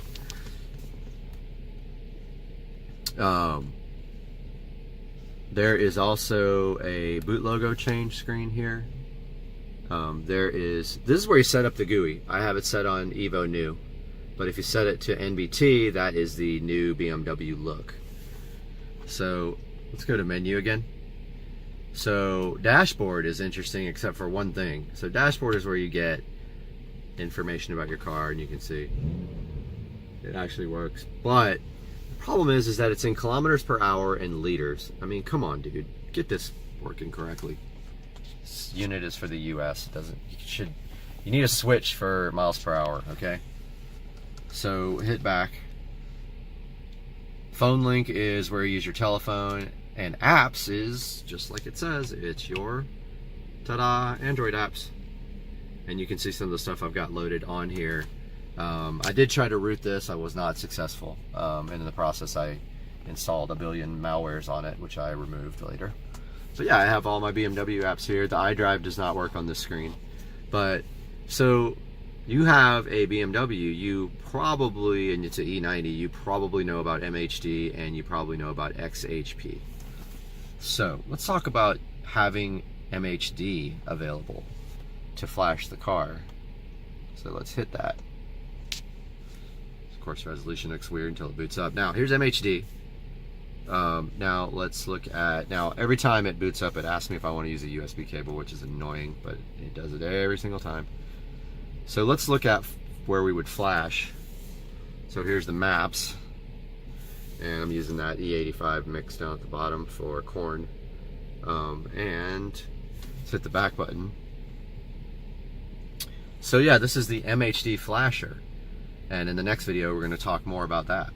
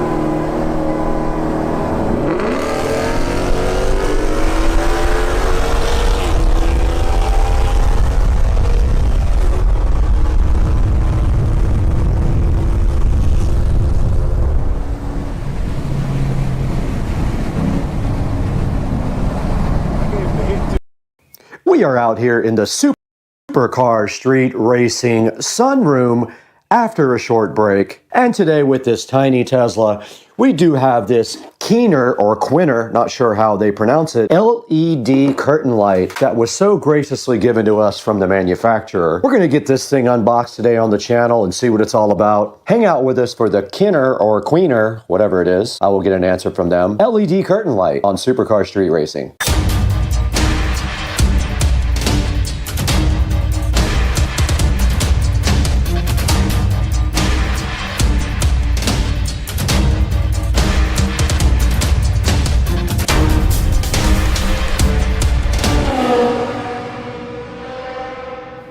And inside the box, you do see a foil package here with the lights inside. We're gonna get that opened up and see what it's all about.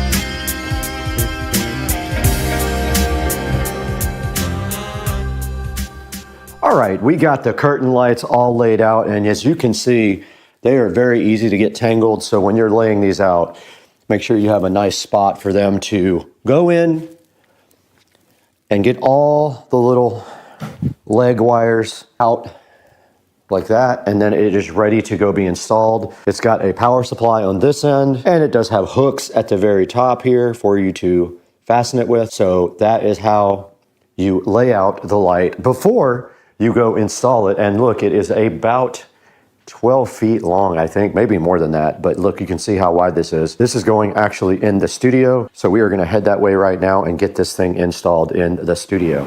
Out here in the studio, and we are going to go ahead and fire up this system here and see what it is like. We do have a plug right here, and there you can see the lights are fired up, and they do have different modes. So let us get these things installed, and my plan is to go. It's too bad that you have to see this ugly power plug up here. Pretty bad. I'm gonna see if I can figure out a different place to put that, but yeah.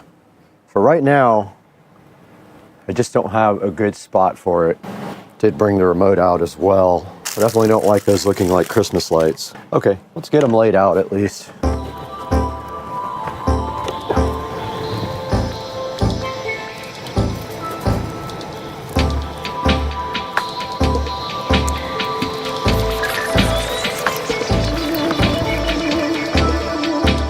Oh, that was a mess.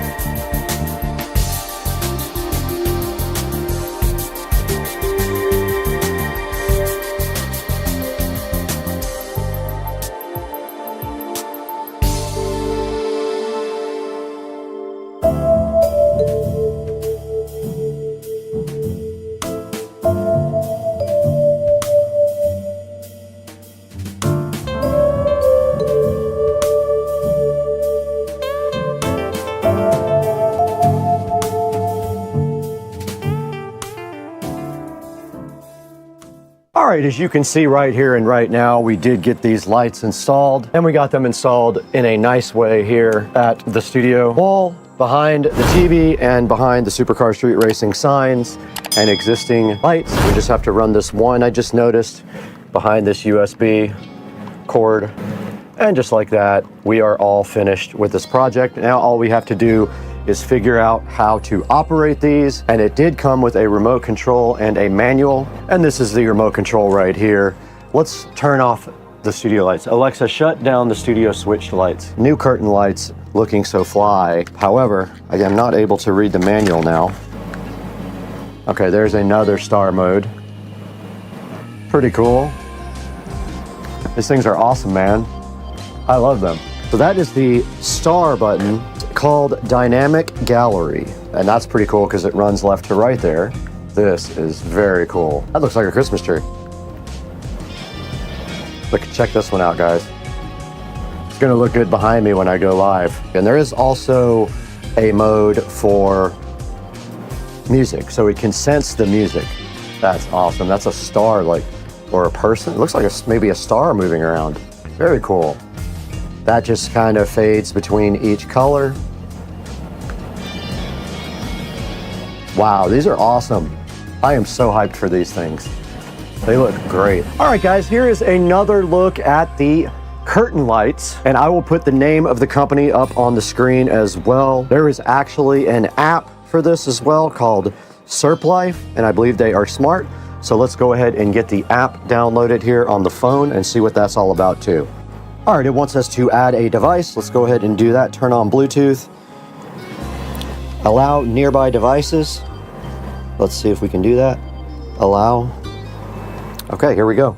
It found the device and it is adding it now. We're gonna call this the Studio Curtain Lights, and it is named as such. And then once we open up the Studio Curtain Lights, you can see all the different effects that we have available on the app. Got colorful, you've got effect, you've got gallery, you've got rhythm. You can make your own, and you can splice, which I guess means you can do multiple light sets. You have to have multiple. When you hit it, it says you need another light set. So apparently we could have done this in multiple strands and we could have went all the way around the studio, but this is mainly for behind me when I am doing live stuff.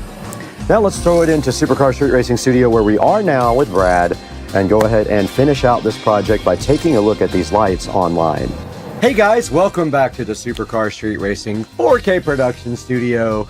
And you got Brad right here. And today I'm so excited to show you guys the Keener or Queener. Not sure, it sounds a lot like Wiener, but it's Queener or Keener curtain lights. They are smart string lights for indoor or outdoor use.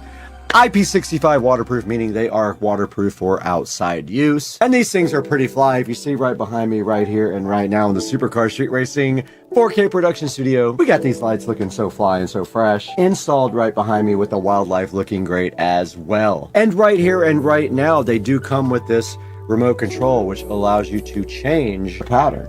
And you can see right there, we switched the pattern. Every time we change it, it does something very cool. And these things are just so awesome and look so good behind me in the Supercar Street Racing 4K production studio. And right here, we switched the color again. And this is the star mode on the remote. And this remote has a bunch of different things you can do. It will sync to music, or you can just do regular colors, or some of their predefined patterns are also very cool. And looking right here at the reviews, they have 4.8 star reviews, and they are pretty cool. Let's take a look at some of the pictures here. Now you can see right here and right now, they do have Christmas tree going on in that, and I saw that pattern actually when I was flipping through these. But look, every time you hit this button that has a star on it, it does something else really cool. And there is kind of a diamond and an X pattern, which looks awesome. And every time you push the button, it just does something super cool. There is a kind of fan pattern going down from top right to lower left, and up to down, and left, right to left, and that's just going between colors there with the dissolve. That's kind of like a whirlwind kind of thing, pinwheel. And yeah, guys, so you get the idea. These things are actually really awesome, and this is the remote control here that comes with it, and there also is an app. Now these are Bluetooth, not Wi-Fi, so you cannot do Alexa smart features with them. It has its own ability inside the app to do smart features. And looking at some more of the pictures here, we see the IR remote and app, and we did just wake up our device back there. And look right here, you can do some cool things like spell out the word party on them. You can create custom patterns on it with the app. And right here and right now, you can make patterns for like Halloween or Christmas or whatever you want. And showing you right here, these are cool for gaming. And you can see right here in the Supercar Street Racing Studio, we are using them to accent the background when we go live. Now, please, when you buy something from Amazon, just click on our description and buy anything you want through any of our product links. And it helps us out greatly. And you don't have to buy the product that's in the bottom. You can buy whatever you want. Now, right now, we would love to stay and hang out with you guys all day, but we have to go get our garage floor shark coated. Let's go.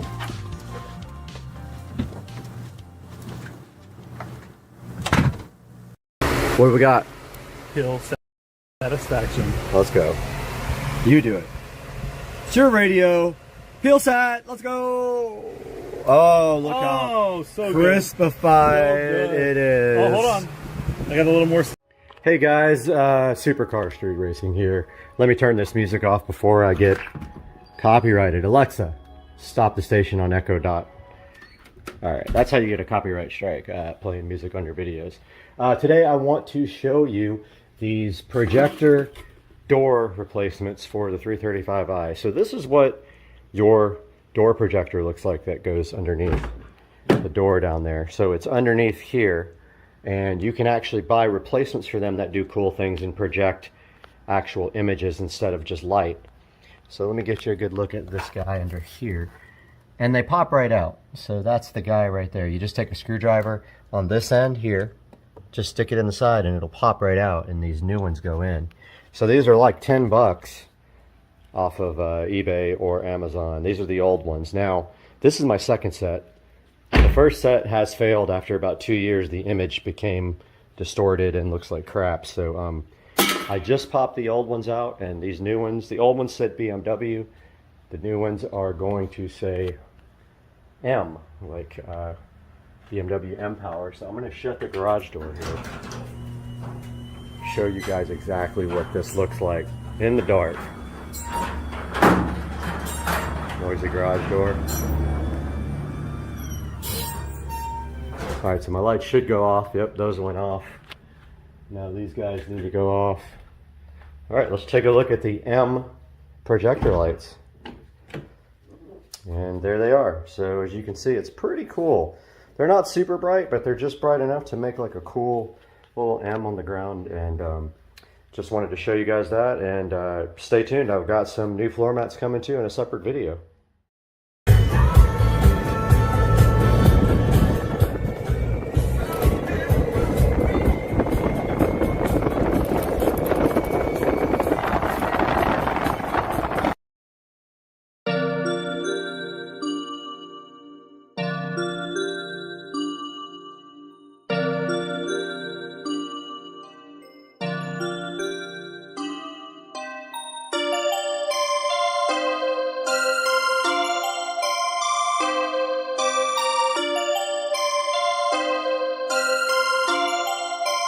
Perfect, perfect.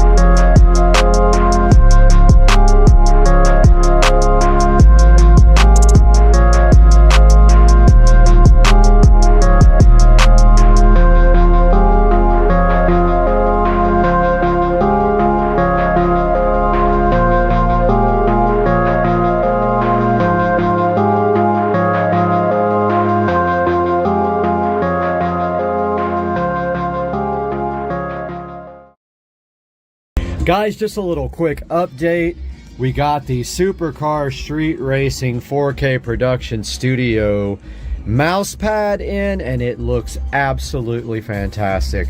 Check it out, guys. Ordered directly from Amazon.com. It came in, and it just looks so good. If any of you guys are interested in one of these, I can hook you up with one.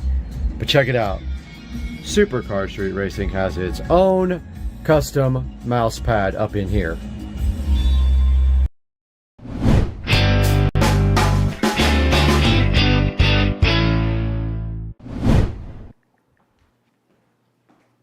Hey man, what are you doing? Learning calculus again. So I just got a notification on my phone that I think we got a delivery. We might want to go get it from out front so it doesn't get stolen. Should we go out there? I mean, it doesn't fit in the mailbox. Oh, well, since you have a camera, I guess I have no choice. Let's go. Must be something good. All right, let's go check it out. They lied. Gotta be here. Oh, wait a minute. There. Oh, what's this? That's a scooter. Big box. This is a nice scooter. Looks like it's a nice scooter. Let's drag it through the house and into the garage. Oh. Get it unboxed. Drag it to the garage. What's that? This ain't your... Bro, what the heck? What's going on here, man? You got two of these things. We do have two of these things. We have two Navi SC3 Pro scooters to play with. This one's already ready to go, but this is yours. This is mine. We're going to be able to customize them for ourselves, whatever we want to do to them. We each got our own scooters. So all we have to do is get this thing unboxed. And to do that, we're going to need some tools. Wow. Thank you, Navi. When you say my scooter. This is yours. You get to take this home with you. Shut up. Come on. What? That's right, man. This thing's going to be sick. This thing looks nice. Ready to go. Wow. So I guess today, this is our mission, to get this thing unboxed like this one, and go ahead and see if we can set yours up, get your app set up and all that, and go rip these two things. Wow. Let's do it, man. All right, let's do it.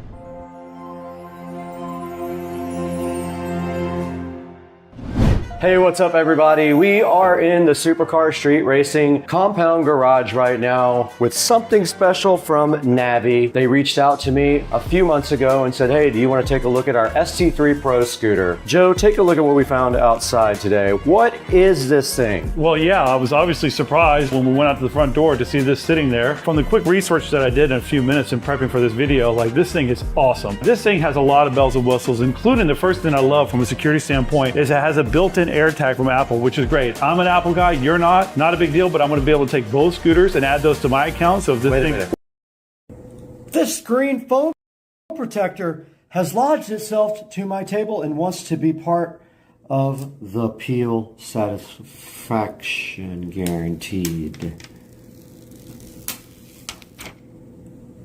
So that means even in noisy environments, it'll capture all the sound without the noisy background hiss and environmental issues. It says it can go up to 160 feet. We will test that because it uses 2.4 gigahertz wireless. Now the M31 has a rechargeable battery that allows you to use it for up to 6 hours. And both the transmitters and receivers quickly charge via USB-C. Now the M31 comes with a rechargeable battery good for up to 6 hours. And it recharges very quickly over USB Type-C. They actually have USB Type-C connectors on the individual mics and on the receiver itself. It comes with multiple adapters also, one for Lightning and one for USB Type-C, which means you can use it on regular computers, smartphones, and other devices that allow USB Type-C audio. You're also going to find handy touches like real-time monitoring, volume control, and automatic pairing. So if you're looking for a mic that delivers lightweight, affordable, pro-level sound, the M31 is the mic for you.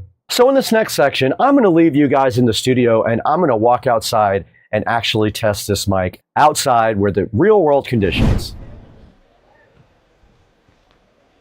I'm pretty sure they can hear us. All right, we're ready to do some real world testing here. So what we're going to do at this point, we got the phone rolling here. We're going to walk outside of the studio and towards the pool, down towards the dock, inside the house, and do some real world testing. Let's do it. I'm taking you with me. All right, I'm walking outside now. You guys can see that. And I am walking towards the pool. I probably am 50 feet away now, maybe 60 feet from the transmitter. There is the pond. Back to the studio. Towards you guys.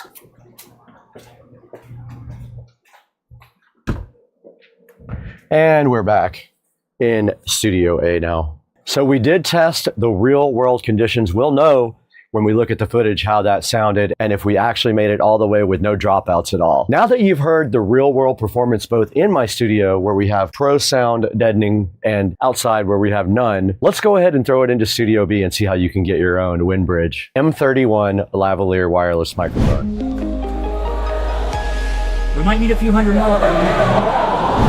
Hey, what's going on, everybody? We're back in beautiful Studio B with the WindBridge M31 wireless lavalier microphone. We're actually using it right now. It is on my shirt right here. And basically we have the USB Type-C dongle plugged directly into the computer. It shows up like a regular microphone when you do that, and you can choose it in OBS Studio, which is our program that we use for editing. Now, we did give this thing a test on range, and don't forget, when you're going through walls, the range is going to be a lot less than if it was an open area. So I'm not surprised it only reached about 50 or 60 feet through multiple walls. So other than that, it has great sound. I think it sounds really good. It's comparable to the... All right, guys, we got the mini beer shots, and nobody knows how to make them on Earth, but you get the liquor 43, you get the heavy whipping cream, you put the liquor 43, and then you put the heavy whipping cream on top, and you got the mini beer shots, right? Damn, My sister knows. What's up, everybody? Supercar Street Racing, and today we want to take a little bit of time to point out some stuff about the 335 that is about to change. So the first thing being that I'd like to tell you guys about the ID4 digital display for this guy. So there's a company called ID4 that makes a complete drop-in replacement for this instrument cluster. So it's pretty cool. It's completely programmable, customizable digital display. And the only downside with the whole unit is that you have to cut part of the vent out in the back, but that's not a big deal. They give you a plate to cover it. You just use the Dremel or whatever, and it drops right in.